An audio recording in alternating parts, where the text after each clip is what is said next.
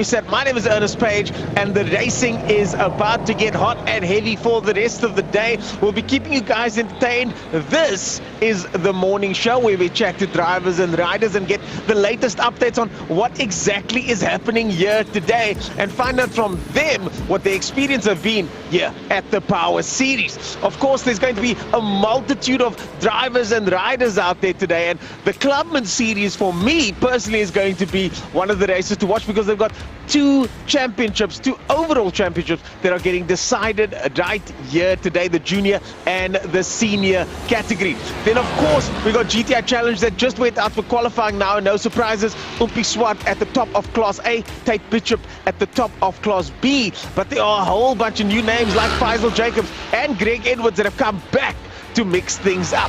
Then of course there's Libra, motorbikes and everything else in between. Currently the 650s are out and qualifying, so you can check that live timing or follow the stream for details. But we've already got our first guest here today, and he comes from Formula Libra. DJ, would you mind joining us over here? I keep saying left hand side, I'm used to having someone on my left. Just grab the mic should be on. Good morning. Morning. Morning, DJ. Lekker, thanks. Last we chatted, you were running off for the championship, or at least trying to run off for the championship. Yeah. It was looking good. You are in Formula Libra, the single-seater category that is growing leaps and bounds. And in my opinion, as someone that's been there before and raced that category before, it seems like this could be one of the best years yet. Yeah, look, we quite a big field this 2022. And yeah, like I said, we're still running the lead of the championship. We're 22 points in lead. So the basic thing today for us as a team is we need to finish in second place. The first race, then we have it in the bag. Which is not what you guys are used to. Yeah, so then we have it in the bag. So we're just going to try and keep it on the track and bring it out, basically. And you have to finish second overall at the end of the day, or second in one of the races? No, just second in the first race, then we have it all. So okay, nice. So an easy day at the track then for you. If somebody wanted to join Formula Libra, what would you say? What would be the best, most cost-effective, easiest way to get in there? I would suggest is to start off and come see the guys at the Formula Vs.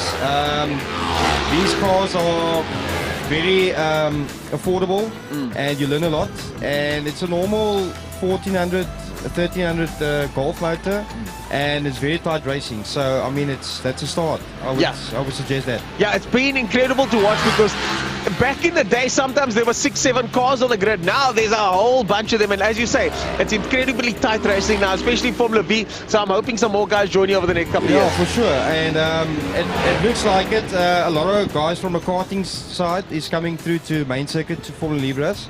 So we're growing. I mean, there's new talent coming in, and especially the youngsters. Our older people, we struggling to get to hold on with the youngsters. Yeah, so the pace of some of these kids is just incredible now. But what time are you going out? What time can we look forward to watching you guys race again? I think we're going out 10:15. It's our first heat, so it's a 10-lapper. Okay. And yeah, just hope for the best and bring it home. Well, 10:15, the Formula Libra guys are going out. Check that out. But it's an action-packed day today, so it doesn't matter what kind of racing you like, there's going to be something for you. DJ, thanks again for joining us, man. Lekker, man. Cheers. Nice. There you go, folks. DJ from Formula Libra. That's fine. And he will be joining us next. Who's next here? We got Frankie. How's it? You know how this works, Frankie? I think I know. Once or twice. Once or twice. Yeah. Frankie, of course, is the voice upstairs. If you not notice, you'll recognize him as soon as he starts talking. Frankie, how are we feeling today? I saw GTI Challenge got a whole bunch of new names, or old names rather, coming back to play. You've got the Boosie back again, the junior Boosie won Polo Cup a couple of years ago. You got Greg Edwards, you got Faisal Jacobs. I mean, it's a nice field, solid field today, A, B, and C. We got Zaki Hendricks in the Wheel Works car back again. As you say, Dario Boosie, the 2020 VW Polo Cup champion, the younger brother of Marco. Yes, he's back again. And I think there are 27 entries for GTI Challenge. The club sent me the entry list via email of all the classes, and there's 27 either 26 or 27 for GTI Challenge. Clubman's has got 37 that entered. Obviously, there could be late entries as well. The bikes in total is 62 bikes, all three the different categories. So, yeah. Classics is over, let's talk about way that. over 30 as well. Let's talk about bikes. We've seen the bikes have a massive resurgence over the last couple of years. Yes. Why? As someone that's also not a biker, what are your thoughts on that? What do you think about what's happening there? Look, obviously, Wayne Arendse, the chairman and the committee, is doing something right because the biker boys are busy coming back. The Superbike field, the Premier class, that dwindled down once upon a time to about 9 bikes. If you've got 10 bikes, you were lucky. That's now over the last year or two picked up as well with the SBK Challenge and the Masters and the 600. So even your Premier category of the bikes is now beginning to rise as well. So well done to the chairman and the committee there. That obviously turned it around, and to Wayne, well done, fantastic. Yeah, exactly. It does look that way. Later on, we're talking to Brad Bodsworth, and he's going to be giving us the updates on the bike side. The championship in Clubman's, I spoke about it earlier on, it's hotting up. There's the junior and the senior championship. Kiara van Niekerk is in the mix as well. I mean, there's a lot going on there in that championship. Yeah, look, you got your Class A, B, and C, which is your Senior Western Province Championship, and then D, E, and F, which is your Junior Championship. So yeah, a lot of those titles are coming down to the wire, and second and third and fourth. So there's always little fights through until which makes the last race of the year an exciting one, isn't it? Yeah, it's as exciting as the first one. Yeah, because everybody starts on naught, and then you get your year going, and then at the end of the year you're fighting for that last point or two that could just change things around one way or another in all the categories we've got today. So I think this event is going to be one that the people at home should definitely watch out for and look at. And if you can come down to the circuit, there we go. Rather come here. Rather come here. I mean, the atmosphere is incredible. Smell the racing fuel here. Then that's exactly what earlier on I was going, what's that smell? Then I realized it's racing fuel. And then of course GTI Challenge. How's that championship looking? Have they settled their scores yet? How are they looking going into the final round? It's still pretty much open for the minor positions. But you know what, if you get involved in a race, you get involved in a race with somebody. It doesn't really matter if you are first or last. You want to get involved in a dice, you are. And but yeah, there's still a lot up for grabs as well in classes A, B, and C. So yeah, it's going to be amazing stuff. Classic cars has got over 30 as well. I know that Francois Butler is normally involved with the classics and the motorcycles, so you'll know a bit more there.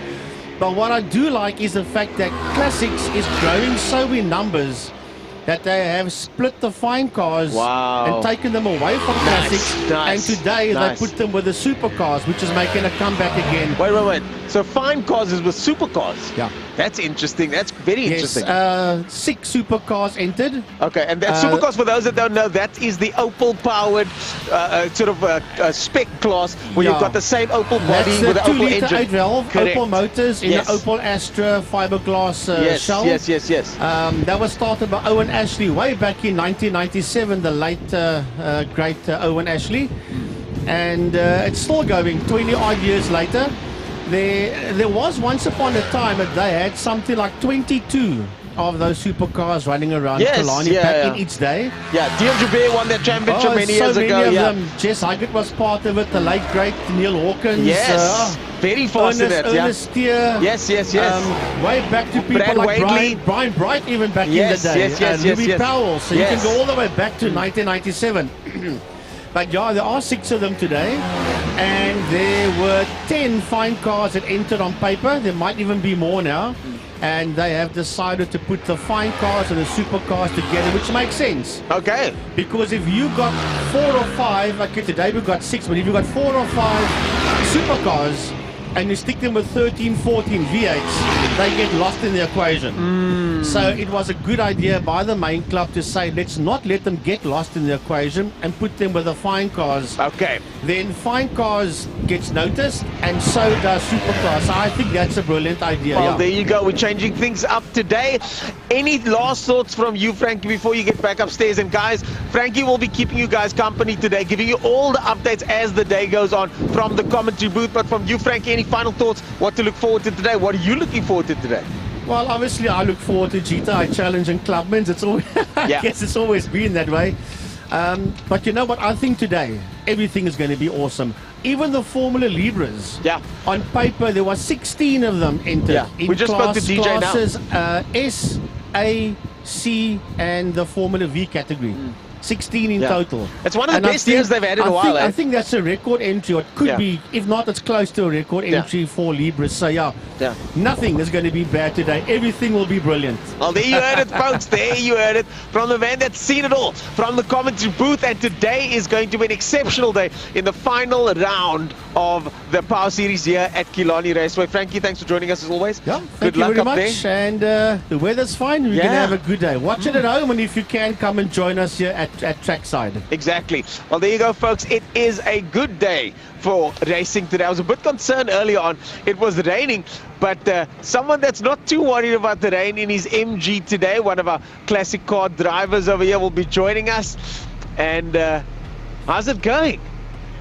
You see, you got your race suit on, Anton, looking sharp over there in your race suit, ready for action today, eh? Yeah, you know, only the older you get, the colder you get. Yeah, so we just keep the suit on. You know, taking it on and off every time's a mission. So this is me for the day. Yeah, well, you've been here a couple of times. For those of us that don't know you, you're driving the Morris today again, the very, very well sorted Morris. But you've driven a whole bunch of cars before. You've driven some very, very powerful cars in the past. But now you're going at a more stately speed in something that's a bit more conservative. Indeed, Ernie. As you say, I've driven some monsters. I've been very lucky, from that 6.6 Mustang at the Nürburgring to my Ferrari 308 on the Classic Adelaide Rally, to my Chevy Can-Am that I raced here for 18 years. Yeah, they were what they were, and they're fantastic to drive. They try to kill me every time I start with them. But, you know, now, yes, you know, Rob Tissington invited me to run his beautifully prepared Morris for this season. They've previously been run by Andrea Bate. Yes. And Andrea has a lot of work commitments at the moment, so Rob wanted to give it a bash. Yeah, and Andrea's always at Power Flow, eh? Yeah. Every time I talk to her, I'm at Power Flow, I'm busy working. Busy lady, and it's a great company. So, you know, she misses the car. But it's been a great year for us to race the car. Last meeting today, we've wrapped up our class. We've won that, even without today. Wow. So today's mission is to try wrap up the index of performance for us overall. And that's consistency. For those that don't know, index of performance is when you want to be as consistent as possible over race distance. I just chatted to Dario Busi earlier on, and he was telling me that consistency nowadays, you've got to have a good time over the course of a race distance. It's not just about one hot lap. Very much so, and it's a great tool for a racing driver, a great measure of your car and your abilities if you have that consistency on lap times. You know, it's a couple of tenths here and there, maybe a maximum of a second difference in your lap times. And if you can do that, and you know, as I said, we are running an index in classics. I think we're right up there. So if we can wrap up the index today, we're 5th overall in the championship across all classes. Wow. And not to wish ill on anybody, but if something goes wrong for 2 other guys, there is a chance that we could get to 3rd overall, which for the little Morris, smallest engine in the field. Wow. My first year of racing it. So if we can pick up the class win, the index, and a podium for overall, that'd just be an amazing year. Yeah, that would be an incredible year indeed. About that car, it's very, very specifically engineered. Before we let you go, what on that car impresses you the most? Because it's not your car. You've been invited to drive it by someone that's preparing it. Correct, yes. The car was built by Rob Tissington, engineer of note, who had raced a similar car back in the 60s. So we built this as a kind of a tribute to his ex-race car. Very sophisticated suspension system on there. I mean, just a lot of tricks. Engine built by Dave Ingall. We've got more than double the horsepower of a standard Morris. It's a 1275, slightly bought to a 1293, but we're still under 1300 cc's. Standard gearbox, standard diff. So it really, what Dave has done with the motor and what Rob has done with the suspension work is really the car. Yeah. And you, which category are you in today? So classics, Class E. Okay. We've had some great races over the year with Neil Mouton in the Alpha in Class E. Unfortunately, his car took a bit of a beating last meeting, so he won't race again this year. He's been our closest competition. And we've had a real good ding-dong, you know, but as I said, with him, especially with him not being here today, we have won the class. And so we've got a different goal for today, yeah. Yeah, and Classics has been exceptionally, it has had a growth spurt. I've just spoken to Frankie now about the Classics field being gigantic today. So you're going to find yourself all in the mix with a whole bunch of cars today. Very much so. You know, we have 32 entries, which is a really nice size field. You know, we've been on this track before with 40 plus, so it gets really busy. But I think 32 and the way the classes are divided, there's going to be some really nice close racing out there. Sorry to interrupt you like that. No, please, let's finish. Can you just chat to my producer? We want to talk to you next. Sorry to interrupt you there. I just got to get these guys' attention. But I look forward to seeing how Classic Cars goes today. I look forward to seeing you on the podium step later. And I look forward to seeing how the car goes. What are you doing next year? Are you back with a different car next year? What do you think? You know, we're going to run it. We've got 3 months off now, so the Morris is going to go on a severe weight reduction program. Oh, wow. It's very heavy for what it is. So we're looking to pull at least 75 kilos out of the car. And for a little car of that size, that 75 kilos is going to make a massive difference. Yes, yeah, of course, power to weight. We've been talking, messing around with the idea of a second race engine supercharged. I don't know if we're going to do that straight away, but the plans are there. And then Kelvin, who's my son-in-law, is also going to be racing every little sprite in fine cars while still working on my Like a little frog eye? No, it's not a frog eye. Okay. 1,000 cc. Okay, nice. We're both going to be racing next year, one in fines, one in classics, and we'll both be working on both cars. Yeah. So awesome to keep it in the family, and that's what this is about. It's a family affair here at the circuit, folks. Thank you so much for joining us, sir. We look forward to chatting to you again, and watch out for that Morris that could in the classic car department, ladies and gentlemen. It's going to be a fine day for racing today. We're looking at the bikes at the moment.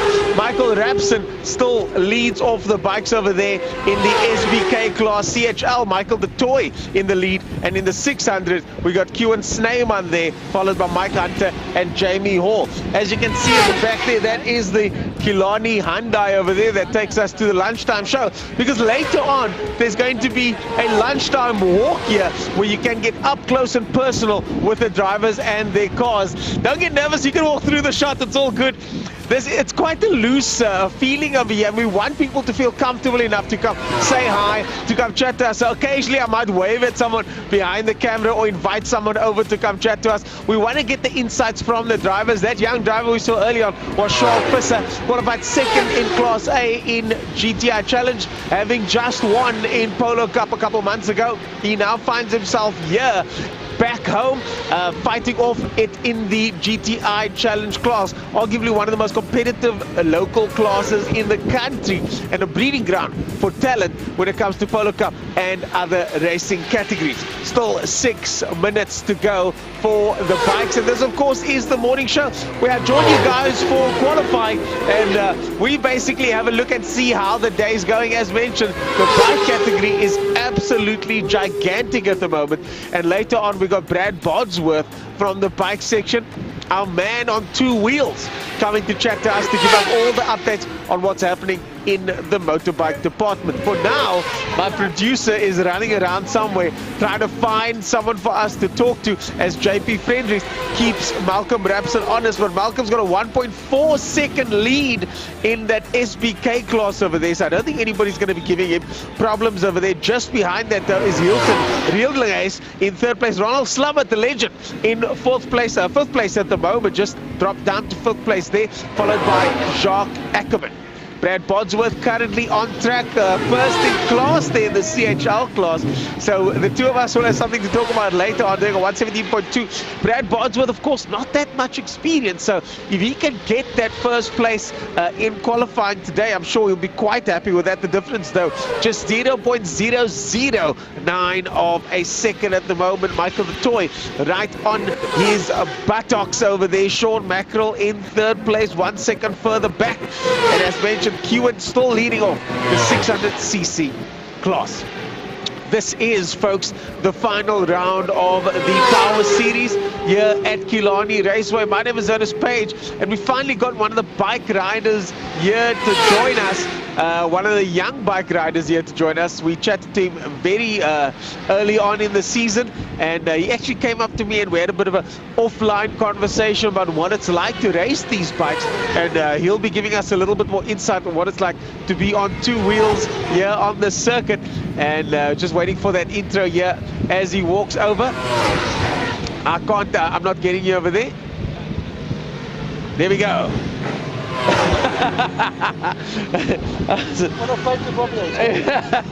We got a photo bomber over here. Don't listen to that boy. Do not listen. I take it you're the father. No, he's phoning my daughter. Oh. Okay, so are you dating his daughter, if I'm not mistaken? Okay, friends. Okay, friends with the daughter. Okay, so please introduce yourself and tell us a bit more about who you are and what you're doing here. We've chatted before, so please go ahead. I'm Tristan Pino and I race Power Sport 650. 650. I'm always amazed, Tristan, that you're on a 650cc. How's that going so far? How's the season been so far? Final race of the year. Going great. Had a crash later on in the season and some bike problems, but I'm just here to have fun and to have a great race. Yeah, exactly, and that's what this is all about, having fun, having a great race. So far, so good. How's it been so far today? You guys would have been done with qualifying by now, I would imagine. Yeah, we just finished qualifying. It went good. The track's a bit sketcy because it rained this morning. Yeah. But everything's perfect. Yeah. Tristan Pina, everything is perfect. What does that mean going into race one? Then we had to put a new front tire and a new rear tire on, and the bike's feeling great. Nice. And hopefully we can put it on the top step. Okay. And any sponsors, before you get to the top step, any sponsors you want to do a shout out to? KTM Paul, that's one. And nothing else really. Okay. My mom and dad. There we go, Tristan Pina. Shout out to KTM Paul. Thanks for making this happen. And of course, mom and dad too. Tristan, thanks for joining us. Good luck for race one. We'll catch you soon. Have fun out there. Cheers.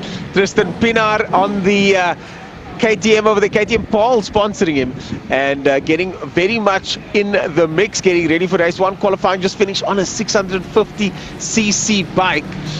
And we've got more bikers here over here. Lance Jonas will be joining us. I know that name. I said, Lance, yes, you're looking slick in your kit there, Lance. Flippin' hell. Yes, sir, that is a good-looking race suit. I'm trying to figure out what you're riding today. I'm not sure. Suzuki. So which class are you, Lance? Tell us a bit more about yourself and your class. Super Twins Cup 650. Yeah, so I can't quite catch the three aliens up front, the three kids. Yeah. Tristan, Jason, and Slade. Yeah. I see they've qualified in the 20. I've qualified on a low 23. I'm fourth. Yeah. Gonna have a nice battle. Looks like with David Enticott. Nice, nice. But it's gonna be fun, eh? I mean, it's Paul Maton just walked past me and he said to me, I should be on a couch with slippers on. I said, no, I feel more comfortable in my leathers and race boots. Yeah, no, there's nothing quite like being kitted up on a day like today. Oh, it's awesome. I couldn't wait. I couldn't sleep last night. I was up at about 4 o'clock this morning. I got to the track, I think 6:15 to set up. I'm just so amped to ride today. I'm going to have so much fun. Your enthusiasm is infectious, and that's the thing about coming down to the track, chatting to the riders and the racers, and really getting to experience the excitement, because it really is a difficult night the night before when you're trying to fall asleep before race day. 100%. And especially, I've got nothing to prove other than to have fun, but the nerves still do come in. But once you're out for your first qualifying, it goes away and the fun starts now. Eh? Yeah, I think on two wheels the nerves for me would be a bit more, just a little bit more. But I'm sure you've got everything under control. How did qualifying go? Yes, I qualified fourth. Oh yes, yeah, you mentioned, yes, of course. I'm battling for fourth in the championship with one of the Project 60 riders. Yeah. So and those Project 60 guys are everywhere. Yeah, you can't get rid of them, man. So I think there's only about 9 points between us. So it's going to be good fun. But it's not where I finish in the championship. It's more that I finish and I have fun, and at the end of the day we can have a couple of beers, a couple of whiskeys, and go home. Oh, plenty of those at the clubhouse afterwards. And as they say, to finish first, you must first finish. And there we go, Mr. Jonas. Thanks for joining us. Thank you very much. Good luck for the rest of the day. Thanks, yeah, man. Cheers. Cheers. So there you go, Lance Jonas. In case you didn't know the name, you know it now. You must have heard it before somewhere, I'm sure. We got another Lance coming up here. Project 60 riders, they're everywhere, Mr. Jacobs. How's it going? Good, thanks. Awesome, Let's get you mic'd up. Lance Jacobs over here from Project 60. And Project 60 has made waves very quickly over the last couple of years. Could you tell us a bit more about yourself and Project 60? Well, look, I've been with Project 60 for about 3 months now. So today's my first race. Wow. I love what the guys are doing. You know, they're giving people a platform to come and race. You know what I mean? They make it a little bit more accessible. I know for a long time, I had no idea how to even get you. Yeah. You know, how to get to a track day. I spoke to a guy. That easy. I spoke to a guy that raced the short circuit, and he said the same thing. He just started racing, but he wasn't sure. It's as difficult as it is to start racing with cars. You probably know someone that races cars, Yeah. but to get into bikes, it's a bit more It's much tricky, more eh? difficult, Yeah, for sure. yeah. And it's super intimidating because you don't know where to go and who to be, who to speak to, and everyone's hush hush. So yeah, what the guys in Project 60 are doing is just awesome. Okay, so you've been with him for 3 months. First race day today. Yes. How are those first race day nerves doing? Look, I tell you, Because yesterday, you only get your first race day once, eh? yesterday was, I was more nervous yesterday Yeah. for practice than I was today. Yo. So I'm feeling good today, I'm feeling fast. Nice. And really, I've got nothing riding on the championship. So, you know, really, this is Yeah. just for me, preparation for next year, you know what I mean? I'll always tell my friends that for me it's so exciting when I know someone that's racing for the first time, because it only happens once. You will never get another first race day again, and depending on how today goes, you're going to be talking about this at the pub for years to come. I'm sure. So today I would imagine your mindset is to finish the race 100%. firstly, and then everything else is a bonus. Yeah, 100%. Nice, nice. Just really to finish, and really this is, like I said, it's just in preparation for next year's championship. Wow, You know, okay. to get the first race out of the way, and really just, so when I come back next year, I can focus on what I need to do, and I also know what I've got to do, and that kind of Yeah, stuff. and the guys over there, what did they do to prepare you guys for your first race day? Look, you know, well, obviously they prepped the bikes for us. They really just gave us Because they got Westman over there as a coach as well. 100%, yeah. So really just, you know, just walk us through the process, any questions we have, they'll answer for us, and, you know, there's so many things, scrutineering, So many, sound check, so many. you know, this, that, when you get this clip, what do you do? Yeah. There's lots of things that need to All the happen. stuff that you kind of got to figure out on day one sometimes. Yes, 100%, yeah. So they just make that process so much easier. I remember one of my first races, I didn't know that you were supposed to have a transponder. Yeah. Figured that out yesterday, yeah. Yes. Well, here we go, Lance. Welcome to the circuit. Jason. Jason, welcome to the circuit. And when you line up later on, Jason, oh man, the nerves, the feeling. Drink it in, bro. Drink it in. 100%. Lekker. Have fun out there. Thanks so much for your time, man. There we go, Jason from Project 60, thank you. And he is doing his very first race today, if you can believe it. Wow. There is nothing like your first race, and those questions, those nerves, the anticipation before you get to the start line, it's very, very real.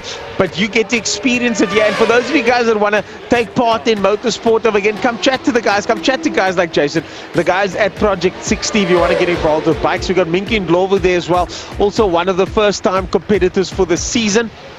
And then, of course, there's the cars, GTI Challenge, Formula Libra. If you want open top, you want closed top, you want classic, you want fast, you want slow, everything is there for you. There's budget racing as well. So there's definitely something for everyone, even a couple of Porsches in the mix if you've got a bit of a bigger budget. So if you want to come enjoy the racing here at Killarney, this is the perfect platform for you to come down here, chat to the right people, and figure out how you can get involved at the circuit. But it's not just about getting involved with motorsport, with racing. It's also about being part of the family. Maybe you could be an official, a marshal. Maybe you could be up in the tower commentating or joining me over here at the breakfast show. There is a spot for everyone at Killarney Raceway. Well, folks, this is the final round of the Power Series. My name is Ernest Page, and you join me here for the breakfast show where we will be going through the qualifying until the racing starts. At the moment, we've got MC Club Quinton leading us off, Rob De Vos in second place over there. The breakfast run, guys, which is a good place for new bike riders to start. They call it the breakfast run, but these guys are looking like they're chasing down lunch or something. Hewitt Kutz in first place over there with a time of 1:21. And to put it in perspective, a 121 is very, very fast. The Nissan GTR would do a 121, no problem. Speaking of bike riders, we got a young lady going to join us over here. Just ordered your coffee, I see. Take your time, get comfortable, get comfortable. Oh, there we go, there we go. You're going to need to, do you want me to pop that down for you here, Solon? Because I think you're going to need to grab the mic over there.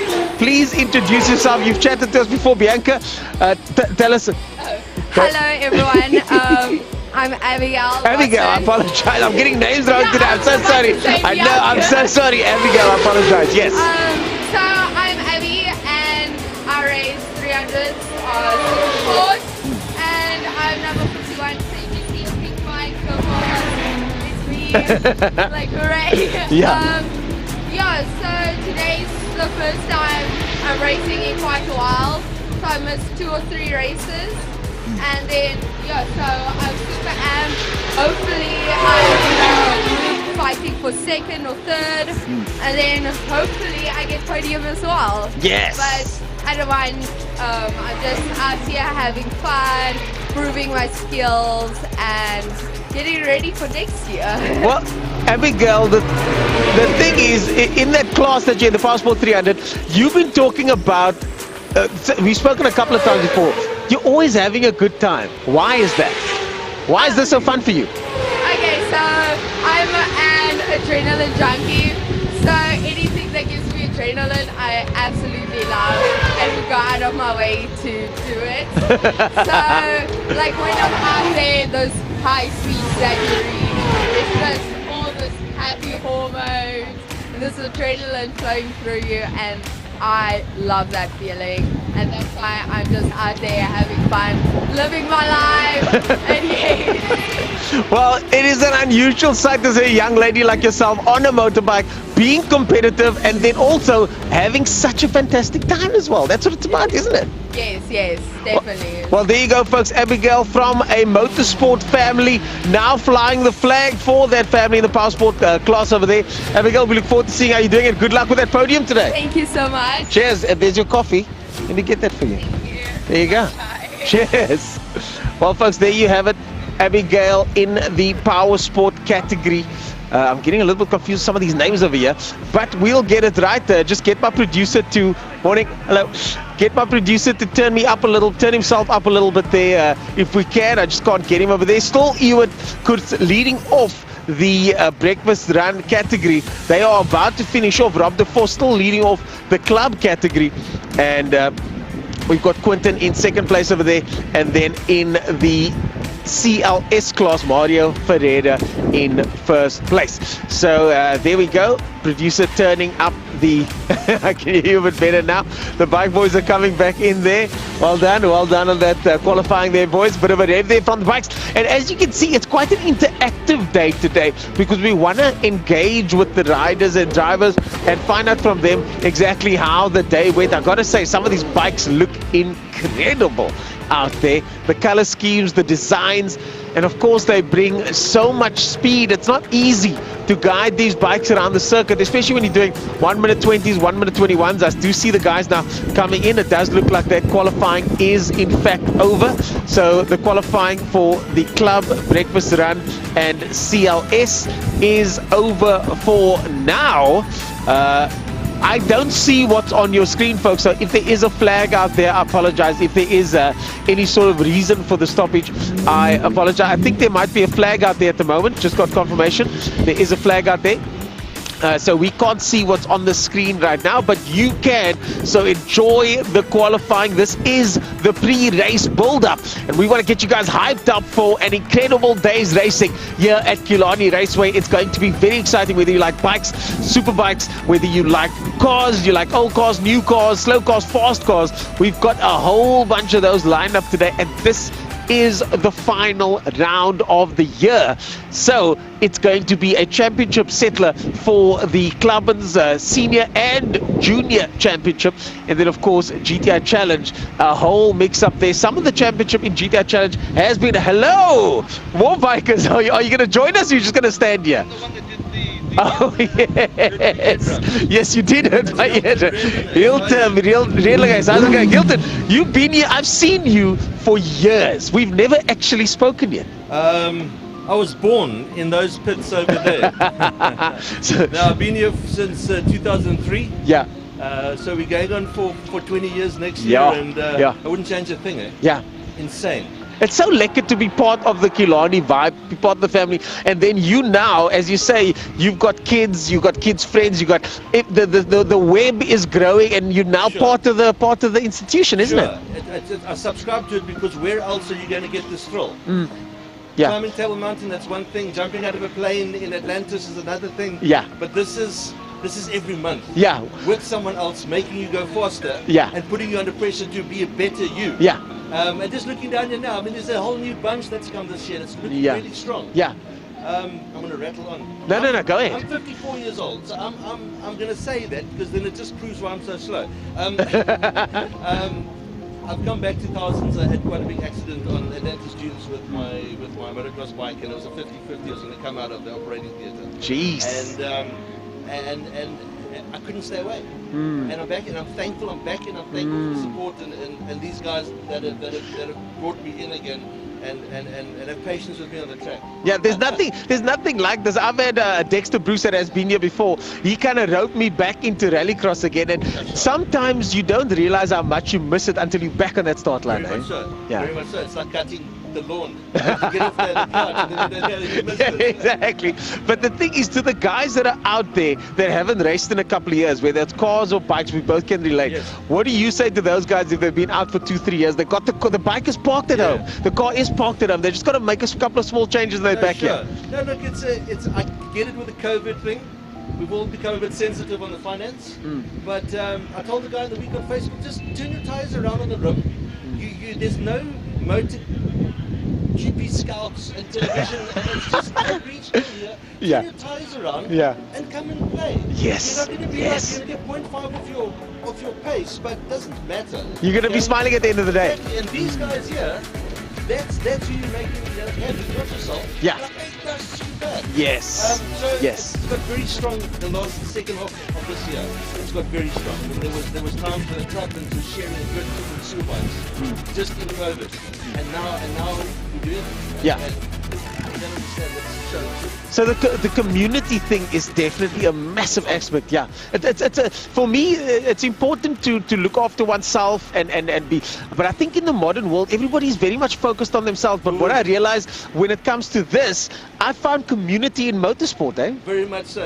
Everyone has got their heads up there.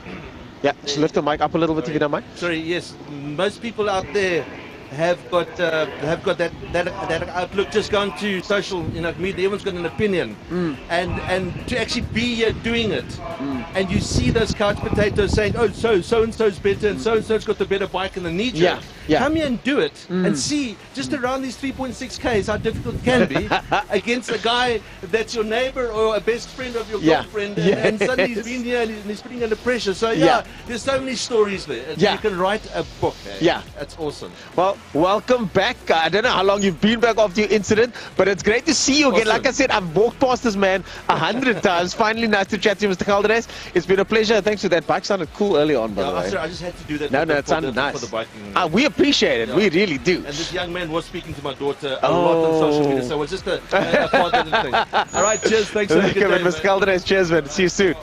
Well, there you go, folks. Another one of the bike riders. It looks like I'm on the PA system. So for those of you out there at Killarney that have just joined us, that have just arrived here at the circuit, welcome to Killarney Raceway. The racing is about to get started. I see the fine cars at the back here. Bayo Trustees, fine cars lining up, getting ready for action. A couple of interesting cars over here. We've got a Mini, we've got an MX-5, we've got a BMW 328i Jetta. It looks like an MG Roadster up front, VW Fox, Porsche. 928 as well in the mix, so plenty cars here lining up, and of course all the bikes lining up as well. But if you are at the circuit, get that fire going, get that braai ready, folks. Enjoy the weather and the atmosphere. It's a perfect day to go racing. It's a perfect day to watch racing. Welcome to Killarney Raceway, one and all, and enjoy the show of the final round of the 2022 Power Series here at Killarney Raceway. But we continue with our pre-race show. We've just got a couple minutes left before we hand it over to the guys in the tower. The qualifying still needs to go on for supercars and fine cars. Their grids have been combined, of course. And now we will see the supercars and the fine cars going out at the moment. And then once they get going, then of course the day will get started. So it sounds like we're going to be handing it over to the guys in the tower very shortly, and just go through this list. We've got Andrew Moffat, Karel van der Merwe, Craig Hume, Arnold Lambert, of course, in the mix there as well. Very much a staple of the classics and fine cars is Arnold Lambert. Natasha Tischendorf, I saw a drive past earlier on a very neat car. And then, of course, then there is the rest of the grid lining up from the other side. The fine cars pitting to separate pits to the supercars in those Opel-powered vehicles. The other fine cars. Well, guys, I'm going to hand it over to the guys in the tower. We got Frankie and the rest of the team standing by upstairs. Thanks so much for joining us here at the morning show. We'll be going to the drivers later on, and we're back at lunchtime as well for more updates on how today went. My name is Dennis Page. This is the final round of the Power Series, and we'll catch you guys later on. For now, we're going to hand it over to the guys in the tower. Frankie and the boys, over to you.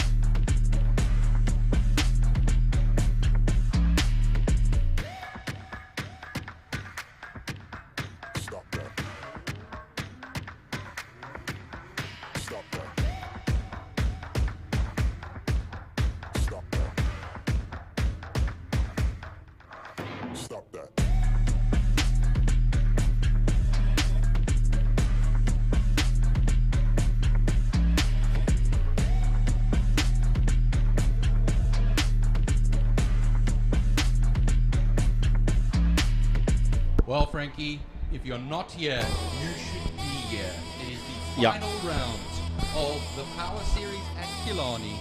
And let me tell you one thing, we're starting it all off with Cartron, Formula Supercars and the Bijou Trustee Fine Cars. I think this is their second time they've actually raced together in my recent memory.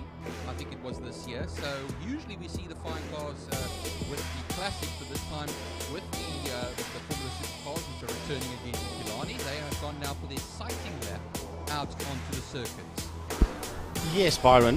This is the second time that they have put the fine cars and the supercars together, and that makes a lot of sense to me, to be honest with you, because normally you got the fine cars out with the classic cars, and you got about 10, 12 fine cars and 30 odd classic cars, and then they do tend to get lost in the equation purely because they get lapped by the front runners of classics. And then you got to look for them, and they deserve to get the coverage, the full coverage that they need.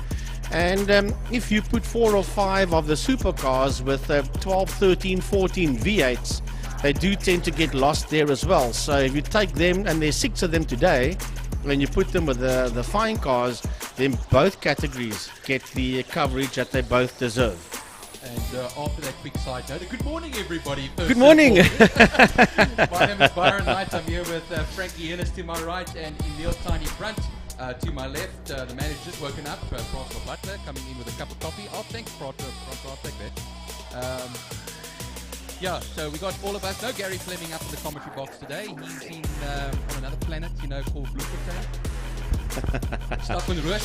Yeah, he and MC Nivot, other oval track commentator, they're doing the Rose Bowl Oval Track Championship in Bloemfontein. Last night they did the first round, and the second one will be done this evening. So those two gentlemen, they are in the Free State in Bloemfontein, and the commentary team today is Byron Knight, Francois Butler, myself, Frankie Innes, and our radio man today is Emil Tiny Brunt from Tiny Split Box. Well, all getting into position now. We have, like I say, the supercars sharing the first part of the grid with the fine cars. The second part of the grid, Andrew Moffat will be on pole position with a 1:26.404, and that's considerably faster, 1.6 seconds faster than Yassine Damon in second position. Karel van der Merwe in third position, sharing the second row with Craig Hume, and then Rudo Fulgun in fifth position. So, well, sorry, I should rather say, yeah, there is another car I think going to come in for the supercars. Only 4 of them out there in all. Arnold Lambert will be the man up front in the Jetta, in the fine cars class, and then Mia Bench alongside in the BMW E36. Robert Toscano in the Mazda in 8th position, third in class. Natasha Tischendorf in her Fox, the 285 Fox. Stephen Manuel, one of the first of the 2 Skylines. Dave Alexander in the little Mini, that's out there as well. Lovely to see the little Minis always come in there. And then Koenraad Batier in his V8 928 Porsche. Theo Klaassen in the other of the Skylines. And then Roger Lewis in his MGA. Here we go for the warm-up lap now, Frankie. Yes, the supercars are moving off the line. There was initially supposed to be 6 of them out there, but only 4 of them have made the appearance. As the Bijou Trustees fine cars move off the line, they will start just behind the 4 supercars that's making their way out of turn 1, out of Holshoek, and the whole field working their way up the Jabert Straight towards turn 2, that is a Quarry Corner, and working their way through Quarry Corner now are the 4 supercars coming out of turn 1. We've got, I think there's about 10 of them. Bijou Trustee fine cars, they working their way now towards turn 2, as the 4 supercars have made their way through the kink and heading towards turn 3, that is Interceptor Corner. And as they work their way out of Interceptor, they go up the Tygerberg Straight towards turn 4, that is Malmesbury Sweep. That's the 4 supercars, and making their way up the Tygerberg Straight now are the Bijou Trustee fine cars. As on your screen you see the 4 supercars working their way out of turn 4, that is Malmesbury. Well, yeah, the Caltron Formula Supercars and Bijou Trustee fine cars, the first race of a great program today. The Kia safety car takes them around the circuit and gets them ready for the start of this very first race, which will be an 8-lapper. Andrew Moffat, many years in the Opel Supercars. Remember those Opel Supercars, all based on Opel Astras, rear-wheel drive, 2-litre motors, fiberglass bodies, And then what happens is they make their way now down the straight, get the heat into the tires. The wind is a little bit up, but it is a beautiful day out there. You'll see the little gap between the supercars and the fine cars. And here we go now for that last turn. Pertamina Fastron, turn 5, Frankie. 8 racing laps lie ahead. Let's go. Yeah, the fine car sponsored by BJ Trustees and the supercar sponsored there by Keltron. As they exit turn 5, that is a Fastron corner, and make their way towards us. The lights on pit lane is on, Byron, and we're about to go green. Well, the first 4 supercars will come across the line then. We watch them as they go. It will be Andrew Moffat, but will look to have the whole shot into turn 1 as they do now get cleanly through that section. Here come the fine cars now as they go across the line, and we'll have to look at that. The number 61 over there of Arnold Lambert will just roll it ahead of the BMW of Mia Bench and will take the whole shot into turn 1. But there's a big battle at the front now. It looks like it's Carl van der Merwe on the outside of Yassine Damon as they speed out of turn 2 through the kink. Now remember, behind the kink some Gymkhana racing going on, so plenty of racing happening here at Killarney today as they now get the most part of this first lap underway. The battle at the front of the supercars, Frankie, that's the one to watch at the moment as it's quite nice and close, but you also got the fine cars coming around. Yeah, the fine cars are busy working their way around, and it looks like it's Arnold Lambert that's got the lead of that in the Jetta as they work their way through Interceptor corner. But back down to the supercars that's heading down the back main. That is Andrew Moffat that is leading that group heading down into turn 5 into Pertamina Fastron with Yassine Daman that's sitting there in that second position with Karel van der Merwe in third, followed there by the 88 of Rudo Viljoen. The one I want to watch here in the fine cars at the moment is the Koenraad Mathieu Porsche versus that Skyline coming down of Stephen Manuel. They're now running towards, or is it Theo Klaassen? Excuse me, I think it's Theo Klaassen that's behind the wheel of that particular Skyline. That is the battle currently for 3rd and 4th in the class. They'll come now to complete their second racing lap here at Killarney now. So it'll be, their first racing lap, and then what happens is 7 laps left to go as the leaders come through, and that is Arnold Lambert and Mia Bench that will now have a gap of 2.7 seconds between each other. Theo Klaassen up into 3rd place in class, and Koenraad Mathieu still battling for 4th and 5th there. Yeah, the 3 supercars, 1st, 2nd and 3rd, they're making their way through the kink and heading towards a turn 3, that is Interceptor corner. And as they exit Interceptor corner, it's still the 39 of Andrew Moffat that sits out there in P1, followed there by the 10 of Yassine Daman. And Karel van der Merwe in the 54 is in that 3rd position as they exit turn 4. Down the back main, the supercars go. It's Moffat, that's Daman, and van der Merwe heading down the back straight towards turn 5.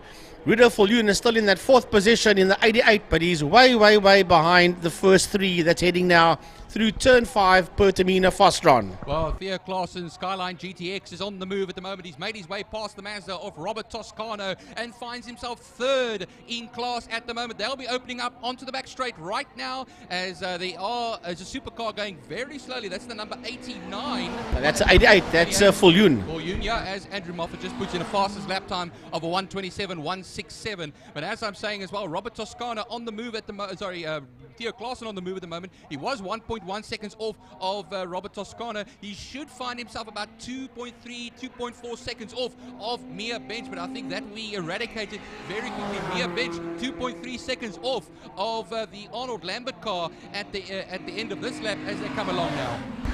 So heading out of turn number 2 and working their way through the kink into Interceptor corner is the Keltron, the Formula Supercars, as they work their way out of Interceptor, working their way up the Tigerberg Straight towards turn number 4, and it's still the man that's sitting up there in P1. That's Andrew Moffat. Moffat working his way down the back Killarney Straight, and right on his heels is Yassine Daman.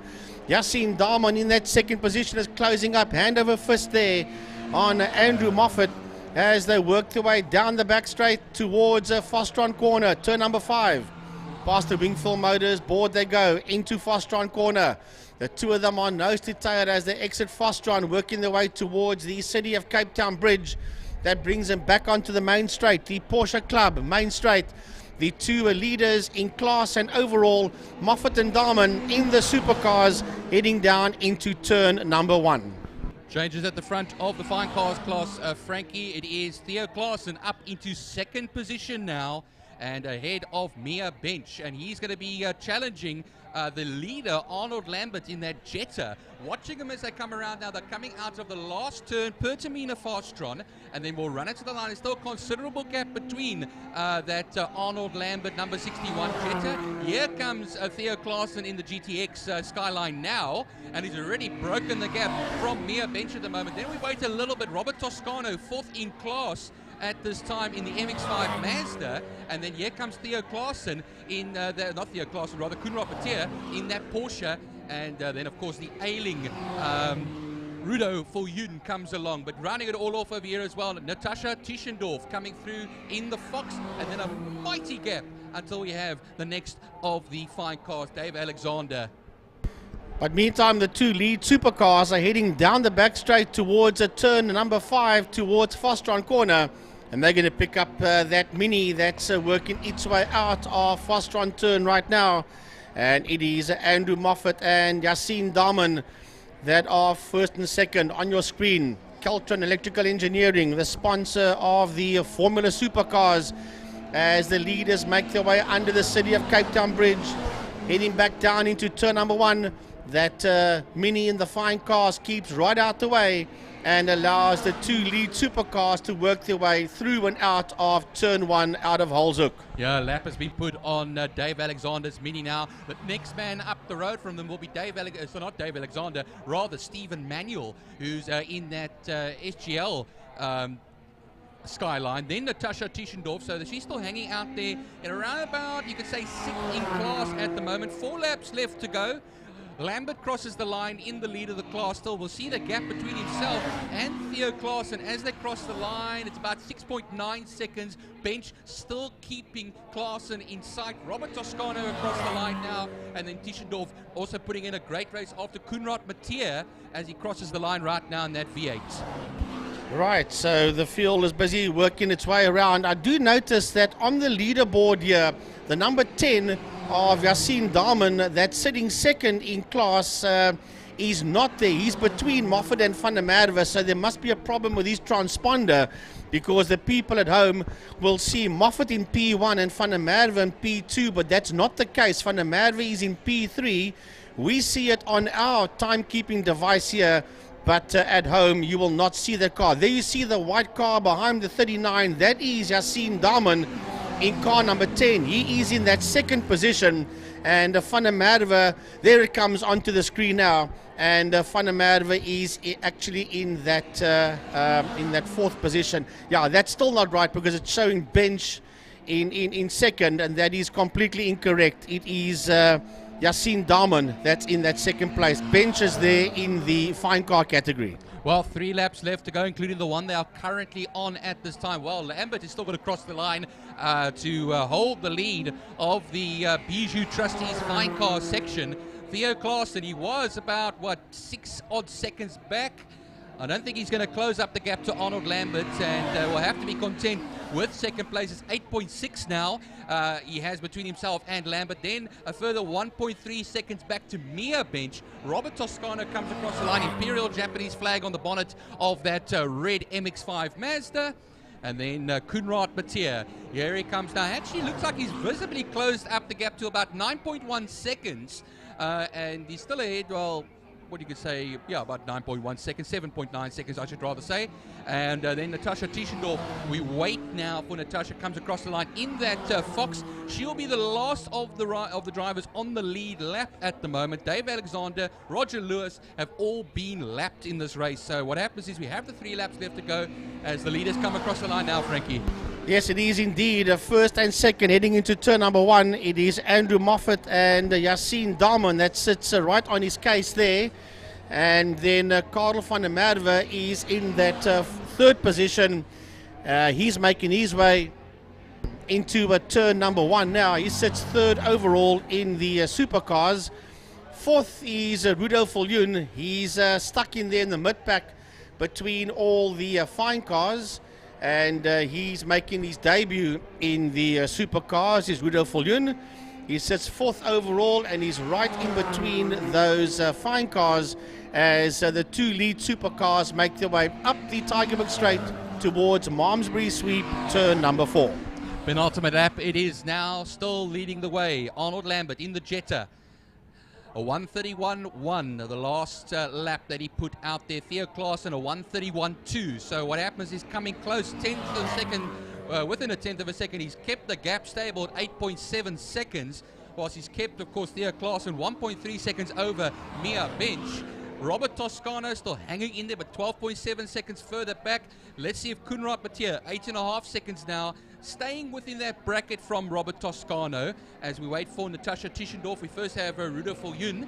Here comes Natasha Tischendorf now. She will now be lapped on the penultimate lap, or the last lap here, actually, as a matter of fact, because the leaders have now just come through, Frankie. Still very close there between Moffat and Yassine Damon, and I see a fastest lap, a 1:26.710 for Andrew Moffat. Yeah, they're going to put a lap there on Rudolf Viljoen, who is sitting 4th in the supercar class, and he gets lapped there by Andrew Moffat and by Yassine Damon. And you do not see him at home, but he is a quick, well, he was the quickest guy out there, was Damon. It's now Moffat with a 1:26.710. That's a 39 car that sits out there in P1. And the 2 leader supercars and the 2 overall leaders are working their way out of Interceptor Corner, turn number 3. And heading up the Tygerberg Straight. They've got less than a half a lap to go before these 2 gentlemen see the checkered flag in the Caltron Electrical Engineering Formula Supercar category. Last lap it is now, and while we wait for the fine cars to come around first, it's going to be those supercars in a very tight battle. Yeah, it's a heck of a fight now. They're on nose to tail. They're nearly side by side as they work their way down the back straight towards turn number 5, towards Fostron Corner.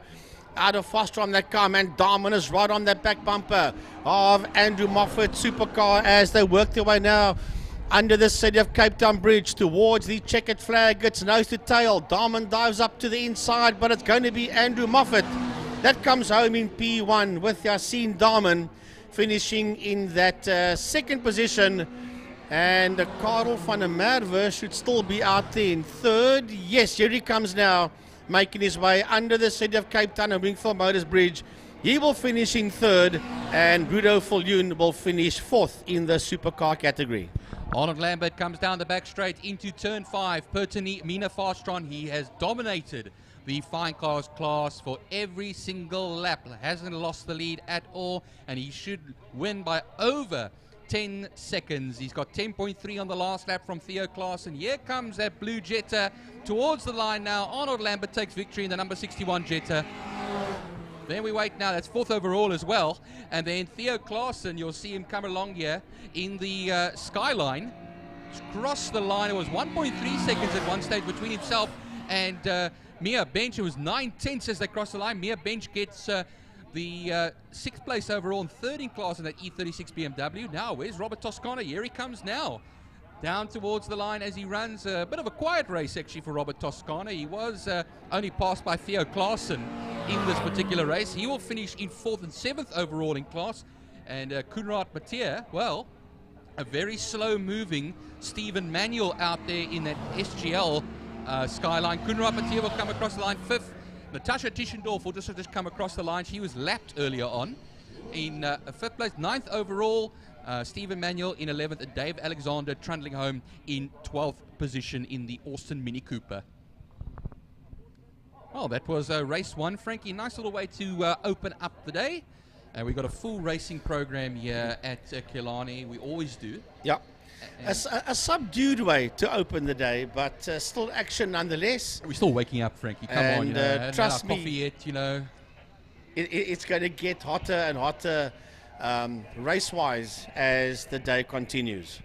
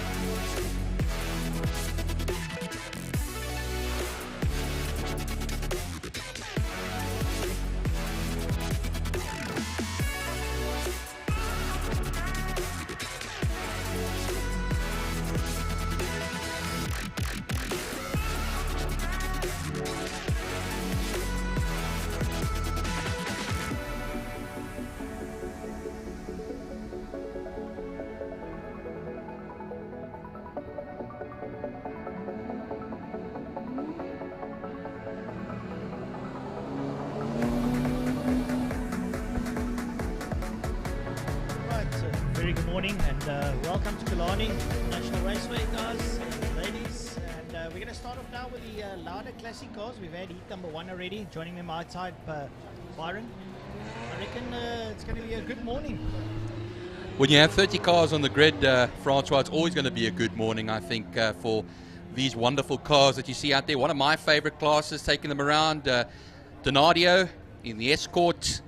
But a few faces missing, a few faces back. I spoke earlier on with Dave Aladef. He's not going to be in the class today. He dropped a valve in the last race and unfortunately had to get a new head, but it was not prepared in time. So no BMW out there of Dancing Dave Aladef. Well, the good news is, though, the Capri of our good friend, of course, over there,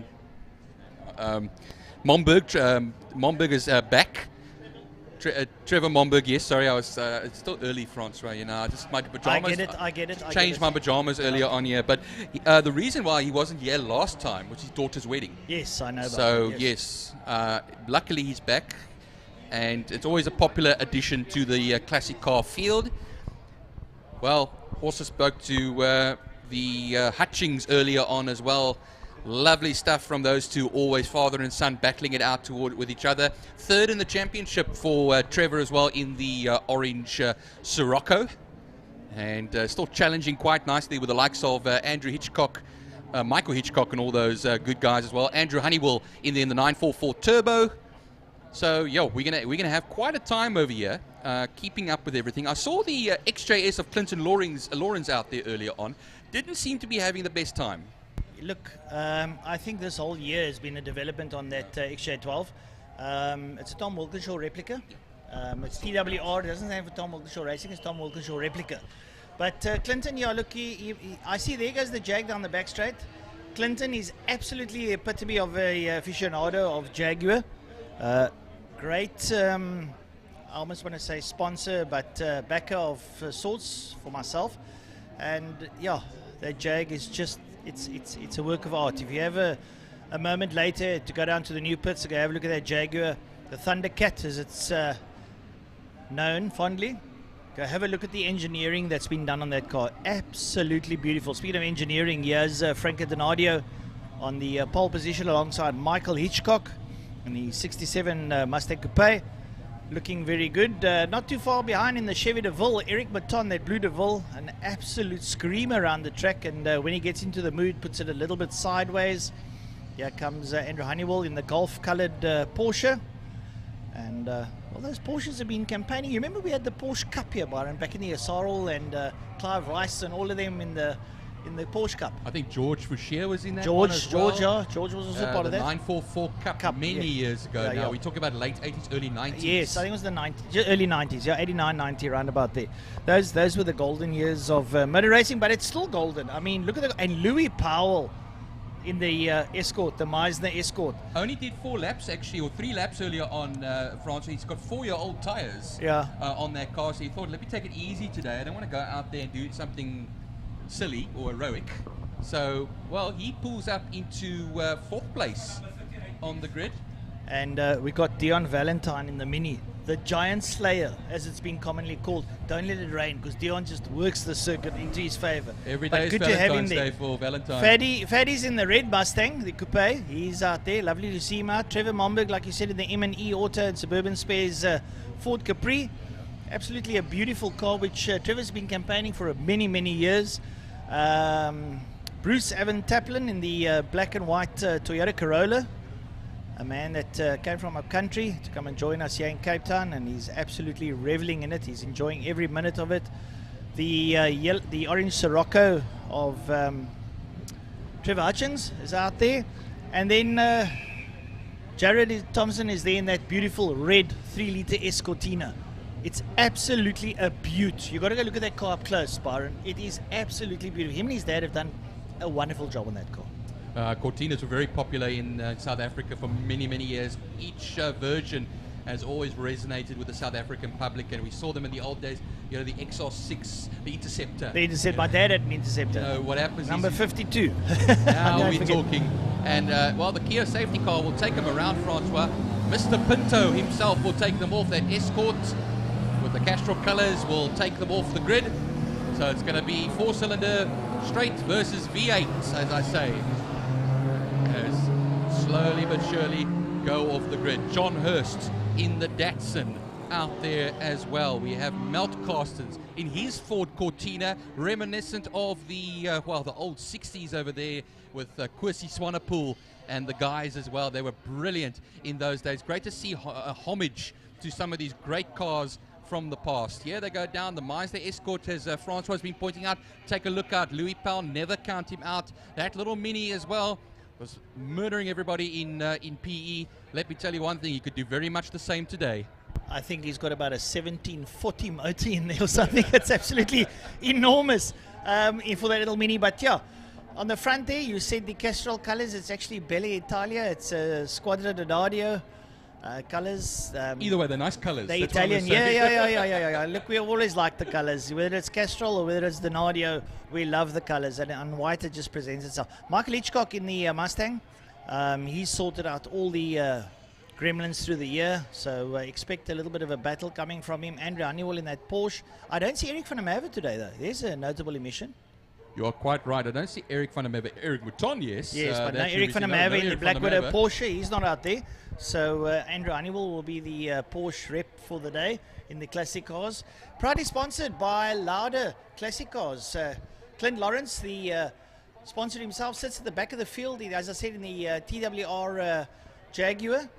The Tom Walkinshaw replica, as we put it, and he's at the back, and you know that's actually a nice place to start because you've got no one behind you, and everything you do is ahead of you, so you can have a lot of fun. I think it's more fun. It must be fun. Why do you want to start at the front and lead from the front and not get even challenged? Yeah. We need to get through the field. It's a challenge on its own. And I think if Clint finds that the car's behaving under him, he's going to give it a bit of stick. And there is a lot of stick. There's a whole bag of sticks in there. A long bonnet containing that V12 motor. Lovely stuff. Like you said there, the TWR Silk Cut Tom Walkinshaw Racing Days. We're talking about British, European touring cars and Bathurst as well. In 85, they won it held the record at Bathurst for a long time. I mean, and it beat all the V8s and all that. Well, it took pole, actually, the Hardy's Heroes pole position for Tom Walkinshaw. Yeah. And that was absolutely stunning. I've actually watched that video on YouTube. What a race. And he was coming through the mountain there, through the kinks, putting it sideways and just missing the wall. It was absolutely stunning. Right, so here they come now out of Pertamina. Foster on corner. Frank and Nadia holds them up as they come up to under the Cassidy Cape Town Bridge, the Wingfield Motors sponsored bridge. And he's going to call the tune. We're going to wait. The lights are on at the moment. We're going to wait for them to go off. When they go over the red line, the lights will go off. And Franco will drop the hammer. And there we go. Down towards Holmes. They make their way. And Michael Hitchcock uses that power of the V8. The Nadia might clip on inside. Michael Hitchcock gets the whole shot. Andrew Honeywell's in there. And he's pushing hard. Louis Powell trying to get in. Louis Powell hanging on the outside. Honeywell. Powell gets the drive out of you bare straight. And Honeywell gives it a bit of stick up there. But bet the bottom dollar that Louis Powell hanging there.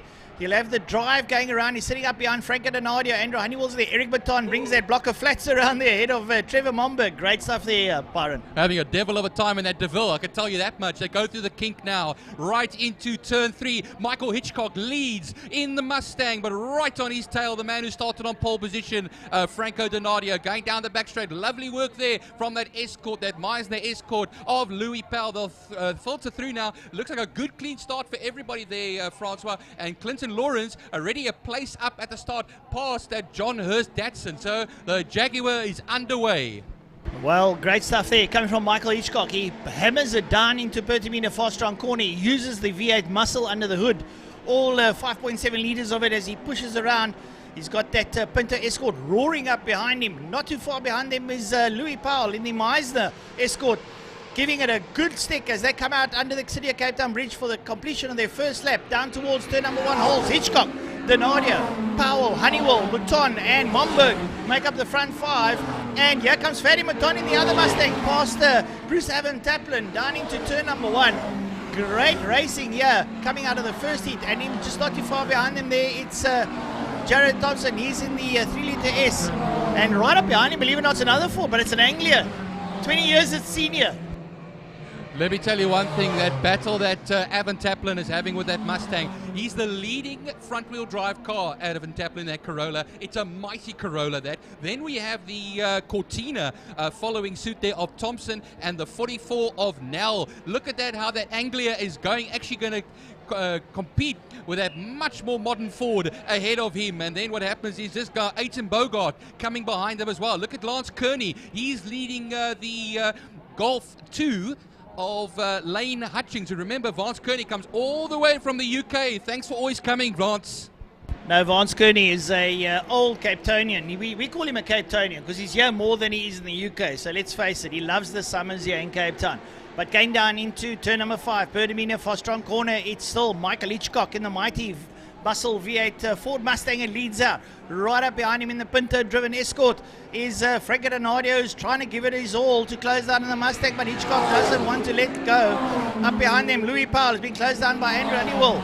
Then it's Eric Baton in the Big DeVille, following there by Trevor Momberg. They cross the line. Here comes Fadi Baton. Baton leads out on Bruce Evan Taplin. Then it's Jared Thompson. And they all make their way up over the line, and here comes Aiton Bogart in the Granada, finding his feet and moving down very swiftly up behind Thompson.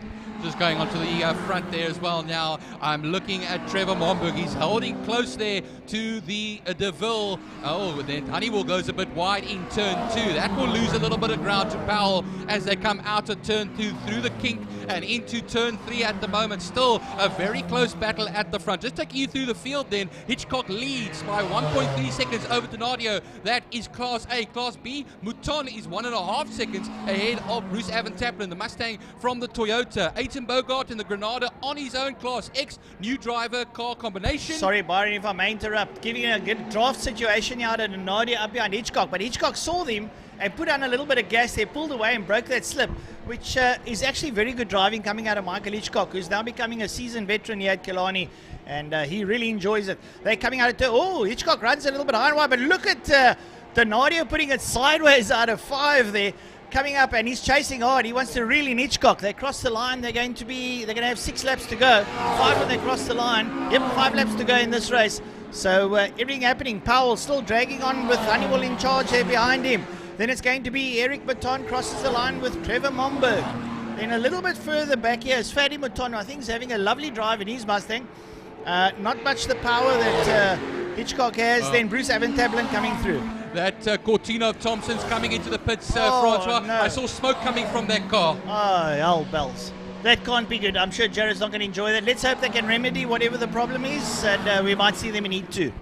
Yeah, BMW over there holding off the Ford Escort Mark 1. Just looking at who that's coming past. I think that's Evans and Bacon, Cliffy Bacon.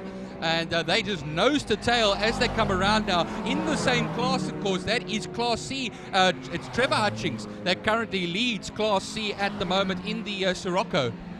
Dion Valentine coming out of pit lane. He ran into the pits. He had something. He sorted it out. He's back on track, but he obviously lost a lot of places. Unfortunately over there, as we have 5 laps left to go, including the one we're on. Now the battle to watch here. Trevor Momberg is right against that Eric Mouton DeVille. Yeah, they go down the back straight. It was very close as they came through turn 4.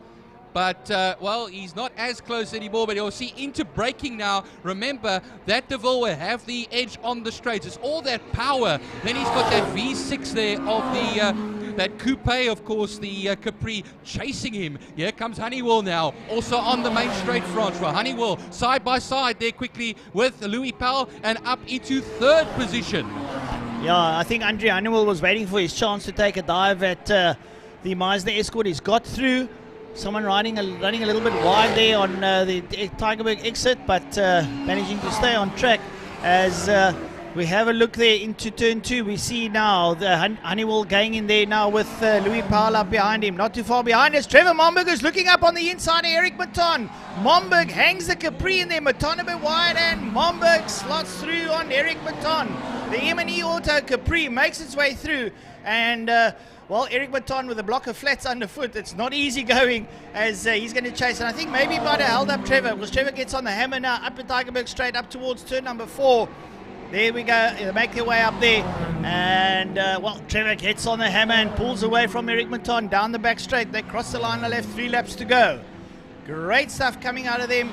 And we have a look for the leaders there. Still coming out of turn number 5 is Michael Hitchcock, who's been hounded there by Franco Donadio. That Mustang pulling that Pinto. It's Ford versus Ford on the front end. Nice to see the Fords leaning out as they make their way over the line, and we'll hear that V8 muscle just purrs way down into turn number 1. Oh, and we have a look there in turn number 2. Malcolm goes a bit wide and puts the Alpha up on the inside. He was getting a bit of pressure there from Trevor Hutchings, and Malcolm won't be very happy with that one, that the Alpha is now beached on the sand. It's a little bit soft there, it's dry. I see, looks like he's rolling forward. He can go onto the rallycross area and work his way off. And look at there, Donadio. Oh, and the Mount Carstens Cortina has fell. But have a look at Donadio. Donadio's looking at Hitchcock as they go down into turn number 3, Deceptor corner. Hitchcock closes the door in his face, slams it on him, gives him a blood nose as they work their way up the Tigerberg straight up towards Malmesbury.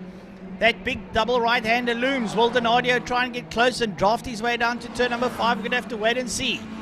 They go into that double apex right-hander. They're going to work their way out there. And it's Hitchcock who goes past the Jaguar there of Clint Lawrence, is having a Sunday drive. And the V8 muscle lights up the back straight as it goes down towards Pertamina Fostron. Yeah, I was wondering if I saw from that Jaguar if there was a bit of smoke coming earlier on from it, but it doesn't look like it at the moment. But there are 3 laps left to go, including the one they're currently on. Here comes Hutchings across the line right now. And I'm going to ask a question over here, Francois. It looks to the bottom of the time screens. Louis Powell has been falling. I don't know if it's a timing screen issue or that is actually having pulled out of the race. We'll keep you updated on that as well. Hitchcock still leads by a second over Donadio. Honeywell is still well and truly in there as well. Honeywell comes across the line now. They'll have 2 laps left to go. Then Trevor here Momberg. comes Trevor Momberg. Yeah, he's giving it horns. I think Louis Powell is retired. It might be a tyre issue. Safety before anything, caution is the greater part of bravery, let's face it. So he might have just pulled off.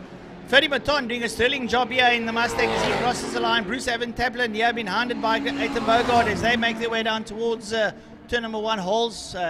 Evan Taplin's got front wheel drive. He'll hold the inside line. He'll keep Ethan Bogart at bay there as they work their way through turn number 1. Having a look there, turn number 5. There goes the Morris working its way through. There go your leaders now into turn number 5. That's Michael Hitchcock leading out there on Franco Donadio. Donadio's run up behind Hitchcock, but Hitchcock's going to climb on the hammer again and pull away as they go down the back straight. They're going to have a bit of traffic going into Pertamina Fostron. The blue flag's waving down there in turn number 5 as the leaders coast into Pertamina Fostron. They up on the inside, everyone hanging around the outside, affording them the space to pass. They cross the line, they'll be on their final lap. Final lap coming up, and it's still Michael Hitchcock has led from start to finish. Franco Donadio wants to try and pull in there and maybe bring something out in the final lap. Hitchcock's got Valentine in the mini ahead of him now as they go down towards holes, and he goes up on the inside, leans on the brake lever and holds up the traffic as he works his way through turn number 1. He's going to go up the UBS straight now towards Quarry Corner, Byron, and it's too close for comfort. Well, it was a second the last lap, Francois. Now it's 7/10 of a second. Now, you look at the weight of the 2 cars. Remember, later into the corners that Donadio can break over there. He doesn't keep as tight a line, but here they come now out. He's much closer than he has been this entire race. They go through the kink. Let's see them through turn 3 now. Will he have a lunge? Not quite yet. He just sets him up for now. I think maybe towards the end of the lap, he might be able to have a go. This is the flag lap, Francois, so it's the all or nothing lap now. Oh, well, he's going to have to be close enough to draft him coming out of Malmesbury. Like I said, it's that double apex right-hander. They'll work their way through. They'll go up onto the curb, and then they'll get onto the gas. Now, he's going to try and draft him. Donadio's close, but look at the muscle of that Mustang. Just ease away from him now as he goes down towards turn number 5. They've got a little bit of traffic ahead of them going into 5. It may influence it. Will Donadio come close and maybe try and drag towards the line? 4 cylinders versus 8 cylinders. Donadio's got to be 2 cars. No, I think what happens is the grunt is in the hands of Hitchcock there, I'm afraid, Francois. Well, I won't want to speak too soon over here. It's Michael Hitchcock will come towards the line, will take the victory, but it was a valiant effort from Franco Donadio over there. He finishes 8/10 of a second off, and then we have a cup of tea and everything again, and then we wait for the Porsche to come on Honeywell. Yeah, it's a Gulf oil Porsche. And, well, that'll lather us properly, a bit of Gulf oil. We'll feel a lot better going forward for the rest of the day. Here comes Andrew Honeywell in the Porsche. He takes 3rd place. Up behind him, Trevor Momberger. Sterling performance in P4 as he crosses the line. And we'll wait for Eric Maton and Ferdy Mouton and Eric. Yeah, look at Eric. Look at Ferdy right up there with Eric. Eric muscling that block of flats up towards the line. They'll pass Clint Lawrence. Ferdy up there behind Eric, and Ada Bogart just gets ahead there of Bruce Evan Taplin, and that's the smoke you saw. It's tires. No, I don't know about that. It was coming before the braking zone. We'll see them as they come around. It did happen the last time around, so you could be right there, Franz. It is coming from the left-hand side.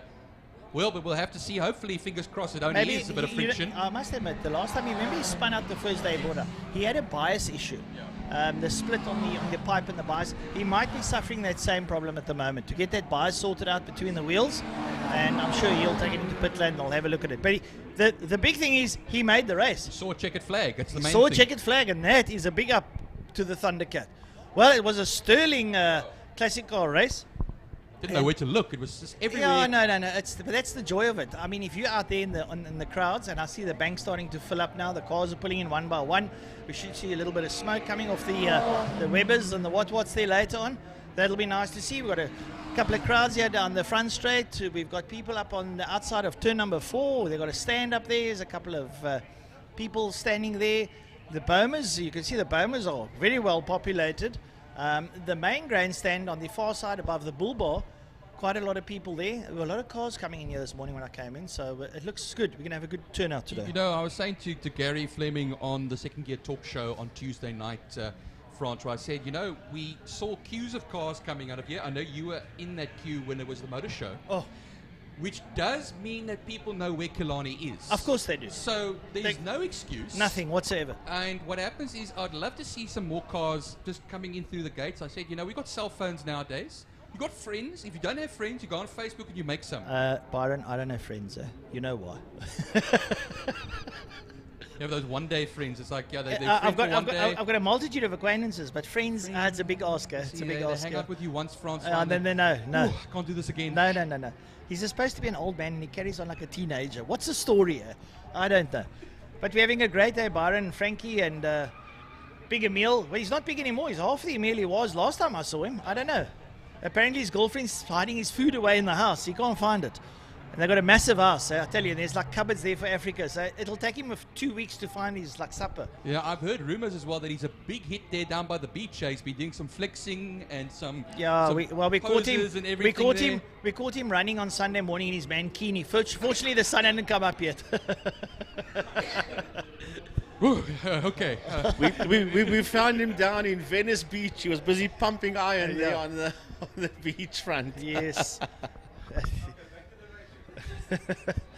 We've got to have a bit of fun here today. It's the last outing, and I think we've had a wonderful year. We came out of the COVID into the new way of life. We've had so many political things happening. We've got war in Ukraine. I don't know. Quite frankly, I don't know why we just don't love each other. Yeah. I've got 44 Afrikaans friends. Charlize. Yeah.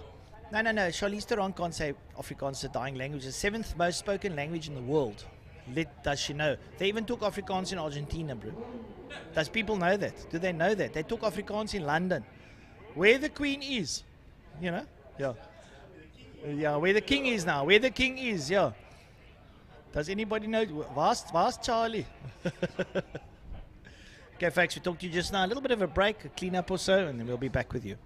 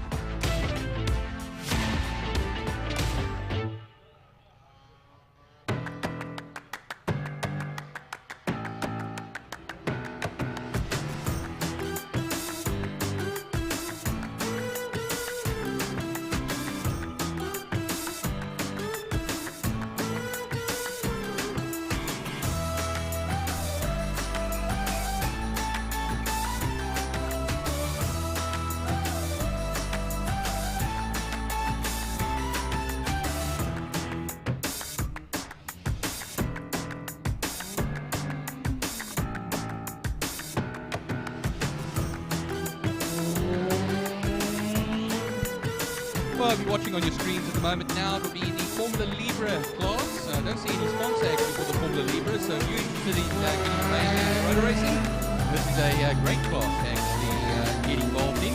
But yeah, we have the Formula Libras coming up now. Thermofires, Clubman Saloons will be coming up after that. Ready V8 Masters, the Alert Engine Parts GTI Challenge, and then we have our 3 bike races coming up. I'll tell you a little bit more about that later on, but we have 13 Libras out there spread across a few classes. And let me tell you one thing, Frankie, this morning my favorite out there is that little Formula M with the ER650 engine. That scream, just so beautiful. I can tell you one thing, it's the best sounding of those cars out there. Yeah, and that is Darren Liebenberg in that Formula M car that races in Class C. That is the driver-car combination that Byron is referring to. So we are waiting for them to get to the line. All the Formula Vs are out on the circuit, busy making their way around. There's nothing heading down into Turn 5 yet. Or there is one car that's making its way down into a Turn 5, past the Wingfield Motors board into a Fostron corner. And big thanks to Johnny van Niekerk. Will do all the ads directly after this Formula Libra race.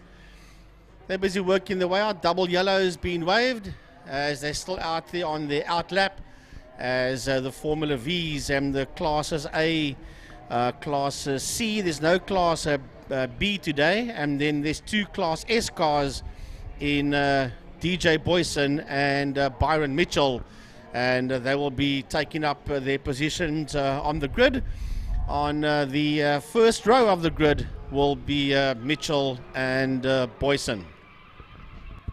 Yeah, well, Byron Mitchell, I was down at the Mitchells earlier on. There was a small bit of a clutch issue, but with a few tweaks, that seems to have been sorted out. And, well, he'll be on his rightful position of pole position with a 1:11.528.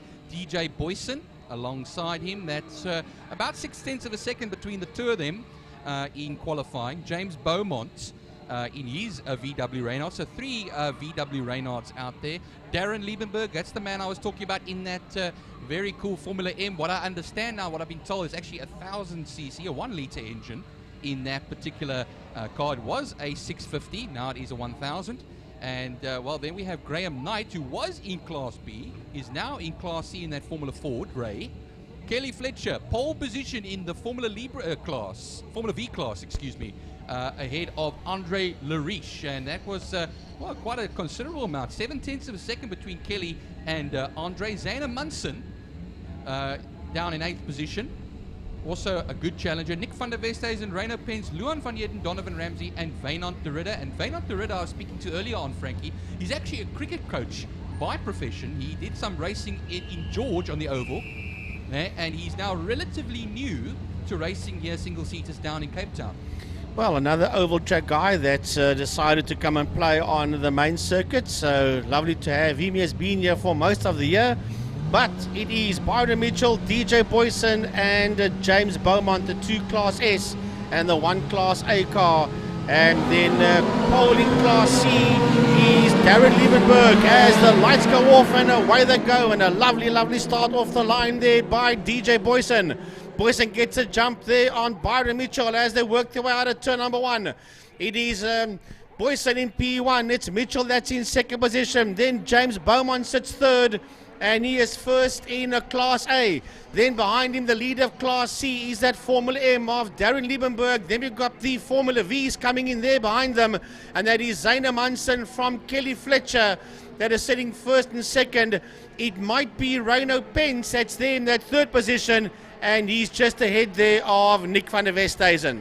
Well, they all filter through turn 3 now. A lot of wheel spin off the line there from Byron Mitchell, and it's allowed DJ Boyson to take the lead into this race. But for how long, we'll wait and see as they come down the back straight right now, and you'll start closing up the gap. Then we have the third place man. It is still James Beaumont, and then Darren Liebenberg, who's got a gap between himself and Zayna Munson, who jumped 2 places at the start. From third up into the lead of the class. Kelly Fletcher losing out down into second. Andre Lariche right behind her. No Elroy Weiss today as well, Frankie. Yep. Remember, he had that big T-bone incident down at turn 5 where he lost the nose and the panel. Yeah, but that's about a month ago that happened. So lap number 1 is in the bag, and the 2 leaders are making their way out of turn number 1 out of Holzhoek. And it is still Byron Mitchell that sits there in that second position to DJ Boyson that is leading, heading into turn number 2.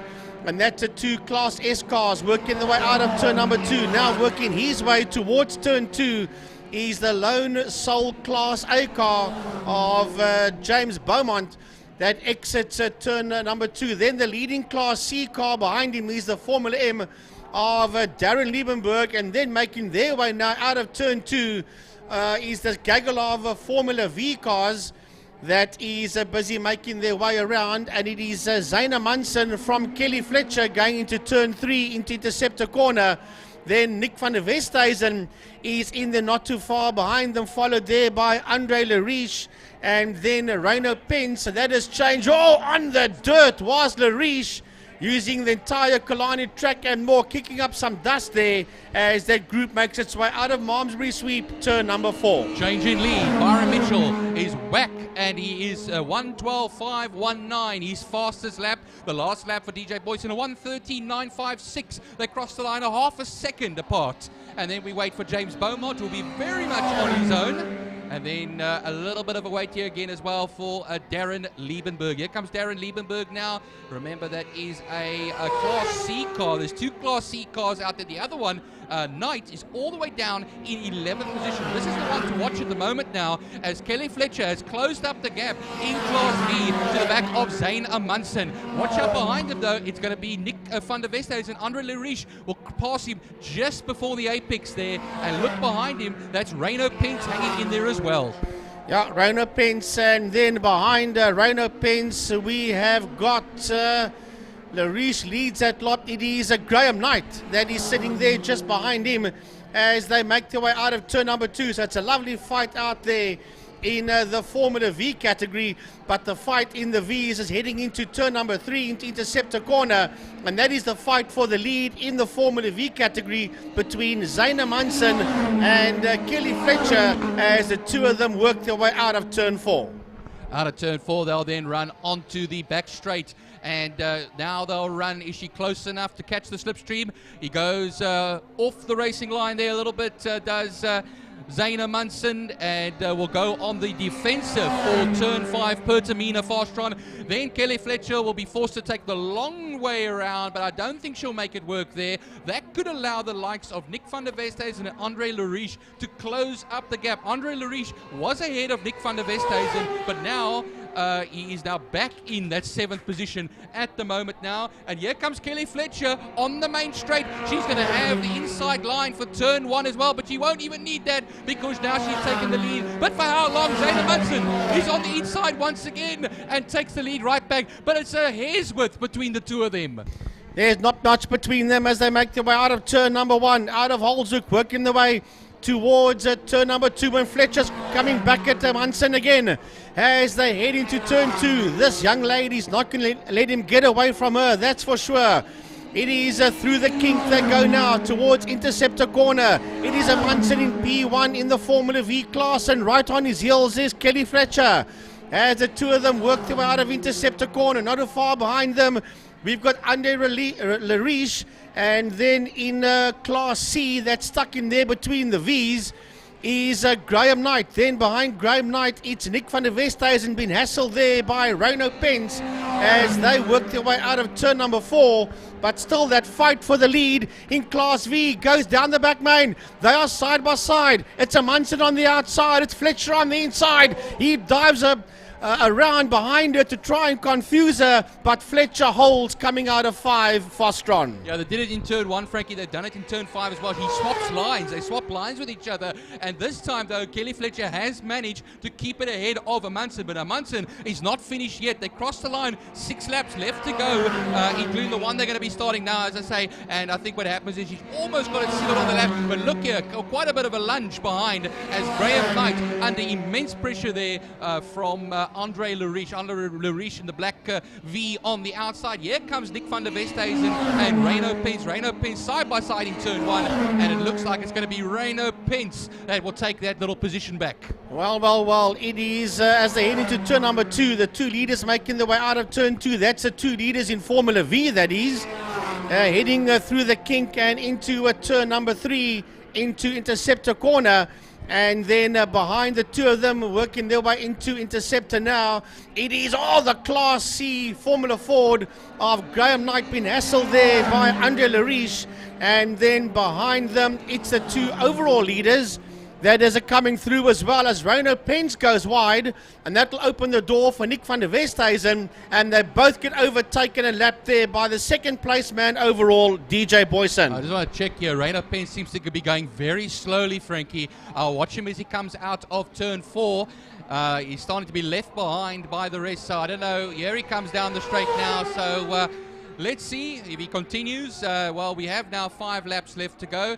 Zayna Munson is back in the lead of the V class at the moment, but Kelly Fletcher is going to have another go on the main straight. They'll cross the line side by side, and then she'll be on the outside for turn 1, and I think a Munson will just poke the nose right ahead again as well, and they have Byron Mitchell coming to lap them and their private battle.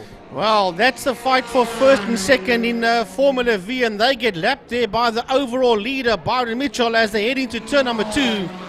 Mitchell putting a lap on just about everybody. Oh, look at DJ Boyson diving through there on that fight between Graham Knight and Andre Lariche as he puts a lap on the two of them. Now he'll pick up the two Formula V leaders that are working their way out of turn 3, out of Interceptor Corner, and Fletcher is still having a massive fight there with Amundsen, and right behind them is second place man overall coming out of turn 4 now, namely DJ Boyson. On the back straight as they go now. Here comes DJ Boyson past the battle between Amundsen in the Repsol Lantis and the Kelly Fletcher machine alongside. They'll be side by side once again into turn 5. Pertamina Fastron, and poking the nose ahead will not be Kelly Fletcher. It will still be Zayna Munson. 4 laps left to go. Now 3 laps left to go as Byron Mitchell crosses the line. A 1:12.073. His fastest lap of the race is, yeah, there we go. The 1:12.049 is, and slightly slower on the last lap. But he all just needs to be putting in those consistent lap times. Well, going into turn number 2 now, Darren Liebenberg just left the door open there for Byron Mitchell. No ways he's going to fight Mitchell with that 1000cc motorcycle engine in that Formula V car, and he just allows overall leader to go through. But let's go back to turn number 2, because that's where all the action is. And there are 4 cars in that one. 3 of them are Formula Vs. 1 is a Class C car.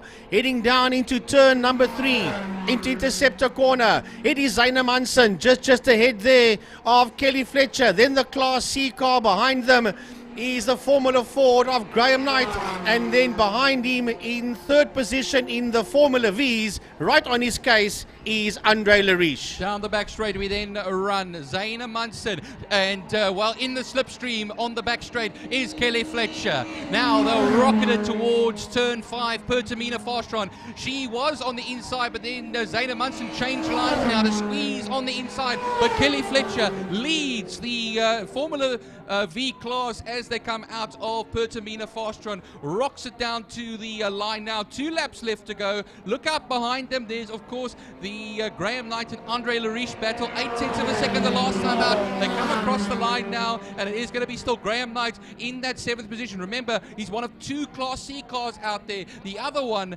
is of course the motorcycle engined Formula M of Darren Liebenberg, who currently lies 4th. Yeah, and he is leading the Class C. Bowman crosses the line now. He sits 3rd overall, and he's leading Class A. But let's go to turn 2. Let's go to Quarry Corner. Never mind if it's Class C or Formula V. We have got a 4-way fight going through the kink. Heading into turn number 3 into Interceptor Corner.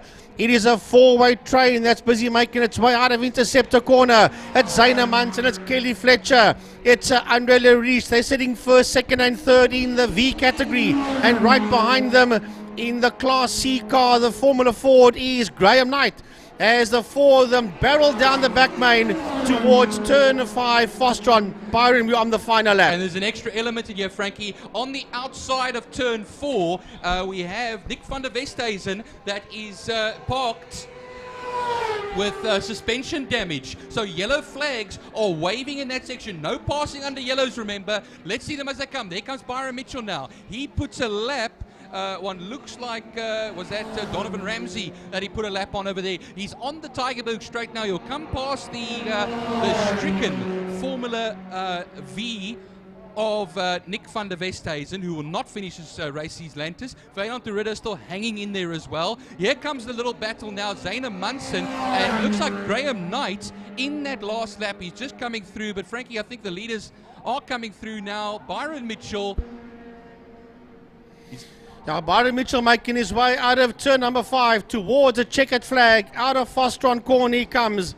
This is the last lap, making his way under the bridge, and it is Byron Mitchell that comes home in P1, and he's done a 111.644. He's the fastest man out there. Second across the line is DJ Boyson, and DJ comes home 9.7 seconds behind Byron Mitchell. Well, we'll watch out now as well. James Beaumont and Darren Liebenberg should be coming shortly. But here comes a lovely battle now for the lead in the class. Well, it's actually 2 different classes. Graham Knight carving through the field. He want to go to the inside, side by side on the back straight of Zaina Munson. But Zaina Munson does lead the Formula V class at this time. They'll run into Pertamina Fastron and then gun it to the line after that. Kelly Fletcher right behind the lady who started on pole position in class will run it now right behind Zaina Munson. It's going to be a very close finish between the 2 of them. Will she try a move? I don't think she's close enough, unfortunately, and it's going to be Zaina Munson that will take the victory in Formula V. Kelly Fletcher in second. Reino Pence. James Beaumont crosses the line now on the lap down. Graham Knight finishes in 5th position. Sorry there, Frankie. And then Zaina Munson takes the victory. Kelly Fletcher, Reino Pence is the only entrant we are still waiting for at the moment in that VW Omega. Yeah, the 41 of James Beaumont crossed the line in 3rd overall and 1st in a Class A. Great drive there by him, as we are now waiting, and he has crossed the line, and that is Reino Pence that finishes his race. So it looks like only 6 cars out there on the lead lap. Mitchell, Boyson, Beaumont, Knight, Munson and Fletcher. They are the 6 driver car combinations that ended on the lead lap. Well done to all of them out there in the Formula Libras, and well done to Byron Mitchell. He was also the quickest guy out there, a 111.644.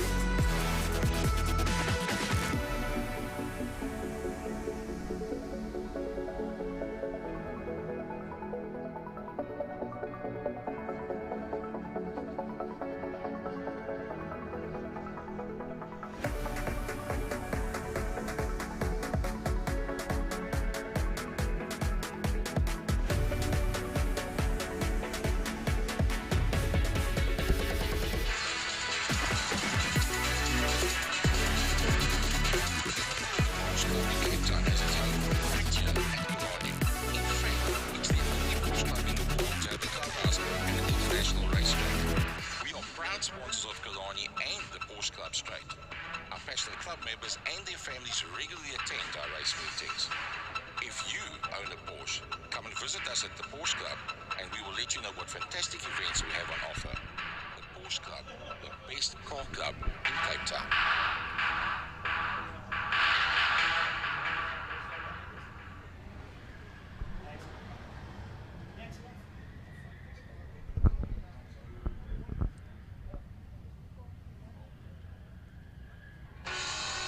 Here's to the hard workers, the steady, the strong, and the bold. For the brave, the courageous, and the dedicated, the honorable ones. For the builders, the fixers, and the makers, who go beyond measure, so the ones they love have all they deserve. Interceptor, great comfort, better safety.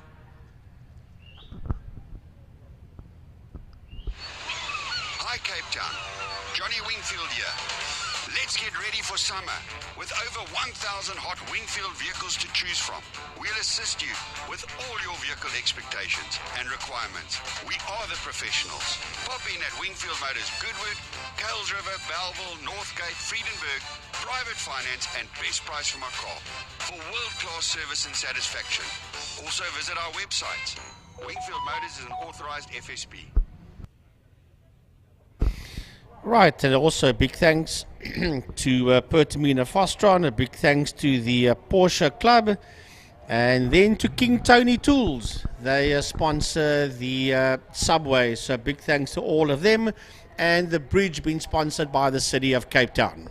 Well, Frankie, I just got a message from Kerry Blows, who campaigns the Nissan, the 260Z, to say that he's sorry he's not here today to entertain the crowds, but he's over in Nederland. Hy's in Nederland. Hy's in Nederland vir 'n troue. Is heerlijk. Ja. Hy het 'n vlieg gevat na Nederland om 'n troue by te woon. So ja, hy gaan nie TV vandag nie.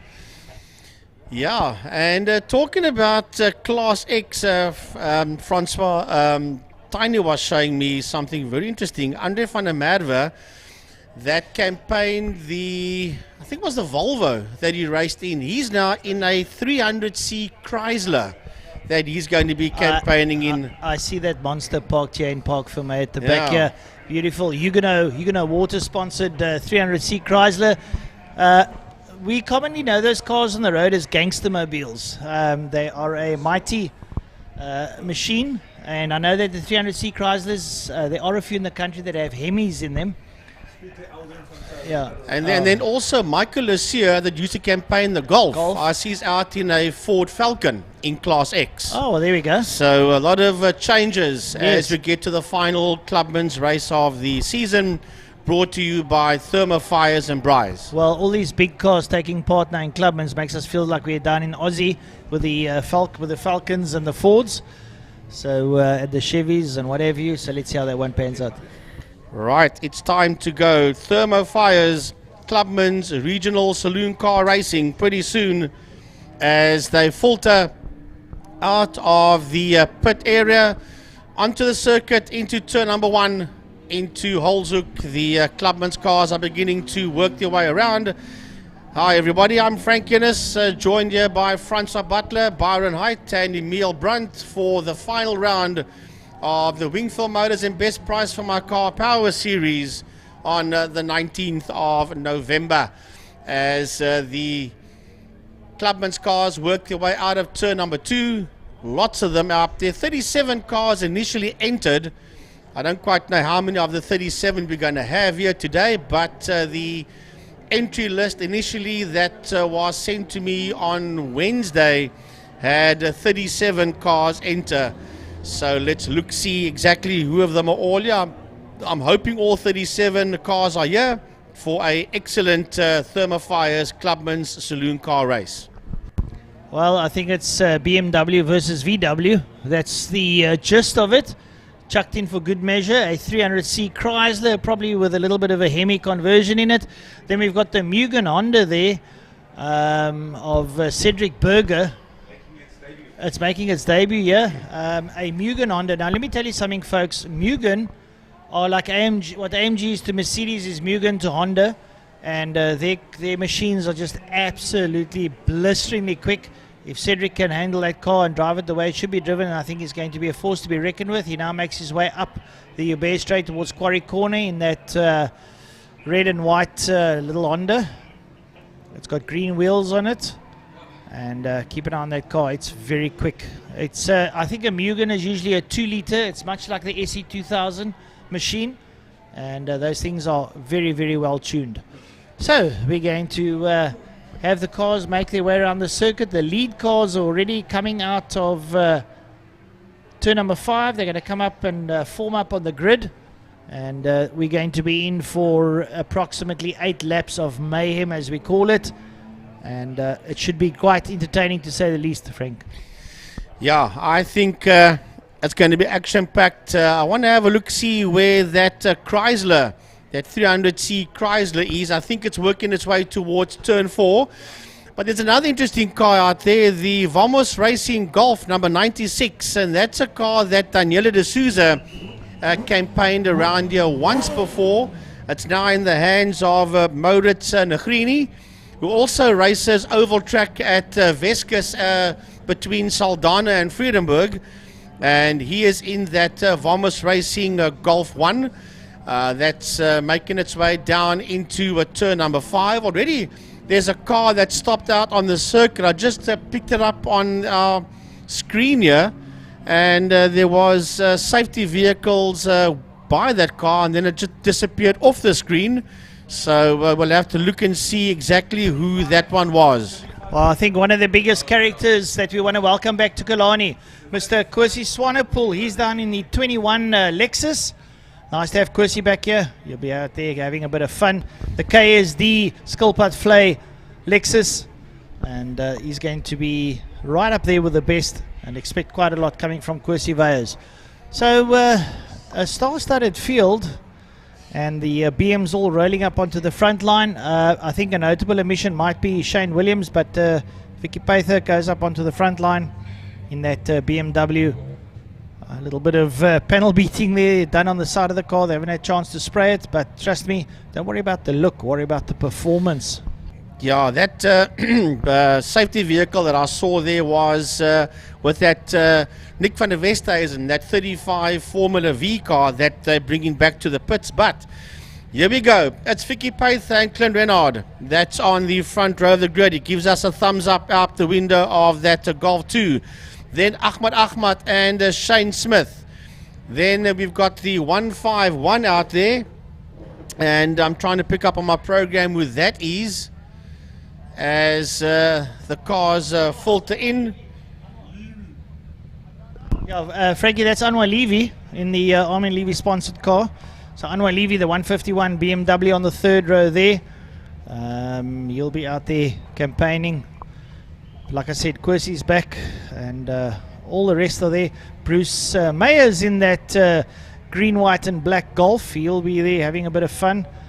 And there's plenty of cars there. I see Trappis van Tonder is out there. And Cedric Berg. Oh, it's a brilliant field. And everyone working their way. I don't think there is a slow car on the circuit here at the moment. I think they're all pretty quick. It's just who's going to be the better driver. Yeah, so we'll have a look-see as these cars all line up. And typical towards the end of the year, the guys debut new cars so that they can give them a shakedown for the new year. And that's why we're seeing so many new driver car combinations out there, so that these guys know they've given it a shakedown at the last race event of 2022, and these cars will be all systems go for 2023. Right, so everyone's lined up. I don't know what they're sorting out still under the red flag at the moment, about to get it started. The pace car hasn't moved off yet. What it is, I don't know.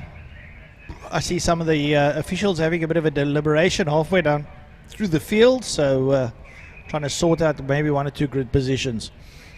Frankie, Clubman's always very entertaining, much like GDI Challenge, as we know. And classic car racing, classic yeah, car was definitely, brilliant. definitely, for sure. And the reason being for that, because most of the cars are pretty close when it comes to power, you know. Yeah, and as you say, it's mainly BMW versus VW products out there. Then you throw in a couple of others like the Honda, and then Anton Jacobs in the Nissan Sentra, just for good measure.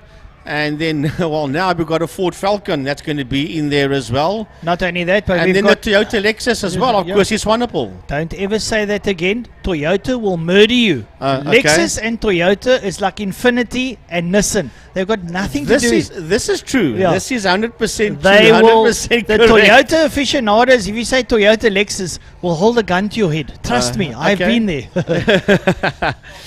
All right, so yeah, no, 100% And point then you taken. You are have a spot on. Skyline and you have a GTR. They're not the same car. True. Lessons learned all the way in the commentary box today. Dolenchek in the pits. Yeah, pit lane we can have a pit lane starter. And that's young Joshua. Josh Dolenchek, yes. He's going to start that BMW in a pit lane. We'll watch to see he runs in Class A. He'll filter through the field. So the safety car moves off the line, and the Clubman's regional saloon cars will follow suit shortly as the safety car makes its way into turn number 1. Vicky Paither and Clint Renard on the front row. They lead the Clubman's cars off. Oh, and the 151, that car standing dead still. Anwar Levy, that car's going absolutely nowhere. At this point in time, Nias Modak has gone through. Everybody else has gone through so far. And Anwar Levy's car, that 151 BMW, is going absolutely nowhere at this point. And all the cars will just filter through. Lee Fielding in the hyper aluminium guttering car is the last of the race cars to go through, as these safety cars now will help Levy to get that BMW off the line. It looks like his throttle is stuck. Maybe the throttle cable's jammed or something.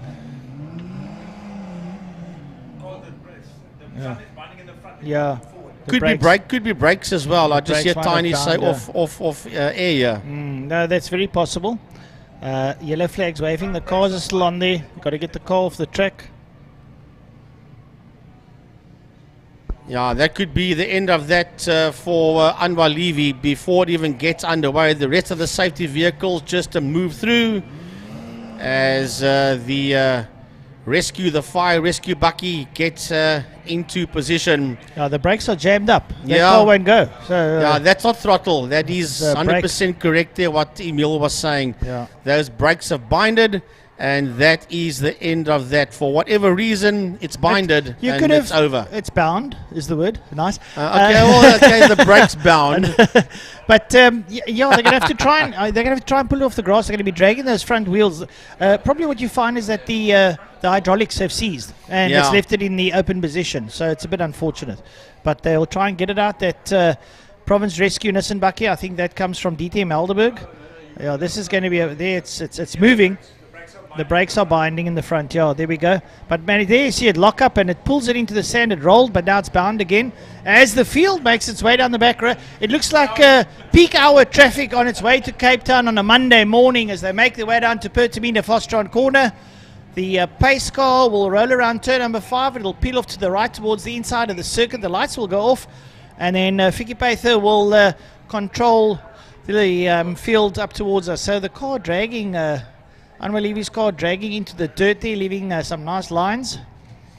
Yeah, they're going to have to they're going to have to get that car further out the way, and because it's now bound is the right word. It's obviously dragging its front wheels on the dirt here, which means that they're going to have to try and get it further out the way as the Clubman's cars make their way out of turn 5, because that car's not in a safe position so far. But with those brakes that are in the position that it is bound, they're not going to be able to get that car out the way. So the guys are going to have to be very, very careful when they come down the Porsche Club straight, the main straight. However, the lights are on and we're about to go racing. Wait for the lights to go to green, or should I say go off, and they go off right now, and off we go. 8 laps of Thermo Fires and Bryce Clubman's action as the field makes its way into turn number 1. That's Vicky Paither and Ahmad that are sitting in P1 and 2. A Dolenchek makes his way out of pit lane. Then it's Clint Renard that's there in that 3rd position, followed there by Shane Smith. That's the first 4 cars. Then it is Mansur Parker coming through there on his outside is Bruce Meyer. They are all over the place. Somebody going very, very wide. That coming out of turn 2 and stopping. Is that the 47 car that's sloping right down there? We'll have a look and see as the field, Francois, works its way out of Interceptor Corner and towards turn 4, Malmesbury. Yeah, keep an eye there on Joshua Dolenchek. He was one of the best little carters I've ever seen in Cape Town. He's now out on main circuit in that 333i BMW, and he's going to give it a good shakedown as he works his way through the pack. The rest of the field, however, make their way down into Pertamina Fostron there, and Vicky Paither leads out Ahmed up behind him in that orange and white BMW 3 Series, and they work their way out of Pertamina Fostron. Linus Stern.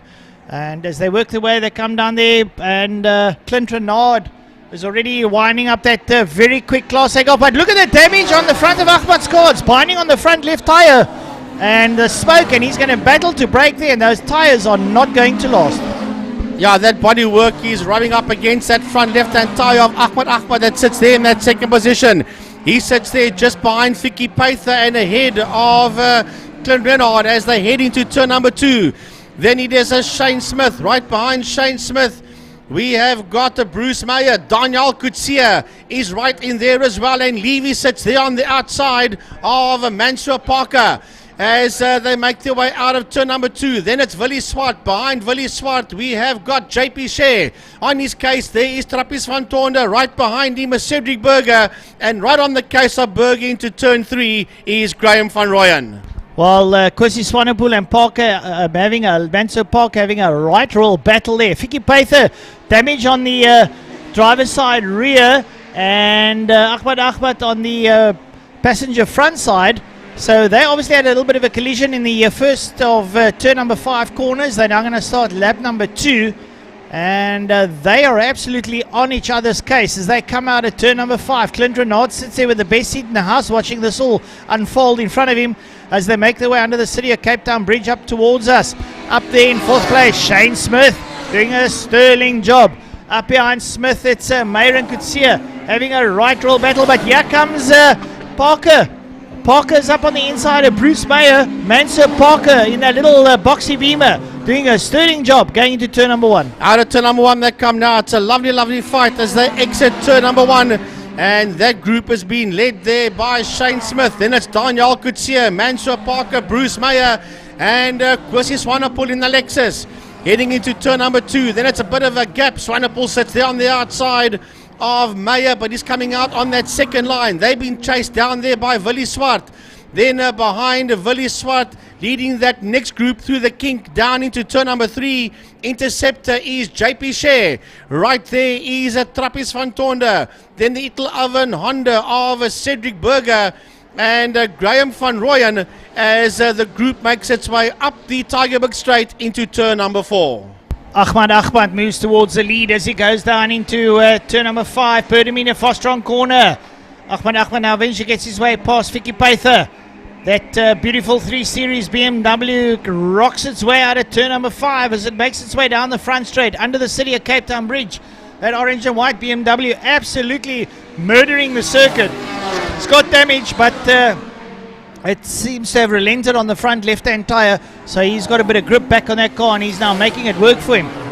So Ahmad doing a time of a 1 minute 22.06, pretty quick for road-going cars, they would say. Not that they are road-going, they are full-blown race cars as they make their way now into Quarry Corner. That flailing bump on the back there of Vicky Paither's car there, that damage early on between him and Ahmad, and they are in each, they're not letting go. They're going to be like two little dogs with a bone, hounding each other there. And Clint Renard sits there with a Juno Motorsport Golf, the very quick Class A Golf. Shane Smith in P4. Then it's Mansur Parker in that little red, white and blue boxy beamer. Mansur Parker has been campaigning a car for a long time, and it's very quick as they make their way up towards the Tygerberg Straight. I'm looking at this Dice Stats making its way through the kink and now into turn number 3. And Dolenchek has just put a move there on Rehan Mohammed. And he's going to have a go now at Cedric Berger. Remember, this man started from pit lane and he's having a go now at Berger. Dives up into turn 4 on the inside there of Cedric Berger. That group has still been led there by JP Share. So now the next victim for Dollarcheck will be Graham van Rooyen in that Golf ahead of him as they barrel down the back, man. But van Rooyen wants to go around the outside of Trappist van Tonder. That I don't think it's ever been done before. They are side by side, and van Tonder holds that position there. Van Rooyen is in that fight. Then we have got JP Share, and here comes Joshua Dollarcheck. Dollarcheck, will he nail all of them? No, he's sitting behind them.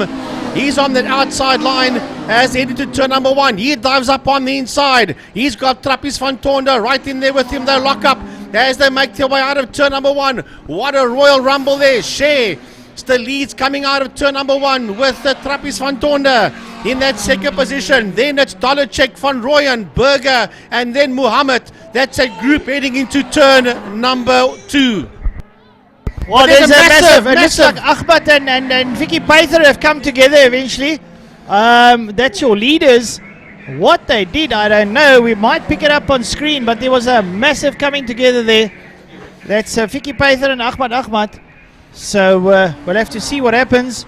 They went off circuit, a giant collision. But they were at it, hammer and tongs, and I think we got a new leader.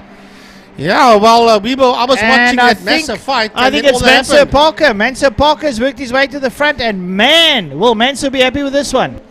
Well, look on your TV screen at home. Those cars are demolished between turn 3 and 4 out of Interceptor going into turn number 4. Those two BMWs are parked on the outside of the circuit. And look at the rear end of the Vicky Pyther car. That's totally demolished. And then a lot of damage as well on the Ahmad BMW. Right, you'll probably get a replay of that after the race, but keep an eye on that man. Mansour Parker moves his way to the front there, ahead of Clint Renard, and Kwesi Swanepoel goes up to third ahead of Shane Smith. So Kwesi Swanepoel, welcome return, P3 in the Lexus, works his way out of Quarry Corner. Shane Smith right there with Kwesi Swanepoel. Those are your leaders now, making their way out. Daniel Kusi is there with him as well, and they're having a right royal rumble as they go into Deceptor Corner. They're going to work their way out up the Tigerberg Straight past those two stricken cars. We've still got 2 laps to go. They're on their third last lap as they work their way out, and the Honda of Cedric Berger's going slow. It looks like his bonnet, I don't know, is his bonnet come up? His bonnet has jumped up. He can't see where he's going. Yeah, that's on the exit of turn number 2, and Muhammad is also going very slow. That is Rehan Muhammad in Class X. He's also going very slow coming out of turn number 2. So drama out there as the laps begin to unwind. Too much attrition in their oil, that's for sure. So there we go. Right, let's pick up on our leaders now as they make their way out of Perdimino Fostron under the City of Cape Town Bridge. We're going to have 2 laps to go. It's Mansour Parker, Clint Renard, Kwesi Swanepoel, Shane Smith, and Daniel Kutsia make their way down towards turn number 1. Yeah, this is real close to icing. We got to keep an eye. Have a look at this. Here comes Josh Dollarcheck. He's working his way through here past Willie Swart as he makes his way. And he started from pit lane, and he's chasing down on the back there of Bruce Meyer. He's made his way up into that 7th position. Dollarcheck, and here comes another fight. Heading into turn number 1. Trappist van Tonder, JP Share, Graham van Rooyen, and they've been chased down there by Paul Minnick as they make their way, and behind them it's Eugene Gaspery as they exit at turn number 1, heading now into turn number 2. Yes, Francois. Slow cars going down into, very slow cars going into turn number 5. I'm not picking up why, but those cars are all very slow into turn 5. They're all driving up behind Cedric Berger's bonnet is, and it's causing a calamity. Everyone doesn't know whether they must go slow or fast. They're all very confused about it. But the cars make their way through. So chopping and changing there from the back of the pack as the cars come through. But I think the leaders want to come through at some stage. That big 300C is working its way around the circuit. Probably, like you said, a bit of a shakedown, Frankie. Yeah, Muhammad still crosses the line now. He's very, very slow. And here comes Clint Renard. That sits out there in P1. We've got the white flag out, which means it's a slow-moving vehicle on the circuit. With 1 more lap to go, your leader making his way out of turn number 1, out of Holzhoek. That is Clint Renard. When last has Clint won a race with the Mansour Parker in that 2nd position. And then they are chased down there by Shane Smith and Kwesi Swanepoel as they exit turn number 1, and then behind them, look at Dollarcheck. He's caught right up onto the back end there of Bruce Meyer. Meyer goes wide and Dollarcheck moves up on his inside on the exit of turn 2. But Francois, we're on the final lap. Yep, we're on the final lap, and like you say, Clint Renard has not led out here for a long time. He leads out. He's got Mansur Parker up behind him now. There they come down the back straight. They've got a bit of slow traffic to work their way through. Everyone holds their line. Clint Renard weaves his way through. Mansur Parker. Shane Smith is not too far behind Mansur, but I fear that he won't catch him going down into turn 5, although we don't know if the traffic will affect it. There's a whole gaggle of cars going down into Pertamina Fostron corner. Clint Renard working his way through. Coming up, the checkered flag beckons here in heat number 1 of the Thermofires Clubman Saloons. And here comes Clint Renard. Clint Renard is going to take heat number 1 as he comes up towards the line. Checkered flag time, Clint Renard. Mansur Parker second. Shane Smith third. And 4th place will go to Kosi Swanepoel. Welcome return. And 5th place, look at this. Joshua Dollarcheck from pit lane. Dollarcheck finishes there in P5, just ahead there of Bruce Meyer that crosses the line now. And then Willie Swart, he's the next man on the lead lap in the Jetta 2. And here comes the dice towards the line. And it's going to be JP Shea, Graham van Rooyen and Trappies van Tonde that cross the line in that order, followed there by Paul Minnick across the line. Mohammed finishes his race. He's a lap down. Eugene Gasper in the Silver Dream Machine, he finishes his race. And then there are still a few more cars that are working their way out of turn 5, out of Fostron corner towards the checkered flag. But man, oh man, oh man, was that some excellent stuff out there in the Thermofires Clubman's cars. And it is Kiara van die Kerk that finishes her race, Wingfield Motors, and best price for my car. Wow, excellent racing out there as the rest of the cars just cross the line. Denver Benjamin finishing, Anton Jacobs also finishing his race in the Sentra. And yeah, I think that's about all. There's one more car coming towards us, and I think is it Negrini? Yeah, it's a Maurits Negrini in the Vamos Racing Golf that finishes his race, and he entered in Class X. So awesome stuff out there by the Thermofires Clubman's regional saloon cars.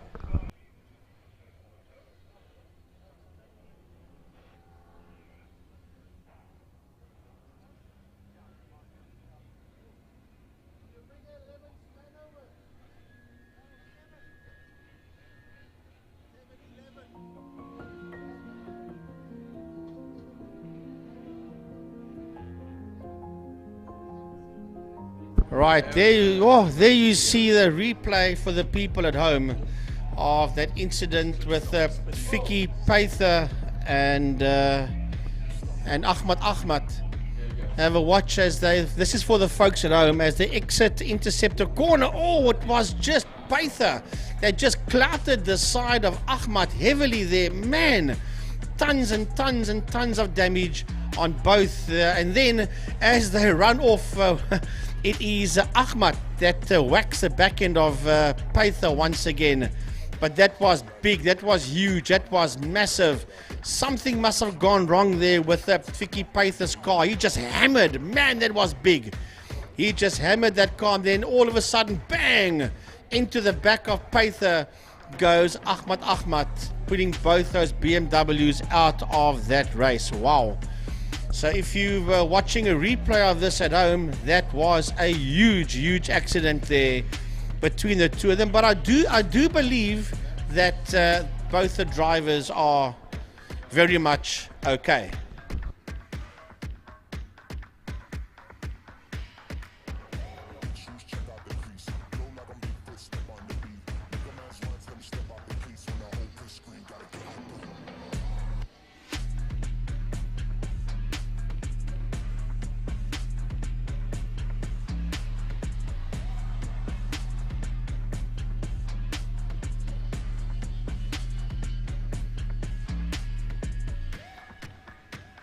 I hope the guys are all right. I'll tell you that much, Frankie, looking at that replay. That's quite a heavy collision over there. And Clint Renard, even in the background, even spinning as well. The back end coming out there and I think he just needed to anyway take avoiding action, and well, that was quite an incident. It can't be overstated. Yeah, and look at all that dirt that was thrown on the racetrack there by both those BMWs. So the folks at home, I don't know what happened there. Paitha just creamed the side of him. I can only think he either, outbraked himself or something went wrong. And there were just tons and tons of dirt that was chucked on the racetrack, and that's between Interceptor Corner Turn 3 and Turn 4. And yeah, look, that was obviously unintentional. For sure it was unintentional, but man, it was still a biggie and pretty scary. And it was Ahmad's car that threw all that sand on the track. But yeah, which means the marshals are going to go out there and clean that lot. As I look out the commentary box window towards the north side of the circuit, you can see that the marshals are on site. They're not only just to collect those two cars, but obviously, Byron, to clean the circuit as well, because there was tons of sand that was dumped on that racetrack between Interceptor Turn 3 and Malmesbury Turn 4. Yeah, action-packed personified. Well, Frankie, taking all of that into consideration, a few decent ploughing jobs today. Take a few seeds out, maybe plant them and get a good harvest.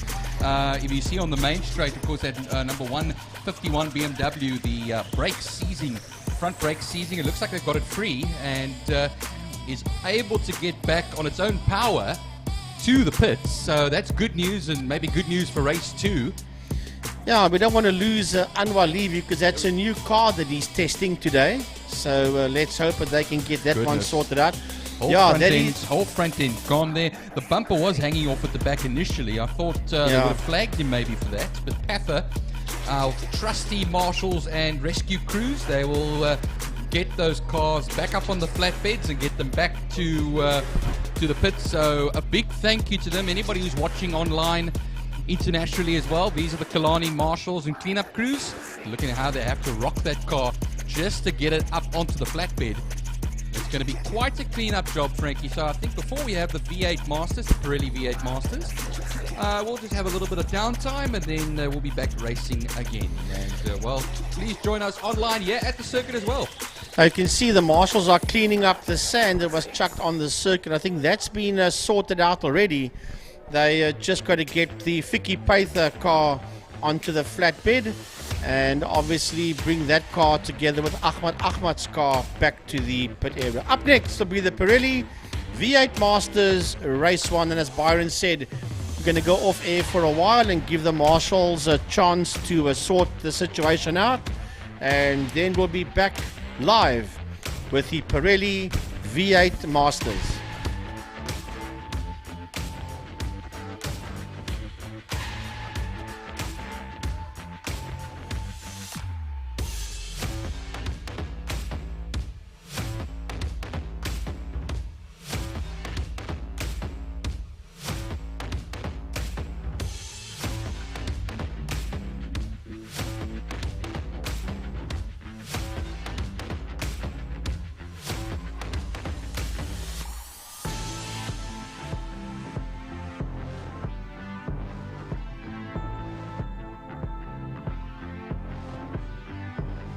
I want to say big thanks to Stuart Neem. He's the dealer principal of Hyundai in Milnerton, corner of Bosmansdam and Kuberg Road, for the shuttle that is making its way into the pit area. If you want to hop aboard that shuttle that's provided by Hyundai Motors Milnerton, Stuart and the team are busy doing what they do. As Byron Francois looking out the back window, Tiny, they are towing the Ahmad Beamer, the number 63 BMW of Ahmad back to the pit area. That the folks at home won't see that on their monitors, but we can see that looking up the commentary box windows onto the back straight, as the rescue vehicles are taking that BMW back to the pits, with a lot of work that needs to be done on those cars. They've eventually got Vicky Paither's car onto the flatbed. There, the folks at home now can see the recovery vehicle bringing the Ahmad BM back into the Park Vermeer area. And I'm sure the mechanics are waiting to see what is the extent of the damage. Can we get it sorted for race 2? Can we not get it sorted for race 2? But visually, there's a lot of damage on both motor cars. I know the mechanics are going to need a lie down, I think, before they get their hands on that car. You know, it'll buff out. Optimism's a beautiful thing, isn't it? You know, and there's, you know, the South Africans, the Cape Townians, we have can-do attitudes there. So I would never bet against it, but sometimes it seems very likely. It seems highly unlikely, though, for sure. But Frankie, also as well, you were talking about the shuttle earlier on. If you're interested in the fan walk at lunchtime, we're going to be having the Cultron Formula Supercars and Bijou Trustees Fine Cars for the fan walk as well. So maybe some of us commentators will get down there as well and have a look around. There's your program, of course. We had the Thermo Fires Clubman Saloons, their first race of the day. Pirelli V8 Masters coming up next, and then we have more saloon car racing. Alert Engine GTI Challenge. And then we have the 3 bike races, Bridgestone, Super Twin Cup and Super Sport motorcycles. The South Superbikes, SPK Challenge and Masters, and the Strato Technology Clubman Classic Superbikes, Breakfast Run motorcycles. That will round off the first half of the program. Like I said, lunch break, it's going to be a fan walk. And, well, still a little bit more cleanup to go. Here we go. The flatbed's coming past us now with that BMW on the back. And, well, maybe tell you one thing. You know, Tiny's just saying there's not enough cable ties for that. You know, yeah, you use them nicely on the Dakar, but this is going to be a bit of a tougher ask, I think, over here. They got to climb Everest with that car. Yeah, we're looking at the back windows of the commentary box with the flatbed that's got the 25 BMW Vicky Paither on the back end there. And yeah, I can quite safely say that that car is going nowhere for the rest of the day.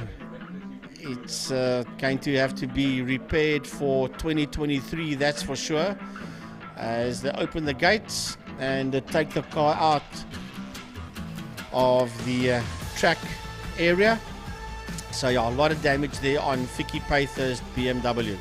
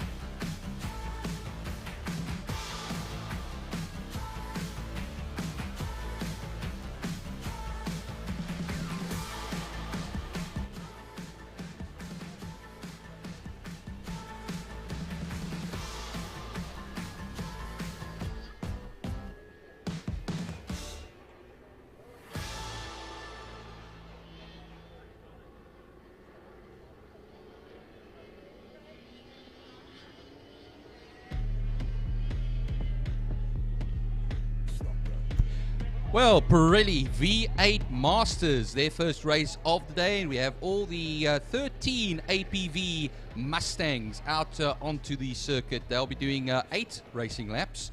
They'll be doing their sighting lap now, and the man on pole position is Sean Moore from Fabio Tofani. That's row 1. Roy Campos and Mark Ridgway will share row 2. Of course, Barry Ingle and Alistair Brown will be on row 3. Now, remember, there's 2 different classes they're running over here, a gold and a silver class. We'll go down the field just to see where the 4 silver class entries are, but just going a little bit further, row 4, Richard Schroeder and Carl Nell, and then Mark Vogert, the first of the silver cars, the silver class cars that is, and then Mike Brooks, also a gold class runner. He'll be 10th position, so Mark Vogert and Mike Brooks will share row 5. Menno Parsons 11th and 12th, Stuart Spooner, and Gary Thompson will round everything off. If all 13 of them are out there though, they go down the back straight. Just get reminded by the marshals just to take it nice and easy. You'll see them weaving down the back straight, of course, just to get the heat into the tires. Of course, they'll touch the brakes just to get them up to temperature. It is a warm day today, but slowly but surely make their way through turn 5, Pertamina, Fastron. And usually, Frankie, yeah, we were talking earlier on, we would have the supercars attached to the back, but you were, of course, explaining earlier on about the differences. You know, you have those, big V8s versus just those 2-liter 4-cylinder engines, and they will get a little bit lost over there behind them. So I think a good move from Killarney, the powers that be. And now we have a sole class full of V8s to entertain us, and they have been quite exciting at times. Well, they have. At times, they've been racing like they are GTI Challenge Class C cars, giving it all hell for leather, that's for sure. But it is Sean Moore and Fabio Tofani. That's on the front row of the grid. This is V8 action at its best. Roy Campos and Mark Ridgway, Rob Warrington, and then Alistair Brown in the 22. Then Richard Schroeder is there as well with the number 04. Carl Nell is in the house as well, and then you've got the 16 in there, that is Mike Brooks. Menno Parsons is there as well. That's a man that flies aeroplanes as well. He's got a P51 Mustang that he campaigns at air shows with. He's a Menno Parsons, as he's out in that 68 car. Then we've got Gary Thompson, and then the 55 of Stuart Spooner. As they roar off the line, Frankie, just a big hello to young Mason Stander and the Stander family who are watching at home in Kraaifontein. I come from that part of the world as well, so it's quite far, but Matthew and Duran, and thanks all for watching this live stream, as you all are as well. We are live, we are at the circuit. If you want to be here, if you're at home, get us on IMUSAT, tell all your friends. And thank you all for watching, and thanks to our IMUSAT team, Frankie. Do you think after this race we should give the people that are watching a cell phone number or 2 that they can contact us if they want to send messages to drivers or friends? You think that's a good idea, or should we just keep it the way it is? Frankie, give out your number. It's fine. We will sit and laugh at you all day. Well, we normally do it at the oval track events. We give my number, we give Werner, Gary's, and FC's, and then those WhatsApps roll in, and you've got to make time between the races to get through all of them. But yeah, we'll see as the day goes on. Maybe from the second half of the program we'll do that. We'll see. Either way, the safety car leads the V8s down the back main. Sean Moore, Fabio Tofani, Roy Campos, then the Mark Ridgway, Rob Warrington, Alistair Brown, down the back main they go. Richard Schroeder, then Carl Nell, as the field works its way down. Mark Vogert in the 21, also heading down the back main. Brooks is in there as well, Menno Parsons, and then we have got Gary Thompson and Stuart Spooner. Now, what is interesting is Thompson and Spooner, the last 2 cars going into turn 5, Fastron, they moved from supercars. Remember, they used to race supercars back in the day, and now both those drivers find themselves here in the Pirelli V8 Master class. Well, we're coming up to the line now. There are 6 lights, 5 ahead of them, 1 to the right-hand side, and away we go now. Let's run it, of course. Fabio Tafani on the outside, on the inside there is the pole sitter. And it looks like all filtering into turn 1 over there. Fabio Tafani in second position. He's held that position for now. Sean Moore looks like he's kept it ahead. Is that Roy Campos right behind there in third position? Look at that number 77 of Barry Ingle coming around the outside there. Looks like it, but Roy Campos will just take him there as they come out of turn 2. And there's that black V8 alongside there. I didn't pick up a number as they go into turn 3, Frankie. Yeah, that 77 is being campaigned by Barry Ingle. I did say Rob Warrington early on. It is a Warrington car, but Ingle is behind the wheel of that motor car, so it's not Rob Warrington that is campaigning that one. It is definitely Barry Ingle. So down the back main they go. It is Sean Moore that sits out there in P1 with Fabio Tafani in that second position. That is Raw V8s down the back main. Then it's Roy Campos that's there in that third position, been chased down there by Mark Ridgway. Then it is Barry Ingle that's coming up there, and it looks as if it's Alistair Brown that's just in there behind him, and then followed there by Carl Nell. Mark Ridgway is actually in fourth position as they cross the line right now. Then Barry Ingle, Mark Ridgway is up into third as he crossed the line. He was side by side there with what looked like Roy Campos at the time, but they're ahead of Barry Ingle, who currently sits in fourth position ahead of Alistair Brown. Then Carl Nell, Richard Schroeder in eighth. Mark Vogt, who's the leader of the silver class at the moment, he is just ahead of Mike Brooks, who's also a gold class runner. Then Menno Parsons in that second place in class. Gary Thompson looks like he's rounding it all off. There's Stuart Spooner in this race. I don't think he is.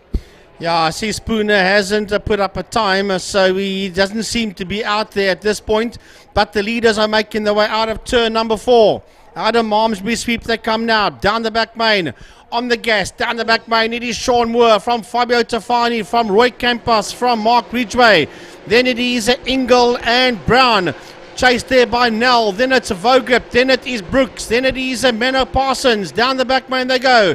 And then the 55, that is actually Thompson that's going down the back main. So yeah, there's no Stuart Spooner as they make their way out of turn 5, out of fast run corner. Well, Sean Moore and Fabio Tafani were 0.4 of a second between the two of them. Fabio Tafani, it shows him in the lead, but that's not quite correct. It is still going to be the man, that's Sean Moore, that's leading. But look at the lap times between them. A 1:16.841 from Fabio Tafani. That's the fastest lap. A 1/10 of a second faster than the 1:16.938 of Sean Moore. They crossed the line a 3/10 of a second between the two of them. They're leaving Roy Campos slightly behind over there, 1.3 seconds further back. Then Mark Ridgway, 1.9 seconds, as Barry Ingle just holds it ahead now of Alistair Brown in that battle for 5th and 6th positions. Well, I'm looking into turn number 1. There's a car that's off there. I think it might be Richard Schroeder. That car's off there. I just asked Tony to have a look in on the binoculars, but it does seem to be the number 4 car of Richard Schroeder that is out of that. And yeah, I've just got confirmation. Schroeder is out of this one, so we are now down to 11 cars as the leaders barrel down that back straight into Pertamina Fostron into turn 5. Well, a fastest first sector time of the 27.1 for Roy Campos. He is now a second back of Fabio Tafani. They come around out of turn 5, Pertamina Fastron towards the line. A little bit of an advantage now for Sean Moore. Was 0.3 of a second, has now grown to 4/10, so a 1/10 of a second faster. Roy Campos, the fastest lap of the race, a 1:16.769 for him. He holds it still 0.8 of a second ahead of Mark Ridgway. So the leaders are now making their way into turn number 2, into Quarry Corner. And this is just plain raw V8 that is blasting its way around Killarney International Raceway. And it is a Sean Moore from Fabio Tafani, from Roy Campos, from Mark Ridgway. That's the first 4 cars that is making their way now through the kink into turn number 3, into Interceptor Corner. Not too far behind them is Barry Ingle. Behind Barry Ingle is Alistair Brown, and right on his case is Carl Nell as this group heads up the Tigerberg Straight into turn number 4, the double right-hander, and then from there it is flat box down the back straight towards Pertamina Fostron, turn 5. 4 and a bit laps left to go, and only 11 of them left in the race. Gary Thompson rounds it all off, 7.1 seconds back of Menno Parsons. Menno Parsons 1.2 seconds off of Mike Brooks. Mark Voget, he's the one that's climbing up the field here in that silver class car. Problems. That is Ridgway. That is the 53 car of Mark Ridgway that's had problems on the exit of turn 5 on the inside of Fostron. The 53 car spun itself around. He's back up and running, but he will rejoin behind Menno Parsons. Oh, and bringing all that dust and stones onto the circuit as well, Frankie. That could play a factor over here as well, making it very slippery. But he gets back onto the circuit. Gary Thompson will just cross the line right now. Fabio Tafani has just put in another fastest lap time, 0.4 of a second faster than Sean Moore, a 1:16.589. There's 0.4 of a second between the two of them, with the 4 laps left to go, including the one they are currently on. Heading now towards turn number 4. There's a fight for first and second. It's very close here between Sean Moore and Fabio Tafani. Out of the double right-hander, turn 4. Down the back main they go. Then here comes Tafani. Tafani's crowding the back end there of Moore as they make their way down the back main. Moore is on the outside. Tafani dives up on the inside. They're nearly side by side, but it's Sean Moore that dives across the bars there, and they are side by side. And now the inside line belongs to Tafani. They are still side by side. Now the inside line belongs to Moore. Down the main straight they go into turn number 1, and it's Sean Moore that just muscles his nose ahead there of Fabio Tafani into turn number 1, but Tafani's got the line. Tafani's got the line for turn 1. They are side by side out of turn number 1. And the line for turn 2 will belong to Sean Moore, and Tafani squeezes him. Tafani squeezes him, and Sean Moore says, I'll have none of this, as they make their way out of turn 2. And Moore's held, but Byron, with all this happening, look is right on their case now in 3rd position. Campos is joining this fight. Oh, really tense racing here as they go through turn 3. Like you said, Frankie, Roy Campos could be the opportunist here. He's closed up the gap. When they crossed the line, he was 1.4 seconds off of Tafani. He's certainly closed the gap and has almost caught up to them completely. Here they come out of turn 4 now. Nose to tail onto the dust is Tafani, and that's going to make him lose out a little bit as they go down the main straight. Now Roy Campos closes up now. He should be able to go onto the inside of Fabio Tafani, but he'll keep the nose right ahead Tafani. He'll hold it there for now. Remember, they're going to cross the line. 2 more laps left to go, Frankie, as they rocket it down here. Well, under the Cedar Cape Town Bridge to start their penultimate lap as they work their way into turn number 1. We've got the change of surface flag there, so there's definitely sand on the track somewhere between where the flag is and the exit of turn number 1.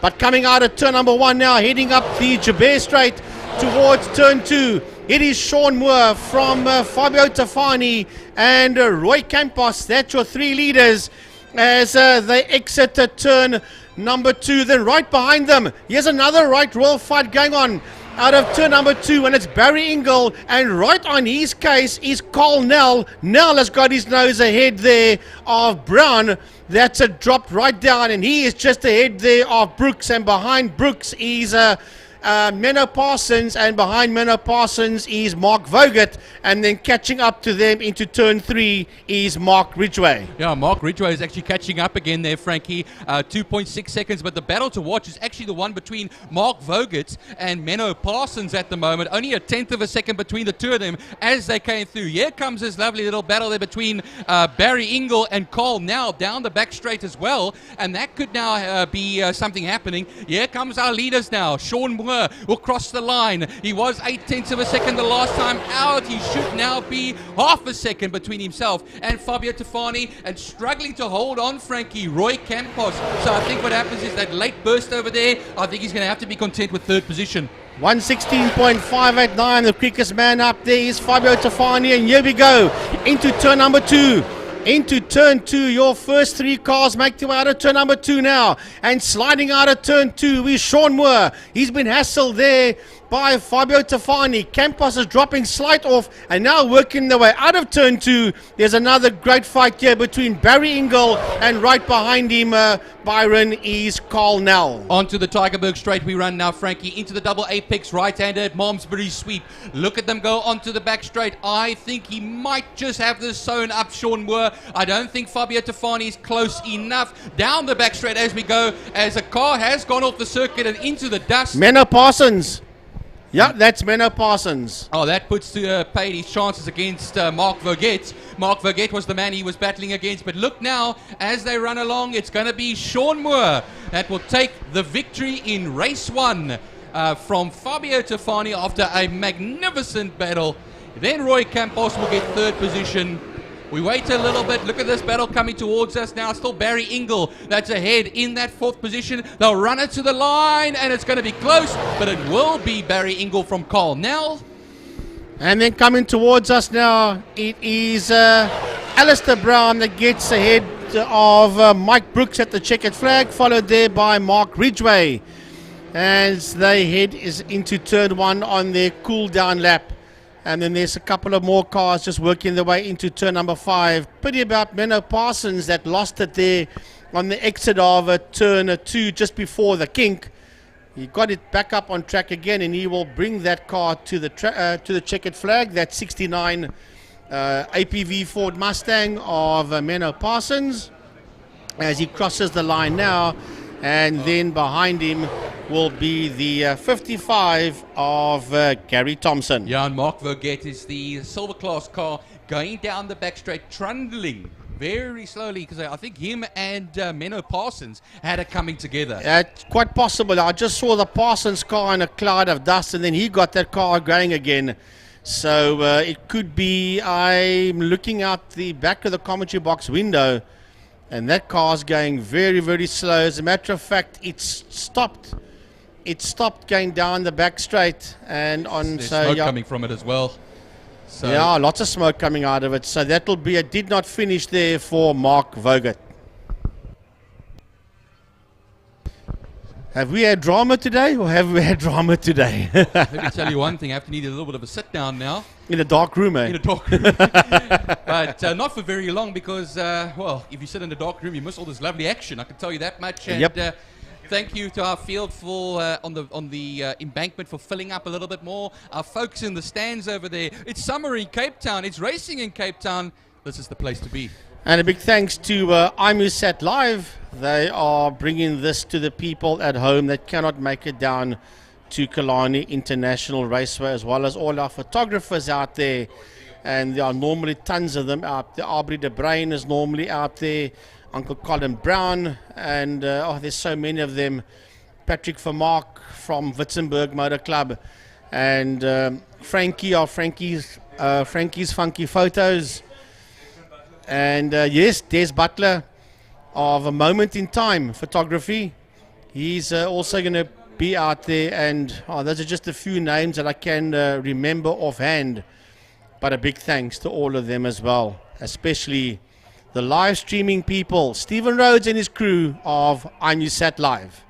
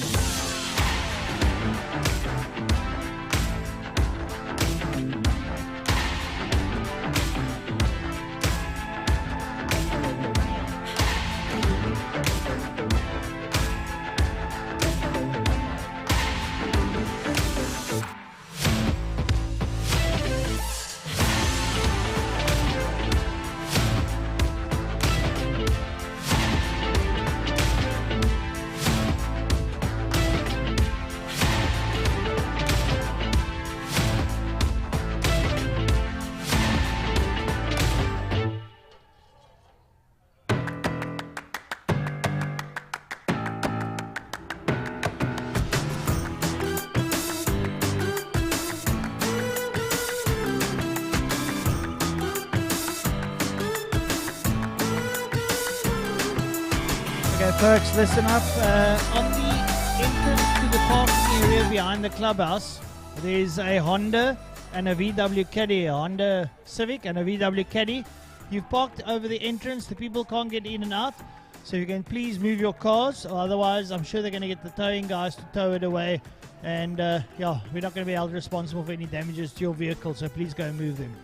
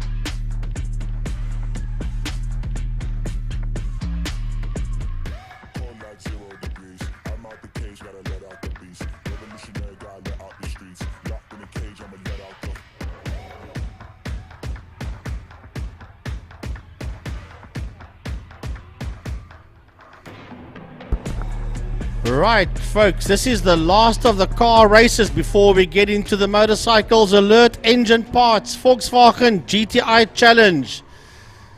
This is always hell on wheels as they work their way out onto the circuit, out of pit lane. And here we go. There are 26 of them that entered. By Tuesday, Wednesday, we had 26 of them out on the entry list. Let's have a look and see how many of them are going to be out there today. This is going to be absolutely amazing stuff. A lot of these drivers take part in the national championships as well. Umpi Swart, Charles Visser, Nathan Victor, these guys all race out there, and it's lovely to see the 2020 VW Polar Cup champion, Dario Bussi, the younger brother of Marco Bussi, back out on track again in a Class A car. He hasn't raced for 2021, he hasn't raced the whole of 2022, but he comes out and he races the final race of 2022 in Class A. That's going to be awesome, awesome stuff out there.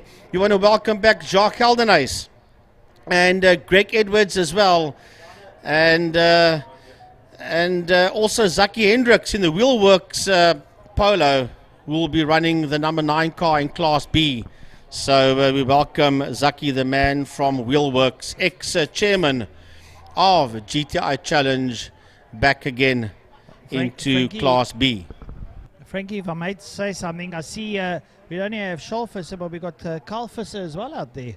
Carly also in the Charles Yes. Polo, yeah. He runs, I think it's only the 3rd time that Kyle is out and he runs in Class B. So yeah, he's also hopefully going to work his way through the ranks in 2023. But it's going to be great out in Class B. Zaki Hendricks, John Henry Vaughan, sorry.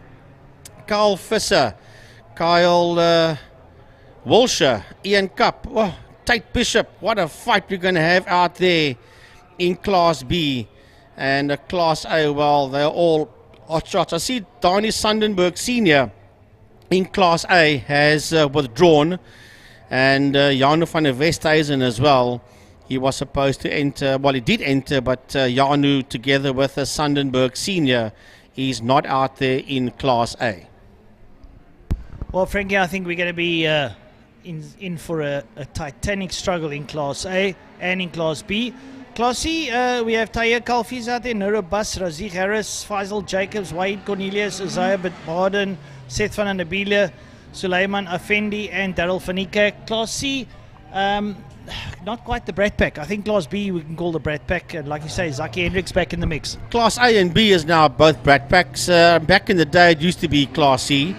But Raziq Harris will be in there. Faisal Jacobs will be in there. That I can promise you. Seth van der Biele, Suleiman Effendi, and maybe even Daryl van Niekerk will certainly be in that fight as well in Class C. But here we line up. Summit Racing's Yuri Swart. Also IT Bullion for the Polar Cup for Yuri Swart. So yeah, Summit Racing for Challenge. Then Charles Visser on his outside, Colin Meader, Dario Bussi in the Automan car. And that car has been campaigned a few times this year by Marco Bussi. Now Dario back in there. Summit Racing's Nathan Victor. Then Jacques Heldenhuis. Then Kai van Zyl. And then the number 9 in there. And that is Greg Edwards. We welcome Greg Edwards back again into GTI Challenge. And Lucas on pole position, Francois, in a Class C. It is the angry Jeep Jetta of Tate Bishop. Well, you did a big skip there on poor old Mario Roos there in Class A. Oh, there's a 17 car. Yes. Mario Roos must be thinking, what did I do to get left out? Sorry, Mario, brother. There they go. They're off the line and away they go down towards turn number 1. Yuri Swart hangs up on the inside. Charles Visser gets a bit of a dog start there. And Colin Media rolls up into second place. So Colin Media is in there, and on the outside there is Charles Visser. If he can hang on to it, he'll do pretty well. Class B, Frankie. Class B making its way off the line and now into turn number 1. Then it's Bishop and Ian Cup on his outside. Then it's Carl Walsher, followed there by Zaki Hendricks. That is the first 4 Class B cars as they head up towards turn 2, Francois, as the Class C cars head into turn 1. Oh, the Class C all in there. It looks like Seth van der Biele has worked his way up into second place, looking pretty strong there, but a whole crowd of them battling side by side, clanging mirrors and door handles as they work their way up the UB straight, up towards Quarry Corner. It looks like it might be Harris, Razik Harris has got that lead there. Oh, and van der Biele is out of shape. There's drama into turn number 2 already in the Class C category, and there's a car that spun itself around. We'll get verification, but it could be Razik Harris that sits out there in the lead in Class C, followed there by Seth van der Biele. But the Class A cars, Francois, heading into turn 5, fast run corner. Well, being led out there by Yuri Swart. He takes this whole gaggle of cars. It's like a high-speed train making its way to the waterfront as they come up towards us. Swart leads out. Colomida lies there in second place. Under the Cape Town Bridge, they make their way up over the line. Third place is Dario Bussi. Schalfisser down in 4. Into turn number 1. Holes they go. And they're all having a fat battle as the Class B cars come up towards us. And it's Ian Cup that leads Class B with Tate Bishop right in there behind him, followed there by Wiltshire. Zaki Hendricks coming through as well. And is that Brett van der Skyf? Yes, it is. Van der Skyf in there as well, followed there by Mark Thompson. He leads the other group out of turn number 1. And then in there behind them is a Carl Visser. But this Class B car's making their way into turn 2. Oh, man, Ian Cup just robbed the back in there of Tate Bishop as they work their way out of turn 2. We're having a look now for the Class C battle coming out of turn number 1. And leading out there is Harris, Van der Biele, Suleiman Effendi. Effendi's got past Van der Biele now. And up behind them it's going to be Barden, Jacobs, Kalfi and Cornelius all making their way through. Well, 3 cars abreast going out of turn number 2. It's not going to work. Someone's going to have to give. Well, that's a lovely fight in Class C that's going down into turn number 3 into fast run corner. But it's all about Razik Harris that leads that class coming out of turn number 3 up towards the turn number 4 into Malmesbury sweep. But the Class A cars, yeah, they come down towards us. Oh, down the main straight they go now. It is Swart from Dario Bussi in that second position. Then it is Colin Meader. Right behind Meader is Visser. And right behind Visser, we have got Kai van Sail as they exit turn 1. Jacques Geldenhuis is leading out that second pack now, but here comes the Class B. Tate Bishop leading out the Ian Cup, looking up on the inside. Tate's lost the late breakers as he chucks that Jetta in there. Rolls around in the front. Cup is being pressured hard there by Carl Wiltshire. Zaki Hendricks, John Henry Vaughan. Then it's going to be the young Carl Fissers in there as well. Then Thompson and Sannenberg's not out there. But they're having a right royal battle going there into Quarry Corner. Tate Bishop holds his line there. He's got Ian Cup breathing down his neck. And Carl Wiltshire is ready for easy pickings. Yeah, Class C coming out of turn number 1. That's Razik Harris, Suleiman Effendi, Seth van der Biele, and then Faisal Jacobs. That is that first 4. And there's tons of them tucked in there as well. Then it's Barden that is in there. Culfrey, and then the 15 in there of New Abbas. So it's a whole fight of Golf 1s in Class C making their way through the kink now and into turn 3 into Interceptor Corner. The Class A's come out of Pertamina fast run corner. Yuri Swart Jr. still leads out there. He's got Dario Bussi up behind him. Then it's Colin Meader, Charles Visser, Kai van Sail. And then coming up towards the line there, Nathan Victor, Jock Geldenhuis, Greg Edwards. Lovely to see Greg Edwards out there having a lot of fun. Oh, and there's a lot of dust down the Tygerberg Straight, but nothing off. And car off there. Oh, well, it is a car off. So, and then the Class B battle up over the line. Still Tate Bishop there with Ian Cup up behind him. Carl Wiltshire. Tate Bishop goes totally defensive inside line. Keeps a whole array of cars up behind him as he goes down into holes. And he's been hard pressed there by the likes of Ian Cup and Carl Wiltshire. Yeah, Zaki Hendricks and John Henry Vaughan round off those first 5 cars in Class B. That's working their way now up into turn number 2. Into turn 2 they come now. This is Class B. It's Tate Bishop. It is Ian Cup. Right behind him is Carl Wiltshire. Right behind Wiltshire is Zaki Hendricks, followed there by John Henry Vaughan. That's the 5 of them working their way through the kink into turn number 3. Then Carl Visser is the next man through, followed there by Mark Thompson. And then Donnie Sundenberg Jr. is in that it's in that fight as well, followed there by, I think it is Brett van der Schuyf, yes. Well, I think the Class C battle is spread out a bit. Harris, Jacobs, Van and Abile have broken away. Baden, Calvi, Abyss and Effendi are getting left in the wake. And saying that, Van and Abile gets ahead of Jacobs. So Van and Abile has moved up into second place. Seth Van and Abile makes his way up towards Malmesbury Sweep. And he's having a right royal battle out there as the Class A's make their way into turn 1. But it's all about Summit Racing's Yuri Umpiswat that sits out there in P1 as they head towards turn number 2 into turn 2. This is this Class A fight. Then it's Geldenhuys that is there in that second position. Jacques Geldenhuys, and he's been hassled. It's not Geldenhuys, I lie. It is Dario Busi that's in that second position. Right behind him is Colin Meader, followed there by Charles Visser. Then it is Kai van Zyl that is coming through there. Only then do we see Jacques Geldenhuys, and Mario Roux was in there as well. And Mario Roux sits in P8, and he's the last Class A driver out on circuit behind Geldenhuys. Lovely Class B Ian Cup leading out over Tate Bishop. He's got past him. Bishop's got his work cut out for him. He knows Cup and Bishop have been at it all season long. Carl Wiltshire's a little bit further back. Up behind Wiltshire, Zaki Hendricks, then John Henry Vaughan, Carl Visser, then Thompson as well. Works his way in there. Brent van der Schuyf up there behind Sonnenberg. Right, the Class C cars are making their way into turn number 2, and Razik Harris has got a sizable lead there. And then there is a fight behind him between Seth van der Biele and Faisal Jacobs. And on track, it's Jacobs that's ahead there of van der Biele. And those three are sitting first, second and third in Class C as they exit turn number 3. But the leaders, Francois, working their way out of turn 1, and that is the Class A battle. Class A, Umpiswat still leads out there in the Summit Racing Golf. Up behind him, Dario Busi, Ottoman. He leads out there over Colin Media Jr. And then it's Charles Visser on the Charles Electrical Engineering. Then Kai van Zyl is in there as well.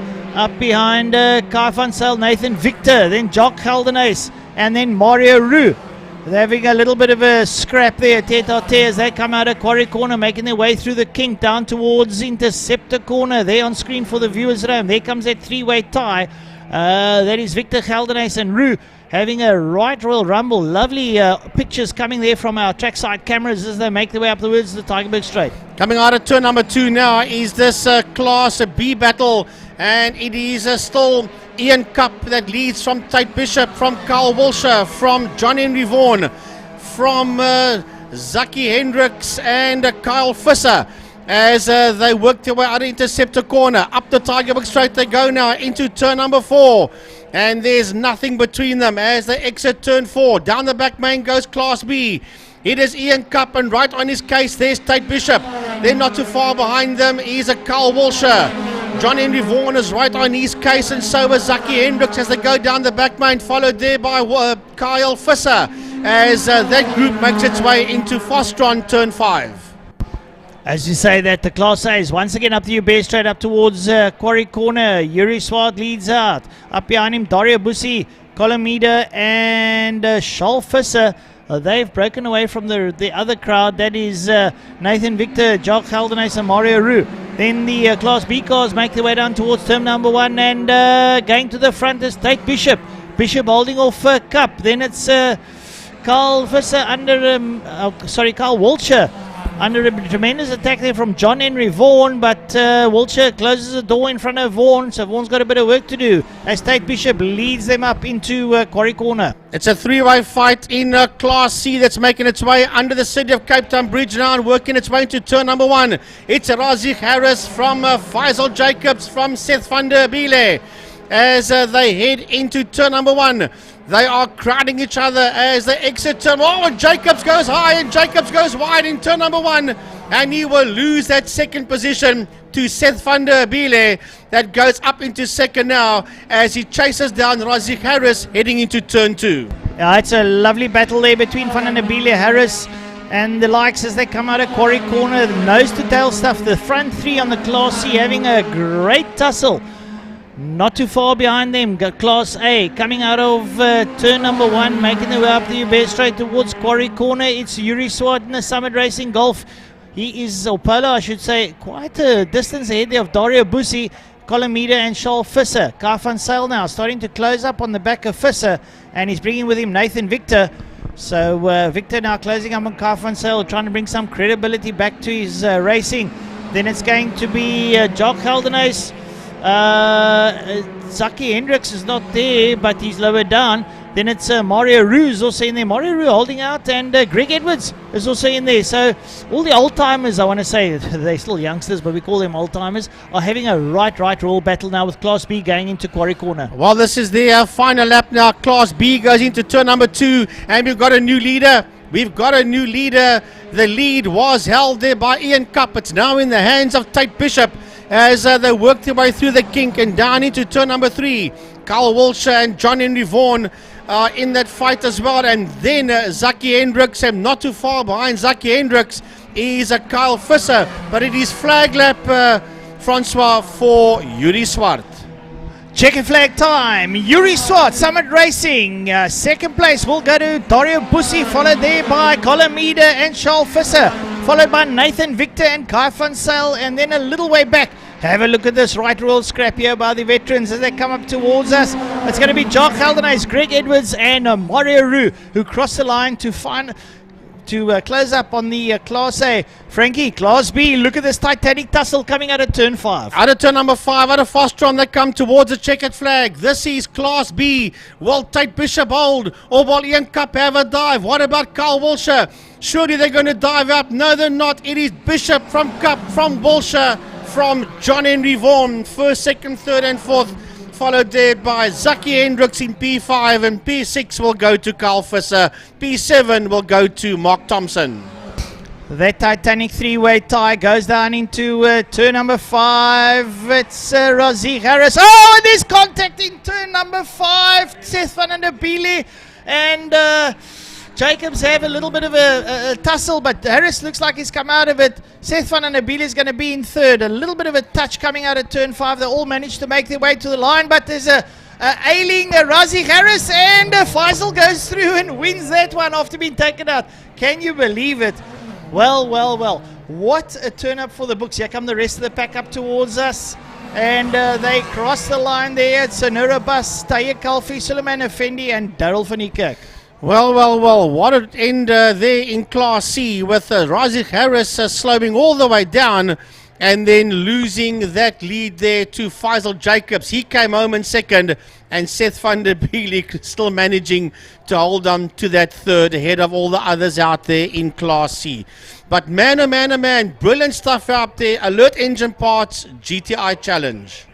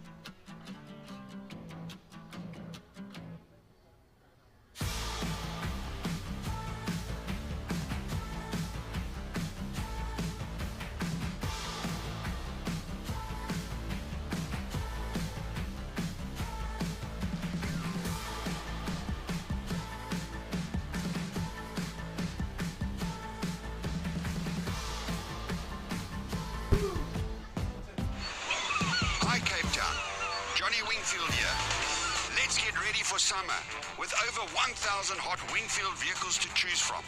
We'll assist you with all your vehicle expectations and requirements. We are the professionals. Pop in at Wingfield Motors Goodwood, Kales River, Belleville, Northgate, Friedenberg, private finance and best price from our car for world-class service and satisfaction. Also visit our websites. Wingfield Motors is an authorized FSP.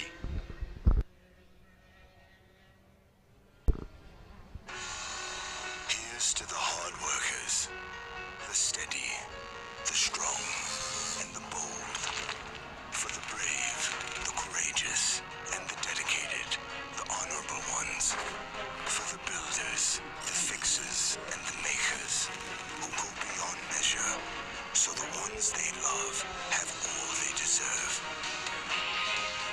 Interceptor, great comfort, better safety.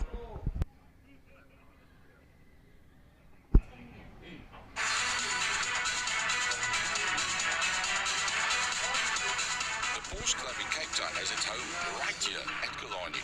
In fact, it's the only Porsche club in the world to have a clubhouse at an international racetrack. We are proud sponsors of Killarney and the Porsche Club Straight. Our passionate club members and their families regularly attend our race meetings. If you own a Porsche, come and visit us at the Porsche Club and we will let you know what fantastic events we have on offer. The Porsche Club, the best car club in Cape Town.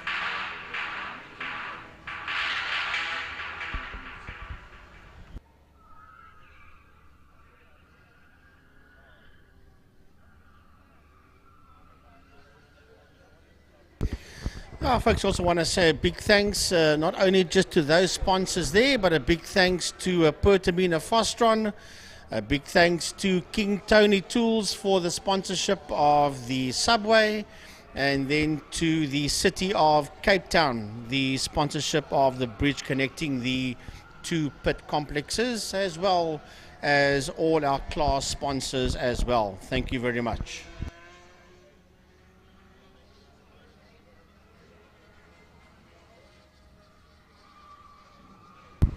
Right, folks, as you can see in the middle of the circuit, a little bit of the karting practice that's taking place at the moment, and that just brings to mind that we've got a couple of South Africans over in Portugal at Portimao who will be representing South Africa in the World Rotax Finals. I can think of a few names from Cape Town. Joey Ulst is out there in DD2 together with Sebastian Boyd. In the seniors, we've got Eugene Brits who's out there. And a host of other youngsters that are over there representing South Africa. That's next weekend. That's the World Rotax Finals. We in South Africa, I think in all, have got something like 13 world champions already in World Rotax Finals. And let's hopefully that we'll have some more coming next weekend. And I reckon that's going to be a lot of fun. Yeah, you know, when us South Africans actually do very well at the World Finals, we are sometimes a bit on the back foot when we arrive there. We have to rent equipment, whilst a lot of the Europeans bring their own chassis and engines and everything. So, yeah, it's always a great boost for us when we have our champions. We've had many champions over the years in karting. And, while a lot of your big karters move on in the world of motorsport to the more senior formulas.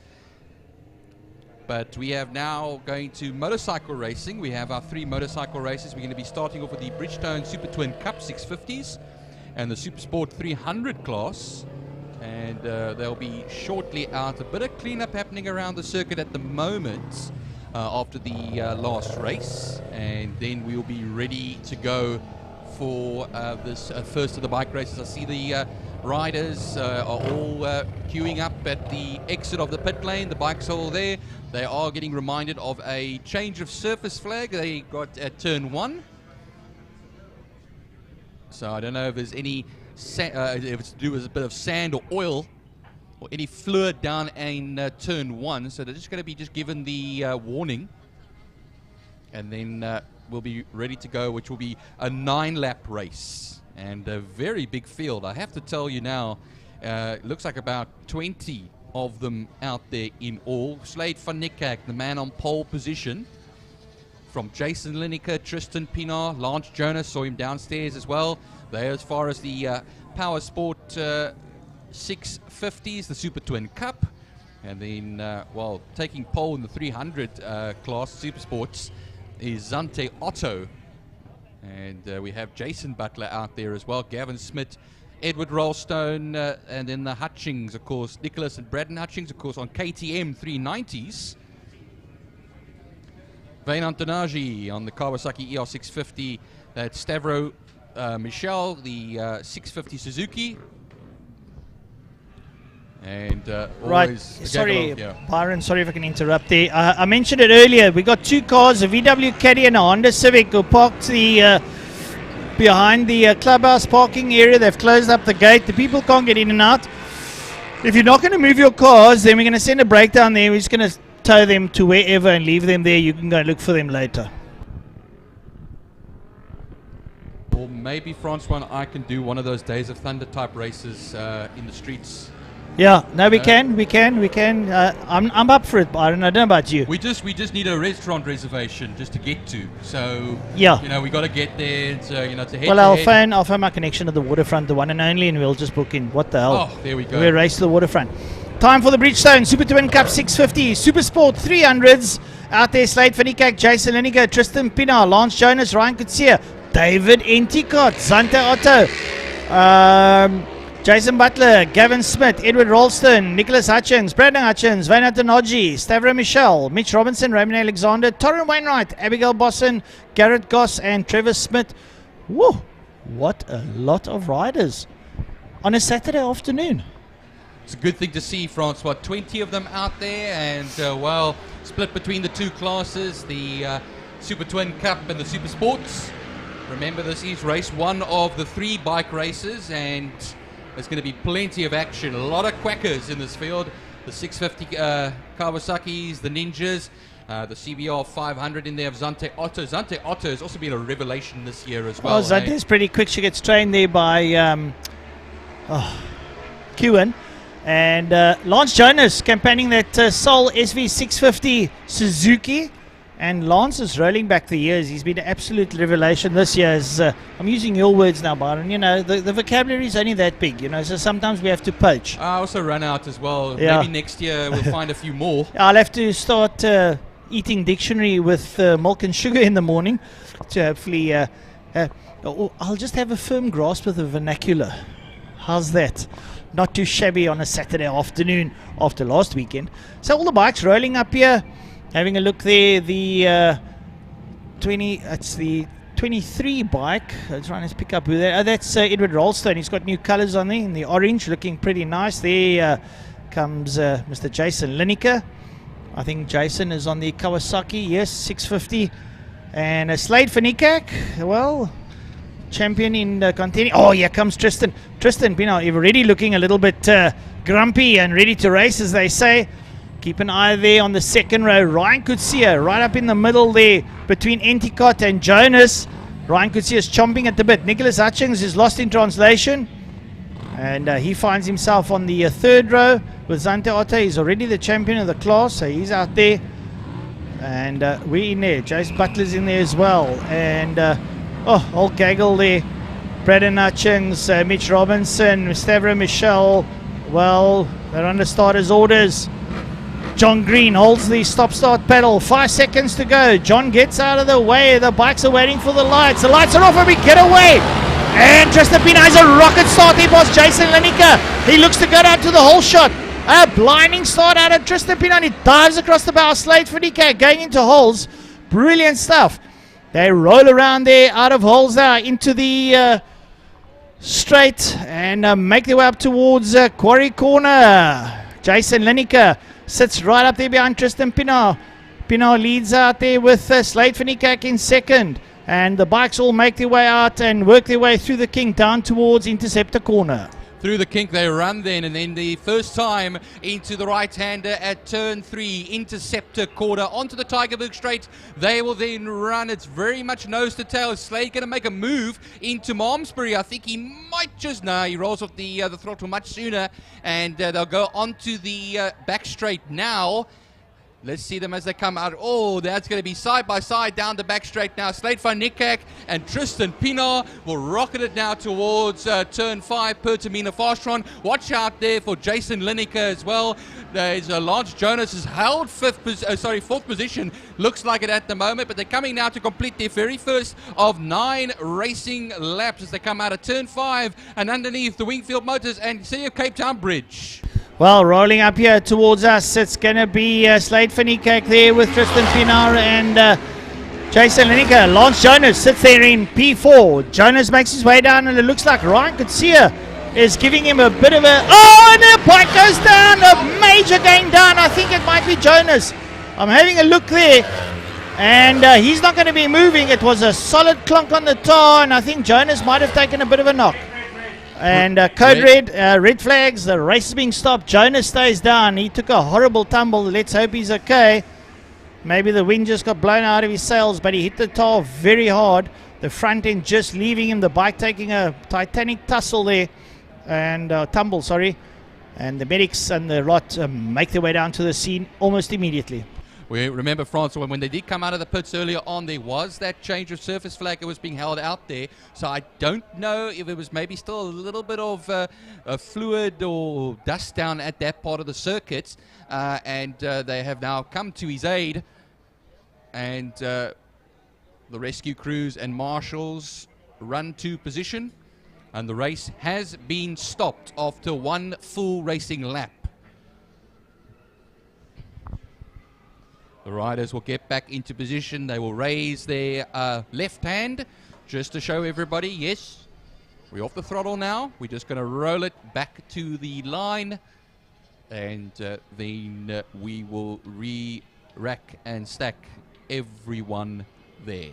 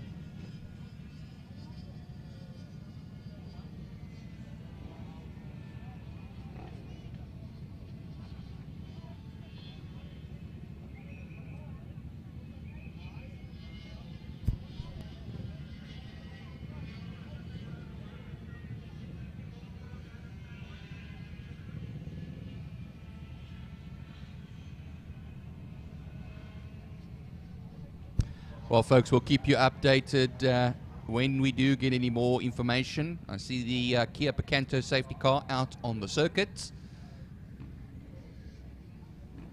as the riders get back into their positions to await a potential restart.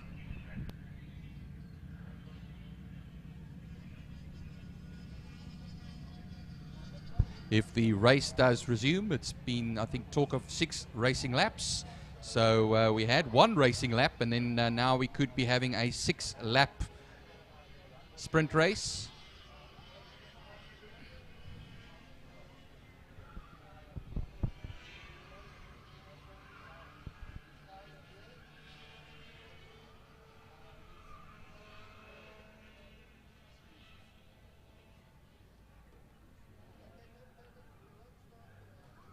Yeah, so 3 bike races today. The first of the bike races having commenced and has been stopped if you're just joining us. Yeah, Byron, sorry to jump in here, but we all know Michael de Toya that races in the SPK class, and he's one of our top campaigners. All he has to do is do what he has to do today, and he wins the Superbike challenge category, becomes a champion in that class, and we're not going to see him out on racetrack next year if he cannot get some sponsors aboard. And he's out there on bike number 7, not now, but when the Superbike comes out, which will be the race, I believe, after this one. And if anybody Yes, we've got some good news on Ryder the rider. seems to be up and walking, and if he walks himself into the ambulance, he's gotten himself into the ambulance, which is absolutely positive news, Yep. if you ask me. And that it makes us breathe a sigh, a sigh of relief here, Frankie. Sorry to interrupt you there. Yeah, no, fine. But Lance Jonas, who we believe it is into the ambulance, and that means he'll be sitting up as well if he is getting himself into the ambulance. And before I hand back to you and to Francois, what I want you to say is, if you can get some sponsors aboard for Michael du Toit, go down here to the right-hand side of the commentary box and go look for Michael du Toit. You can ask the people there, and let's see if we can get some sponsors aboard for Michael. Otherwise, we're not going to see him out on the circuit for 2023, and that will be very sad news. So, yeah, we'd really love to have Mike out there and to defend his title in 2023. So if anybody around the circuit would like to sponsor, I know there's a lot of people at home that would like to sponsor as well. I think what you could do is then maybe call the WPMC office and say, listen here, we're looking for a contact number for Mike du Toit. We want to try and get him on the circuit next year. So come on, people, he's going to be the champion. Francois would like him to defend it next year, but right now that's not going to happen. For sure. He's got a big crowd following. They're on the embankment, the Hooligan Motorcycle Club. They have been sponsoring Mike to quite a distance. They will always be there to help. But, let's start a bit of a crowdfunding, get a couple of guys together. It doesn't need too much to campaign his motorcycle for next year. He's got the bike. You just need to help him out with some tires and fuel. It's not the end of the world. I think he will sort out the rest. Right, so we're going to have a 6-lap race now in the Super Twin Cup and the Super Sport 300s. And glad to hear that Lance Jonas ambled his way into the ambulance. Yeah, just taking a look at the replays early on, anybody who was online seeing that, it was a low side from Lance Jonas. So I always say rather a low side than a high side. And, he just slid into the gravel trap. But remember, you're sliding at an incredible pace into that gravel trap, and the sudden stop as well can really take its toll on the body. And thankfully, like you were saying, Francois, getting up and getting into the ambulance yourself is one thing. They always said, you know what, Evel Knievel said it. He said, if you keep falling and you keep getting up, you'll never be a failure in life. No, that's just the boss. Look, Lance Jonas is built from the old stuff. I mean, he's still metal, so nails. He'll be a bit sore, I'm sure. Let's hopefully the bike's not too bad. They can sort it out. And, all good there. Oh, Ryan could see her pulling off the circuit. Is he got a bit of a problem? Ryan could see his bike is cut out. Yeah. That is not going to do his championship standings any good. He's looking to do well in the championship. I don't know what's the story there. Well, he's having a conversation there quickly with Phil Herald. It's Phil the Dolphin Herald. Phil the Dolphin Herald. You know what happens is, and you see there's a whole family affair there at Zone 7 because we've got PJ. It's also PJ, involved, yeah. Baby Dolphin, Porpoise, the Ritland Racers, he's also called as well. Yep. The Heralds are there. They're around. They're around, yeah. And Phil, a very experienced head on his shoulders there, and talking to John Green. But those, looks like there's a bit of looking around there, and Kutsia not going to be a very happy buddy over there if he can't get this race started. He's off the circuit. He looks like he'd like to go. I don't know what the story is, but we'll have to wait and see. Well, that will leave the 4th and 5th slots empty. I see David Enticott, Zante Otto, Jason Butler, Gavin Smith, Edward Rolstone, and of course Braden and Nicholas Hutchings. One sighting lap I hear from Emil Tiny Brunt. Remember, log on to Facebook for Tiny's Pit Box, and you'll see a lot of information always about our race events. Okay, so it looks like he had a bit of a boot issue. So Ryan makes his way off the circuit. John Green gave him a little bit of a talking to. They will join the pack, and he'll make his way around the circuit and bring his way back down to pit proper, or should I say the start line proper, the grid proper, and they're just going to work their way around the circuit. Well, like I said, and having a look yesterday on Facebook, Byron, talking about motorbikes, Sheridan Murray, fastest man in Macau, absolutely set a lap time equal to the lap record. I mean, that's in the yard, the 24-hour, the Le Mans series for the bikes. Absolute blinding. Going through the streets. I mean, it looked like he was going to smack into the wall all the time. And he just boom, boom, boom through there. Bikes on a street circuit. Oh, that's crazy stuff. It's blinding stuff. You know, what happens is, I used to think, you know, in the old days they did Grand Prix motorcycle racing at Spa. Spa, yeah. And they did it at Montjuic Park, which is also a street circuit in Spain. Yeah. Which Formula One cars drove on. So I'm telling you, that's crazy stuff when you're going on a street circuit on bikes. No, listen, I watched that clip yesterday. Sheridan absolutely on blinding form out there. I mean, it was great to watch. Stephen Windell wasn't even relatively close. Sheridan just blitzed the field. He was a second quicker than any man on the circuit. It was unbelievable to watch. So if you're on YouTube and you're hooked up with that, with the Yacht Series, go have a look-see. Right, Jason Lineker decides to get in there first. David Enticott's in there. And here comes Slade for Nikak. Xander Otto's out there. Nicholas Hutchings rolls up. The rest of the field. Here comes Tristan Pinar. Tristan, his whole body language speaks of aggression. And he got off the line very quickly in the first start. Let's see how he does in the second one. Fortunately, the omission of Lance Jonas. But like we said, he's okay. So we don't mind.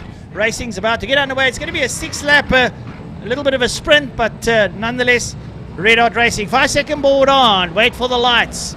The lights go on, lights off, and we go racing down towards holes. And once again, Tristan Pinot is out of the blocks like a greyhound chasing a rabbit, and they roll around out of holes. Make their way up the Uber straight up towards Quarry Corner. Slade van Niekerk sits in second, Jason Lineker in third. And is that Enticott? Could be Enticott that's pulled in there. Yep, Enticott goes to fourth, Xander Otto in 5. And Nicholas Hutchings sits right up behind Xander Otto, the champion for 2022 in the SSP class. Nicholas Hutchings chasing Xander Otto on the CBR 500R as they make their way down towards Interceptor Corner. Yeah, all through the kick. A nice, good, clean start from everybody. What I noticed as well, Francois, was the change of surface flag was still being held out as they came off the line. So it is still questionable, that first turn, and there is something down on the tarmac there. But here we go now through turn 3 onto the Tigerberg straight. We then run, and now already the leaders on the back straight as they do run now, shooting it down that side towards turn 5. Remember, as we reminded you, it is a 6-lap race from the original 9, and while they'll then lean into the long banked right-hander at Pertamina Fastron and then charge it down past the old bus stop chicane underneath the City of Cape Town and Wingfield Motors Bridge, and to complete lap 1, and it will be the number 50 of Tristan Pinar that leads the way. But for how long, Francois? Well, Slade van Niekerk trailing him.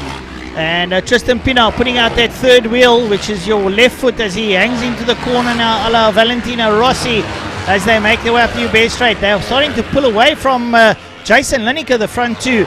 And Tristan Pinar slides it into Quarry Corner. He's got Slade van Niekerk lurking in his shadow as they work their way around out of Quarry Corner. Jason Lineker's there. David Enticott sits there in P4. Then it's going to be Ryan Kutsia, then Xander Otto, Jason Butler, Nicholas Hutchings. Then it's Smith, Rolston, and Michelle ahead there of Brandon Hutchins, Raymond Alexander, and Mitch Robinson.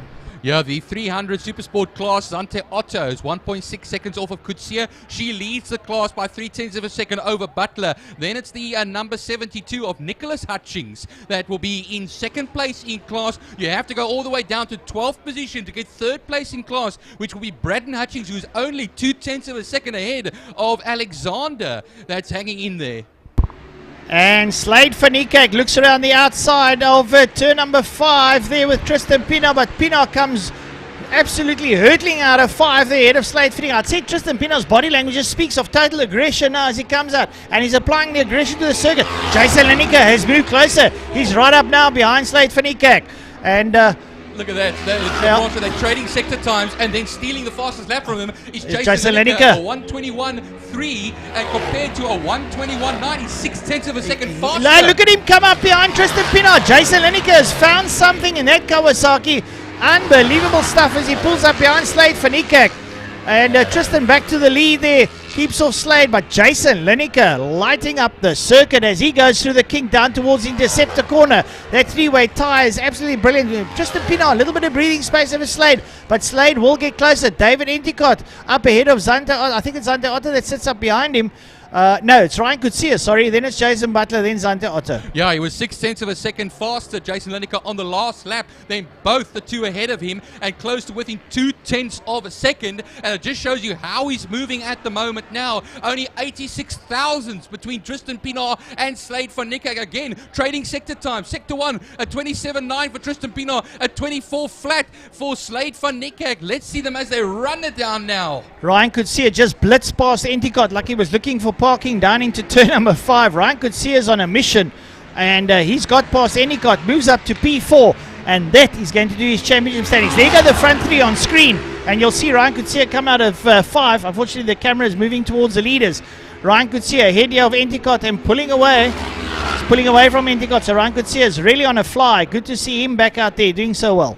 Yeah, 1:20.912, the fastest lap of the race for Tristan Pienaar, and still 0.08 of a second between himself and Slade van Niekerk, and trading those sector times between the two of them. 0.2 further back, it is Jason Lineker. Ryan Coetzee, as Francois has been pointing out, 8.3 seconds back, but holding it ahead of David Endicott and Jason Butler. Let's go back to Zante Otto. Zante Otto is 3.2 seconds ahead of Edward Rolstone, and Edward Rolstone 1.3 seconds ahead of Hutchings. Hutchings is going to have to work incredibly hard to try and catch Zante Otto for the lead of this particular 300 Supersport race. Gavin Smith in that little section as well, and Stavro Michael, that's also hanging in there in 11th position ahead of Braden Hutchings and Raymond Alexander. Only 0.02 of a second between the two of them in 12th and 13th, and that's of course the battle for the last place on the podium in the Supersport class. Well, Ryan Coetzee now pulling away from David Endicott. We watch the leaders come out of Perdamina for strong corner,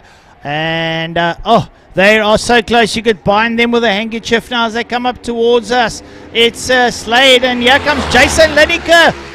Lineker looks up on the inside of Van Niekerk. Van Niekerk very late on the brakes. He holds on there. Jason Lineker. Tristan Pienaar has been relegated from 1 to 3. He cannot be happy with that one.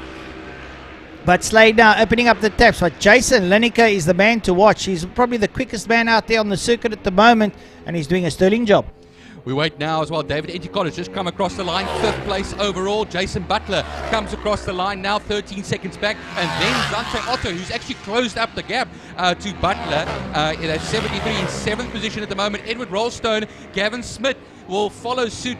Nicholas Hutchings drops a place and goes down into 10th position, still second in class though, but we do only have 1 and a bit laps left to go. They go through Malmesbury Sweep, our leaders right now, and they'll come down the back straight ready there. Pienaar, it actually is Slade van Niekerk that holds the lead, excuse me, ahead there of Lineker, and here comes Pienaar now. He'll dive onto the inside in turn 5, Pertamina Fastron, and should take that second place right away from him. I look at that flash of red go down into 3rd position. Byron, I cannot believe 10, 12 years ago, these little lighties were riding little NSF 100s, and now they're out on 650s entertaining us here at this high speed.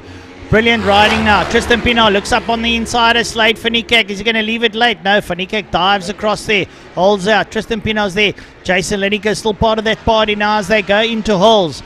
They roll out up the Hubert straight up towards Quarry Corner. Slade van Niekerk. Look at Jason Lineker. Close up on the back of Van Niekerk. Lineker's on the fly. And no, that's Tristan Pienaar. Sorry, Pienaar, and then Lineker. Lineker hanging there. He's just looking at them. He's just watching and see what the two of them are up to. But he's got the pace to close down. Oh, but he's really pushing there, Francois. Tristan Pienaar was a 1:28.75, 0.2 of a second faster than Slade van Niekerk on the last lap.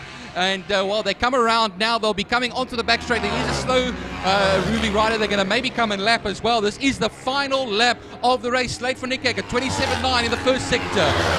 So, watch them as they come around now. Yeah, they go down the straight. Lineker is still well and truly in this as well. They'll all be in each other's draft in the slipstream. There goes Lineker. He'll go onto the inside for the last turn, but I think Slade van Niekerk might just have this as they come through Pertamina Fastron. Slade van Niekerk leads out there. Tristan Pienaar, Jason Lineker right there in his shadows as they work their way out past the left hand up towards the City of Cape Town Bridge. Checkered flag looms. Yeah, they come up towards us. It's Slade van Niekerk and Tristan Pienaar and Jason Lineker over the line. They are so close as some of the slower riders make their way around. And then we wait for the rest of the field who are only making their way now down out of 5. I think We're going to have a look here. Yes, a brilliant ride here out of Ryan Kutsia and David Endicott. It was 41 thousandths of a second between Slade van Niekerk and Tristan Pienaar there, Francois. But look at this now. Van Niekerk, Pienaar and Lineker, a 120.4, a 120.4 and a 120.4. Matching lap times, just a smidgen faster was Jason Lineker with that 4:09. Brilliant stuff. That is brilliant times coming out of those 650s, 120.4. And behind Endicott, Jason Butler, Zante Otto, Edward Rolstone. We wait for the rest of the field to come through over the line. Gavin Smith, Stavro Michel, Nicholas Hutchins. And then we wait for Mitch Robinson. Robinson crosses Wynand Tenaji. Oh, it's Abigail Bossen got past Wynand there on the line. Brandon Hutchins, Raymond Alexander. We just wait for Torren Garrett, and that will be the end of the race. Well, we're going to move on to the Superbikes pretty shortly.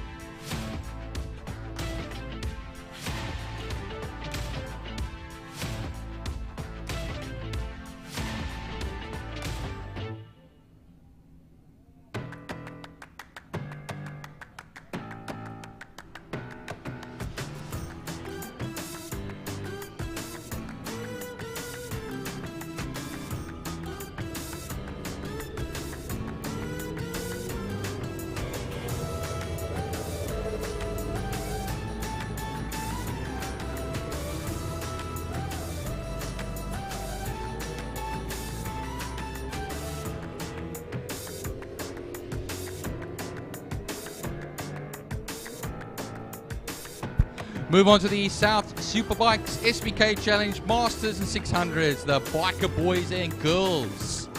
Always out there to entertain us and give us some great racing. Ronald Slammert, there we go. Now we've got a name coming back. I saw him earlier on chatting to Hilton Redingace of 888 Motorcycles, of course, Tiny's Pitbox in conjunction with him as well. And he's one of the masterclass riders. Malcolm Rapson on his trusty Suzuki, Jacques Ackermann on his Quacker, and then JP Friedrich in the mix always as well. But Hilton Redlinger is always doing a mighty job. That's the Superbike guys. Matthew van Niekerk, Brad Bodsworth up in that section. Michael de Toy, who we spoke about earlier on, trying to get a sponsor for 2023. And 17 of them out there, 9 racing laps. Out there to Sean McCrill on the Kawasaki ZX-R 10. Matthew Hughes is there with him. Michael Hunter on the Kawasaki ZX-6R. He'll be out there. Behind him, Lubabalo and Tisana. Dion Ebel.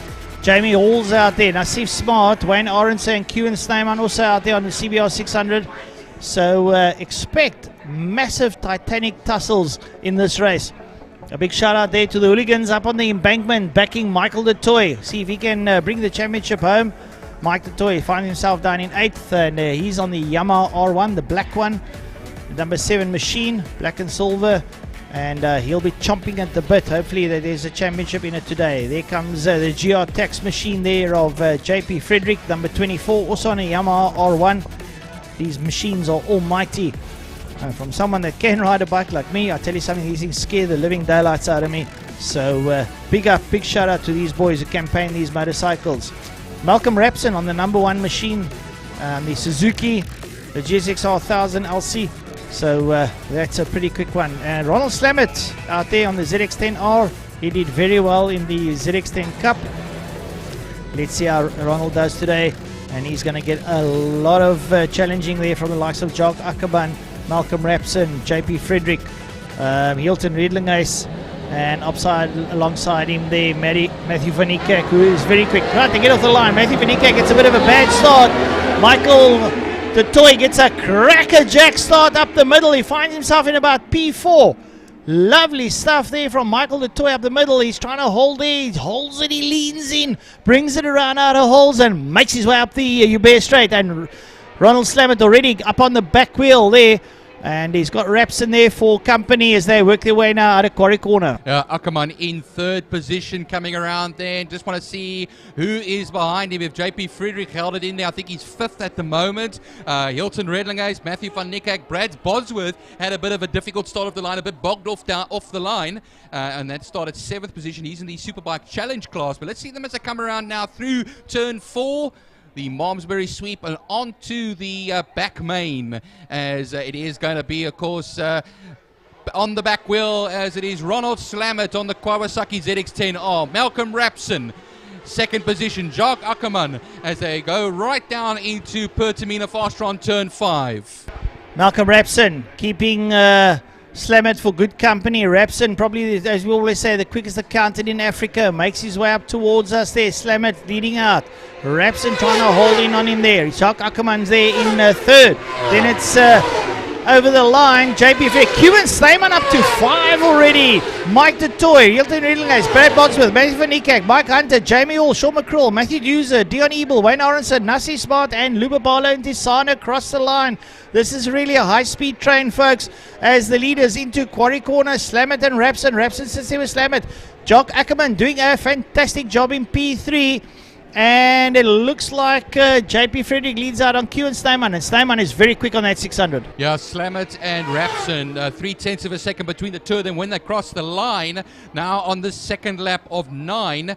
And now, of course, the real flyers come in the last 2 sectors on that 1st lap from a standing start. It was Malcolm Rapson that was fastest in sectors 2 and 3. We'll see them as they come around now, what it's going to look like. The fastest first sector, actually, was a 26.5 from Kewan Sneyman, the man on the move at the moment. Kewan Sneyman was half a second off of JP Frederick. Kewan Sneyman up on the inside of JP Frederick into turn number 5, and he gets past Frederick on a 600.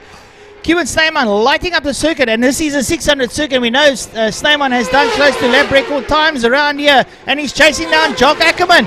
Kieran Snyman is chasing down Jock Ackerman on a CBR 600 and an old CBR 600. Snyman doing a fantastic job. Oh, the Honda has gone a 1:13.671 for Kieran Snyman there, and he's half a second off of Jacques Ackerman at the moment. Ackerman third overall, but second in the master section. Third in the master section is none other than Hilton Redlingace on the ZX10R. Have a look at Kieran Snyman coming out of Quarry Corner, sits right up behind Jock Ackerman, and he's left JP Frederick in his wake. Snyman is absolutely lighting up the circuit on the 600, and I think Ackerman is going to come under attack very shortly as they make their way up the Tigerberg straight up towards Barnsley. Snyman looks up there and has a look at Ackerman. Ackerman says, not right now, I've still got a race to run, and Snyman leads out there with Rapson up behind him, but here we go. Here comes Snyman up behind Ackerman. Ackerman lights up that ZX10.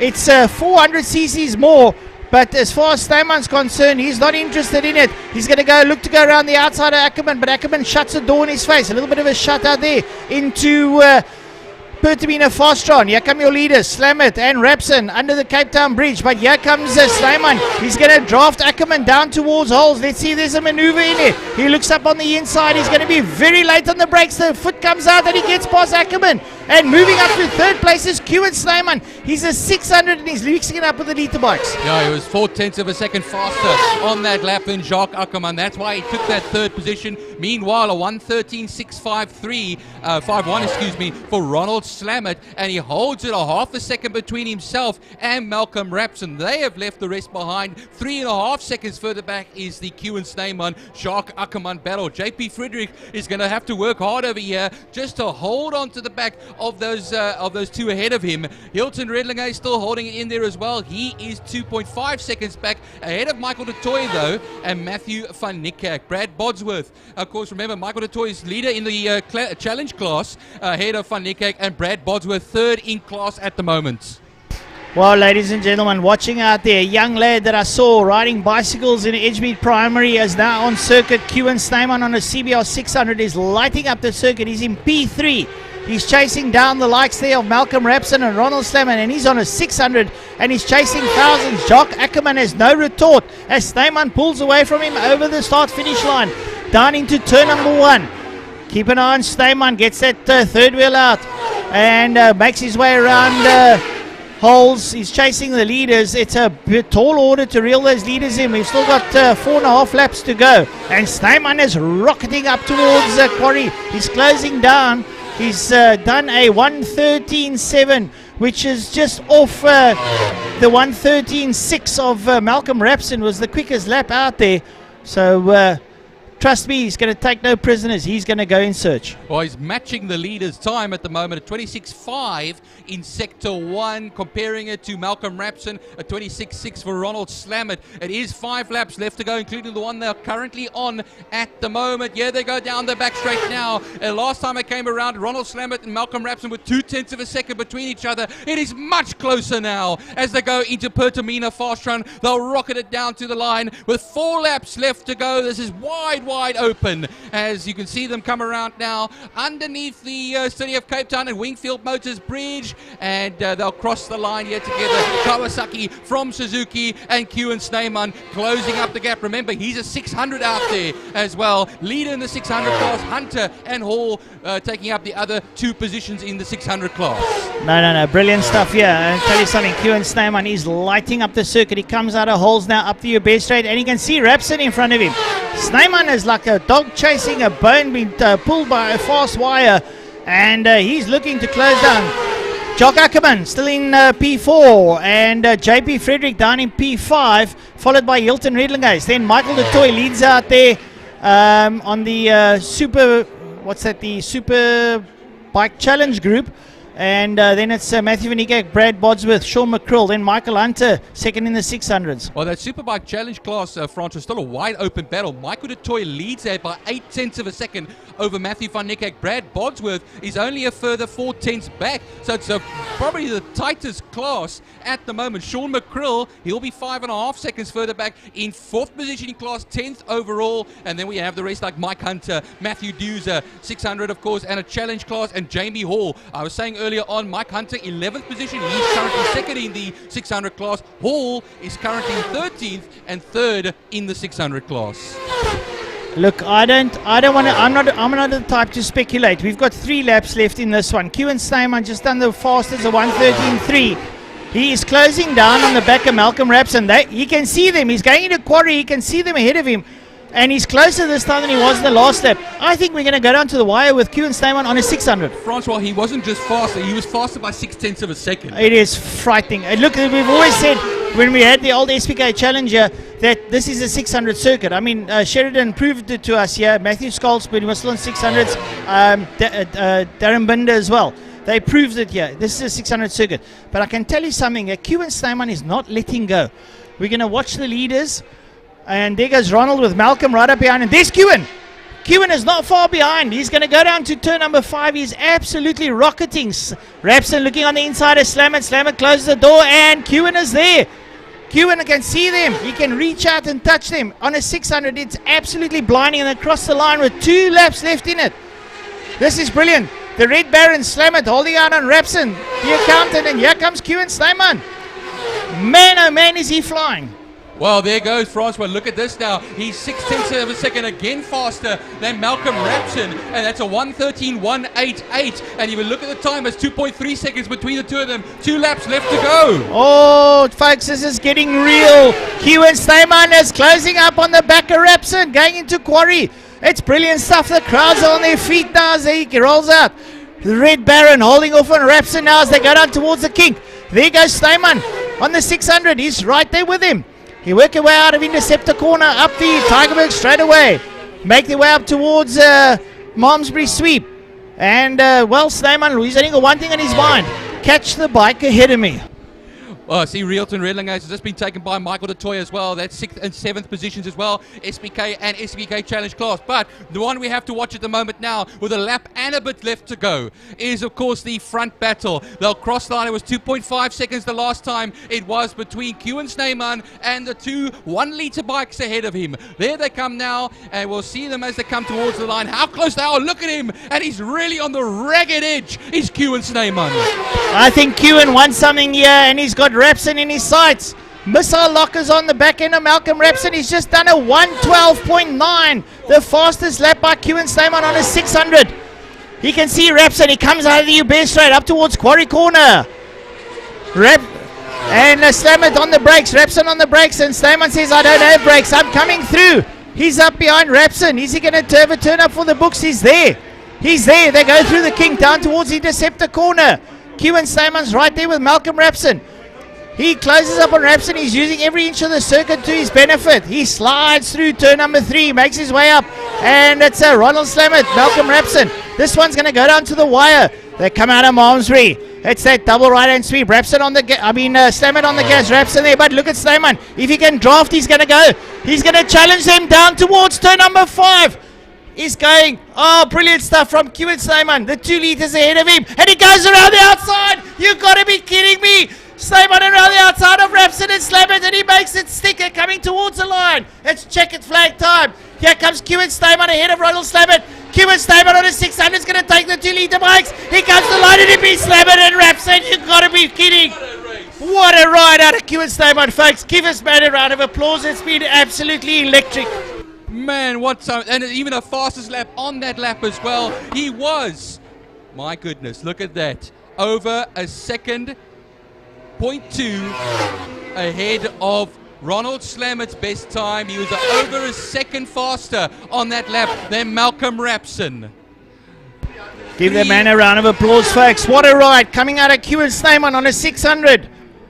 Unbelievable stuff there. Wow. I'm telling you, 3 100ths of a second, 38 thousandths of a second, whichever way you want to put it, Francois. I'm going to say to you, I wasn't sure if he was going to be able to do it. I thought to myself, he's going to be wishing this was a 10-lap race. He didn't need that 10th lap.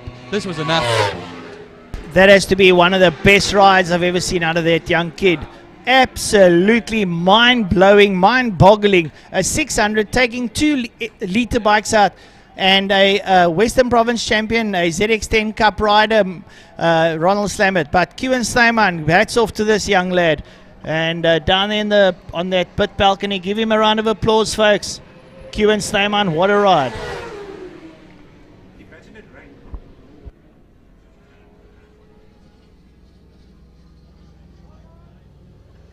Well. What a day. 2022, we said it's been a bad year, but man, is it ending on a high. Yeah, it's lovely, you know, just to top it all off. And this is 10 tenths racing. Let me tell you one thing, in the finest. 11 tenths. 11 tenths racing, exactly. And yeah, we have a few replays here. Somebody going about motocrossing over there, or around the on the grass. I didn't see who that was. I saw like a tumbleweed type thing rolling on the main straight as well. It's like we were in a western over here. But yeah, it just shows you the wind comes up and blows a few branches over there, and that can cause always a factor. But no, let me tell you one thing. South Superbike Challenge, Masters and 600s, they've really aced die boonste rakke. Wat praat jy uit die boonste rakke uit? Daai sommer die boonste rak uit. Daar is net een ding daarbo. So ja. Nee, dit was opwindende wedrenne geweest. Kewan Steyman wat daar vir die res van die klas gewys het. Wat is klas? En hy het 2 liter masjiene geklop en 2 baie ervare renjaars wat hy daar klop het in die naam van Ronald Slammet en Malcolm Rapson. Kewan Steyman wat absoluut fantasties gery het.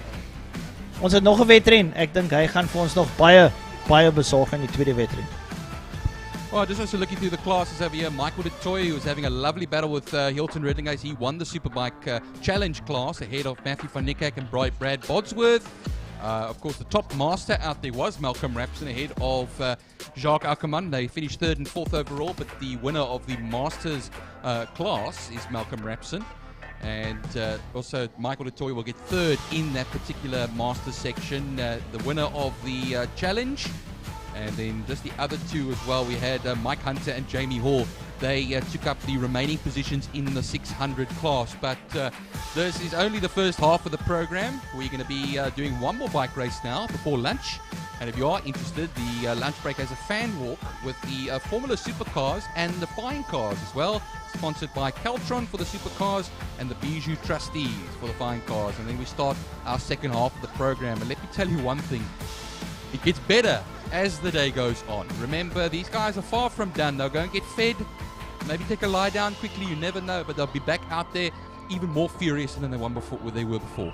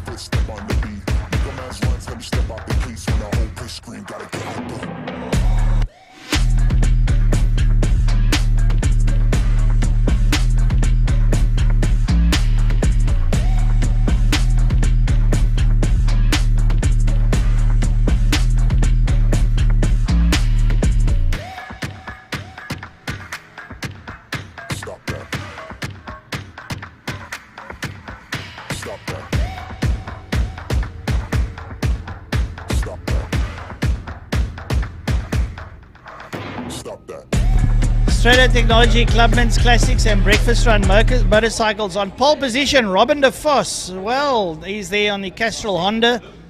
Nice to see Robin out there. And Quinton Weening's up alongside him. Wayne Gress is also there.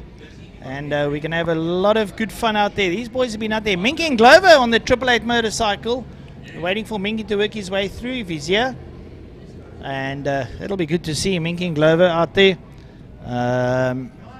29 motorcycle is it's Hendrik, the younger of the Hendricks, and then it's Derek there on the 57 motorcycle.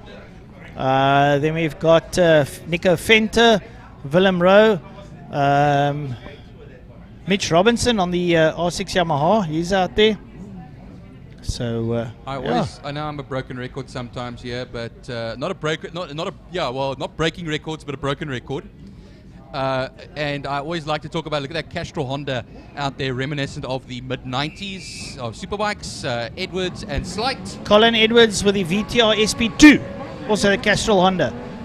Right, so we're getting ready to rumble in Mertz as well. 9 laps, they got a 9-lapper. And when John Green, 5-second board, gets out the way. Robin de Vos is looking at the lights. Can he get away quickly? He gets a great stall. Oh, and a bit of a wheelie and a chug there coming out of Quinton Weening as they make their way down to holes. Oh, a bike my. gone down. The bike wheelied. Drove off without him. Well, okay, there we go. So we might have ourselves red flag. 39 bike. Well, I'm trying to pick up. Oh, that's Wasserfall. Is that Shaw Wasserfall? No, Keegan Wasserfall. Sorry. Oh, wait for me. The thing over there as well. He's got that bike back up there, Francois. I don't know, maybe a throttle stuck open or something happened there. The bike left him, yeah. And well, we'll try and get a replay out of our cameras on the screen. I don't know what happened there. I just heard Frankie saying, wait a minute. And the bike, but the bike looks like it's a bit worse for wear, so they're going to bring that back into pit lane. I don't know if the cameras picked it up.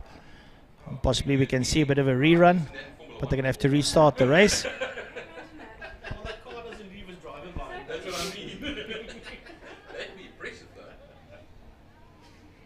So we'll look towards our producers. Maybe they can pick up what happened there.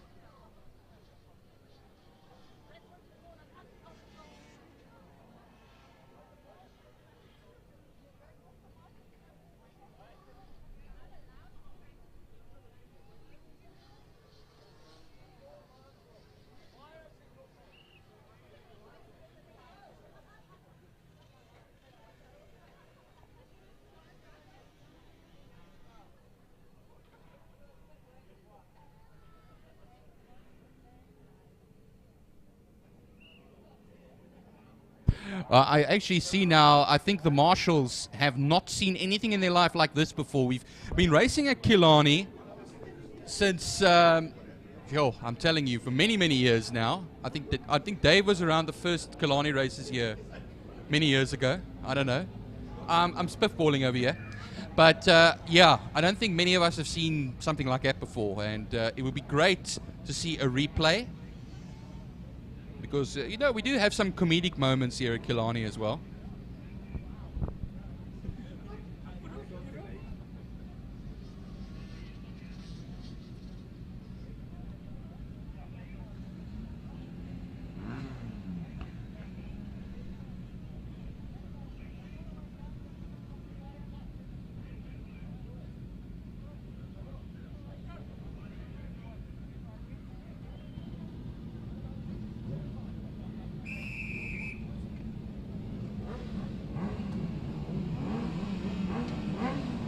Right, so we're back under starters orders for the Australia Technology Clubman Classic and Breakfast Run motorcycles.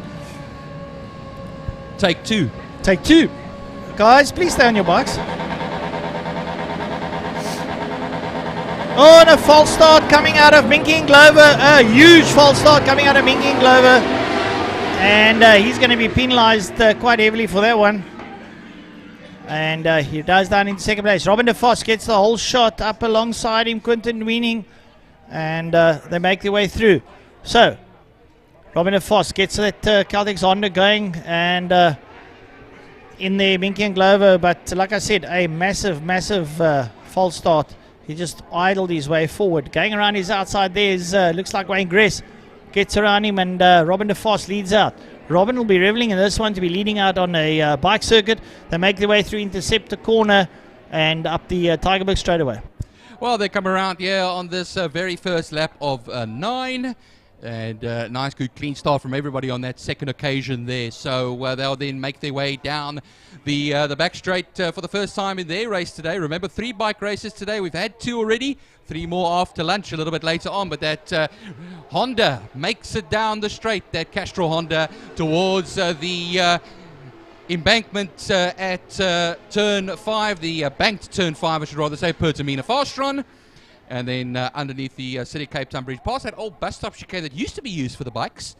And yeah, a little bit dangerous, not to say the least. But anyhow, coming up towards us, it's Robin de Vos, then Minky and Glovo, and then going over Wayne Gress.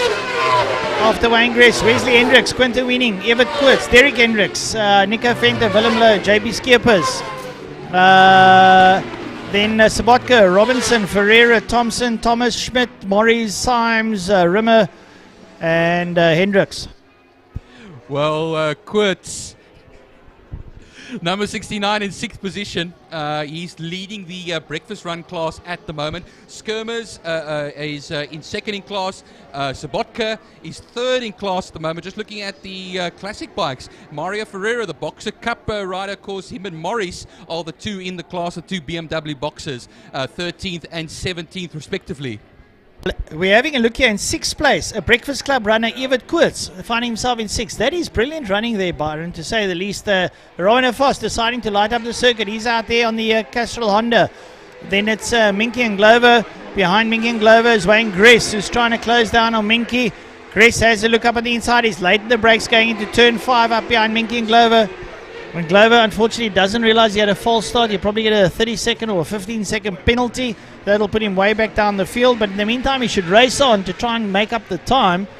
But going over the line there, it's Robin de Vos. De Vos leading out.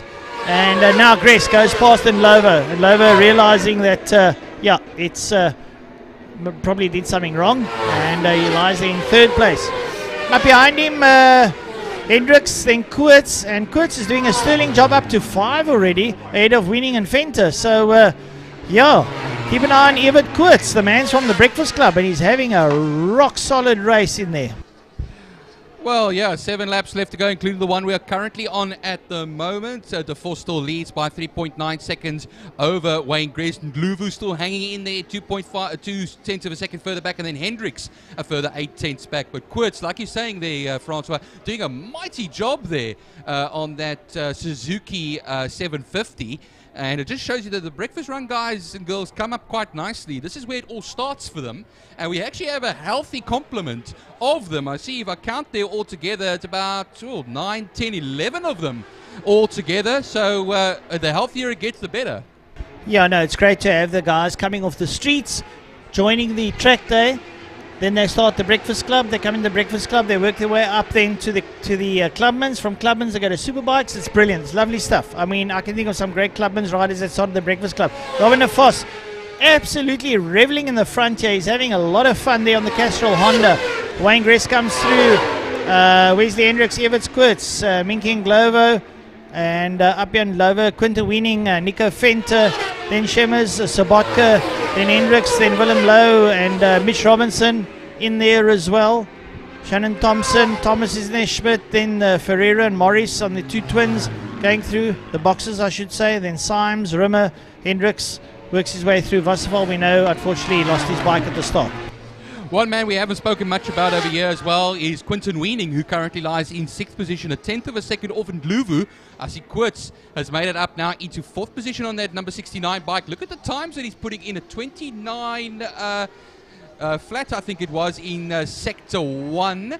And he's getting quicker than the ones ahead of him. He's a second and a half off of Hendricks at the moment. Sabotka is also coming slightly up, 7.3 off of Quinton Weening. He's now 1.6 ahead of Fenter. That's 7th and 8th as well, with Skirmers in 9th position and also 3rd in the breakfast run class. Well, going down into turn number 5 of the leaders there. Evert Kurtz on that blue Suzuki GSXR, 750, works his way in 4th. Robin de Vos leads out. 2nd place, Wayne Hendricks. And Wayne Hendricks making his way up towards us. Wesley Hendricks comes through. And I tell you what, have a look there.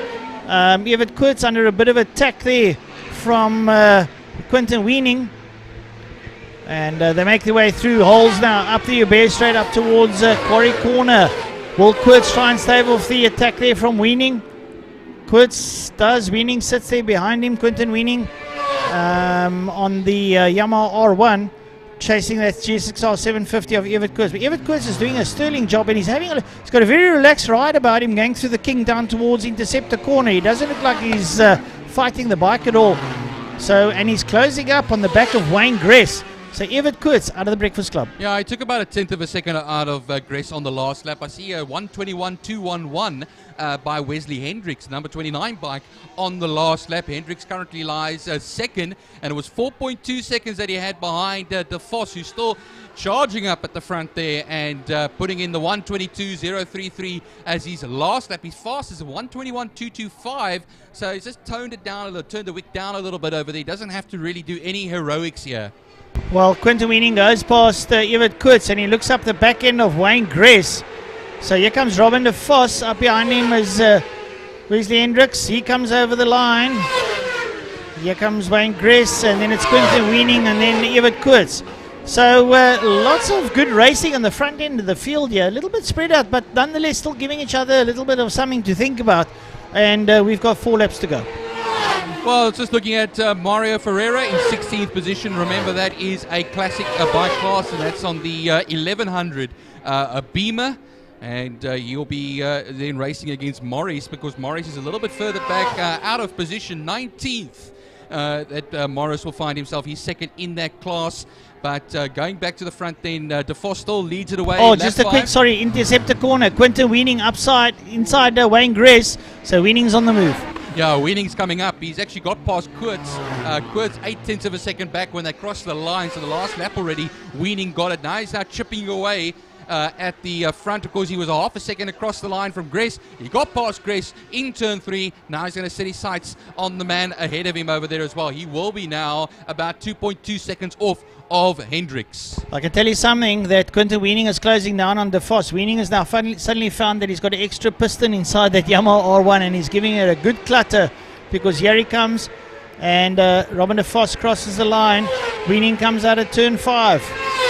Weening is absolutely lighting up the circuit, so keep an eye on Quinton Weening, Wayne Gress, and then Evert Kurtz. So brilliant stuff there. And Lovo down in 6th, then Sabotka and Shermers. Sabotka second there behind Kurtz in their class. That's the Breakfast Run Club. So the Breakfast Run Club are up in the top 10. 3 in the top 10, Byron.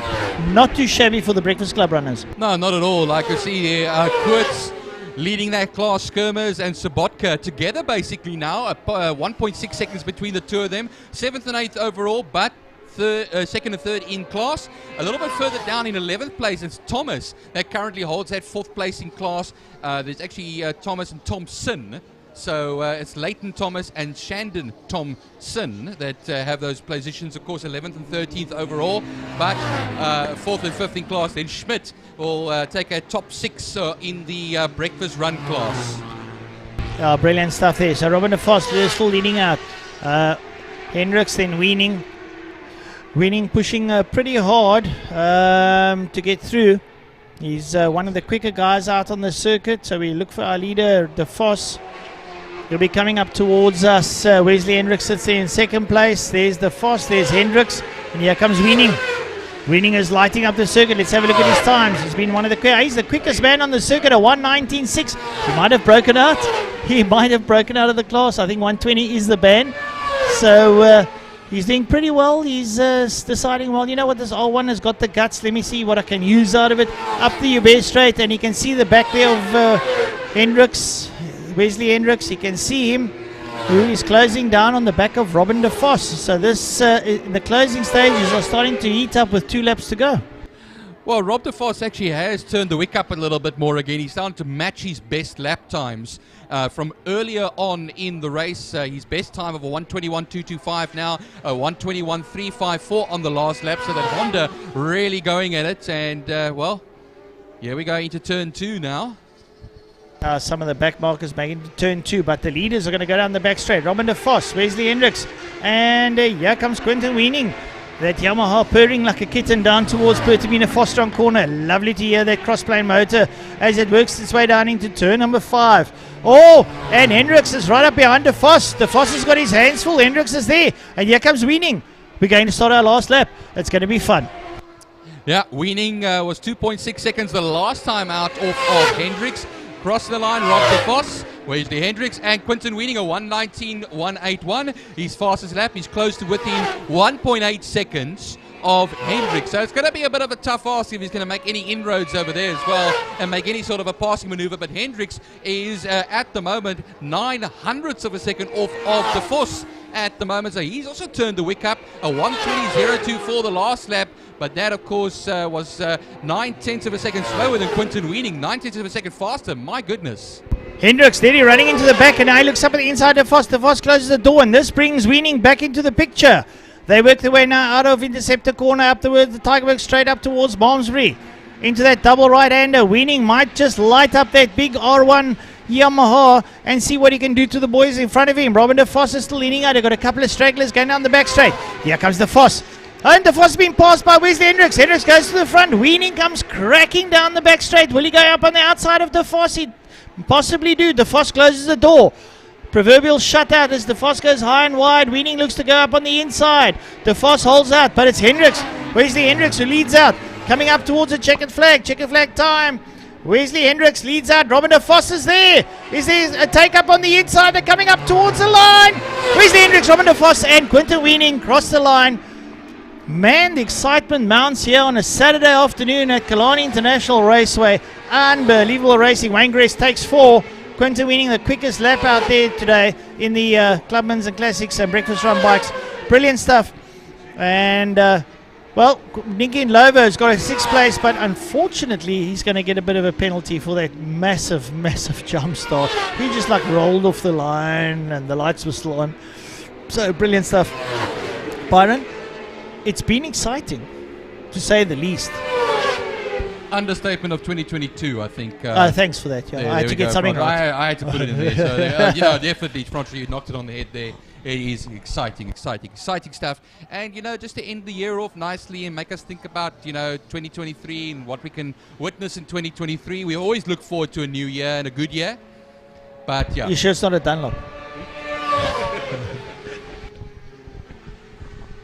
No, just some lovely stuff over here. And the Pirelli calendar. I'm going to get all the calendars, actually. Around the house. Well, the Pirelli calendar stays the best, let's face it.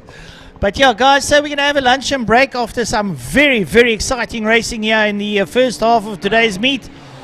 We'll see you later. Don't forget the guys down there on the Tigerberg Straight. We got a fan walk. It's the supercars and the fine cars. They'll be out there. Oh, and we got the take on the screen there for the viewers at home. The bike just leaving the rider, and he goes running for his bike. It scratches its way down there. Oh, he got a wheelie. Yeah. Oh, he nearly had the bike on top of him. He's very lucky. A little bit of what do we call that? Whiskey throttle. I'm surprised he was running right after that because he felt right hard on his backside there. Yeah, I can tell you that much. No. But anyhow, he's safe. The bike's a little bit bent, but then I'm sure we can fix up for the second heat. And everyone having lots of fun out there. And we see the bikers now going back to Park for May. Right, we'll see you after lunch.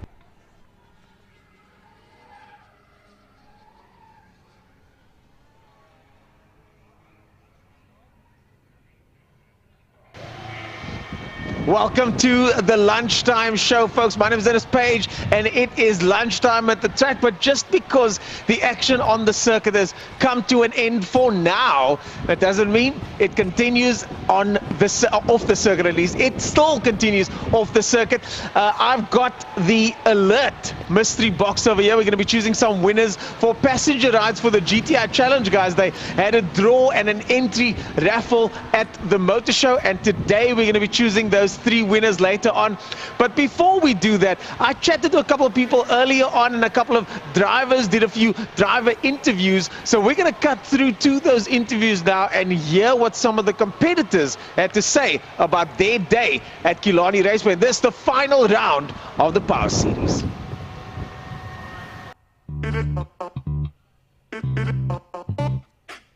Well, we are standing here with Mark Ridgway in one of the baddest looking cars on the grid today.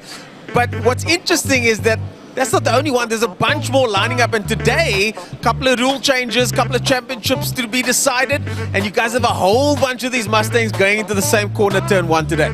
Yeah, it's going to be very interesting. What we're doing today is we're going to stagger the start.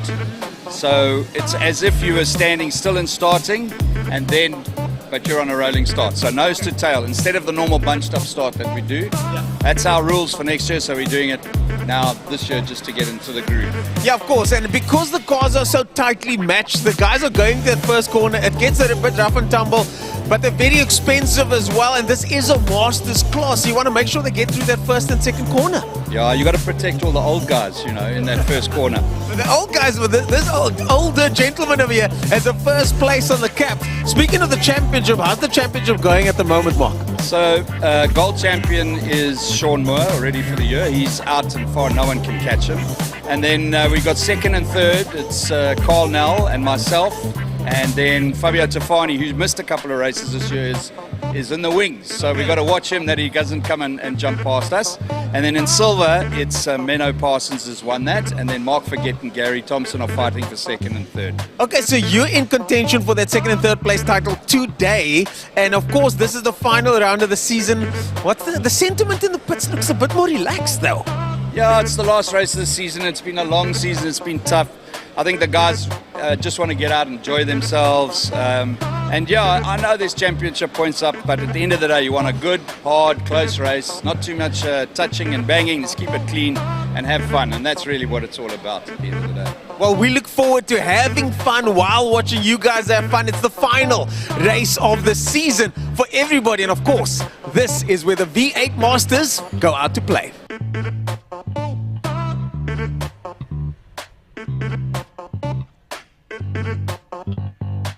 So I'm standing here with one of the most iconic cars you'll see today. It's one coolest car of the year. 3 times at the hill climb. It's of course the TWR replica with Clinton behind the wheel.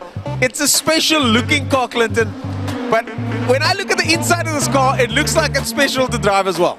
It's quite an engaging car to drive. She still getting to get to know her, where the brakes are and where the limits of the suspension are.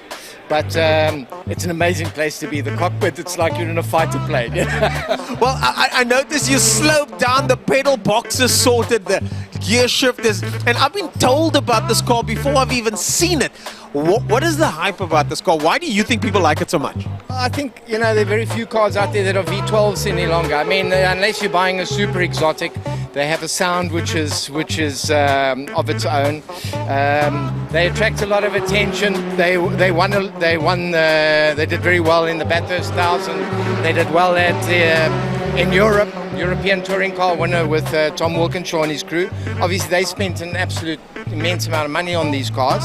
But it's a heavy girl. You know, she's a heavy girl to throw. She's 1.7 tons. That's after she's been on a diet. And they don't develop a hell of a lot of horsepower. They have a lot of torque. But our primary focus for this year is just to get the suspension sorted, get the brakes sorted. Going slower is sometimes better than going faster. So we want to make sure we come out on the other side. But next year we've got some plans for a new engine, so we'll see where that takes us. Well, as Jaguar always say, racing is in their blood, and with Clinton here, it's no different. I look forward to seeing this car out there. You should too. Either come check it out here live at the circuit or on the live stream. It's got a V12 and it's fast.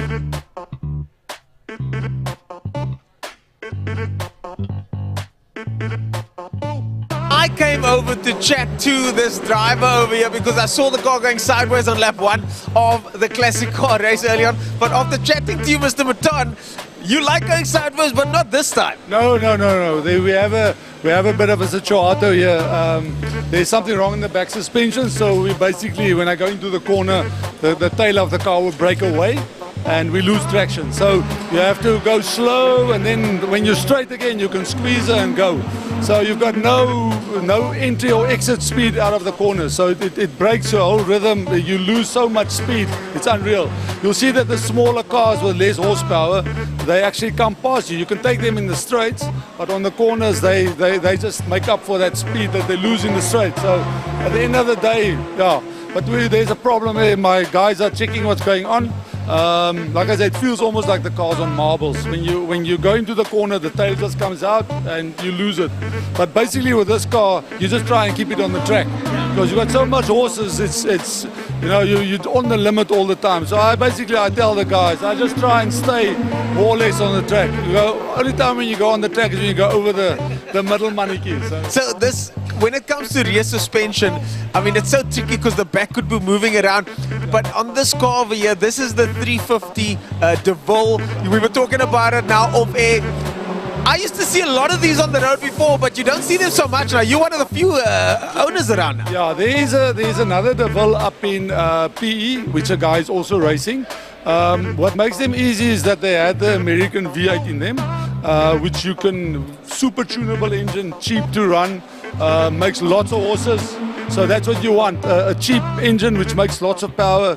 But with the classics, we are unfortunately, you're limited. The only other cars which really handled well was like your Corvettes or Camaros, which is a super expensive cars. This was a family sedan. You hook the caravan, you go on holiday. So what we're doing here is not what the car's built for, and that's why it's a huge car. It's 1.6 tons, and try and get that through a corner is no joke, So handling issues is with us, Well, to stop 1.7 tons is difficult enough. To go around the corner is difficult enough, especially when there's a problem. I hope you guys come right with your rear suspension. But I've got to say, I enjoyed the show. I enjoyed the sideways show. We look forward to seeing you out there on the circuit again, Mr. Baton.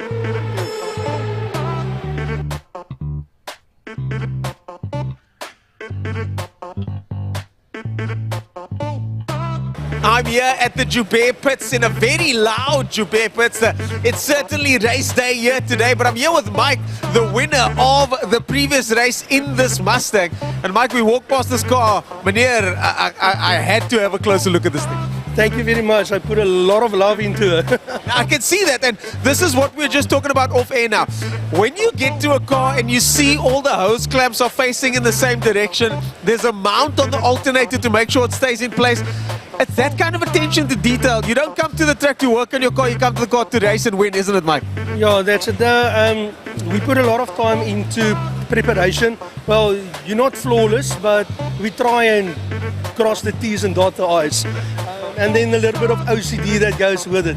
So, yeah. So, what happened in the race? How did it go? You got the 351 Stang over here. Yeah, no, she pulled very nice today. We did minor small adjustments yesterday with practice, and she really pulled strong. So I qualified second, and I managed to pull Franco Denario on P1, and I dived into one, and from there I just tried to keep my spot, because that guy he's flipping fast. Now, so he catches you in the corners like that. So the Stang helps me pulling that little bit of gap on the straights, but yeah, it was an awesome race. I see you running the full slicks over here, Mike. Tell us about that. What's it like on this specific car? Okay, on this specific car, it's the same tyre that the Masters also used until they changed to the Pirellis now. So it's a 12.5 inch width slick. She works after lap 3, then all my temperatures and everything come into place. So this car is very finicky with tyre pressures. So we take data after each race, take the pressures and see where we can equalize all the pressures to have it all end on the same at the end of the race. And that's super important with such a heavy car, isn't it? Yes, it's a heavy car. She weighs, with me inside of it, 1,480 kilos. Yeah, but in comparison, when Nadia's car. Yes, when my wife almost asked me, why do Uncle Franco catch you in the corners? I say, my dear, you must imagine putting 2 extra oil drums, 210 liters inside of a car. That's the amount of weight and G-force and stuff you must handle. So it's 2 different cars, 2 different worlds, but that's what makes it interesting. 2 different cars, 2 different worlds, both from the Ford stable though. But let's hope the Mustang gallops away in race 2. Good luck, Michael. Thanks, guys.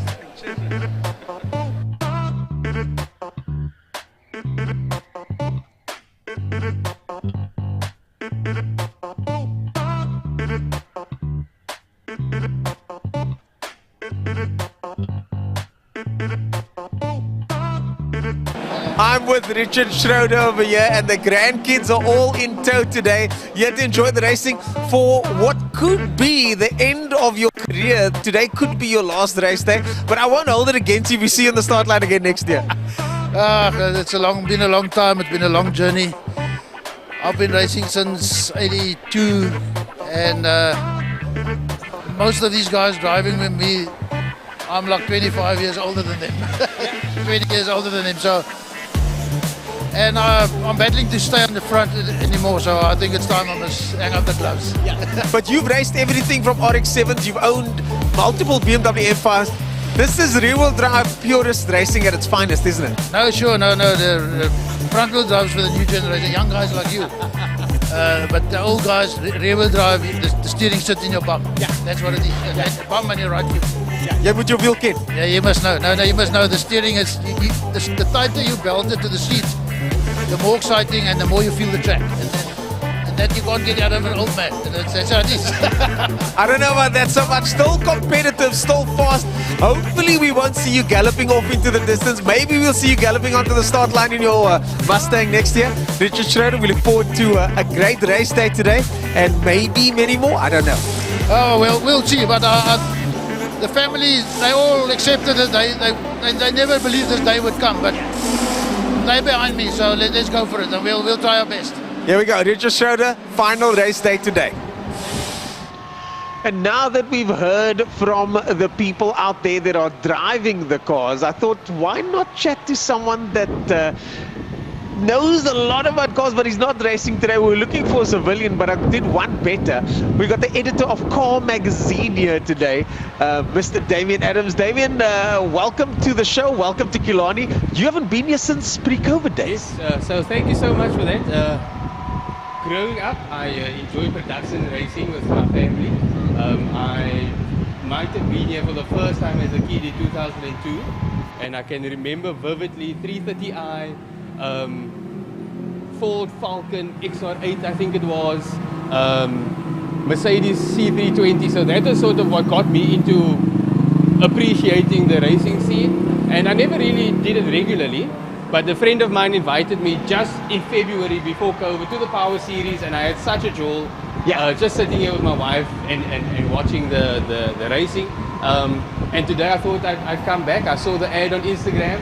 So yeah, I am enjoying my Saturday. And that's exactly what this is about. It's a family affair. It's about coming to watch your friends and colleagues race and people seeing some cars that we wouldn't necessarily see. I mean, you got the fielding car over there, and Van der Schuyf, for example, is someone that you work with at Car Magazine. Brent, he's racing today in GTI Challenge.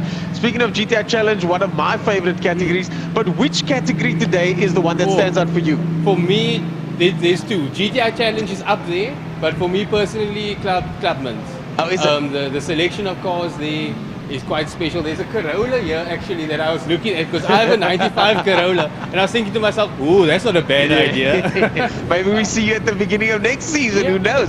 But now, before, enough racing, okay? There's not often we get to sit with the editor of Car Magazine. From your perspective, what's on the shelves this month? You guys are talking about Ford Everest coming out next year. At the moment, we have the December issue on shelf. And on the cover is the Ford Everest, which was launched a couple of weeks ago. For me, bakkie-based SUVs are a big deal. We're talking Fortuner, Everest, they're the big ones. Especially in South Africa, yeah? Yes. And the Everest is now all new with a big V6 diesel. So I thought, what better car to have for the December holiday as the car to look at. So I might be giving away a bit more than I'd like to say, but I'm going to have an Everest over December. And I feel like that's the type of adventure SUV that lots of people aspire to. 4x4, low range, to take the family out on an excursion, over Christmas. Yeah. You see them all over on a day like today. You just look around, you see these types of cars. It really does allow for adventure. You can put the race car on the back as well. You imagine, you can tow your trailer along. But yeah, for me, this is such a special opportunity. Where else can you light a braai, have a jumping castle, and watch people go flat out a couple of meters away from you? Obviously, you need to listen to the marshals, but you can walk in the pits. Yes. And you can see the cars and see the drivers. I have goosebumps just thinking about it, and very happy to be here. And speaking of walking in the pits, you mentioned for the first time that since you haven't seen the fan walk I haven't, in recent times. Yes. So this is a real surprise to me to know that the fan walk is a thing. Yeah. It's absolutely incredible that you can get onto the track and have a walk. Something to be celebrated, because it's not every circuit in the world where you can actually go and do that and see the cars and smell the hot brakes, the rubber, obviously the induction noises as the cars come flying by. I'm just looking at this Polo here. Yes. That 2-liter 8 valve, there's something so special about it. And as that car comes flying by. Exactly. And I know there's a lot of people who feel that too. Well, today is the perfect day to feel that. This, of course, as mentioned, the editor of Car Magazine, Damien Adams. Damien, thanks so much for joining us. Enjoy the rest of your walk. Enjoy the rest of the sounds of the induction noise. And we'll catch up with you later again. Thanks so much. Thanks, man. Pleasure having you. Lekker. Ladies and gentlemen, that was Damien Adams, as mentioned. And him, just like many others, are enjoying the sights and sounds. Oh, we've got some feedback over here. Got some feedback. We can just turn this mic off. There we go. There we go. And we're sorted. Kind of. Him, just like many others, are walking around in the pit lane over here. You got the marshals waving as well. And enjoying the sights and sound. There really is nothing quite like coming to the circuit and enjoying it and seeing it for yourselves. Yes, it's cool to watch it on the live stream. It's cool to watch it on TV. I myself enjoy that. But there is something to be said for walking around here and getting up close and personal. Getting up close and personal with the fans over there. And of course, with the cars, with that rubber, with those fuel smells. And speaking of rubber and fuel, we're joined once again here by someone that I would say needs no introduction, because you've been literally, I think we've been interviewing you every single event, Wayne. So, and I see you've got all the championship titles on the cap over there. But what I wanted to ask you is, on a serious note, what's happening with your guys today? They're going off the track left and right. We've had how many red flags today from the bike? Do you think it's because the guys are, it's a last race? Because there's a lot of things. It's last race of the year. Your fields are getting bigger, so you're just going to have more incidents because there's more guys out there. Well, what's going on? Just keep the mic close, please, Wayne. Yeah, you can take it out. You can take it out. There we go. Okay, now the guys are obviously putting in the extra effort because, as you say, it's the last race of the year. They want to get the last chance at scoring some championship points. We had a guy crash in the qualifying in the Clubman race. There was a guy that flipped on the start line. Also, someone came off. I think it was Jonas that came off into turn one. That's there. Right. That was in the power in the 650 class. Lance Jonas fell off. That was on the first flying lap. And I just had a good conversation with him this morning. Is it? Everything was great. Yeah, no, things are obviously putting in the extra effort, but maybe also the wind could be a factor because the wind is pushing you down the front straight. So maybe that was a factor, or maybe he was just cut off in the braking. You guys get affected by the wind a lot, don't you? And I mean, I would imagine if you coming, this is it's pumping at the moment, it's been picking up, your brake marker is going to change into turn one, and when you lean in, that wind's going to catch you as you're leaning in. That's right. The wind affects your brake marker more drastically for turn one when it's pushing you faster into the turn. So that's when you need to be more cautious. Wow. Down the back straight, it's as an opposite effect. Yes, of course. Yes, but as you say, when you're in the corner, you're kind of compensating for the wind. But the problem is the wind is not constant, it gusts. So then the gust of wind, you have to either compensate more or less and make adjustments as you go through the corner while the bike is leaning over. And you're coming out of the corner and then there's just an extra gust of wind. And it's just challenging. But Wayne, you've been quite involved with the guys, and I understand that what have the bike community done to create the surge in numbers? Because this is some of the biggest fields we've seen in years. Yeah, look, we're putting in a lot of effort behind the scenes. We have our monthly riding schools. The streetcar guys do it. They also call their streetcar track days.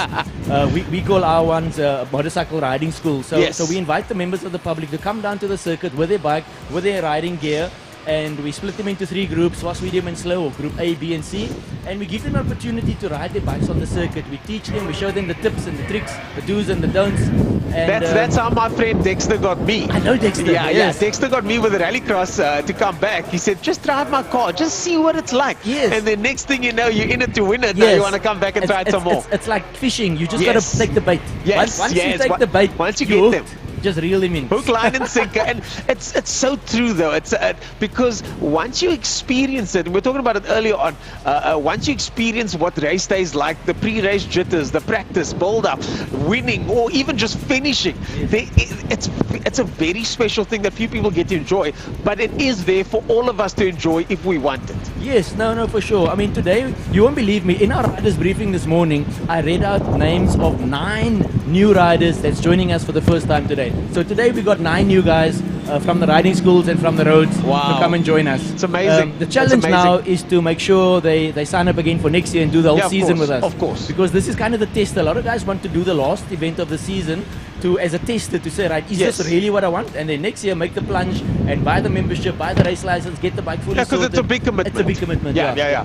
But what a way to experience it. What a way for everybody to see if this is something that they can do. And I mean, flipping out, I'm sure once they twist that grip for the first time, it's going to be love at first sight. Oh yeah. You see, it's like a bug. Once the bug bites, you're addicted. And I mean, this bug bit me over 20 years ago. I'm still here. So judging by the numbers on the side of the cap there, it's been a while. So yeah, it's addictive, definitely. I mean, especially guys that what would you refer to as speed freaks or petrol heads or whatever. If motorsport and speed and power and the smell of rubber, if that's what you like, then this is the place to be. And this is the place to practice your motorsport. Exactly. I spoke to one of the guys from Motorflex a while ago. He says, Lee, getting close to the action over here. And he told me we're all petrol heads, whether you like 2 wheels or 4, it's all that we get the same kicks, and that's why we're here today. Well, thank you so much, Wayne, once again for joining us. It's been a pleasure chatting to you. Are you racing again later? Yes, we've got our second race. We've just done our first race now before lunch. Our second race is about 5 o'clock this afternoon. Will be the last 3 races of the day, the last 3 bike races. So hopefully the wind won't pick up too much by then. And we hope to have a good one again. Yeah, please ask your friends to behave themselves. I will do. Thanks for having me. It's always a pleasure to chat to you. Thank you for having me. Bye-bye. Well, there you go. Wayne will be riding off into the sunset. We've got another rider coming in, a ZX10R Masters Cup rider, if I'm not mistaken. No. Not today. How's it? Ernest, how's it? Lekker, thanks. Lekker, man. Please introduce yourself, and you're wearing the Masters t-shirt. So please introduce yourself. Tell us what you're racing today.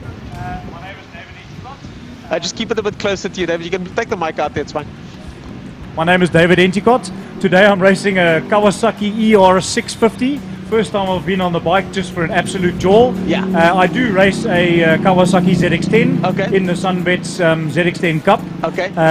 That's the national series. Obviously they're not here today. So this is my local track, my home track. I got a 650 in the week from a friend. And good friend, good friend, good acquaintance. Let's keep it like that. And put it on 6th place this morning in the qualifying. Having a jaw. It's lekker. How do you find, what's the difference between racing the regional circuit and the national circuit? There's another person that can tell us how that is, Ronald Slummert over there. What is it like? What's the difference between the two? How do you find the transition? So Killarney has got 5 corners. Most of the other national circuits, Kyalami, Swartkops, there's a lot more corners. So it's like lots of intense braking. There's a lot going on. And it's quite physical on a bike. So each corner will have a different physicality. 100%. And you then have to, now you've got 12 corners versus 5. There's a big difference. 100%. There's angulation. There's not as many bumps. Killarney is known for its bumps. Yeah. Most other tracks are pretty flat, but there's a bit of angulation. So there's a lot to think about at all the other tracks. Yeah. Killarney's obviously my hometown, and I love it here. Same. And it's lekker, but it's nice to ride a different bike for a change. You know what I mean? Of course. It's lekker. Yeah, because this is a club circuit, of course, less corners, much smaller. But like you say, the transition then from the ZX10 to the 650, you must be feeling like you're going in slow motion now. Yeah, Come on. Once or twice I thought I could read the newspaper down the back straight, but because you get used to the sensation of speed. It's once you definitely. go a certain speed in a certain vehicle, everything else feels a little bit slower. Yeah. Yeah. No, 100%. Yeah. 100%. Gives you Even time to think as well. Coming through the corner, it's so important to keep corner speed up and not overbrake. Of course. You get to the corner and you think, no, you've fluffed it now. Yeah. You've overbraked. You need to get on the gas as quick as possible to try and get the bike out the corner. There's just no horsepower. Yeah. So So you can't make a momentum mistake. now is Yes, key. And it's 100%. sort of like a Class C challenge car. You got to keep that momentum That's going it. all the time. That's it. That's Yeah. it. Yeah, But, because you're down on horsepower. but that's at the same time, that's a skill in and of itself, because in some ways it's easier to maybe ride the more powerful bike to get you out of trouble. But at the Yeah. same time, it takes more skill to deal with the speed. In Definitely. the slower bike, you've got to maintain that momentum all the time. All the time, yeah. And I mean, there's no rider age, it's throttle and front brakes. There's no fancy gizmos. That's why we leave that to the professional. Thanks so much for sure. joining us today. Pleasure. Good luck with the next race. What time Sure. can we watch your race again? I think it's about 5:15 or 4:15. Okay, you guys are late. last couple of Might races be of the tomorrow. day. Might be Oh, tomorrow. yeah, exactly. A bit later than usual. Hopefully no rain today. No, it looks good. Looks good. Enjoy the Sure. rest of the day, my man. Appreciate Nice it. meeting you. Cheers, man. Good. Well, there you go, folks. Before we get to the next interview, though, I've got to do a quick draw over here. This was done on the day of the motor show. In case you missed it, Killarney had a massive motor show a couple of weeks ago. I gotta say, Killarney pulled this one off. Everybody was there. They had a fantastic time. So much so that they had a bunch of competitions, and this is one of them. So 3 people get to win a passenger ride this Thursday here at the circuit with the GTI Challenge boys over there. So I've been chosen. Let's mix it up a little bit to choose the name. Oh, I missed that one. That person could have won and lost it right then and there. Let's see, who do we have here first? We have Lorian Cowler. Lorian Kohler, there we go. That name sounds familiar. I know that Kohler name. I think that might be someone that's raced here before. So Lorian, congratulations. You're the first of our winners. I'll get our producer to grab this from me without trying to look too clumsy. The next winner is, we got 3 of these. We got Nuha. Nuha wins the next one. Nuha gets the next one. These people need to have neater handwritings. Nuha looks like Latte is the surname. I don't think that's right, but we're going to keep these names. So Nuha, you won yourself a passenger ride in a GTI Challenge car. And I'll tell you, as someone that's driven those cars and been passenger in them, those cars are very loose. They slide around a lot. So it's probably going to be quite exciting, I've got to say. And the last winner over here is again the same person. Nuha wins again. So I'm going to have to, Nuha's got 2 entries here. So I'm going to keep that one aside over there. That's 2 wins for Nuha. I don't know how that's going to work. I will choose a 3rd winner off air, just in case Nuha can't win twice. But Nuha, you won twice. She must have entered a bunch of times. So congratulations to her. Thank you, Mr. Producer. Well, folks, we're going to wrap it up and get back to the action. Thanks so much for joining us here at the lunchtime show. We're going back up to the commentators now, if I'm not mistaken. The action's going to continue because the racing might have had a couple of red flags. The lunch break might have been shortened. So we're going to get straight into it. Stay tuned, folks, because there's still plenty action to come. Frankie and the boys are going to take over now. Enjoy the rest of the racing. This is the final round of the Power Series here at Killarney Raceway. Let's go racing.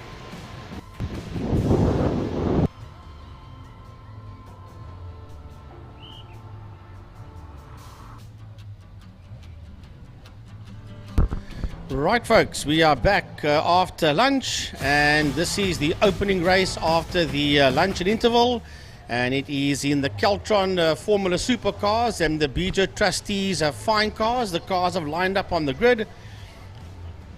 Once again, hello everybody, my name is Frank Guinness, and I'm joined by Byron Height, Francois Butler, and Emil Brunt as our radio man as we start the second half of the program. So, in the supercars, it's Andrew Moffat and Yassine Daman that's on the front row of the grid. Then the 41 car you see up there, that's a Karel van der Merwe. And then Phil Yoon is the man that's there in the 88 car. That's the Hydro Tech car, and that is being driven there by Rudo Voljoen. Then we've got a good couple of fine cars in there behind that lot, and it's Arnold Lambert and Theo Klaassen. That's the Jetta and the Skyline that lock out the front row of the grid there. The Mazda MX-5 is Robbie Toscano. The black VW Fox is Natasha Tissendorf. And then Koenraad Mathieu is in there as well. And then it looks like Mia Bench that is in there. It is Mia Bench in the BMW. Then we've got the Mini out there. That is Dave Alexander in the Mini Cooper. And that is the subtotal of the BJ Trustees fine cars. So the safety car will lead them off the line pretty soon. It's waiting just before you get into turn number 1.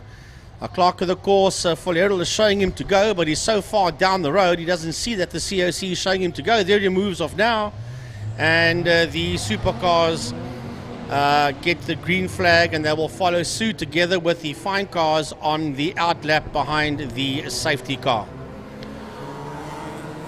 All the cars busy working their way into turn number 1, and then we'll get the second race of the opening race of the second half of the program, I should say, underway. BJ Trustees fine cars, and just ahead of them the Keltron Formula supercars. Keltron is Mr. Ryan Catt. He is one of the head honchos there of Keltron, and he sponsors the supercars. 6 cars entered, only 4 of them made it out, but at least it's great to see that the supercars are still around. We haven't seen them in action for at least 2 events, if not more, but they've got a few of them together, and they are teaming up together with the fine cars. And the pole sitter there is Arnold Lambert, and in the Jetta 2, and then the Nissan Skyline of Theo Klaassen. So they follow suit just out of Interceptor corner. That's turn 3, comes the fine cars, the double right-handed turn 4. The supercars are working their way through that. Going into turn 4 now are the BJ Trustee fine cars, and there the supercars are working their way just out of 4, going down the back straight.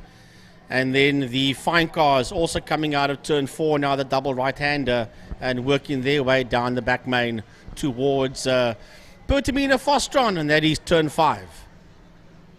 Past the Wingfield Motors boards they go. Big thanks to Johnny Fanikak of Wingfield Motors and Best Price for My Car. 9 years of a sponsorship, and I'm almost certain in 2023 we'll see Wingfield Motors aboard for 10 years in a row.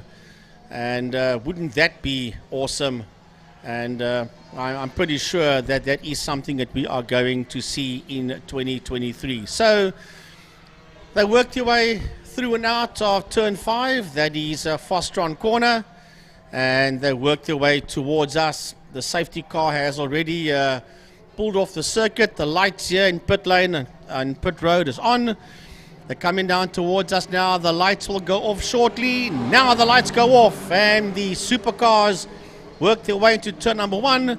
The lights are still off, and here come the BJ Trustee fine cars, and they are side by side is Lambert and Klaassen as they make their way into turn number 1, working their way out of Holzhoek. In the supercars, they are heading towards turn number 2, and it's that same trio up front that's having a dogfight. It is Andrew Moffat that sits out in P1, Yassine Damon in second, Karel van der Merwe in third, and then Rudo Voljoen in that 4th position. Let's have a look now at the fine cars that's working their way out of turn 2, and it's Arnold Lambert that sits out there in P1. Right behind Lambert, we have got Theo Klaassen in 2nd position. Then Robert Toscano is in 3rd in the MX-5. Then it's Mia Bench that sits there in that number 10 car. And then behind them it is Koenraad Mathieu. And behind Koenraad Mathieu we have got the other lady racer, that's Natasha Tissendorf. But the leading group of cars is heading into turn 5. Into turn 5, into Fostron they go now. and that is the Supercar Brigade coming out of turn 5, making their way towards the Porsche Club Straight under the City of Cape Town Bridge are your leaders.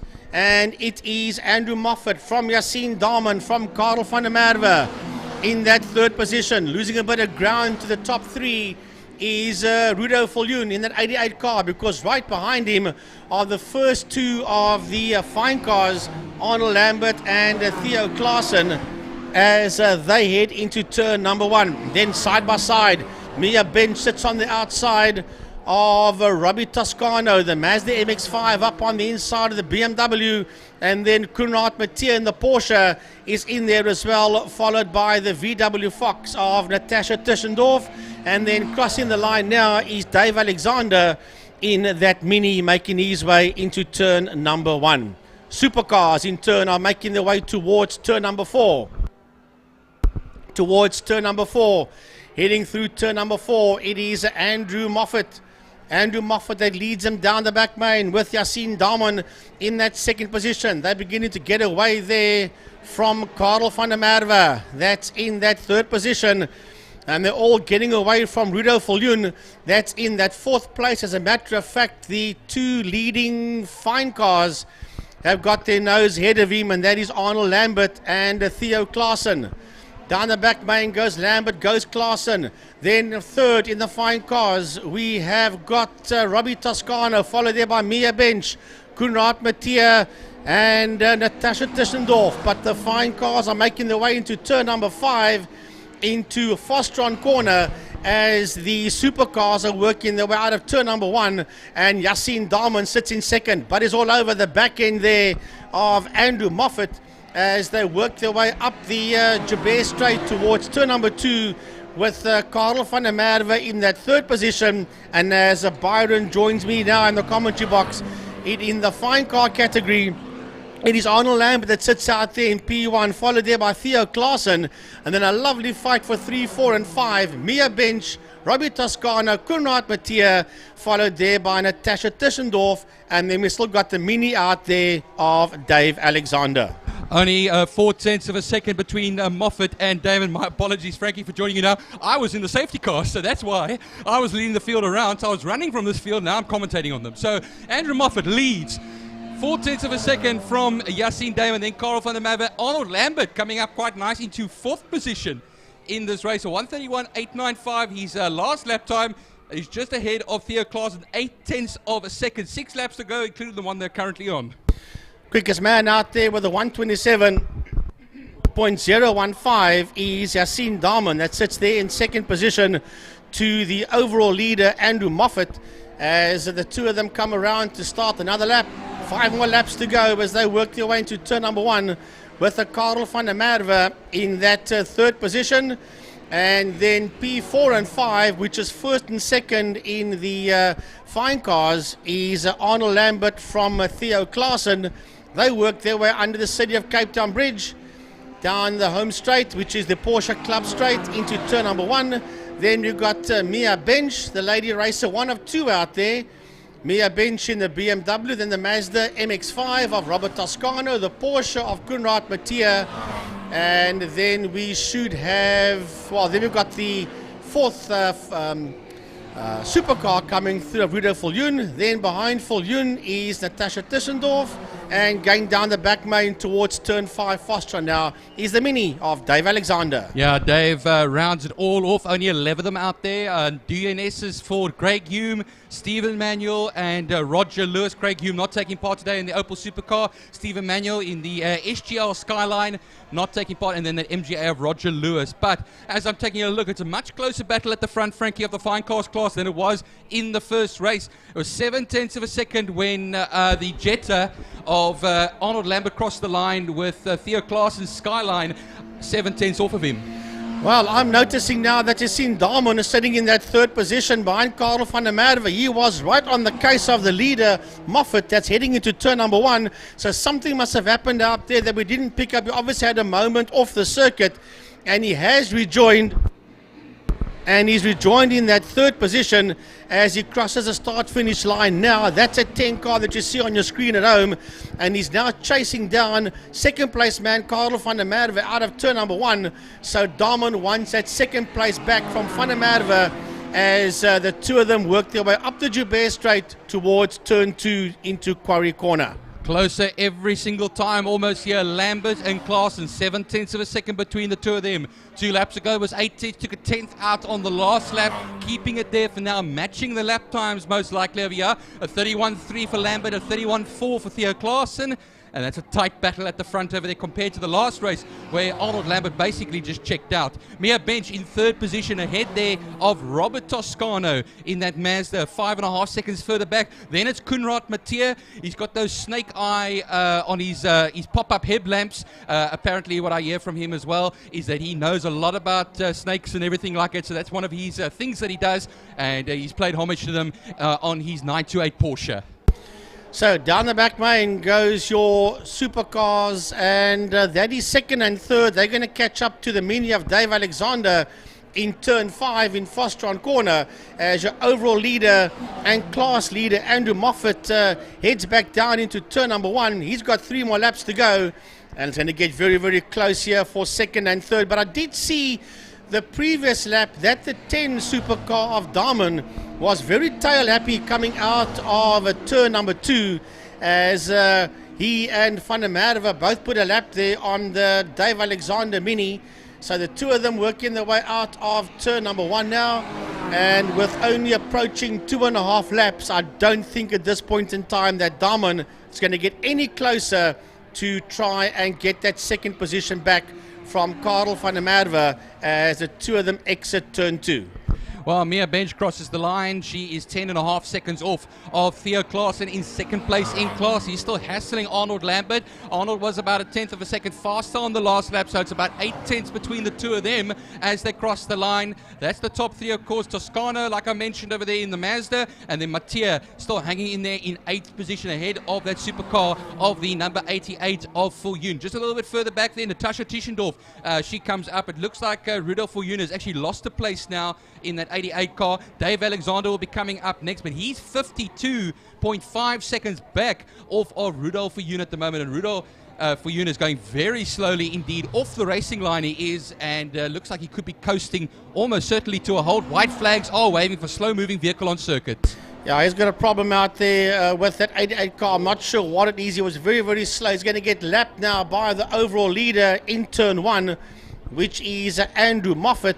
Moffat is way, way down the road here from Van der Merwe and Daman with 2 more laps to go. And I did say earlier on, I don't think that Yassine Daman can get that second place back. Well, believe me, I'm very wrong, Byron, because now as they head towards turn 2, Daman is virtually on the back bumper there of the Karel van der Merwe supercar. Well, Frankie, he was 2.1 seconds faster on the last lap compared to Karel van der Merwe, and he's only 1.3 seconds behind him now. So with a lap and a bit left to go, I think he can make some sort of a move. Look how close they are now, going into the right-hander at Interceptor. He looks on the inside, but he's not going to make any sort of a move quite yet. I think he might wait it out over here. He's got the next few corners and the last lap to do it. They go on the Tygerberg straight now, maybe through the right-hand double apex sweep.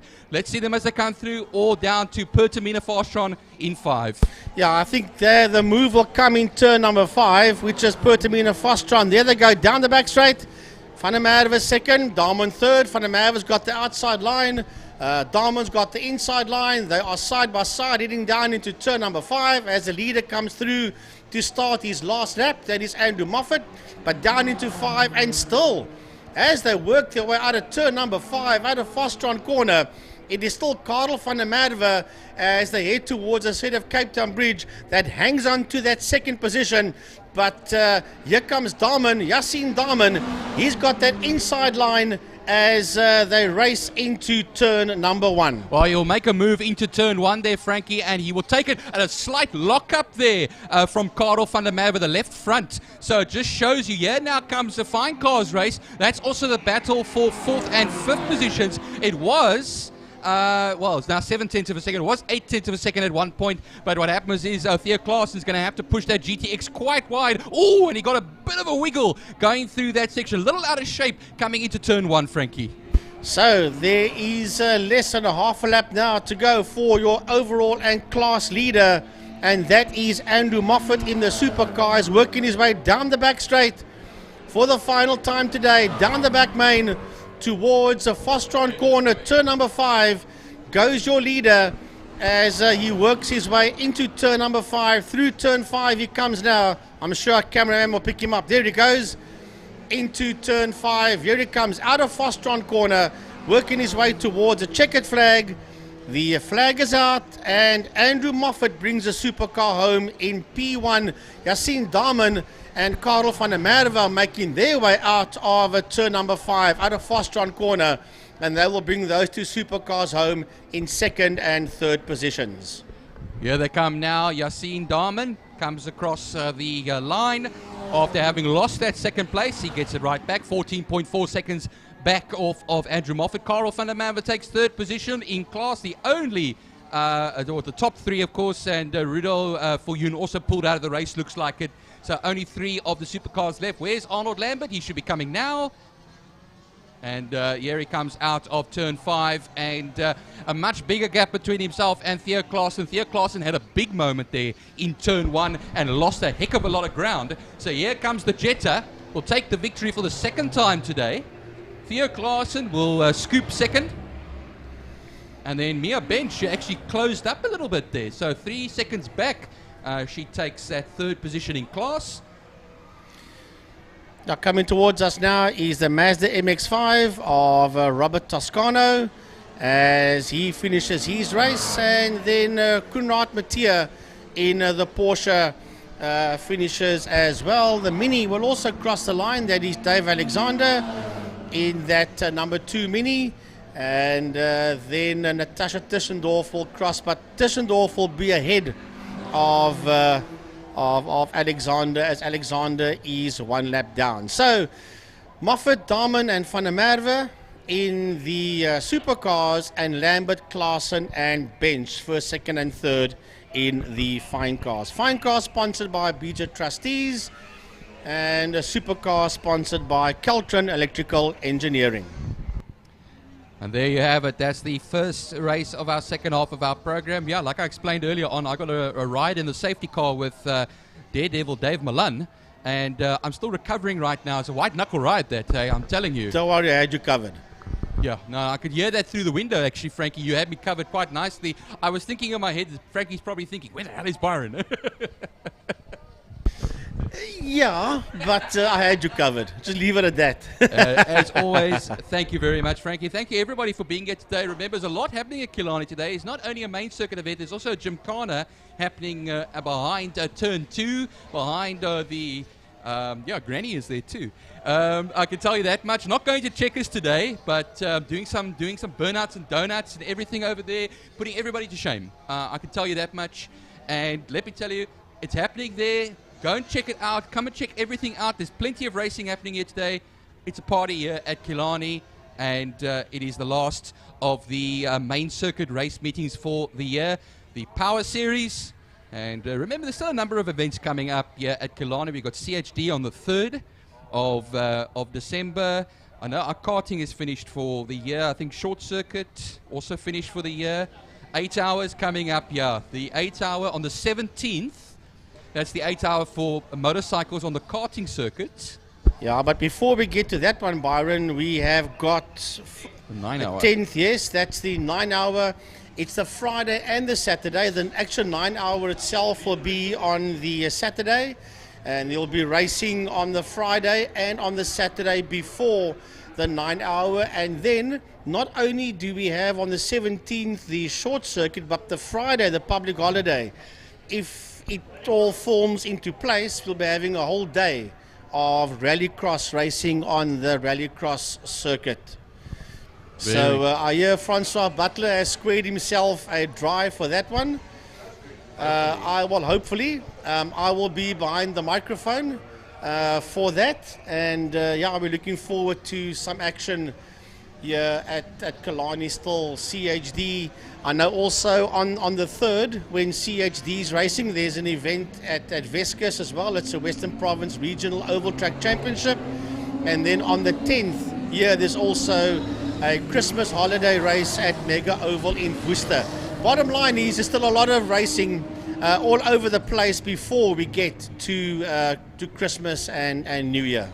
There are still as well for Zone 7 karting, I know as well. The 26th of this month there's going to be a race meeting, and as well on the 10th, the same day as the 9 hours. So yes, so there's plenty of racing still to come for 2022. We're not done yet. And then we start setting our sights on 2023, which we always say it's going to be promised to be a good race year. And well, talking about good race year, talk about good racing now, we have classic cars coming out, the Lauda classic cars, and a mighty field that we have here today. Some lovely racing in race 1, and well, race 2 promises to be just as special, magical even.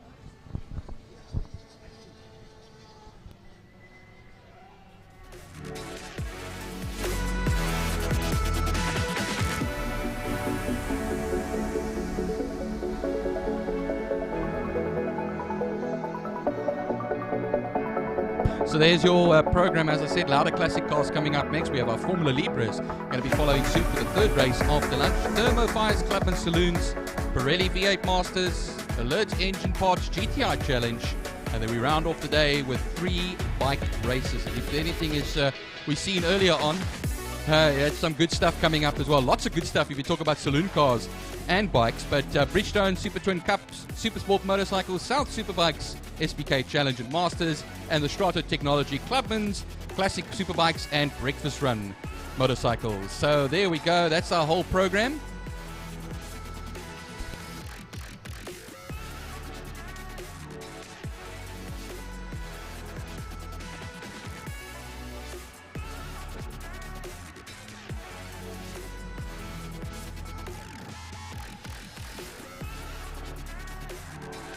So yeah, we're going on our warm-up lap over here. They'll be doing the traditional weaving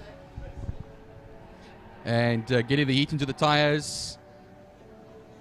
Remember, we are into the summer now, not like we had to do. They had to vigorously do it in the winter. The temperatures were much colder. And now down the straight as they go. The marshals just reminding them over there to keep it easy. There comes Clifford Bacon. And in that BMW.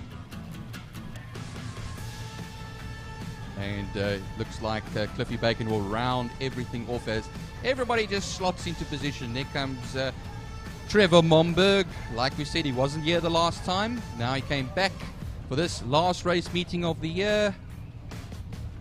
Bruce Avon Taplin, one of the best of the front-wheel drive cars out there. Him and his fellow Toyota of Conradi, the Corolla and the Conquest. Lane Hutchings pulls into position in the Mark II Golf. There's the Valentine Mini. Every day is Valentine's Day for Valentine. He loves his racing. And that's what counts. Here comes Vance Kearney. Honorary Cape Tonian. He spends more time here, like Francois says, than in the UK. I don't blame him. It's nice weather here compared to there. Yeah. And everybody will be pulling into their positions. Here comes Cliff Bacon. And a mighty massive BMW, that one. And the Anglia. And I see in the middle of the section there, still to pull into his rightful position, the 328i. I think it's also Mia Bench that's going to do a little bit of driving in this. No, I don't think so. It's another BMW that I see down there. Yeah. Devon Pillay, excuse me. There we go. Devon Pillay. It's got to right behind Vance Kearney there. Then we have Anton Rolino in the 1300 Morris Minor. John Hurst in his 140Y Datsun. And there goes the Kia Picanto safety car driven by none other than Dave Malan. and he will take them around the circuit. And I was talking about a party atmosphere here at Killarney, and here's a man who loves to party, Francois Butler. Very good afternoon after luncheon. Yeah, I just went around the track to go and meet a couple of other folk. I was over on the hill there by the hooligans. Great hospitality, offered me something refreshing. Hooligans, you fit in well there. I do. Yeah, they say I fit in, so it's one of those things. And as the saying goes, the grass is always greener on the other side. So, watching the classics now roll up the UBS straight up towards Quarry Corner. Michael Hitchcock in that 67 Mustang leads out Frankie Donadio in the Pinto Escort. Then it's Andrew Honeywell in the Porsche. Trevor Momberg in the Capri. And Eric Maton in that big Chevy DeVille there with Ferry Maton behind him and Glenn Ayton-Bogard. Lawrence is in, the Jaguar. Saw a checkered flag in the first race. First time this year. And builds it from there. And I think a nice, confident 2023 lies ahead for Clint Lawrence.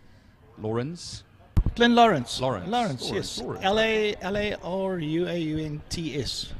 Or any form of mathematics or spelling was not my strong point, Francois. That's why I did matric like 6 times, you know. Yeah, you're lucky you went through matric. I had to go through Belleville. Oh, that was rough.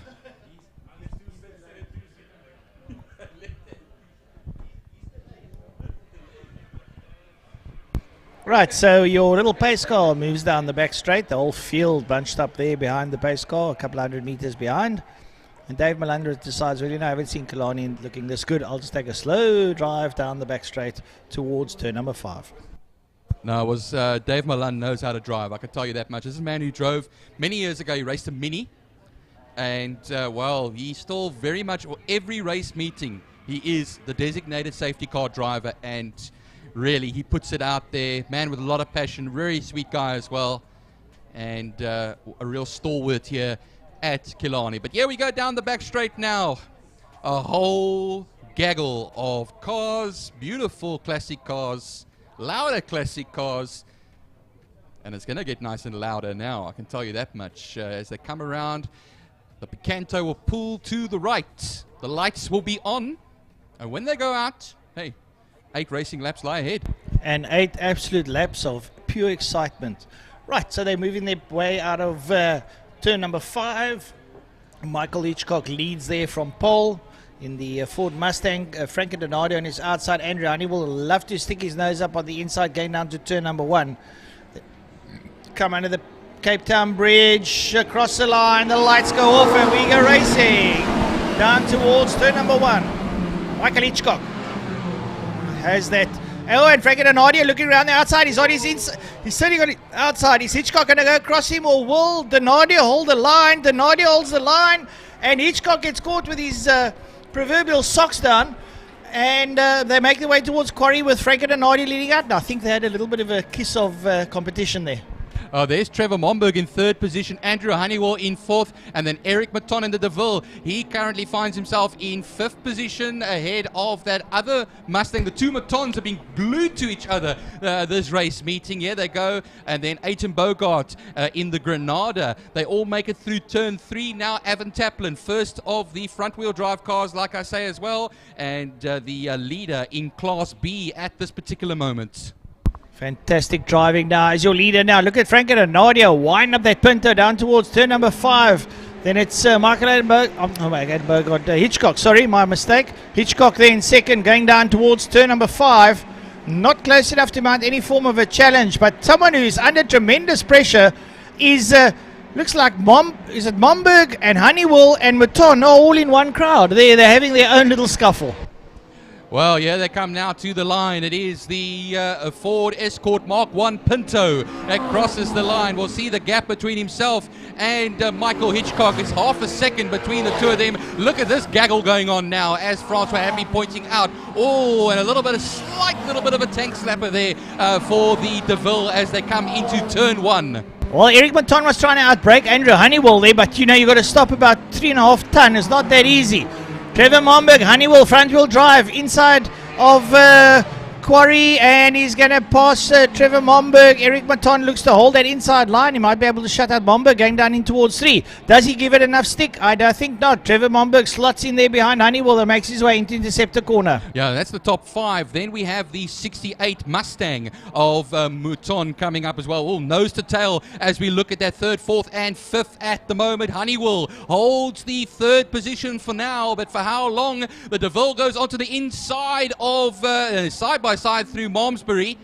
And wow, it's going to be ding-dong battle between the Capri and the DeVille. There comes Mouton, there comes Aiton Bogart. Remember, they are different classes. Class B for Mouton, he's the leader in that class. Aiton Bogart in the Class X section for new driver car combinations. Avon Taplin, second in class, ahead of Hutchings. Trevor Hutchings in the 9th position in that Sirocco. And look at Valentine in 10th position, but actually 4th in class. Doing very well. Having a look at some of the cars on track there. That beautiful Morris that's out on the circuit. You ever get a chance to go to the new pits, have a look at that Morris. And Clinton Lawrence makes his way down the back straight. So Clinton's out there. He's having a jaw, so to speak, as he moseys the Jag around the track. Great to see the cars making laps.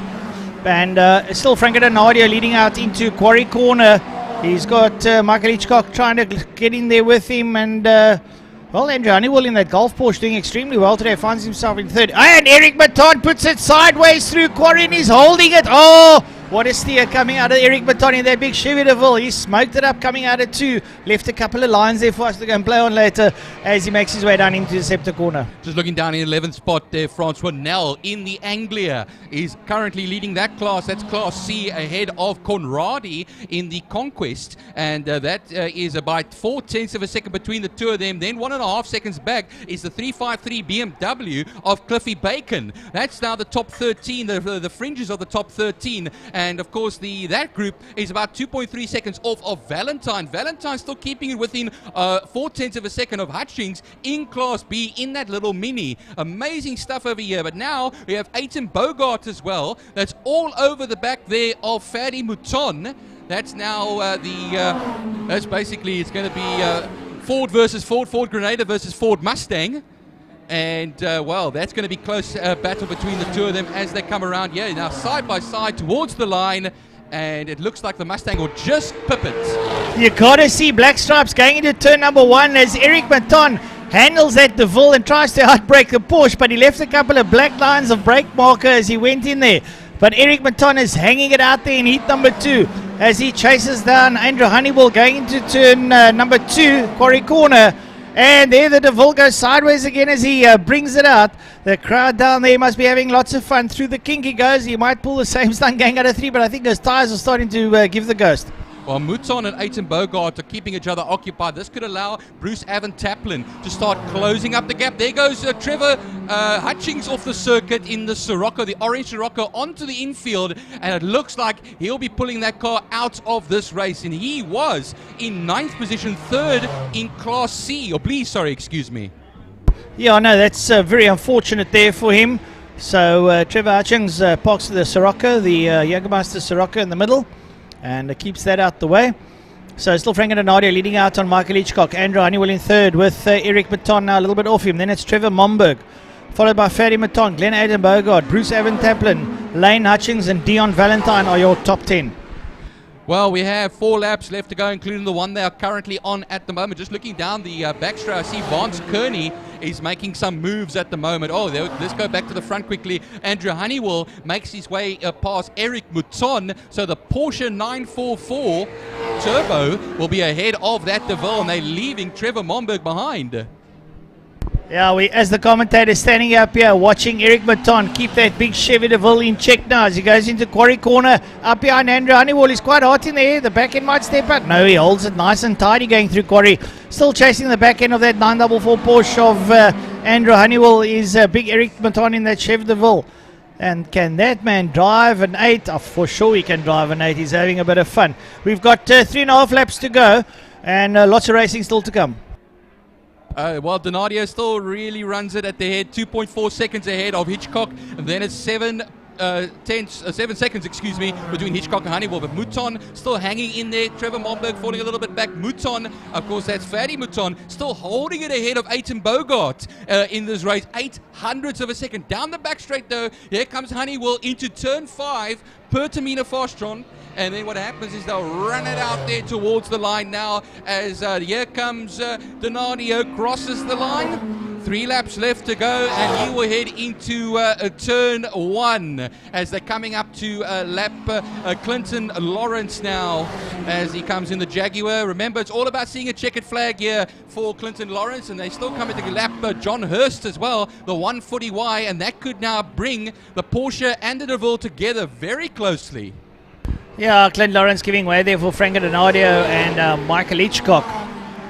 So it's all... Oh, a little bit of dust there. The DeVille, a dust devil. The dust devil, yeah. The dust devil. And they're going into... oh, look at Eric Maton. Put it sideways and he's overcooked it. He spins it out. I cannot imagine that 2 tons sitting on the back there on those wheels, but he could possibly get a gaze. He choked it off. It looks like he's choked it off. I think the tyres have got the better of him. No, he's got it going again, and he'll be off through the King down towards Interceptor. Oh, gave us some good excitement there. Unfortunately, he's lost quite a number of places, and he's going to lose more. Here comes the Granada, who's gotten past the Mustang, mind you, and that's up into 5th position for Aiton Bogart, and then Ferdy Mouton will go up into 6th. Evan Taplin, he's still holding right, on there. And he's right on the back of Ferdy Mouton. It's unbelievable chasing Ferdy. I see now is that Cliffy Bacon that's actually holding off Vance Kearney and Evans. That's Brian Evans that's hanging in there as well. And we're going to have De Kock that's going to join them as well. So let me tell you one thing. This is a fantastic battle between the Class C cars and also one of the Class D cars as well. That is Evans, all the way down in 15th position. Fantastic dice going into turn 5. Lane Hutchings and Dion Valentine are nose to tail as they go inside Eric Matono. I think he's overcooked those tires or something. But Dion Valentine having an absolute squabble there with Lane Hutchings, and they're fighting over 10th. Well, yeah, they come now, Francois, now down onto the main straight. Valentine in that little mini over there is now up into 9th position in this race. It is, yeah, I think he has come. We'll see them, yeah, Valentine up into 8th, excuse me, ahead of Lane Hutchings, the number 74, Mark II Golf, and they now... Yeah, they are leaving behind Eric Mouton. Unfortunately, like you said, Francois, has probably overcooked those tyres, so he's just going to have to trundle it home. 2 laps left to go, including the one they are currently on. They're down the back straight now, so once they cross the line, it's 1 more to go. Fantastic stuff. Donadio being closed down by Hitchcock. Hand over foot here. Suddenly Hitchcock sits on the back bumper there of Franco Donadio. Donadio tries to score. Donadio putting it sideways, coming out of 5. Lights ablaze for any slow traffic. Michael Hitchcock lighting up that... V8, and he's looking up on the inside, and he's using the muscle to go up inside the Donadio. It's the final lap, and now he's going to go wide around that slow car. Well, he's leaving the best to last, and he just opened up the kettle and poured all that fuel into those 8 cylinders. Well, let's see them as they come onto the Joubert straight now. Remember, there is a car that is... the BMW of Pelé. They got past Pelé now, but it's nose to tail. Remember, you can now go later into corners that Escort. Oh, he just pips it. Look at that, just accelerate out now, but you'll see on the straight, surely the Mustang will have the grunt. Onto the inside into turn 3. Hope you're watching this on your TV screens. Oh, a little bit of a wiggle there from the Escort. Wow. And he's going at him again, going up towards Malmesbury. Then suddenly he decides, no, I'll just hang back on this one. It's the last lap. Michael Hitchcock's leading out. Has he done enough to take the second heat? He took the first one. Down the back straight. Donadio losing a bit of drag. Hitchcock applies all the muscle to that piece of metal as he makes his way down towards Bertamina Fostron corner. Michael Hitchcock's definitely done enough in the second of the Lauda Classic cars. Into turn 5 they go. Rolls around, brings it out. Franco Donadio close, but those guys, Donadio putting it sideways as he gets accelerated down up. He pulls up alongside Hitchcock, but Hitchcock says to him, my man, I've had enough of this. Well, they'll come to the line now. Hitchcock will take the victory ahead of Donadio, but Francois will take you now through the rest. But now the big battle on the field is the little mini of Dion Valentine versus Lane Hutchings. Nose to tail stuff here. They're going to go through the right-hander double apex of Malmesbury. Onto the back straight they'll then run. Let's watch them as they come out here now. onto the back straight. Mini will just go ahead, and on the outside will be Lane Hutchings. Andrew Honeywell finishes third, of course. Trevor Momberg in fourth. Watch there, Lane Hutchings is on the outside before the corner. He takes the place right away from Dion Valentine. That is the battle at the moment for 8th position. And then they'll be running down. Here comes Clinton Lawrence. Give him a round over there because he's come to another checkered flag. The Jaguar has finished his second race for the season. And then Lane Hutchings, or Dion Valentine, I think just scooped it. I'm looking, it is Lane, okay, sorry, it is Lane Hutchings, excuse me. It was that close, 0.2 of a second between the two of them. That's 8th and 9th. Bruce Avon Taplin, second in class. That's 7th overall. And then Fadi Mouton will take the Class B victory in the Mustang. Nell will take the angle box across the line in 10th position, and the winner in Class C ahead of Conradi. Vance Kearney will be third in the Jetta, and then Cliffy Bacon in the BMW will be 13th. Just coming across the line was Eric Mouton, unfortunately trundling home in 16th position, 7.6 seconds back of the Escort of de Kock. Brian Evans finishes 14th and only Class D runner. And then Cook will be Class E winner ahead of Anton Rolino in the Morris Minor. Then Pillay, the only Class X, one or two Class X cars, Aiton Bogart wins the class in 5th position. Pfeiffer, Van Linden, they are Van Linden in that Alpha, and then Lawrence Hurst finishing it all off, 22nd, 23rd.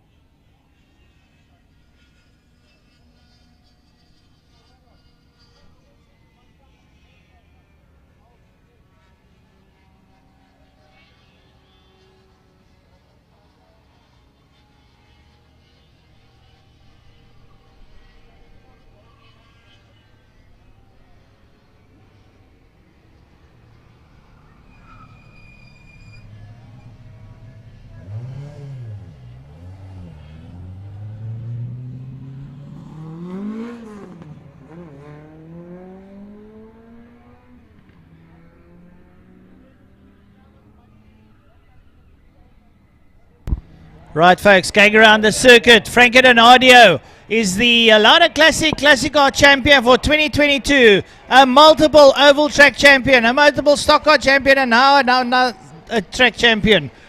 Franco Donadio from Donadio Plant Tire makes his way around the circuit. That's his championship lap. Give him a round of applause as he brings that Escort around. South African Classic Car champion, Franco Donadio.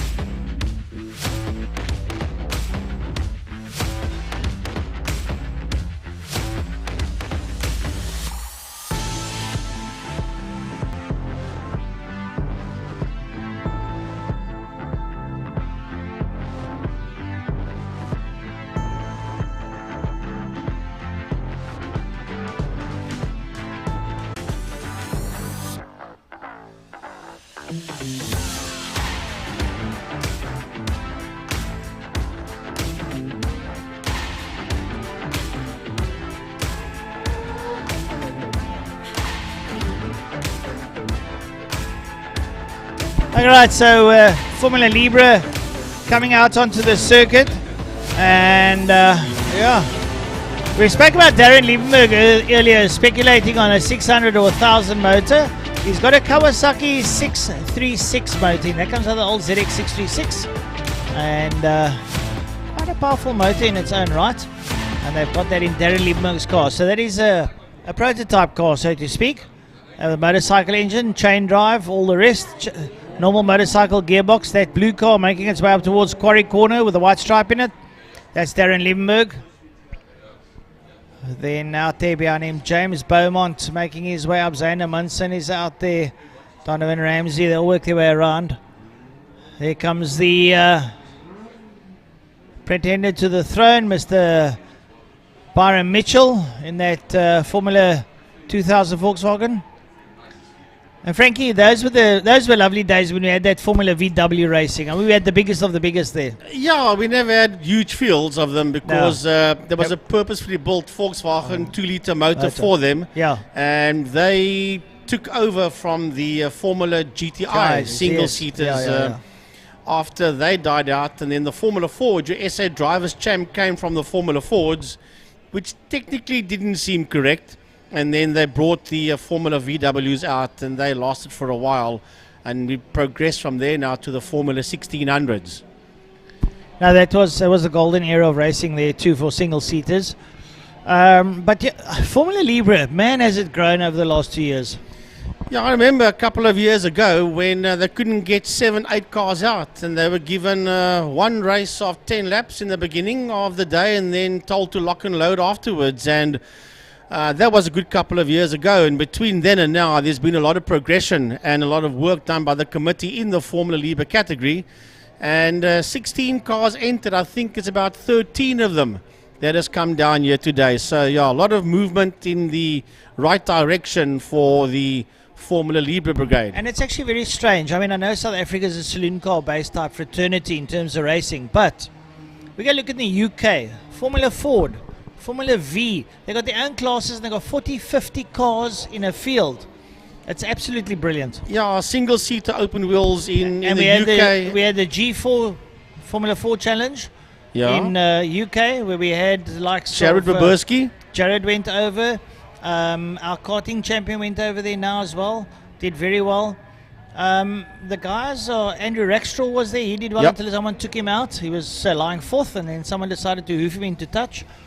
So South Africa doesn't have to stand back. But what I can't understand is why, if we've got so much interest here, don't we have the fields compared, well, not even like quarter of the UK. Yeah, but I mean, UK and Europe in general, they are single-seater crazy because they want to get into Formula 3, Formula 2, and obviously Formula 1. So yeah, over in the States, they've also got the Indy Lights and all those type of things because their guys, their main role is they want to get into the actual IndyCar series. So yeah. So in the UK, Europe, and the USA and Canada, single-seaters are very, very big. Yeah, but nonetheless, Cape Town doing exceptionally well. A nice field of cars. Plenty to challenge out there. We've got one or two very quick cars, the likes of Byron Mitchell and DJ Boyson. James Beaumont, not too bad. Darren Liebenberg as well. Young Andre Lariche. Graham Knight, the lady, Kelly Fletcher, Zaina Munson, Reino Pence, Nick van der Westhuizen, Donovan Ramsey, Luan van Heerden, and Wynand de Ridder.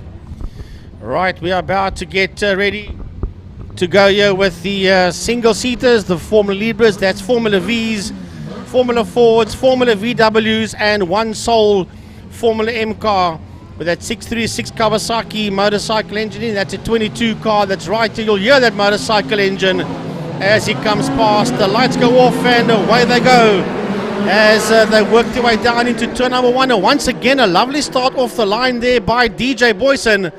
DJ Boyson working his way out of turn 1 with Byron Mitchell there in that second position. Then it's James Beaumont, and right behind him, leading Class C, is that motorcycle-powered Formula M of Darren Liebenberg, sitting there in P4 as they head into turn number 2.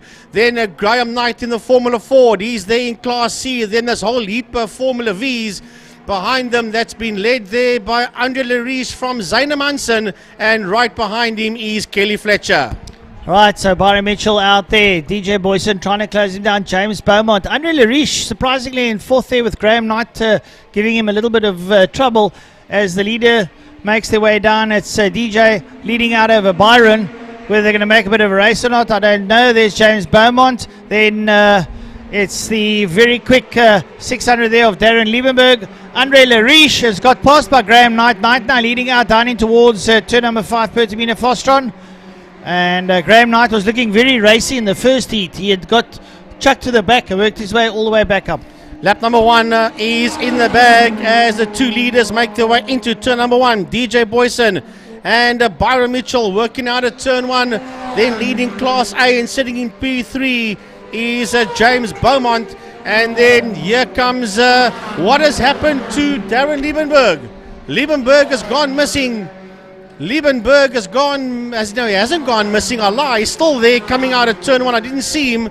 He's still leading class and sitting 4th overall. And then behind him, we've got the Graham Knight. So no problems. Darren is still there as they work their way into turn number 2. Then it's a Formula Ford of a Graham Knight. And here come these Formula Vs. And it's now Zaina Munson that leads out of turn 2 from under Lariche and Kelly Fletcher. Then behind them, it looks like it's a Rhino Pence that's sitting there 4th overall, but it's a hell of a fight in the Formula Vs as they work their way to turn 3, Interceptor corner. Yeah, it's a fantastic tussle there. And Andre Lariche showing a wheel, Munson keeping out at bay. And the lady, Kelly Fletcher, in there decided that she's taken the gloves off and the fight is on. So it's all happening in that little group there of the Formula V. So lots happening out there. And now Byron Mitchell has passed DJ Boyson. Beaumont still there in 3rd. Graham Knight leads out in 4th. Then followed by Lariche, who's got past the Munson. And Kelly Fletcher's up on the inside of a Munson. She's taken it with both hands. So she's going to go in search of Andre Lariche. Yeah, listen to that motorcycle motor. Hell past the commentary box. That is Darren Liebenberg. Then behind Liebenberg is Graham Knight. And then here come the Formula Vs. 1st, 2nd and 3rd. Heading into turn number 1. And it's Lariche from Fletcher, from Munson, from and it's Gavin Ramsey. I thought it was Pence. The cars look very much the same, but it is Gavin Ramsey that is sitting up there, and he's not far behind the combination of Lariche, Fletcher, and Munson as those three work their way out of turn 2.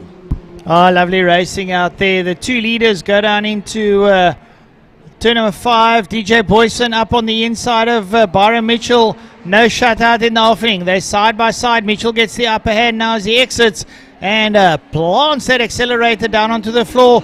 But look at DJ drafting him and using that drafting to effect. Will he be able to make it happen? Going down into turn number 1. No, Mitchell hangs around the outside. Well, it's a 14.214 for Byron Mitchell as your two leaders make their way towards turn 2. These two Formula VWs making their way into turn number 2, running out there in Class S. And DJ Boyson in that second position is not letting Byron Mitchell disappear down the road. Here comes Boyson through the kink and into turn 3, Interceptor corner. He's right on the gearbox of the Mitchell Formula VW as they sprint up the Tygerberg Straight into turn 4. Oh, lovely stuff there. Boyson deciding to hang on the back end of Byron Mitchell. Whether Mitchell's hanging around or not, they go past the slow marker. I think it's the Ridder, and they make their way down the back straight. So DJ Boyson a lot quicker this time around. He did a 1 minute 14.9, which is very, very good.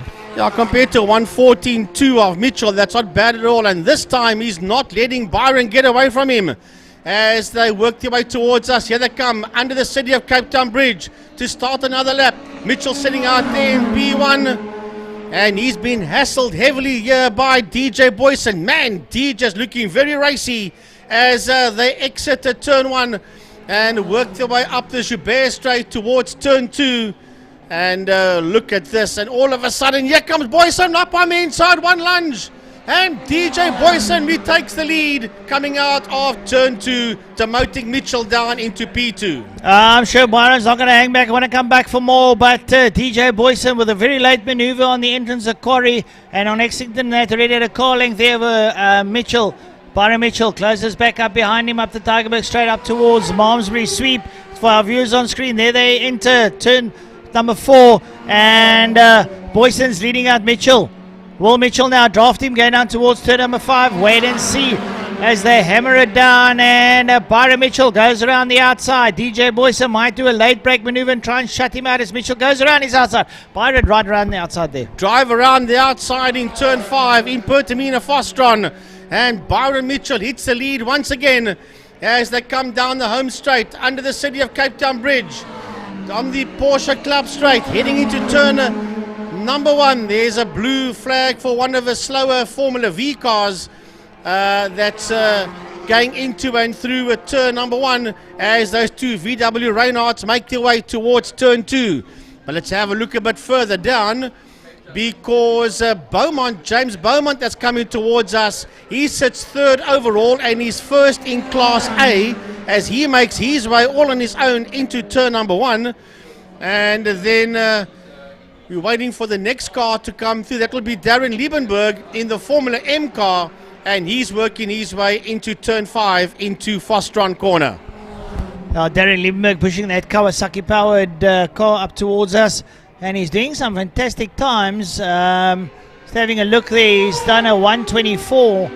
Now just his best lap, 124.879 for a 636, not too bad with all that weight.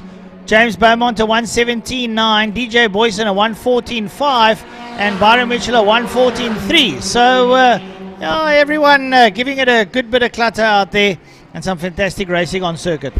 Well, with 5 laps left to go, I'm looking at this fight that's making its way through turn 1 through the left hand, and there's another fight going into turn 1. That's for the lead, but the one I'm looking at this point in time going into turn number 2 is the battle for 1st, 2nd and 3rd in the Formula Vs. Larry sits out there in P1, and Munson was in a 2nd, and Kelly Fletcher just dive-bombed him in the inside of turn 2, and now she's pulling away there from Zaina Munson. But right behind them, going into turn 3, there's a fight for the lead. And it's a Boyson that gets his nose up front, but Mitchell sits on his outside as they work their way up the Tigerberg Straight. What a rumble in the jungle. These two guys are side by side going through turn 4, the double right-hander, and for now it is DJ Boyson that holds the lead down the back main. I can tell you from a lot of riders and drivers here at Killarney, they will tell you going side by side through Malmesbury is no mean feat. So big hats off to those two drivers. Down into turn 5, into Fostron corner they go. They're going to pick up a couple of back markers, and here they come out of turn 5 to start their 3rd last lap. They're going to pick up this Formula V dice for 1st, 2nd and 3rd. They dissect Fletcher and Munson as they run into turn number 1, and this time the lead has been taken there by Byron Mitchell. That thing is snaking underneath him, Francois, as they exit turn 1 out of holes. I think stepping onto the loud pedal a little bit too early, but DJ Boyson tracking him for pace into Quarry Corner. Boyson late breaks. He looks up on the inside, but Mitchell covers all his pockets there and doesn't afford DJ to come through. They've got 2.5 laps to do. Byron Mitchell entering Interceptor Corner there with DJ Boyson in close proximity. Right behind him, still a fantastic dice there. Andre Lariche, Kelly Fletcher and Zaina Munson in the V-Class. Down into turn 4 they go. They put a lap there on the Formula Ford of Graham Knight as the two leaders work their way down the back main. And now Boyson has decided enough is enough. Not Boyson, sorry, Mitchell, I apologize. Enough is enough. And he's now trying to pull a disappearing act there on DJ Boyson as they work their way down into Fostron Corner. He's still the quickest man out there with a 114.214, Byron Mitchell. But he needs to pull the pin now if he wants to go quicker around Killarney. I think he's said enough is enough now. I'm not going to be hassled here by Boyson anymore with 2 laps to go, and he's now done a 113.377 as Byron Mitchell, as both of them exit turn 1. Yeah, so we got 2 laps left in this one now as they make their way up towards Quarry Corner. For the viewers at home on screen, there's Byron Mitchell coming into picture. Up behind him, DJ Boyson. A little way back there is James Beaumont. So they work their way through, and through the kink. Into the kink they go down into the Deceptor Corner, and you see DJ Boyson trying to hang on to the back of Byron Mitchell.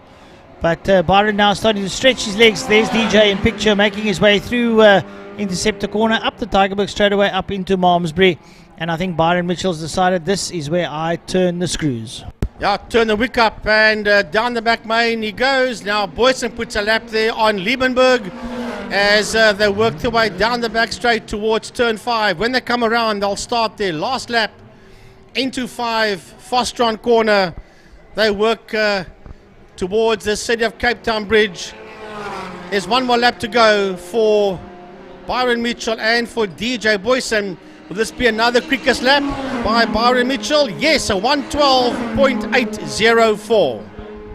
Yeah, he's a full second quicker now than DJ Boyson, so it's an indication that he's now turned up the taps, and he works his way up the UBS straight up towards Quarry Corner. There you see him coming up behind the slow marker.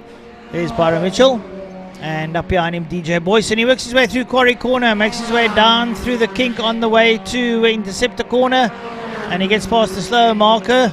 Held him up, so he will not have a good time to be posted on the final lap. He's now done his best because with a bit of traffic, but nonetheless Byron Mitchell doing a good job of it, keeping DJ Boyson. James Beaumont a lowly third. Graham Knight doing very well there. He's in fourth, and he's only C-class member out there.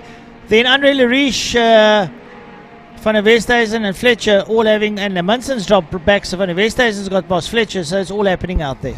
Checkered flag is out. This is the final lap for these guys as the leaders make their way out of turn 5, out of Fostron corner towards us, and it's a double victory for Byron Mitchell as he receives the checkered flag. DJ Boyson comes home in that second position, and the only other car that I believe will end on the lead lap is the man that's in P3 leading Class A, and that is James Beaumont, as the rest of the field just filter through. Well done there to Byron Mitchell, well done there to DJ Boyson, as the rest of the field just cruise through.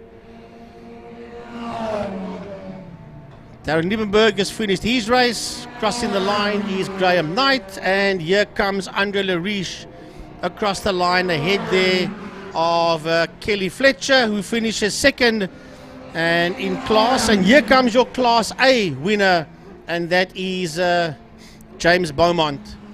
Cruising across the line, third in the Formula V category is Zaina Munson. Second was Fletcher, and first was Andre Lariche. Well, brilliant stuff out there by the boys and girls in the Formula Libra single-seater category.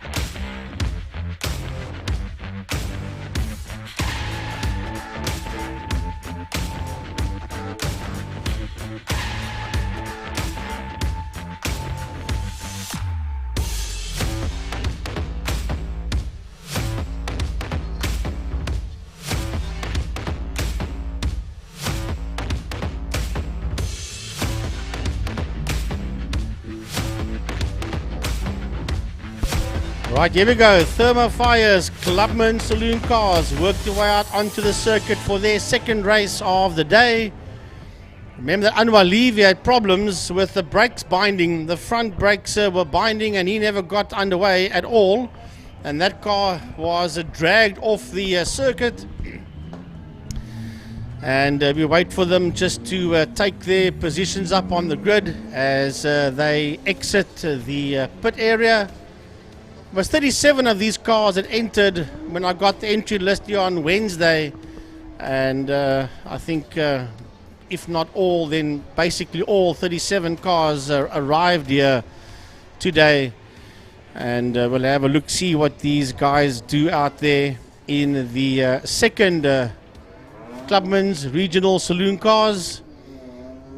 Maurits Negrini going out there in the Vamos Racing Golf. As I said earlier on, that car was campaigned once here before, a couple of years ago, by Daniela de Souza.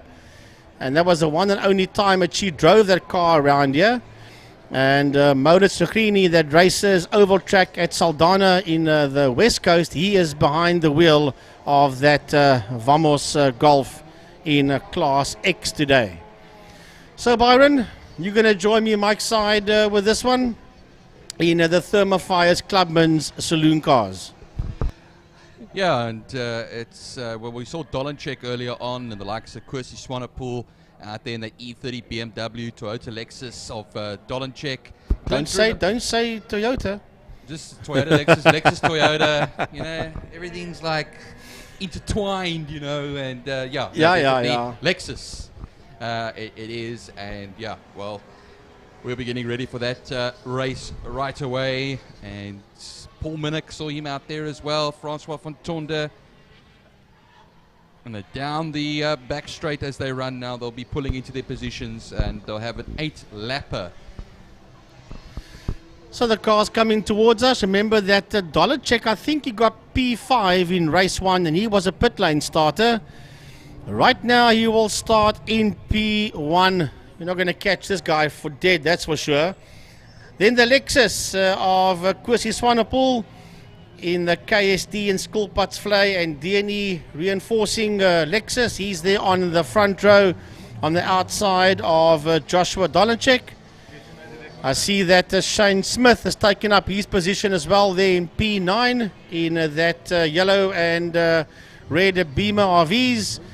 And guess what? Ahmad is back out there on track again. I saw that car earlier on. They have really worked as hard as they could to get that thing together again. But there's no ways we're going to see Vicky Path's car out there. That I can guarantee you. Here comes the Jetta 2, the 222. That is Willie Swart. That is taking up his position there in P7.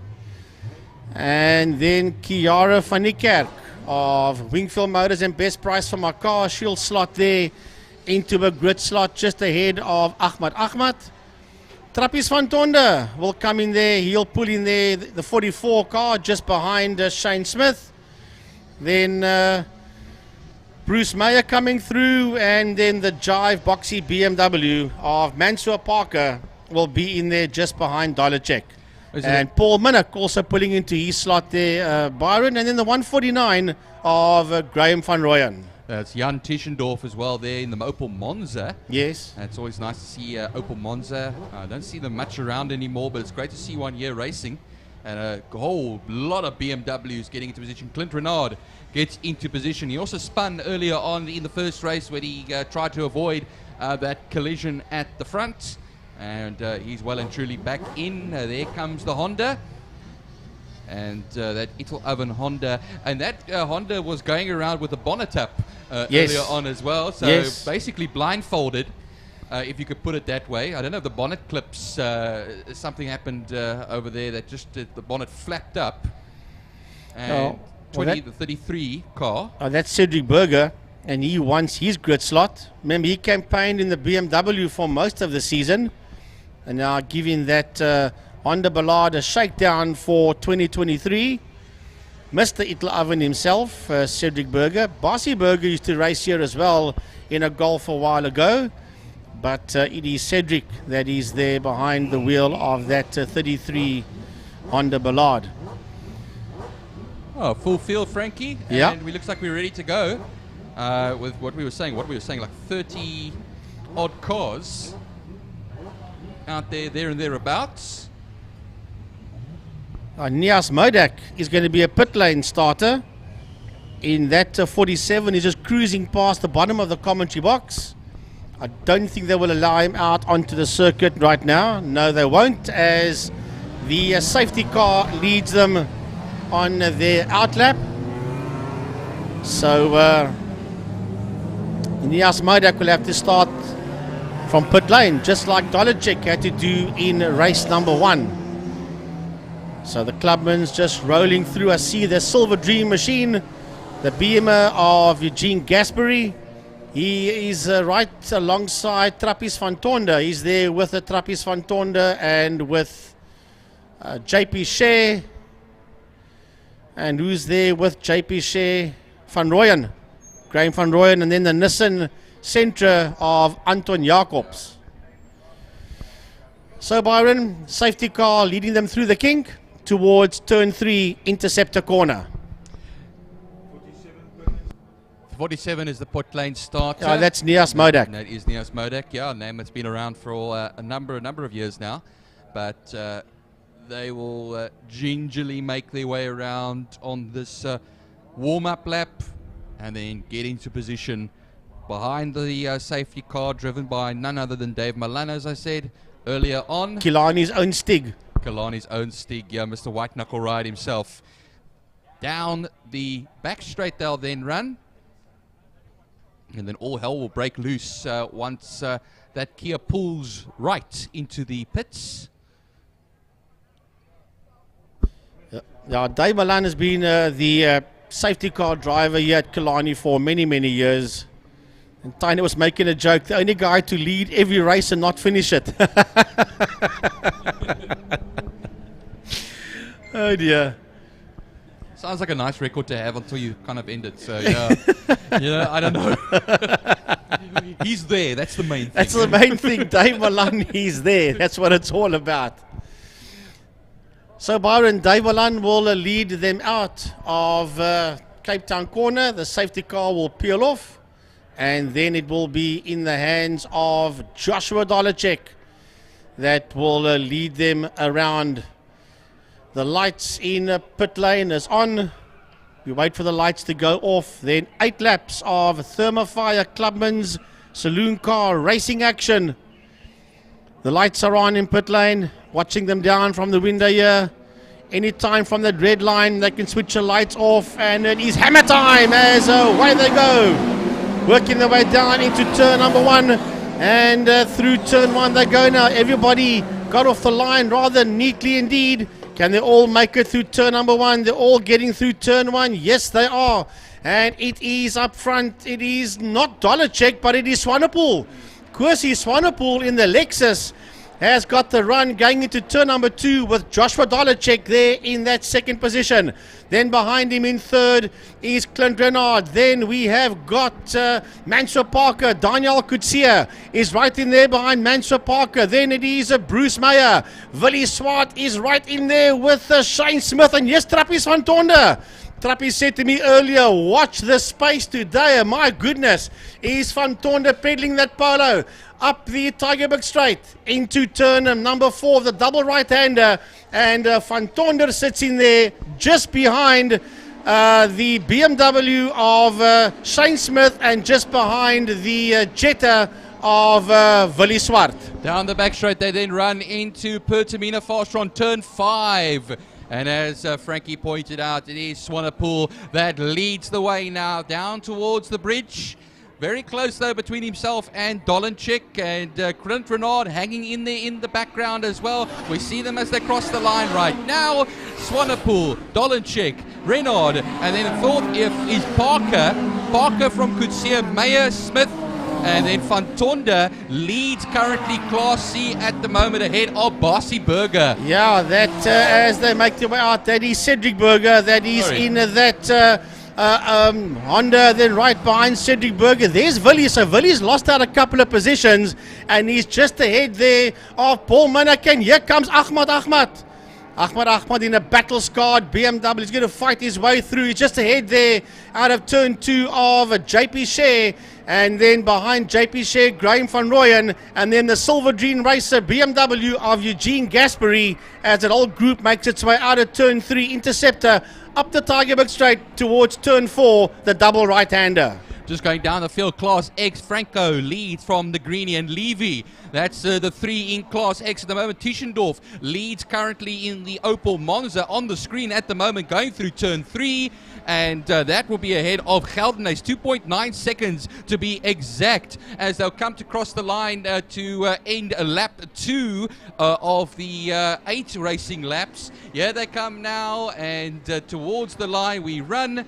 Crossing the line, and it is still Renaud now actually comes up in just second there, Frankie, ahead there of that BMW. Do I see a little bit of smoke coming from a bit of friction? I don't know. We'll have to keep a lookout. Well, if you saw it, will only be just a bit of late braking. I don't think there's anything wrong there. So heading into turn number 2 is Kwesi Swanepoel from Clint Renaud, from Josh Dolacek. That's first, second and third, making their way out of turn 2. Then the boxy BMW of Mansour Parker in a distant 4th position. Right behind in the 2 BMWs of Daniel Coetzee and Shane Smith. Through the kink they go. Then Bruce Meyer, Trappist van Tonder getting closer and closer to Meyer. And here comes Ahmad in that Class A battle-scarred BMW is busy cutting and carving his way through the field.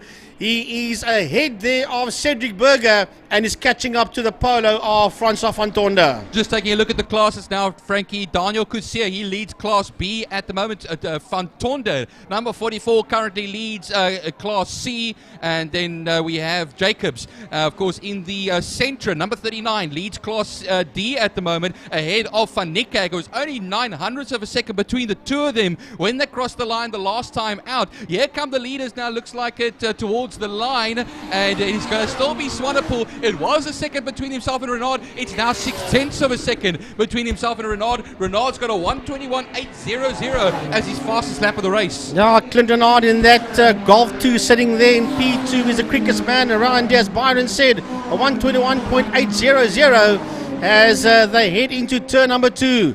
It is the Lexus versus the Golf versus the BMW as they exit turn 2. It's Kwesi Swanepoel versus Clint Renaud versus Joshua Dolacek as they head into turn 3.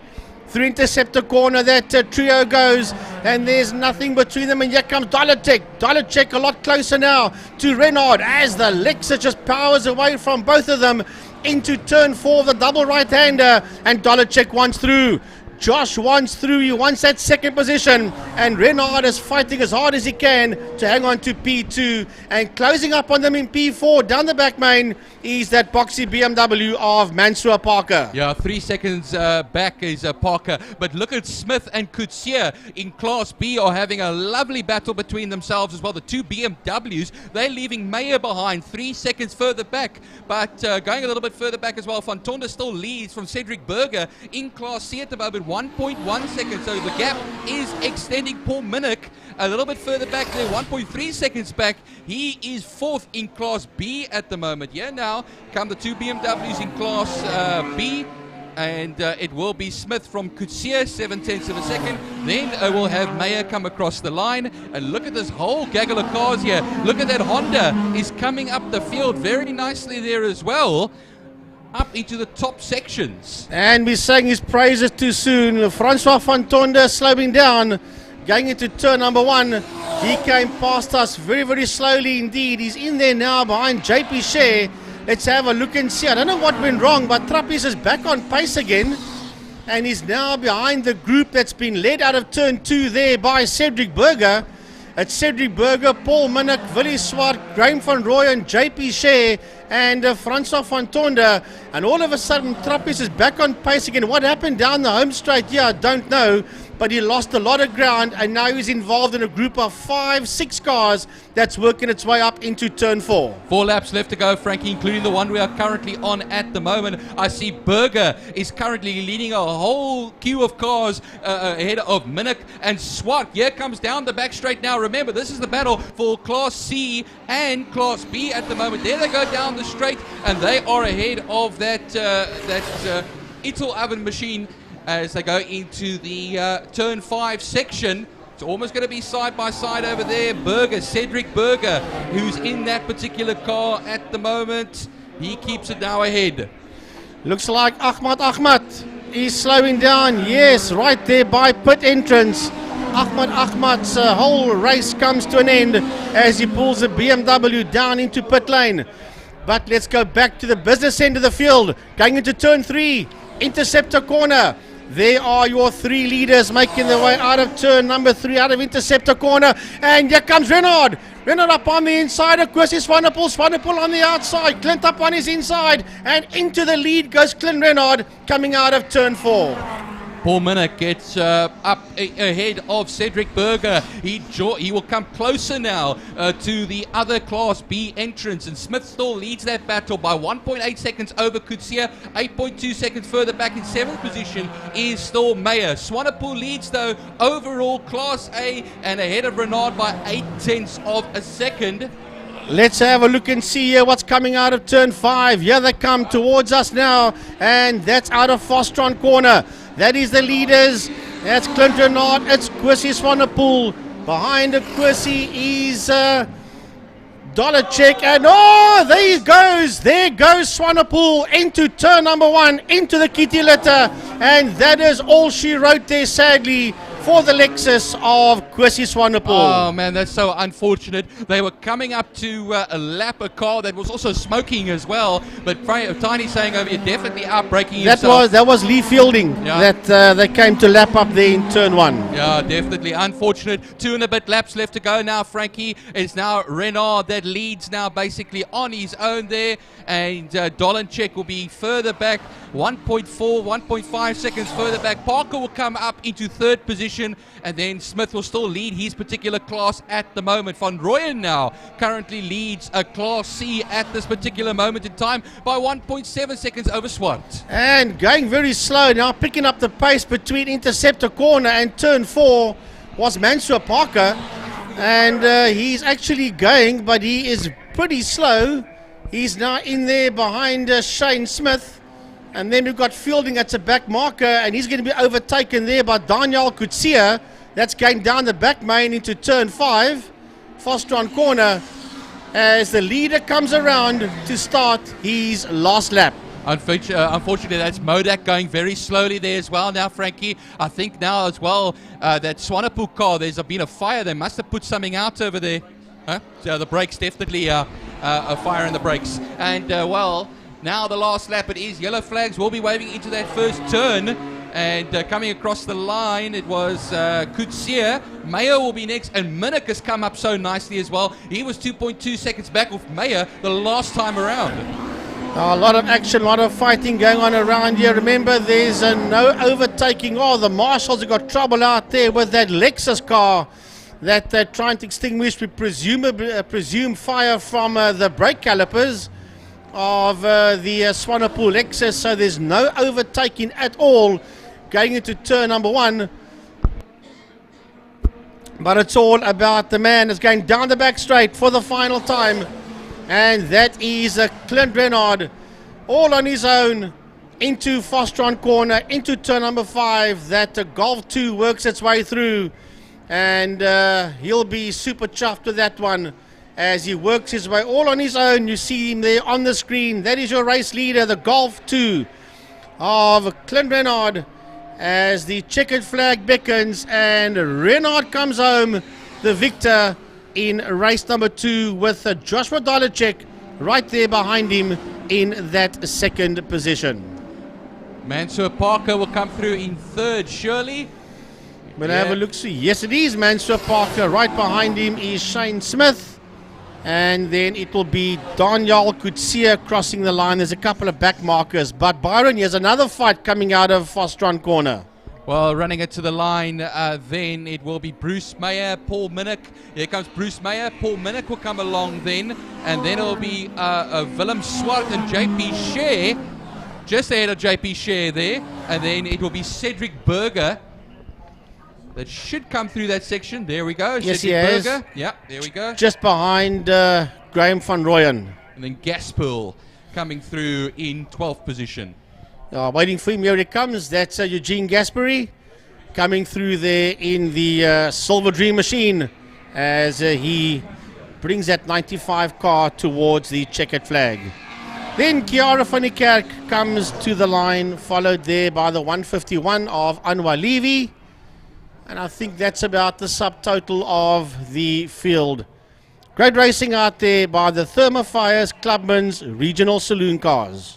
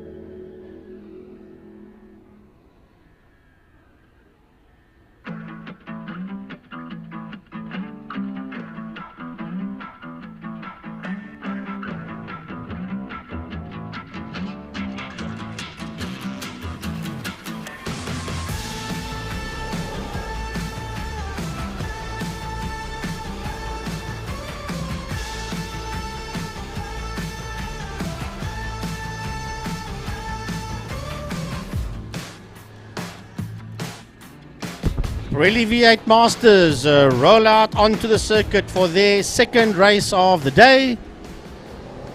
There was initially 13. I see Gary Thompson making his way out. He didn't finish the opening race, Teeder Thompson, in car number 17. But he's back out there on circuit again.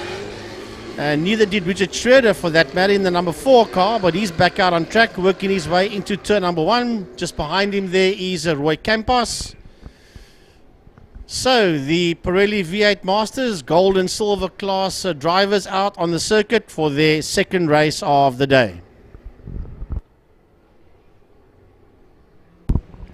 So heat one, Sean Moore from Ziegler Logistics decided he'd hold out on the likes of Fabio Tefani and Roy Campos. I don't see Roy Campos out there. He's not on the list. Is that him? Yep, he's out there. Yeah, he's out, just behind Richard Schroeder. I don't see him on the listing though, but I do know that Roy came third in the first heat.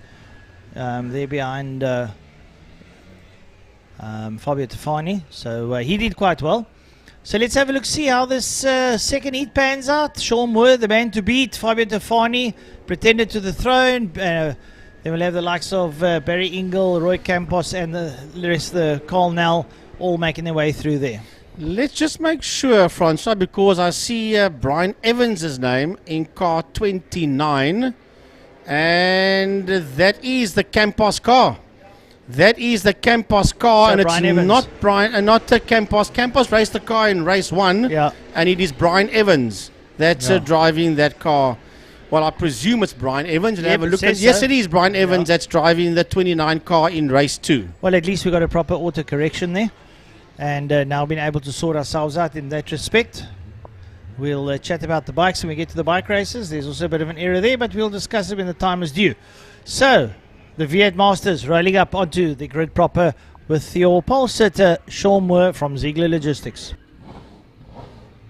Right, Sean Moore rolls there into P1, Fabio Tefani, then it is Barry Ingle, then we've got Carl Nell, and then Alistair Brown with his arm out the window, then it's Mike Moore, Mark Ridgway is in there, Menno Parsons, Gary Thompson is there, Mark Vogt, and then we have got Richard Schroeder, Stuart Spooner, and then the Campos car now being campaigned by Brian Evans, who drove the Mark 1 Ford Escort in the Classic cars earlier on today. So we're about to go green shortly. Ford Mustang V8 power. So the officials are having a look here. There's some substance lying on the track there in the P1 grid slot. I hope it's water and nothing else. I think it might only just be that. So the Kia Picanto safety car will lead them off the line shortly. There's a start delay board that has come out. They want to sort out this situation here. They're going to put some of that Drizzard Environmental dust onto the circuit. A big thanks to Drizzard Environmental as well as Afritech for our generators, H&H Communications, Hyundai Milnerton for the bus that takes the people around here, and of course all the other sponsors as well. We'll play those sponsors directly after this race. But it's a big thanks to Pertamina Fostron, to Wingfield Motors, to Interceptor Shoewear, to Porsche Club, and of course to King Tony Tools that sponsors the subway and the bridge sponsored by the city of Cape Town. So you want to say thanks to all those people that was just mentioned over there.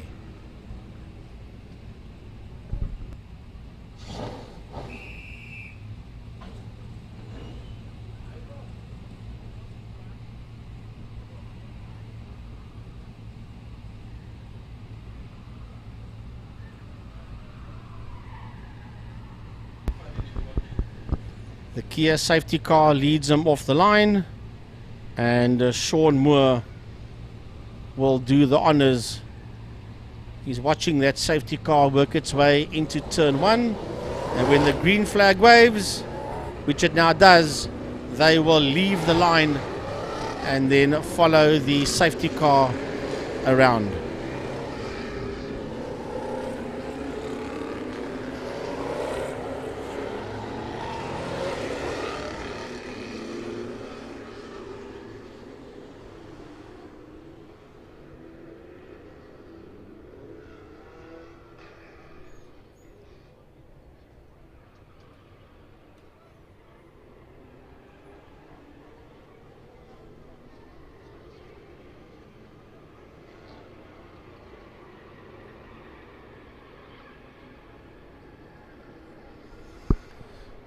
Right, so away they go, Francois, as they work their way into Interceptor Corner.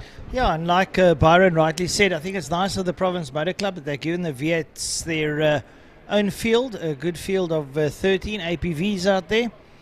And, well, good competition between the field there, both in the gold and the silver class. Many well-equipped drivers there. They're all senior drivers. You have to be, I think, over the age of 45 to drive 40, thank you, Frankie. To be able to drive the V8. It was 45. They brought it down to 40 I thought years. so. I don't know where I got that number from, so I think it was like that originally. And now they've tapered it down to 40. And you've got some very famous people in there, believe it or not. The likes of Sean Moore, was SA Supercar champion. So yes, plenty of very good names. Roy Campos is in there. Brian Evans is in there. Fabio Tofani's done quite a lot out there. So too as Mike Brooks, Mark Ridgway. They've all had their fair share of competition. So it makes up for a good class. And the V8's very exciting and very quick, sub-20s. We've even had the likes of Marcel Angel that's taken part in this class. Sarel van der Merwe back in the day also had a go in the V8 Masters. Enzo Keen. Correct. So a lot of legendary names have raced in this V8 Master category. Francois, here they come. Take them off the line. Right, so the Kia pulls to the right, the lights go off, and Sean Moore, he holds sway there on the front alongside him. Fabio Tofani ready to pounce. So you can get the whole shot. They cross the red line. Once they wait for the red lights to go off, the lights off, and away they go. Moore gets his foot down, and they make their way down towards turn number 1. Cole Nell wants to stick his nose up there alongside Fabio Tofani. Tofani's all around. Someone goes off. That's Nell. Cole Nell. Yeah, that's Cole Nell that spins it there, going into turn number 1. Has he stuck that thing in the sand? I hope not, otherwise that could be the end of it. No, he's going to get going. He'll drop to the tail end of the field, but at least he's back in it again. So at the exit of turn number 2, it is Sean Moore from Fabio Tofani, from Barry Ingle and Mark Ridgway. That's the first 4 cars heading into turn 3 Interceptor. Well, Stuart Spooner as well at the back end of the field with Carl Nell. And they're going to have to work their way through. Brian Evans sits up behind Stuart Spooner and then Richard Schroeder. But the leaders now making their way towards the back straight. And Sean Moore should still be the protagonist who leads out there with Fabio Tofani in tow. Down the back main they go into turn number 5. And it is Moore from Tofani. Tofani right on the case of Moore as they exit turn number 5. Fast run corner. Then in that third position as they come out from behind the trees there is Mark Ridgway. Then we have got Barry Ingle. And then right behind Barry Ingle, that should be the 22 coming through. Yes, it is. That's Alistair Brown. And then we have got Moore that's having a go there at, not Moore, sorry, Brooks. That's going to have a go there at Thompson. Well, the leaders now make their way, as you can see on screen there, into Quarry Corner. Your leader there, Sean Moore in the green and the black car. Up behind him, Fabio Tofani in those pastel colours. And then right up behind them, Mark Ridgway, who's making a good recovery. The first race it wasn't so good. Now he's doing much better. Behind him, Barry Ingle. Then it's Alistair Brown. Gary Thompson is in there. Mark Brooks, Richard Schroeder, Mena Parsons, Brian Evans, Mark Verjay, and Carl Nell. So they're all out there. Looks like, well, Thompson, Gary's actually fell out. He's no longer on the track. So they're going down the back straight now towards turn number 5, towards a fast run corner. And we're going to have a challenge for the lead. Going into turn number 5, it is Tofani, but it is Sean Moore that says, hang on, I'm going to hold here for a while. The line does belong there to Tofani, but it is still side by side, and it is Sean Moore that holds on to that lead. as they cross the line to start another lap. Tafani, will he dive up on the inside? Yes, he does. Will he be late on the brakes as side by side into one? Those things squirm under their right foot, and on the exit of turn number 1, it is Fabio Tafani that hits the lead. Well, Tafani immediately goes defensive up on the inside of the circuit. He keeps Moore behind him. Moore will try and out with him. Sean Moore goes around his outside. Moore's got the confidence. He's looking for a switchback, but Tafani's wise to the wind. He holds the door firmly closed there in Sean Moore's face. A little bit further back, Mark Ridgway, Barry Ingle. Ingle's fighting there with Alistair Brown. A little bit further back, Richard Schroeder, Mike Brooks, Stuart Spooner, Menno Parsons. Then up behind them, it's Brian Evans, Gary Thompson, Carl Nell, Mark Vugter all out. So a little bit uncertain about that. So where are the leaders? They should be making their way out of the double right-hander. That is at turn 4. Malmesbury, yes, down the back man they go. And it is Fabio Tafani from Sean Moore. A bit of a gap before we see Mark Ridgway. And Ridgway's getting away from Barry Ingle. Barry Ingle's having that fight there with Alistair Brown. And Brown is right under that wing of the 77 car of Barry Ingle as they work their way out of turn 5, out of Fostron corner. They climb on the gas, but keep an eye on that one as they work their way under the City of Cape Town Bridge. And Tafani has a moment going into one. That car broadsides. He manages to collect it, and Sean Moore had to back off, otherwise he might have had a bit of a clatter with the car. Well, picked up there by Francois going into turn number 1, but all is good as they work their way into turn number 2 into Quarry Corner. And the two leaders are making their way out of Quarry, Tafani and Moore. Then a bit of a gap before we see Mark Ridgway. And Mark is the chairman of the V8 Master section. And he's going into turn 3 into Interceptor Corner. And right behind him, Barry Ingles having a fight there with Alistair Brown. That is the 77 and the 22 car that's now making its way up the Tygerberg Straight into turn number 4. And then it is Brooks that's having a fight there with Richard Schroeder. And they're making their way now out of turn 4. It is Brooks and Schroeder that's going down the back main. And then they've got Gary Thompson right there with them, followed there by Menno Parsons as they work their way down into turn number 5. And then Brian Evans is having a fight there with Carl Nell as the two of them head down into turn 5 into Fostron corner, followed there by Mark Vogt. Well, having a look now at Fabio Tafani, he's putting a bit of daylight between himself there and Sean Moore. Mark Ridgway sort of holds his station in P3, not doing too much. Behind him though, Barry Ingle and Alistair Brown embroiled in their own little scuffer. Looks like Ingle's getting the upper hand and he might be closing down on the back of Mark Ridgway. But Alistair Brown, well, he might have other ideas, a little bit of a late break here and there, and you can change up. And then up behind them is Mike Brooks, Richard Schroeder, Menno Parsons, and up behind him, Carl Nell.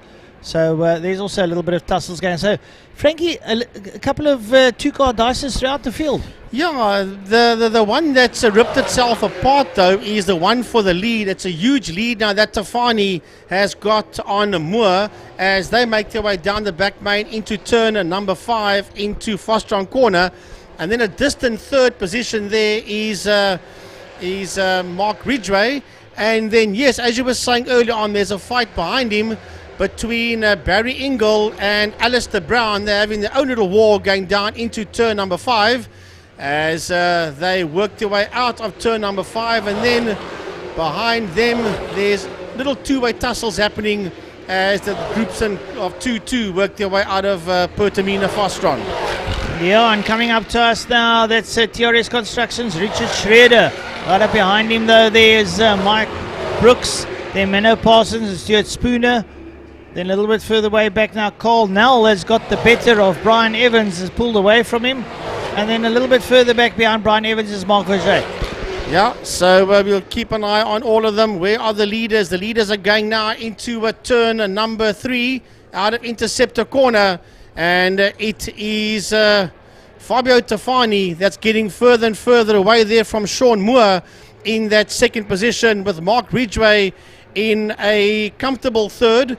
4 and 5 is heading into turn 4 now, and that is Barry Ingle and Alistair Brown is in there behind them. Then they've been chased down there by the TRS construction car of Richard Schroeder as they make their way down the back main. And Mike Brooks is in there behind him, followed there by Menno Parsons. And then you've got the 17 of Spooner that is going down the back main. That's a 17 car, followed there by the 64 of Carl Nell. And then Brian Evans. And right behind Brian Evans is Mark Vogt. And I don't see the 55 of Gary Thompson out on the circuit anymore. Strange you say that, Frankie. I was actually just starting to think, where is he? And yeah, I haven't seen him, so he's obviously pulled off somewhere. No, there he comes. There's Brian Evans coming now. No, talking about Thompson. Oh, Thompson. No, Thompson went off earlier. No, he went off earlier. Sorry, my mistake. As a matter of fact, no, there he goes, down the back main. So he's still in the race. We just didn't see him out there. But Gary Thompson in the 55, he's still very much in this race, making his way out of Fostron Corner. Yeah, I was going to say, well, all of them are out there, so still going pretty well. Tefani, we see now he's put up a healthy lead ahead of Moore. Someone who we've been unaccustomed to seeing in the front is likes of Richard Schroeder, finds himself mid-pack. Yeah, so the leaders, as we're talking about that, is working their way back down into turn 5, into Fostron Corner once again. And when they come around to end this lap, they'll start their last one. So there's one more lap for all of them to do, as Fabio Tefani makes his way under the City of Cape Town Bridge to start his final lap.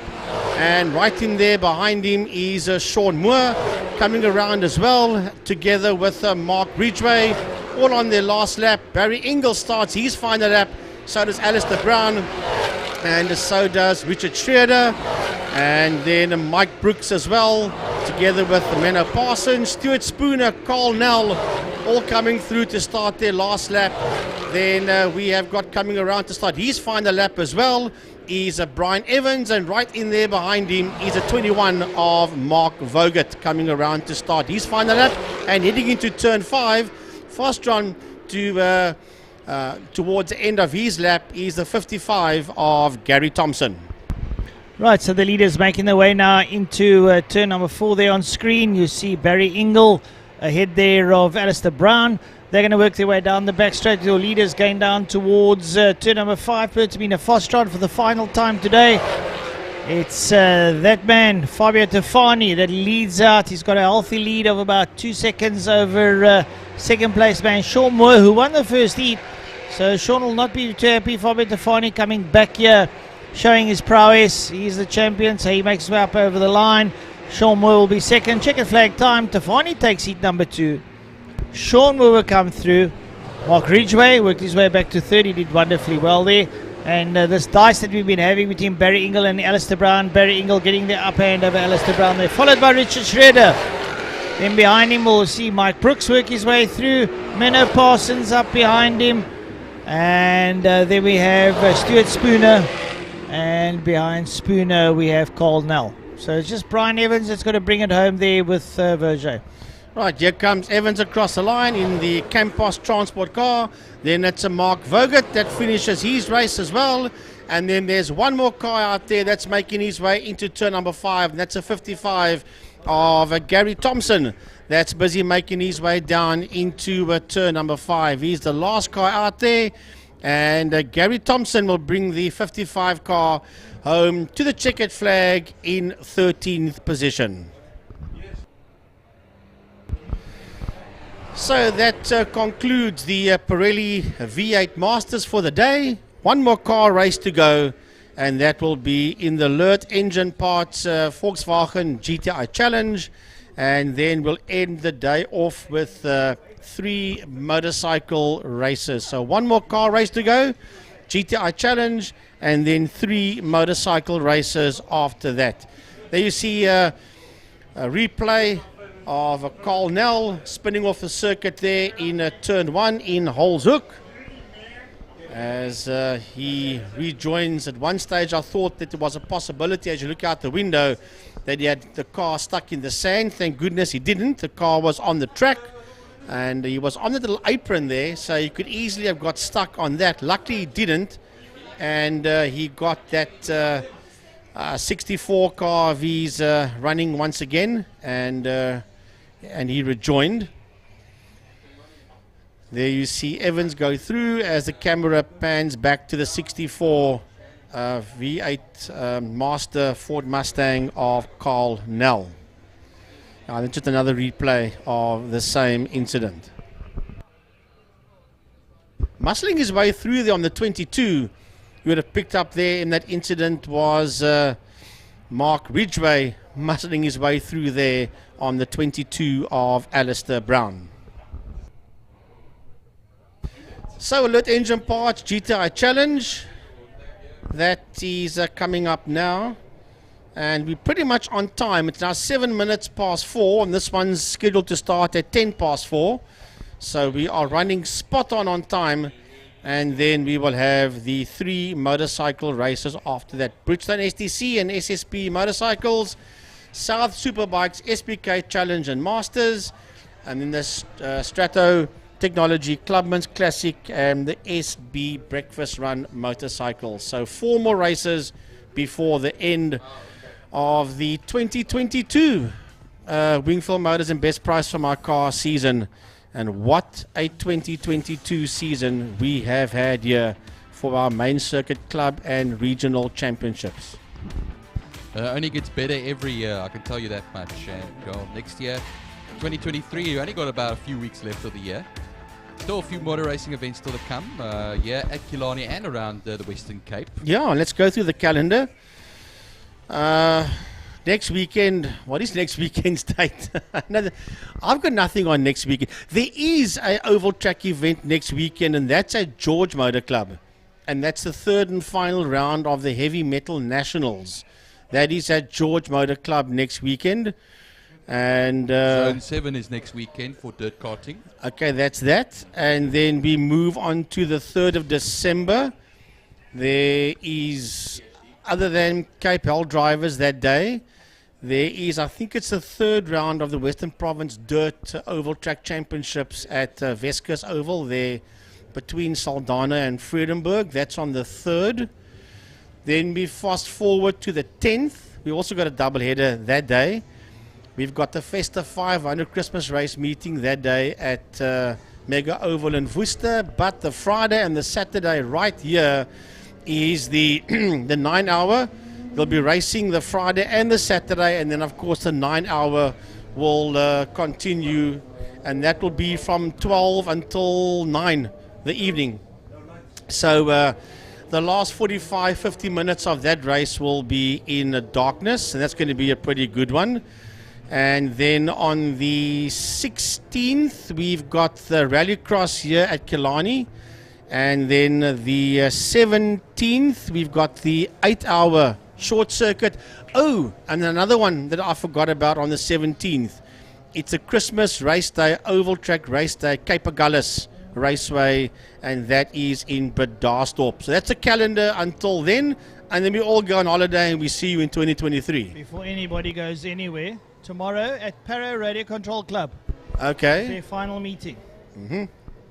So, hopefully know some fun. And yes, you can browse, plenty of browse, bring your friends with, all do all the normal. And then Tigerberg Raceway is having their, that's the, or does that Tigerberg Kraaifontein Raceway having their year final as well. So. Right, and then we have got, and the qualifying started 10 minutes ago. We've got the Formula One Grand Prix from the desert, from Abu Dhabi, and that is 3 p.m. SA time, if I'm not mistaken. I think that one fires away at Abu Dhabi. We're going to say goodbye to one of my heroes, 4 times world champion Sebastian Vettel. He greets Formula One. And yeah, he's always been my favorite and my hero since Michael Schumacher. And win or lose, I will always be a Sebastian Vettel fan. But yeah, we've got to say goodbye to Seb tomorrow afternoon. As well, and this is a horrible one, as well as Mick Schumacher. Really, I think somebody needs to give that young man a seat. He'll never be his dad. But we don't want him to be his dad. We want him to be himself. And he needs a break. He really needs a break. Didn't work out for him at Haas, unfortunately. Well, hopefully it's a temporary goodbye, because what happens is, you know, there's a chance with Mercedes to be their reserve driver for next year as well. Same with Danny Ricciardo as well. My heart broke as well this year, hearing about Daniel Ricciardo not going to be continuing next year with McLaren despite having a contract to the end of 2023. Hopefully in the future Danny can be back as well. We've got a few drivers out there, of course, that will not be around. Nicholas Latifi says goodbye as well. Difficult year for Nicholas Latifi this year, and yeah, it's sad. That's how Formula One works. Only 20 seats on the grid, and it would be nice if we could get a few more teams. But we say hello once again to Nico Hulkenberg. We do. Yes. Who's been his first full-time drive in Formula One since 2020. Yeah, he's been the super sub for quite some time.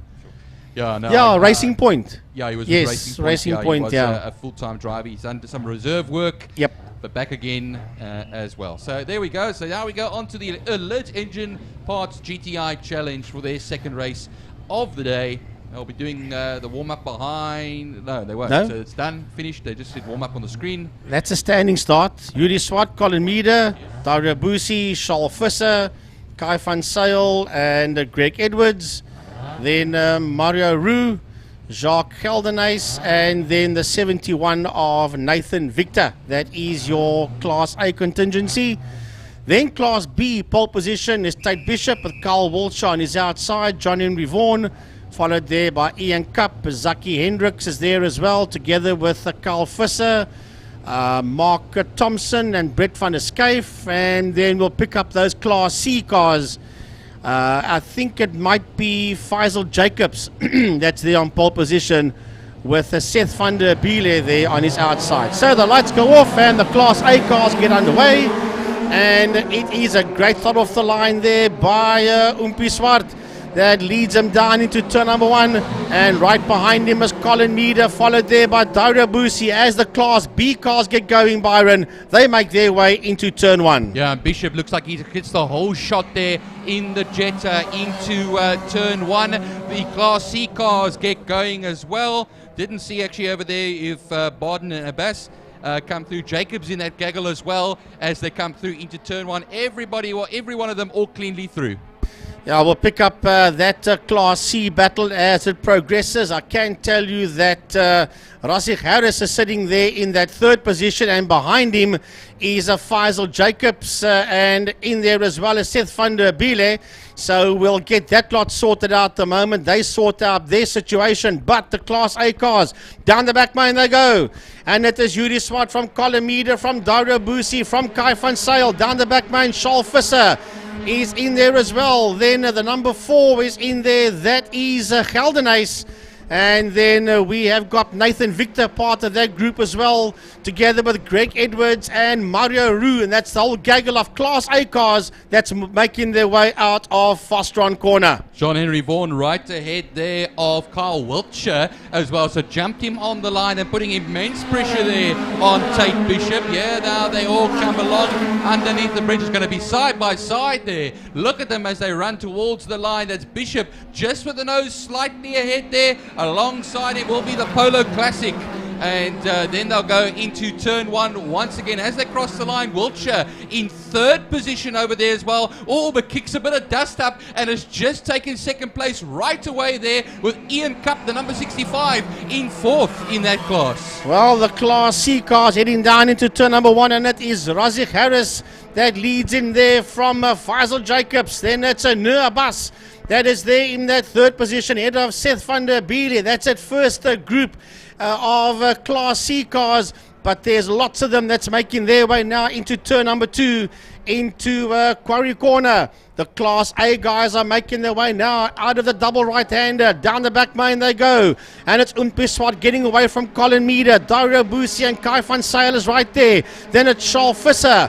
Then behind Visser, it's Jacques Geldenhuys. He's got Nathan Victor right in there with him as well, together with Greg Edwards and Mario Roux, as they all run down into Fostron Corner. All liners turn down the back straight. It is Class B, and as I said as well, Wiltshire in second position, back past Vaughan. They'll come around into turn 5, Pertamina Fastron, and still challenging heavily with each other. Just looking down there at Class C, it looks like it's the number 19 of Razik Harris that still leads the way there from Jacobs, the number 40 car. It was 1/10 of a second between the two of them the last time around, but they'll come around onto the main straight to start another lap. 6 laps left to go, including the one they are on. Right, the Class B cars are heading into turn number 1, and it is Tate Bishop that leads there from Carl Walsher. That's John Henry Vaughan that's there in that 3rd position, followed there by Ian Cup. That's the first 4 cars making their way towards turn 2.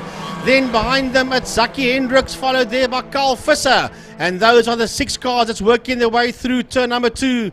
Then it is Mark Thompson and Brett van der Schyff, and that is a subtotal of Class B as they work their way through the kink and down towards turn 3, Interceptor corner. Yeah, Kai van Zyl, the number 34 car, in 4th position, having one of the best race meetings of his time as well. He's pressuring Dario Busi at the moment, the returning Dario Busi, remember that. And now there the Class A cars go right down, and Yuri Swart Jr., Umpi, as we fondly know him as well, 1.5 seconds. But we'll just go a little bit further down. Bishop, is he still leading the way? Yes, he is. The Jetta Wiltshire is still in that 2nd place. It's behind him where the huge pressure is at the moment, as John Henry Vaughan has to defend from Ian Cup, and Ian Cup's all over the back of him there as they make their way around turn 5. Right down the back main towards turn 5 goes your Class C cars.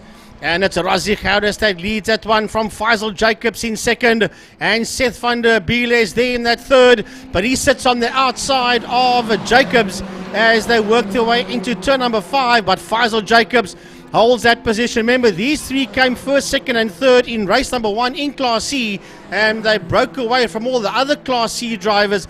Currently they're still 1st, 2nd and 3rd so far, but they haven't got away from the others yet, as they make their way across the start-finish line into turn number 1. It's Harris, Jacobs, van der Biele, it's Baden, and then Suleiman Effendi sitting in there, followed there by Cornelius and by Nur Abbas.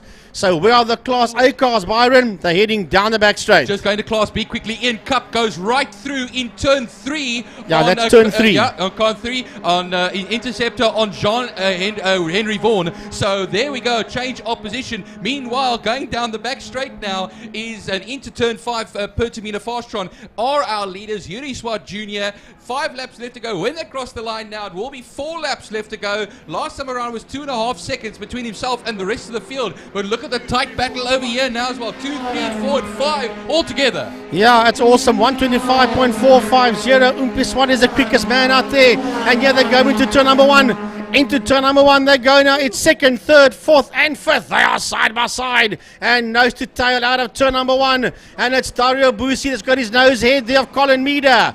Then behind Colin Meader, we have got Kai van Zyl and Charles Visser right in there, the 4 of them. And then, there's a bit of a thump there. Was that Edwards that gave Geldenhuys a bit of a knock? It looked like it. And behind them is Mario Roux. The head of that lot is Nathan Victor as they go through. But here they go into turn 3, and it's Greg Edwards that slides through there on the inside of Jacques Geldenhuys. Oh, in Class B though, Frankie, Ian Cup and Carl Wiltshire on nose to tail, and that could allow John Henry Vaughan to come closer. And Zaki Hendricks has even closed up the gap to 1/10 of a second. He's ahead of Visser, 3/10 of a second. That's how close it is in all of our classes over here now, as well as there are now 4 and a bit laps left to go. Right, let's go to Class B. They're making their way into turn number 4. That's a double right-hander. And the Angry Jeep, Jetta 2 of Tate Bishop, leads them down the back main. Hoy uses the track and a touch more. And then, it's on here for 2nd. That's Carl Visser. On his outside is Ian Cup.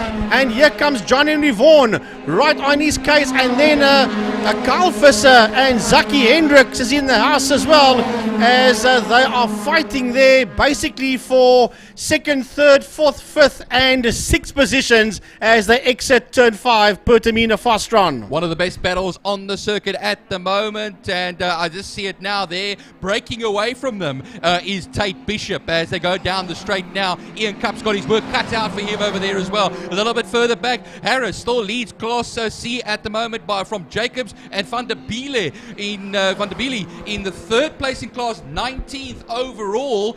Swart Jr. leads the overall with 3 laps left to go, including the one they're currently on by 3.6 seconds over Boosie. Meader is also in that battle. They're still with a 10th of a second between himself and Boosie. Right, we are the Class A cars. Down the back main they go. And the Summit Racing Umpi Swart way down the road. But the fight is still on here for 2nd, 3rd, 4th, 5th and 6th as they head down the back main. And it's Dario Boosie. Diving to the outside there is Colin Meader as they almost lock up going down there into turn 5 into Fostron corner. Then Kai van Sail is in there. Just behind him is Charles Visser. My word, it's a game on here for 2nd and 3rd position as Swart heading into turn number 1 has pulled the pin on them. Here they come down towards us. It is Boosie, it is Meader, it is van Sail, it is Visser, it is Victor, it is Edwards, followed there by Geldenhuis and Mario Roux into turn number 1. And here comes our Class B battle for 2nd position. Oh, they're coming out of 5. Yeah, they're coming out of 5 now. Fostron they are. And it is a gap between Bishop and the rest of the field. It was 1.8 the last time out. It's much bigger this time. I'll tell you that much. Here comes the Jetta across the line. And then Wiltshire will follow suit, and that'll be 2.4 seconds back. Actually, it's Cup that just came across the line right now. And no, it's actually, sorry, Cup's a little bit in 3rd position at the moment, and Wiltshire is the 54 Polo in the 2nd position in class now. Right behind them, it's coming up for Visser, and John Henry Vaughan still trying to fight his way back, Frankie. Well, Class C is having its own fight for 2nd and 3rd position because Razik Harris, as they make their way into turn number 1, Razik Harris has pulled the pin and disappeared down the road, and that fight for 2nd and 3rd on the exit of turn 1 is on, and that's between Seth van der Biele and Faisal Jacobs, and then Nur Abyss sits there in that 4th position, and he's watching the 3 of them as they make their way out of turn number 2, but it's certainly on here in Class B between Seth van der Biele and Faisal Jacobs, and the 2 of them are side by side as they work their way through the kink, going down into Interceptor corner. They are side by side, and as they exit turn 3, it is Faisal Jacobs that gets his nose ahead there. Seth van der Biele and Nur Abbas is getting a lot more closer to the 2 of them, but the leader in Class C, still the number 19 Golf of Razik Harris. Yeah, and to be exact, it's 1.8 seconds between himself and Van der Biele. So there they come on the last lap, the flag lap now. I'm just going to go back to Class B quickly. Ian Cup on the outside of Wiltshire as they go into turn 1. And, whoa, somebody going off the circuit, Frankie. Yeah, it's a lot of dust. This is the final lap, and it is a couple of Class A cars that's gone farming there. I think it's hard to tell. I'll tell you that Charles Visser is one of them. I think it's Visser and van Sail. Yes, it is. It's Visser and van Sail. As we're on the last lap, the leader, Umpi Swart, is making his way into turn number 5 for the last time, Fostron corner, and he will see and be greeted by the checkered flag. Well, we look out for them. Umpi Swart will be the victor here today. Here he comes to the line and takes victory ahead of Boosie. Will come across the line then. Meader should get to 3rd place over there definitely, and Nathan Victor will come up into 4th. Geldenhuis up into 5th position. Roux. Oh, the rest of them just busy making his way through. Here comes Visser and van Sail that got lost out there, but Byron, Class B has been won here by Tate Bishop, and here he comes to the line, right in there behind Tate Bishop. Here's a Carl Wiltshire right on his case. There is Ian Cup, and it's side by side, and it's John Henry Vaughan, I think. We'll have a look at the monitor. Just ahead there of Zaki Hendricks, followed there by Carl Wiltshire, and then Mark Thompson coming through as well to finish his race ahead there of Brent van der Schuyf. Yeah, Vaughan was 11 thousandths ahead of Zaki Hendricks there, and Hendricks then 4 tenths ahead of Visser. So Class C coming to the line. Razi Harris, 2 out of 2 for Razi Harris. With Seth van der Biele coming home in second. Damage on the van der Biele car. And then Noah Biss comes through. So what happened to Faisal Jacobs? It was a car off in 5 in a Fostron. And it is Jacobs, and he will finish there in a 4th position, just ahead there of Suleiman Effendi. Well, brilliant stuff out there. Alert Engine Parts, Volkswagen GTI Challenge, race number 2.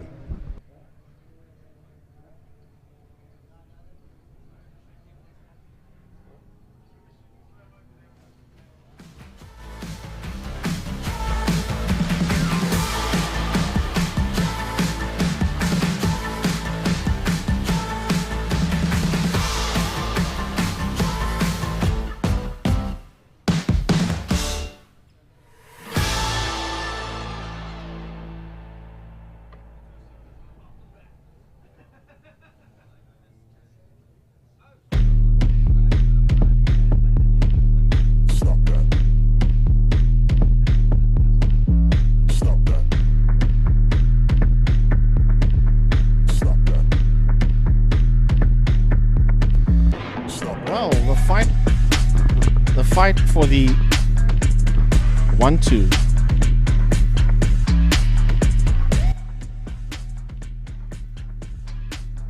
Testing 1-2. Yeah, well, the fight for the championship overall is between Umpi Swart and Tate Bishop and Chase Herald. Chase has finished 3rd. There's no ways that I think that's the way they're going to end overall, unofficially from our side. Overall, not class winners, but overall winners. 3rd overall for the year will be Chase Herald. 2nd will be Tate Bishop. And your winner for 2023 overall will be Yuri Umpi Swart. So, yeah, that's going to be awesome stuff. Their prize giving is the 13th of January, Friday the 13th. And Gary and myself will be doing the prize giving for that one. But that's only right at the beginning of next year.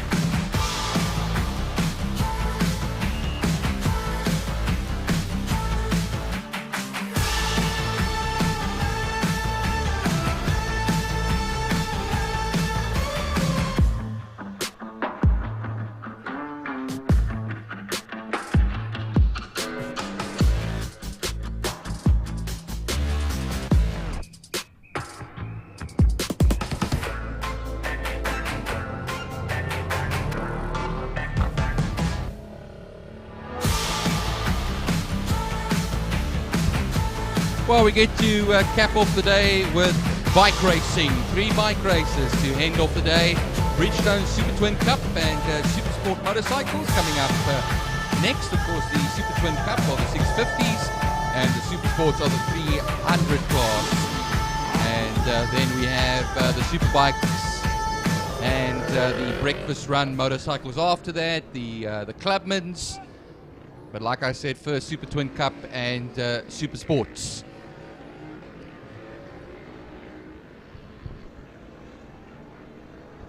A lot of up-and-comers here as well. A lot of guys have been racing for a number of years, coming from the junior side of things, from short circuit racing, now on the main circuit for a number of years. Some of the older hands come back as well. It's always good to have the experience and the youth together on the circuit. Talking about youth, Slade van Niekerk, the man on pole position, he'll be sharing that front row with his fellow Kawasaki's of Tristan Pienaar and Jason Lineker. Of course, Lance Jonas won't be back out there, surely, having had a tumble earlier on, a low side in turn 1 on the second lap of the race. But then Ryan Coetzee, David Entikot, Zante Otto will all be in there as well. Zante Otto doing a lovely job in the latter part of the season here in the 300 section. But they are on their sighting lap right now, getting to the grid. Otto will not be alone in the 300 class. It's the 2 Hutchings. I'll get them, of course. There's Nicholas Hutchings, number 72, and the 74 of Braden Hutchings, both of them on the KTM RC390 bikes. And yeah, Raymond Alexander in there as well on the Ninja 300. One of the few, Abigail Bosson on that R3 Yamaha. But yeah, it's 9 laps we're doing with the bike races nowadays. And the first race only went 6 laps after the tumble of, well, it was 7 laps technically, because he had a 6-lap race and a 1-lap race. But yeah, Lance Jonas had that tumble, as I said earlier on, at turn 1. But here we are now, everybody slotting into position. I see Slade van Niekerk is pulled up into pole position. Alongside him will be Tristan Pienaar, Jason Lineker, Coetzee. Right behind them there, of course, that number 4 position will be left open. That would have been the position held by the Suzuki of Lance Jonas. Right, so we wait for the lights. Waiting for the lights. Still waiting for it. And John's going to put up the 5-second board. There we go. The lights come on. And they go for it. They get away very quickly. Tristan Pienaar is a rocket start down the middle, up alongside Slade van Niekerk. Tristan Pienaar pulls away and gets the whole shot. And looks like Ryan Coetzee slotting into P4 there. Pretty good start coming out of him. And Jason Lineker there with Slade van Niekerk chasing down the likes of Tristan Pienaar, who had a blinding start up on the way to Quarry Corner, and then they just eased their way in. And Byron, I think we're in for a little bit of a different race. I think so, yeah. They come around now on this first lap through turn 2, running out to turn 2 into the kink, and then into interceptor turn 3 on this very first lap of 9 of them. I always like to say a good clean start from everybody through the first corner and off the grid. We've seen some incidents on the grid today that we've never seen before, but yeah, they're going now on the Tigerberg straight, and then they'll open up shortly onto the back straight over here, the slightly curved back straight at Killarney, and it is going to be Tristan Pienaar, but not for long, because here comes Slade van Niekerk. He's going to look on the outside of Pienaar's Kawasaki. Top 3 are all Kawasaki's, and he will come right around the front of the bow there and into the embankment at turn 5, Pertamina Fastron. Oh, a lot of experience coming out of Slade van Niekerk there, going around the outside of Tristan Pienaar. No mean feat as he works his way to the front. Jason Lineker sits there in second. We know Jason had some hot flying laps in the first heat, we still have to do. And then coming through is Ryan Coetzee ahead of David Entikot, and they're quite a bit away there of Zante Otto, comes through with Nicholas Hutchings, Braden, Edward Ralston, Stavro Michel, Raymond Alexander, Jason Butler, Van Andenoji, Mitch Robertson, Gavin Smith, Abigail Boston, Taryn Wainwright, and still 1 or 2 riders to come through. Well, still going into turn 2 now. It is still nose to tail between Van Niekerk and Pienaar. Well, Van Niekerk just edged Pienaar over the line, but I think what happens is might just keep it ahead for now with Pienaar. Just see them as they come onto the Tygerberg straight there. A little bit further back, Lineker 0.4 of a second, then Coetzee 3 seconds back. In fourth position, Enchikot, the number 78 in fifth. Now we go to the 300 class. Zante Otto leads by 1/10 of a second over Nicholas Hutchings, the 72 KTM, and Braden Hutchings a second further back than that. That will be the top 8 ahead of Rolstone and Stavro Michel, with the fourth place of the 300s, Raymond Alexander in 11th. Well, the leader's going down into Pertamina Fostron corner, and looks like Tristan Pienaar's taken the lead. Ahead there of Slade Van Niekerk as they come out of turn number 5 under the City of Cape Town Bridge up towards the start-finish line. Tristan Pienaar, Slade goes back towards the inside, goes ahead, and still Jason Lineker sits there with it. Well, just look at this now, Francois. Jason Lineker put in a 1:21.221. So after about a lap or two, he starts coming alive. He finds the rhythm and he gets heat in the tyres. That's important. Well, there you go, and the Ninja 0.3 of a second off of Tristan Pienaar at the moment. As they cross the line, though, Tristan Pienaar was 0.4 of a second ahead of Slade Van Niekerk. Still very much, like I say, nose to tail between those two. Zante Otto, though, going a little bit further back in 6th position. Leader of the 300 class. She's made her way past Edward Rolstone and has opened up a gap of 0.8 of a second. Edward Rolstone closes down, going into quarry behind Zante Otto. Up behind Rolstone there, Richard so Edward Rolstone's there, and then at Nicholas Hutchings, Braden Hutchings, and Stavro Michel. 7 laps to go, including the one they are currently on at the moment. I'll take you through the list. Like I said, Zante Otto, the leader of the 300 class. But I think, look at that now, just going back to the front, Francois, before I give you anything else. A 3-way battle for the lead in this race. We had it in race 1. We're having it in race 2 now. They're coming to the line. There'll be 6 laps left to go. Watch them as they come. I think it's Slade Van Niekerk that just holds it ahead of him at the moment. No, he doesn't. That's Tristan Pienaar. But on the outside, Slade Van Niekerk was looking, and then riding shotgun there with him is, of course, Jason Lineker hanging in there, right almost on the back wheel of the Kawasaki ahead of him. Yeah, having a look behind them, Ryan Coetzee and David Enchikot are having a nice toe-to-toe there. They're having lots of fun. You can see it. Rolstone's now got past Zante Otto. Jan Zante's Nicholas Braden, and then Stavro Michel.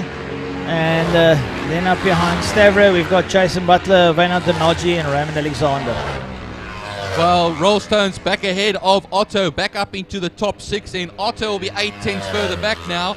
And then ahead of the 2 Hutchings, of course, Nicholas and Braden Hutchings close by. So 1.9 seconds between Otto and Nicholas Hutchings, with Braden Hutchings 0.6 further back. Then Stavro Michael 0.8 back of that. And then Jason Butler in the 11th spot ahead of Donaji. Alexander Robinson in 13th and 14th. They are both 300 class runners ahead of Smith. And then Bosson is hanging in there as well in 16th place, number 51, second off of Smith, but 5.2 ahead of Wainwright. Well, there you get the full rundown of the field now. We're going to pick up on the leaders as they come up towards us. And Tristan Pienaar leading out on...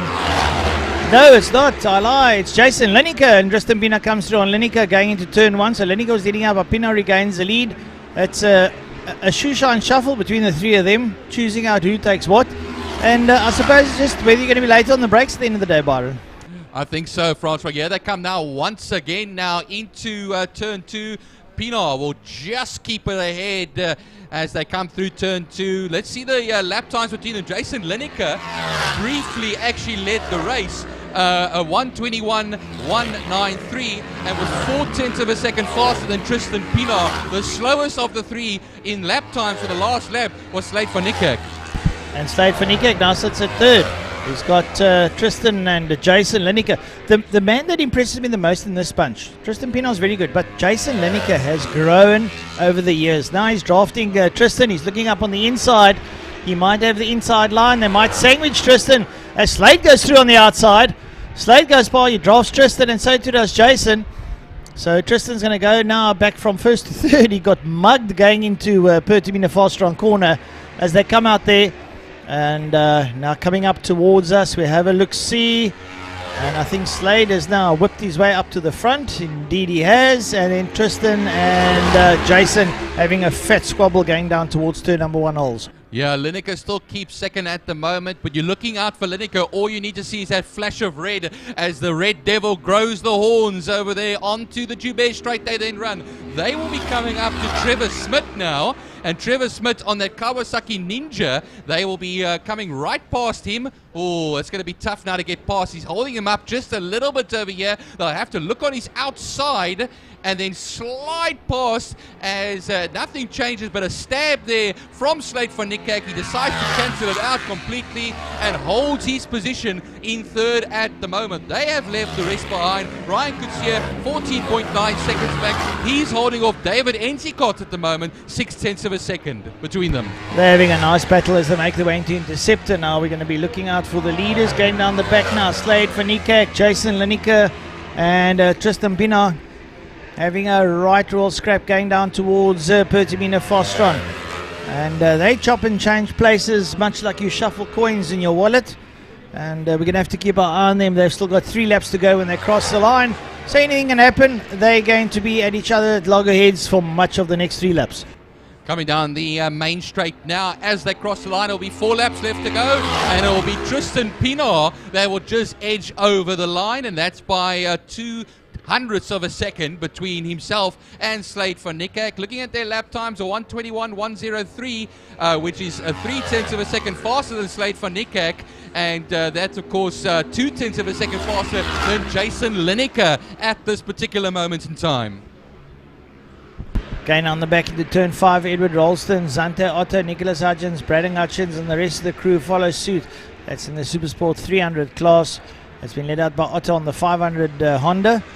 So the extra 100cc coming into its own and working its magic over the likes of Nicholas Hutchins, who's the current 2022 Supersport champion. He lies in second in the class. Stavron Michael goes through there.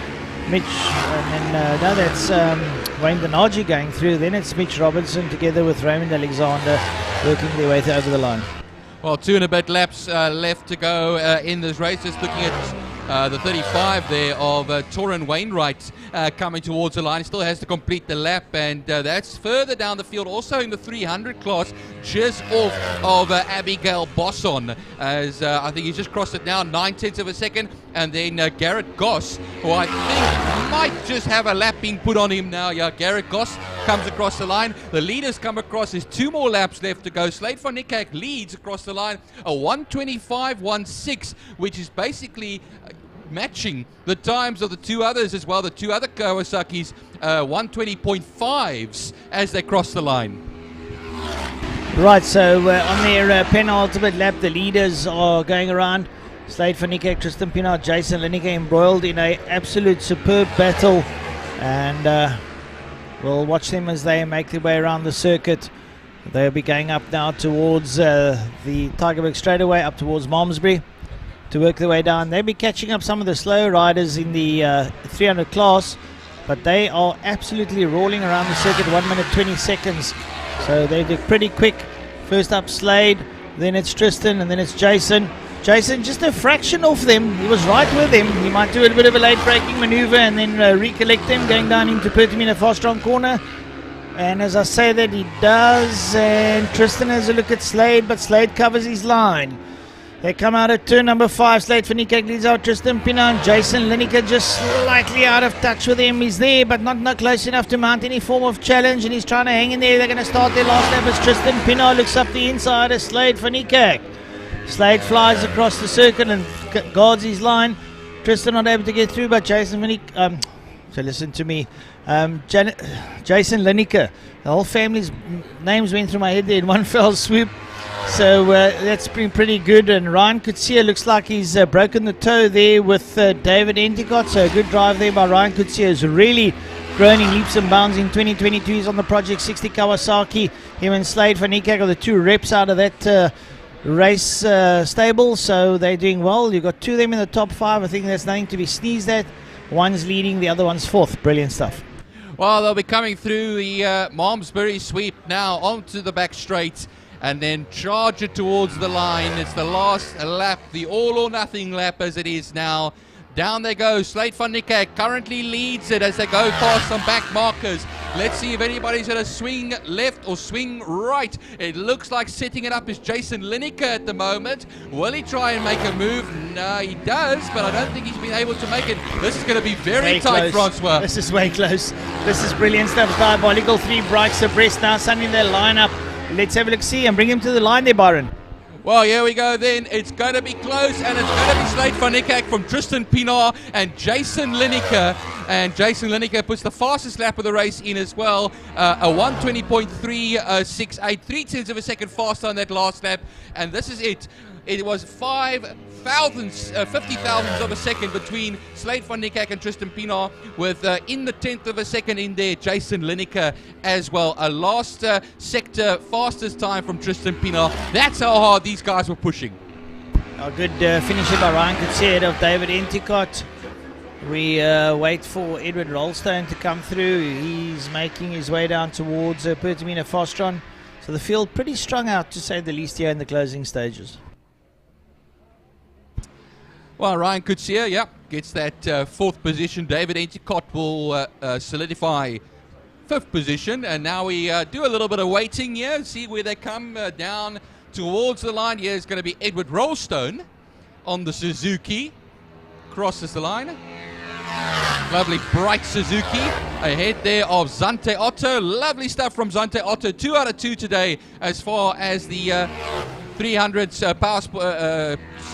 Super Sport class, is concerned. She's ahead of Jason Butler on the Suzuki. Stavro Michel comes through then on 9th position, but just looking at it there, it's going to be Nicholas Hutchings that will be 2nd in the 300 class, and Mitch Robinson will come up into 3rd on the number 71 machine in the 300 class. He'll be only 2/10 off of Donaji, who will be the 8th or the 9th position in his particular class.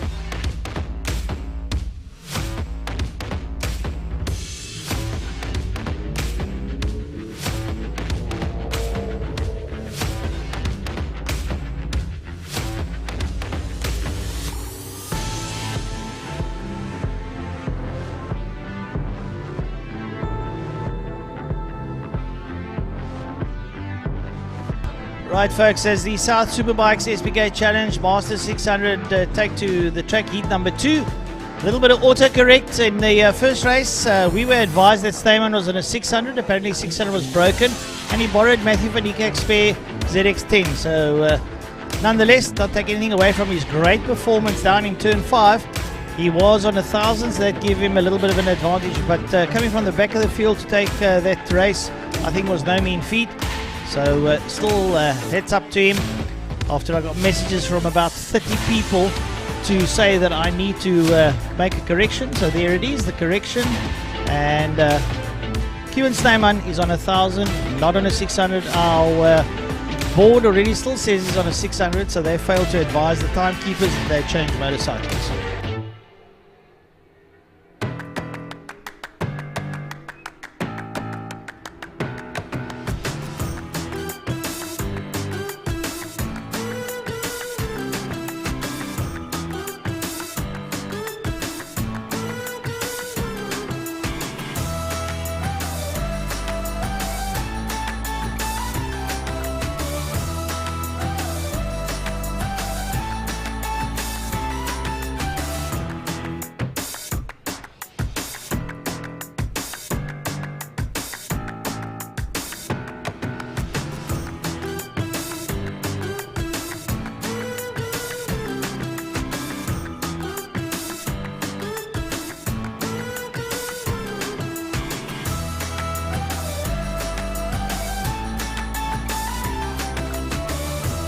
Right, so the bikes line up on pole position. Malcolm Rapson. Waiting for Ronald Slamet to come through. And on the third place will be Jean-Pierre Frederick. Oh, second place, Jock Ackerman. Ronald Slamet down on P4. So a little bit of a change up here. Matthew van Niekerk sits there in P6. Nobody in P5. Was P5 still coming? That's Hilton Redlingace who goes up to 5. Mike de Toy donning a 1 on his bike. Lekker Windgat, he's the SPK champion. So he's out there and he's looking to have a stonking second heat, he told me at the lunch break. Let's see how this one pans out. Waiting for John Green to swivel that pedal to 5 seconds. And he has a look, he's waiting. 5-second boards up. The lights come on, they go out immediately and away they go. Jock Ackerman gets a good start. He's going to make his way down to the whole shot. Ackerman, and he's got Slamet around his outside. Slamet around the outside, dives across the bow. Jock Ackerman and Slamet goes to the front. Slamet's in the front and he's got Malcolm Rapson there for company in second. Pulls away there from Rapson at an alarming rate.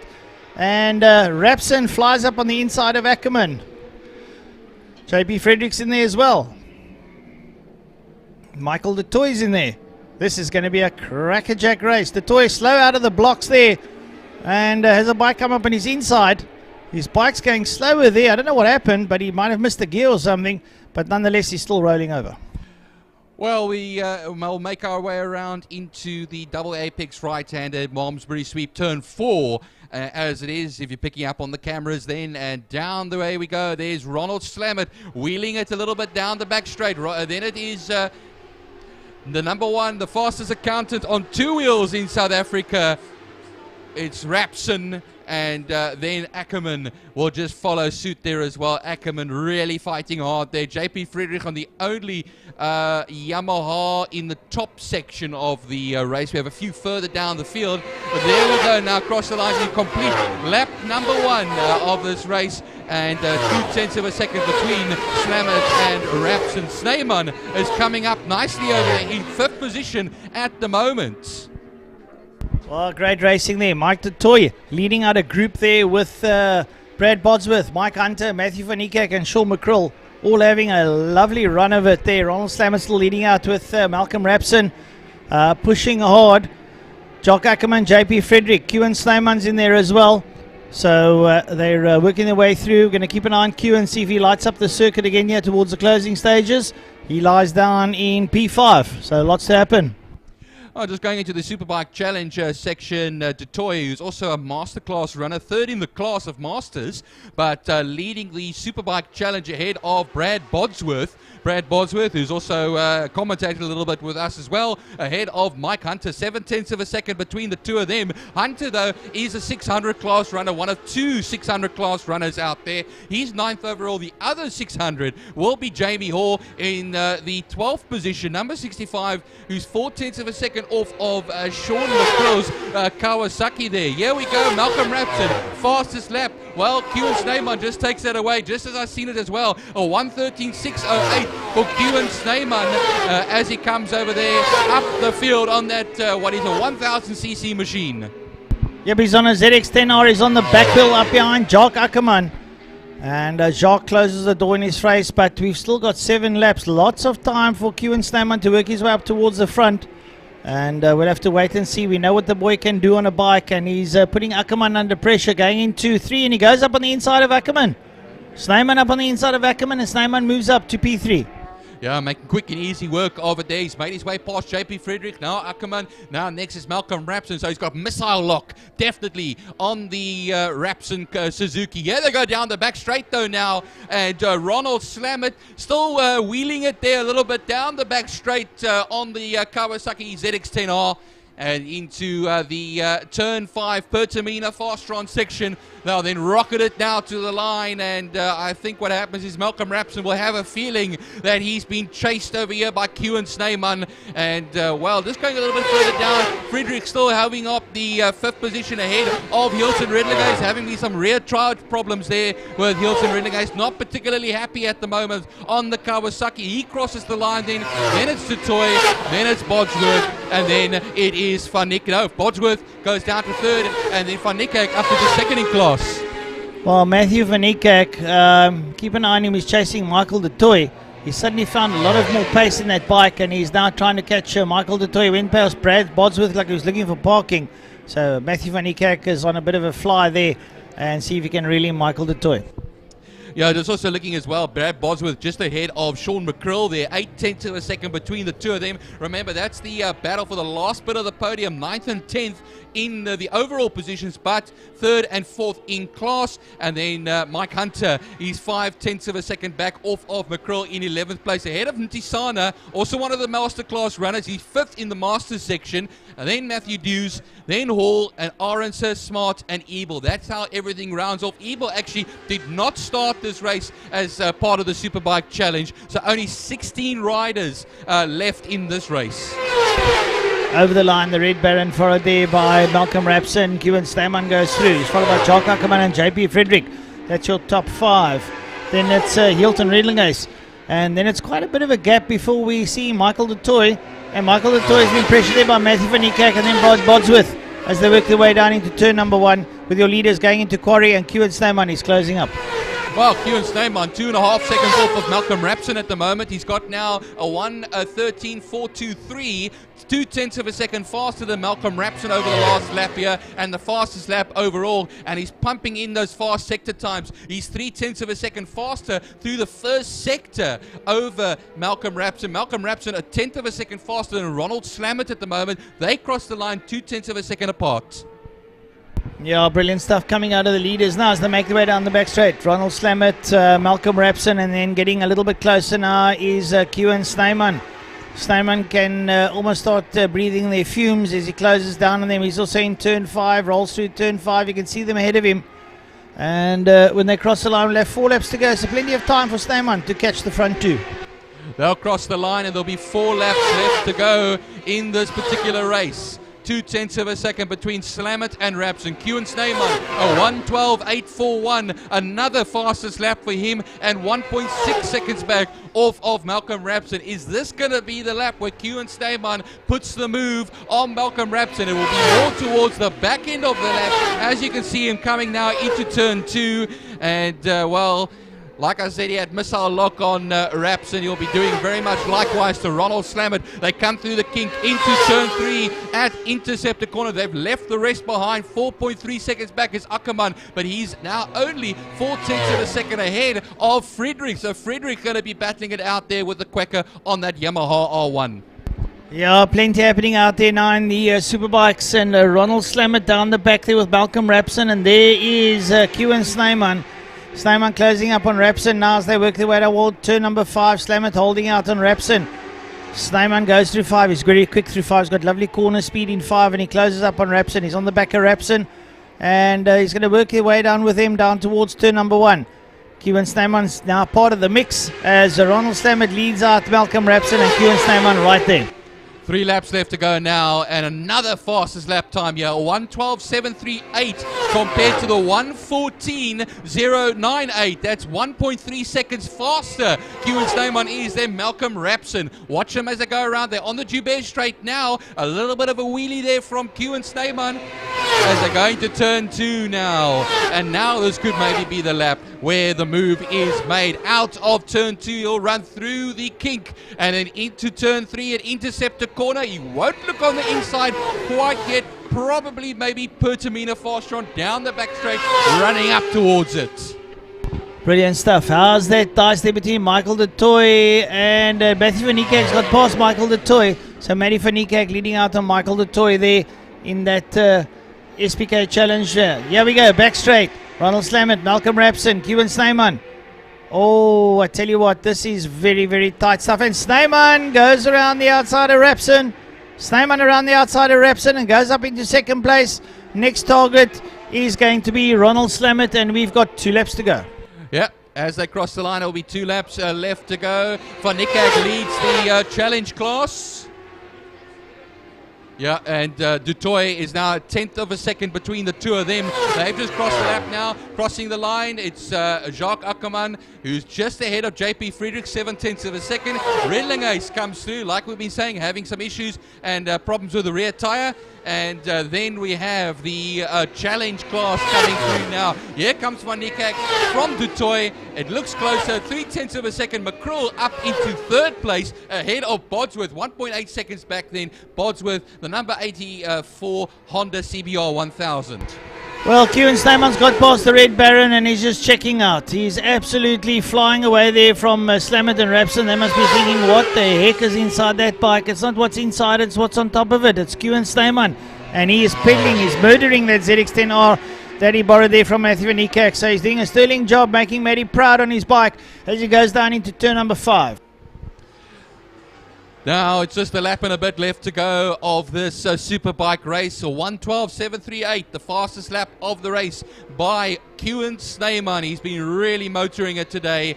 And, well, we're coming to the line now. Kewan Snyman crosses the line from Ronald Slamet at 1.1 seconds between the 2 of them. This is the flag lap, and Malcolm Rapson still holds 3rd at the moment. Jacques Ackerman and JP Friedrich has closed a little bit the gap, 0.8 of a second, so he's a bit quicker. Ackerman on the last lap. Redlingace, there he comes now, the Triple 8, of course, motorcycle with Tiny's pit box. Hilton Redlingace, he's currently 6th at the moment.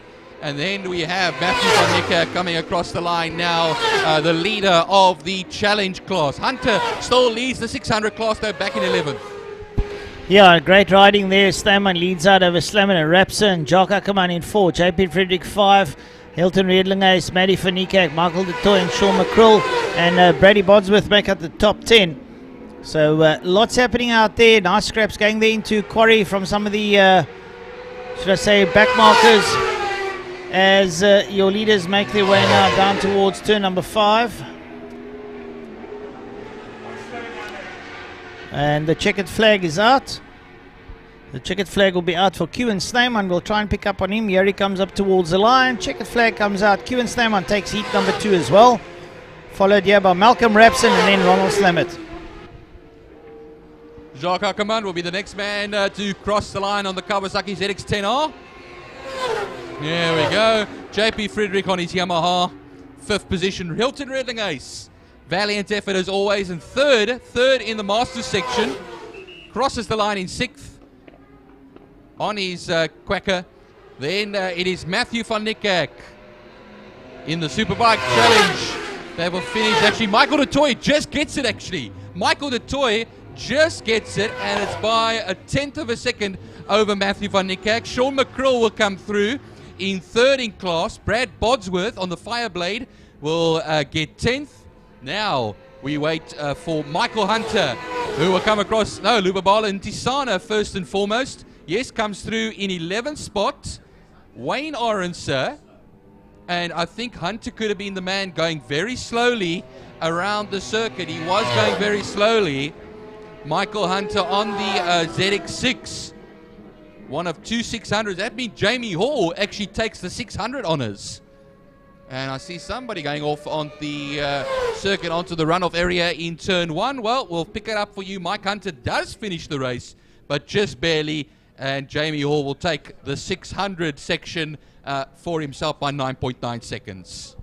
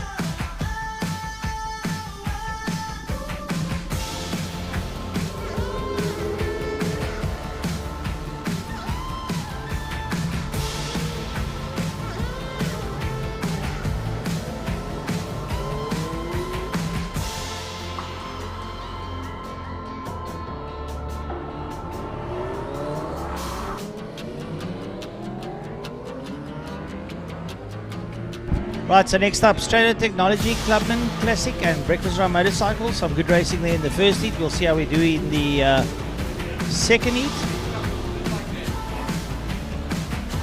as they make their way around the circuit.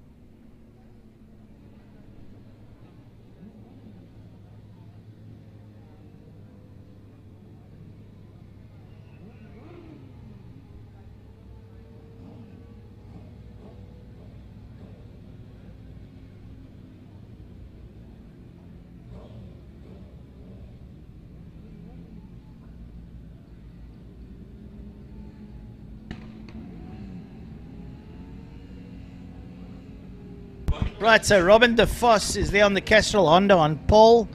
Alongside him, Quinton Weening and Wayne Gress. That's your front row. And Quinton Weening in that second heat showed what his bike can do. Wesley Hendricks sits there on the second row. So we'll see how this one pans out. And then coming through into third is that man Minky and Glover on the R6.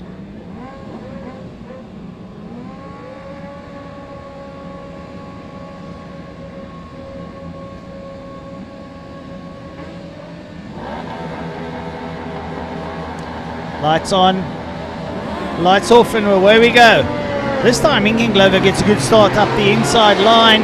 They make their way down. Looks like Wayne Gress got a rocket start up ahead of Robin de Vos. Oh, and someone runs very wide.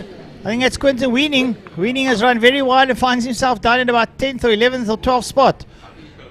Yeah, he's got to work his way around there and come back onto the circuit. All right, yeah, he's just rejoining in the most, probably the most gentlemanly way there. He gets a bit more steam going, and then into turn 2 he'll then run. So this is the first lap here. A little bit of dust in the air that side as well. And well, there we go into turn 3. Wayne Gress will lead them around on the Quacker. Then Quinton Weening, who was in second, yeah, he dropped further back after going wide in turn 1. Yeah, they come now through turn 4, the Malmesbury sweep onto the back straight, and we'll see the challenges as they go. There's that Honda, the Castrol Honda, that is up in that particular section as well. And then towards the turn 5, Pertamina Fastron. Well, Robin de Vos comes back at Wayne Gress, goes around his outside out of turn 5, and he takes the lead back, and he's getting it cracking as he works through. Got Wayne Gress up behind him, and then up behind him Minky and Glover in third place. This looks very good for Minky and Glover. Wesley Hendricks, Rowan Venter, and Koorts works his way through. Koorts back up into 6th. He's been having a lovely day over out of the Breakfast Club. Well, de Vos and Gress just touched arms, Francois. I just saw that as they were coming up to turn 1. That's amazing stuff. It just shows you how close they are to each other. And this is a ding-dong battle between the two of them. And look at Minky go on the outside there. Minky and Glover on the outside of Gress, and he goes through. So it's all happening out there. Oh, it's good to see Minky at the sharp end of the field doing something. He's 888 that he's on there, and that's on the Yamaha. But he's ahead of Hendricks by half a second. Venter 0.8 further back, and then there's Koorts. That will be the breakfast run class leader in 6th position, 0.03 of a second ahead of the 71 of Mitch Robinson. Of course, Evert Koorts on the Suzuki, the Gixxer, and then ahead of Robinson low, and then Skirmers, the number 63 bike ahead of Sobotka. 0.2 of a second between the two of them. That's all the breakfast run class. Going to the classics though, 13th place is number 13, Morris on the BMW. Mario Ferreira on his Boxer BMW in 15th and second over in class. Right, having a look there. Wesley Hendricks trying to close down on Minky and Glover, going down into turn number 1. He's close. He's just no cigar at this moment in time, but he is closing down on Glover, so Glover's going to have his hands full pretty shortly. Robin de Vos has decided to check out with the quickest lap time of the race, and he goes into quarry corner, and Glover is taken up on the inside there by Hendricks. Wesley Hendricks gets through there on Minky and Glover, so Minky's going to want to come back at him and see what he can do. Well, de Vos now leads 3.8 seconds ahead of Ndlovu. And yeah, so if you look at the times, our fastest sector time already, 28.6, 0.4 of a second faster on that first sector over Ndlovu. Hendricks still hanging in there as well, and ahead of Gress and Koorts. Koorts coming up ahead of Venter, 0.4 of a second now ahead of Venter. Skirmers coming up. He's only a 10th off of Venter at this particular moment in time. Nico Venter on the Yamaha R1. JP Skirmers on the Fireblade Honda. And yeah, as we go down the back straight now, 7 laps left to go of the 9, 6 and a bit if you want to make it exactly. But now coming towards the line is that number 36 Honda with a 1 minute 20.777. Jackpot as it is. Wesley Hendricks goes through in second, Minkin Glover third, Wayne Gress 4, Kurtz down in 5, Sabotka 6, Shermans comes through in 7th, then Fenter, Robinson and Lowe are the top 10 riders that make their way over the line. But I'm afraid that Robin de Vos has decided he's going to check out. He had enough of mixing it up there with the likes of Minkin Glover, Wayne Gress and Hendricks, and he's checked out. Hendricks has done well to go up into second and is now moving away from Glover. So yeah, it's got a lot happening in the race. We've still got about 6 laps to go, so still plenty left in this race. Yeah, so 3 laps completed, or 3 and a bit laps completed with the 6 laps, and then yeah, so 5.4 seconds between De Vos and Hendricks, and Glover now into 3rd position, 1.7 seconds back of Hendricks, and then Wayne Gress, who was leading at one stage. He qualified on the front row, leading at one stage in 4th at the moment. But look at how Evert Kurtz on the Jigsaw is closing up the gap. 7/10 of a second it is that he just needs to close on Wayne Gress, and he will be up into the top 4. Sabotka and Schirmers all in that top section. They're all in the top 10, as Francois was pointing out earlier on. 3 breakfast run motorcycles in the top 10 ahead of Nico Venter and Mitch Robinson. Low in 10th, and then we have Thompson and Thomas, who are also breakfast run runners, 11th and 12th, but 4th and 5th are in their class. There you can see Kurtz has moved up to 4th with Sabotka and Schirmers behind him. So Gress has gone back 3 places as the 3 Breakfast Club bikes pull through. And let me tell you, in the top 6, 3 Breakfast Club bikes, that is very, very impressive, and a big wheelie coming out one of the riders as they make their way up towards Quarry Corner. Well, it could easily be 4 as well, Francois, because look at Thompson. He's only 0.3 of a second off of Willem Lowe. So we could easily even have 4 into the top 10, and don't count anybody out over here as well. So many things are happening. I don't know what's happening to Wayne Gress, though. I think there has to be some sort of an issue, because he was leading for a little while, and then he just started losing positions one after the other. Finds himself now in 7th position. Robinson is a second off of him at the moment, and will be chipping away. Oh, look at the lap times between the two of them, and that may be a telltale sign. A telltale sign indeed, as Kurtz is there in 4th and Glover in 3rd, and we're trying to pick up where Kurtz is in terms of in Glover, because he was really motoring along. Here comes Robin de Vos. He's the leader. He crosses the line now. He's got 4 laps to go.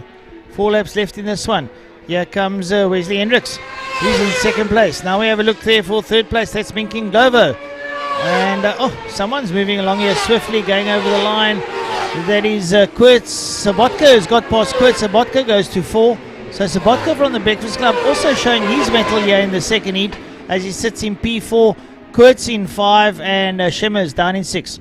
Well, just looking at Wayne Gress, his last lap was actually his fastest lap, so it just looks like everybody's just turned the wick up a little bit more. Now Wayne is just starting to get it running, but now with 4 laps left to go, almost 3 laps left to go, it looks like he's left a bit at sea here, and well, finds himself in that 7th position. I'm just taking a look between himself and Robinson. Robinson is now 0.8 of a second, took 0.2 of a second out on the last lap. Fenter in that section as well, Lowe and Thompson on the number 34 bike. That number 34 bike over there, Shandon Thompson, is a R6 Yamaha ahead of Leighton Thomas, the ZX10 that he is currently on.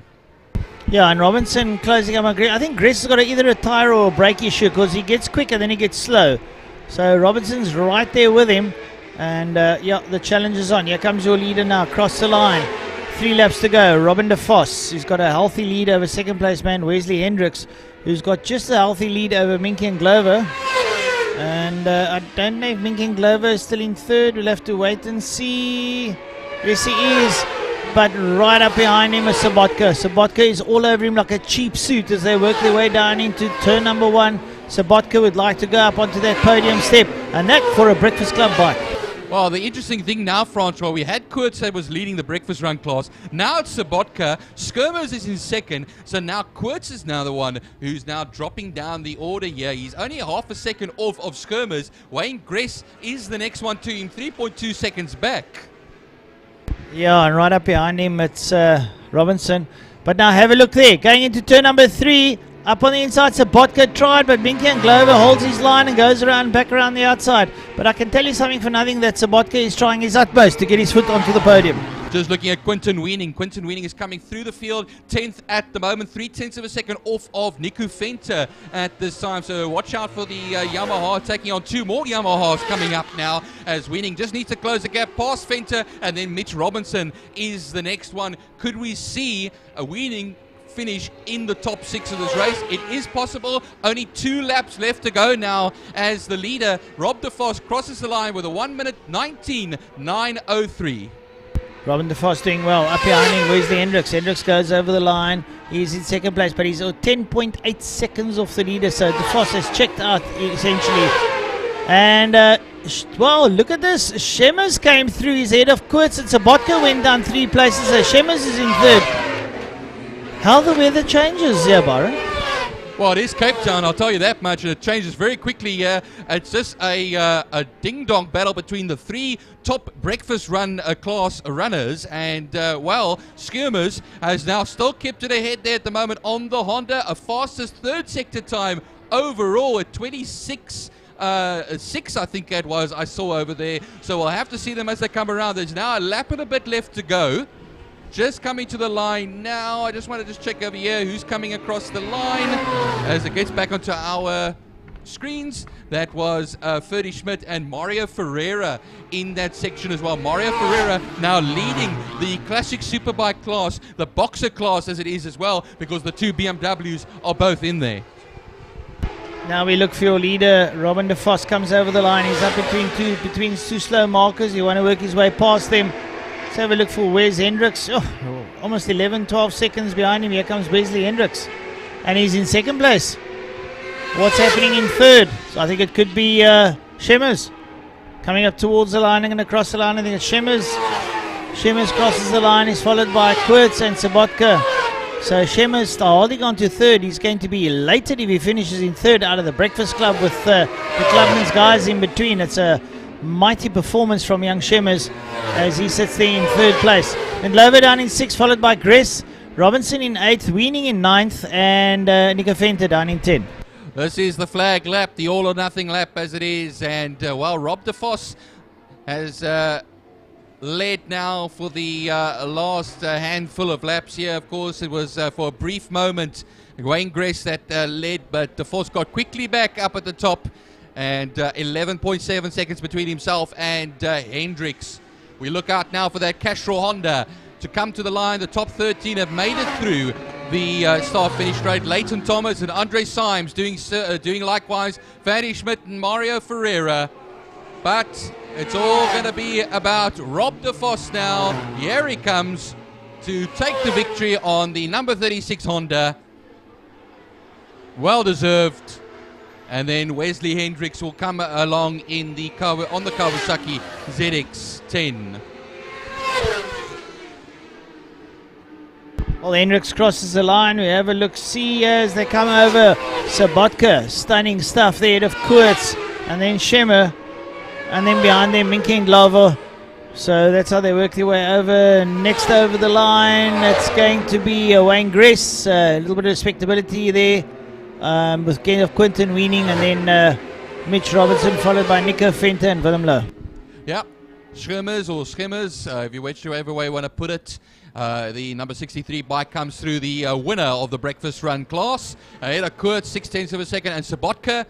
So lovely racing from those that trio ahead of Ndlovu, Gress, Weaning and Robinson, Venter and Lowe. That's the top 11. Thomas, Thompson, Symes, Schmidt, and Ferreira, who's the classic superbike class winner, and ahead of Wasserfall. That's the wonderful. I see the Wasserfall name back in again as well. Ahead of Morris, Hendricks, Rimmer, and the Hendricks I'm talking about. There's the number 19th place, number 61 Hendricks, and that is Keegan Wasserfall. Then William Morris and Brandon Hendricks, excuse me. There we go. Philip Rimmer.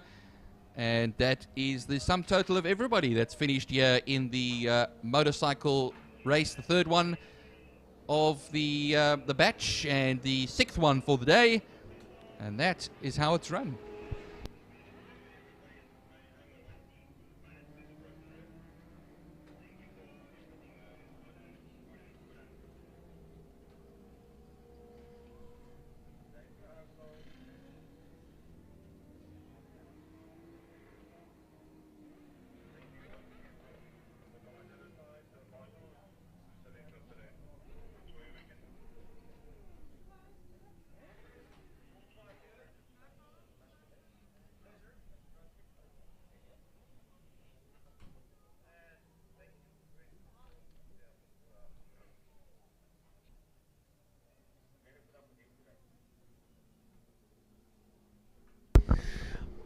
Well, folks, that concludes the racing for the day.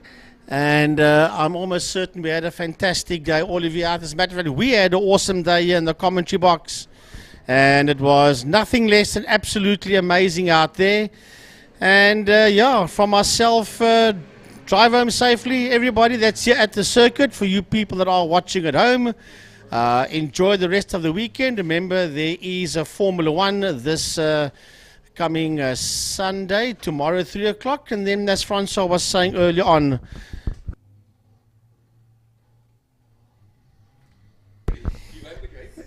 there is a radar control car function. I think it is at Para Radar Control Club. It's actually racing at Para Radar Control Club tomorrow. From myself, have a good weekend further, everybody, and bye-bye, everyone. Thank you, Frankie. Thank you, Tiny. Thank you, Francois. Thank you, everybody, for joining us. Whether it's online or at the circuit, I can see a lot of the... everybody's cleared out here, so yes, please drive home safely. Until we do this next time again, remember, lots of racing events still to come before the end of the year, but we'll talk about those when they come along. Anyway, from myself, Byron Height, signing off. Keep well.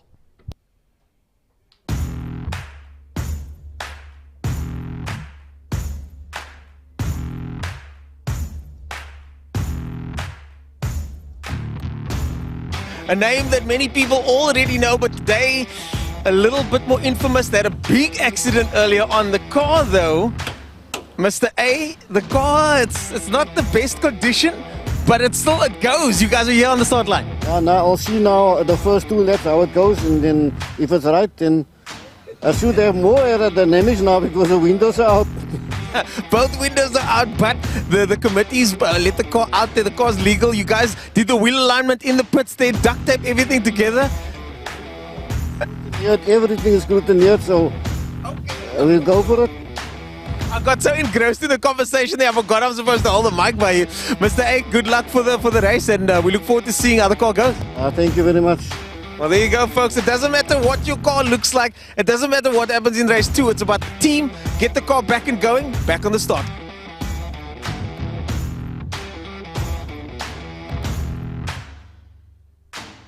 I'm always talking about Project 60 SA, but I thought I'd come to the pits here and see exactly what's going on. We've got Ryan over here. He's going to give us a brief description of what's going on here. Ryan, there's a lot of bikes in this pit lane. Well, today, the weekend's going right now today.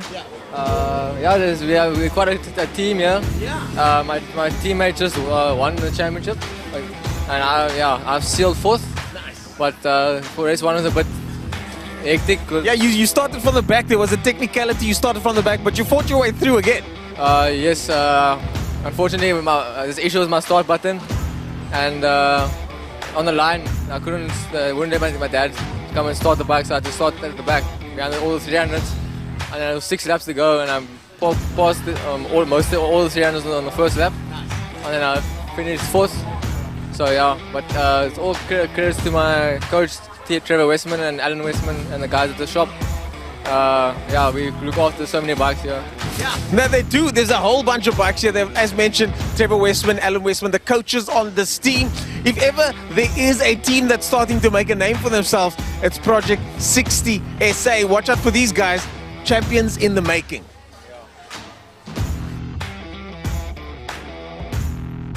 It's not often that you get to stand next to the guy that beat you to the championship many, many years ago, but you're back now again, and you were exceptionally fast back then. You're almost on the pace after only 40 laps in the car. Tell us the big difference between Racing Challenge in the 2000 and somethings to now. The biggest difference is the competition. Well, it was great then, but the competition now is doing this every week. They're doing 30, 40 laps a week. They've been doing it for ages. And they're just far more precise, and being out of it for 13, 14 years, you're not going to have the same precision and the same consistency and fitness. So that's the main thing. But the thing is, as mentioned, 40 laps of the car, you must be happy with the 26. I mean, Yeah, no, it's not bad, and I had a great race, and But yes, it'll be nice to be in the front with them. But it'll take a lot of practice. So speaking of a lot of practice, are we going to see you back for full season next year? Are you going to help them go faster again like you normally do? Yeah, it'll be that part. No, I won't be back. It was just a once-off, and I'll be back behind the scenes next year. Well, from myself and a lot of other people that I've been getting messages from, it's great to see you out on the track again. Congratulations. All the nonsense aside that we normally talk to each other, this guy's really fast.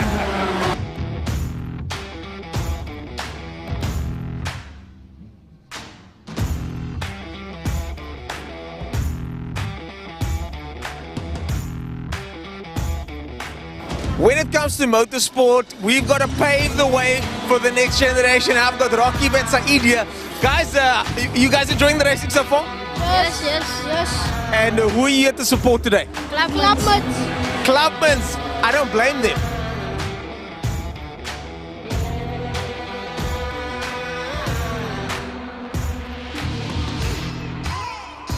JP, you make me feel like a beer right now. I'm not done working yet, so I can't do that. But congratulations. Look, the calculations are over here.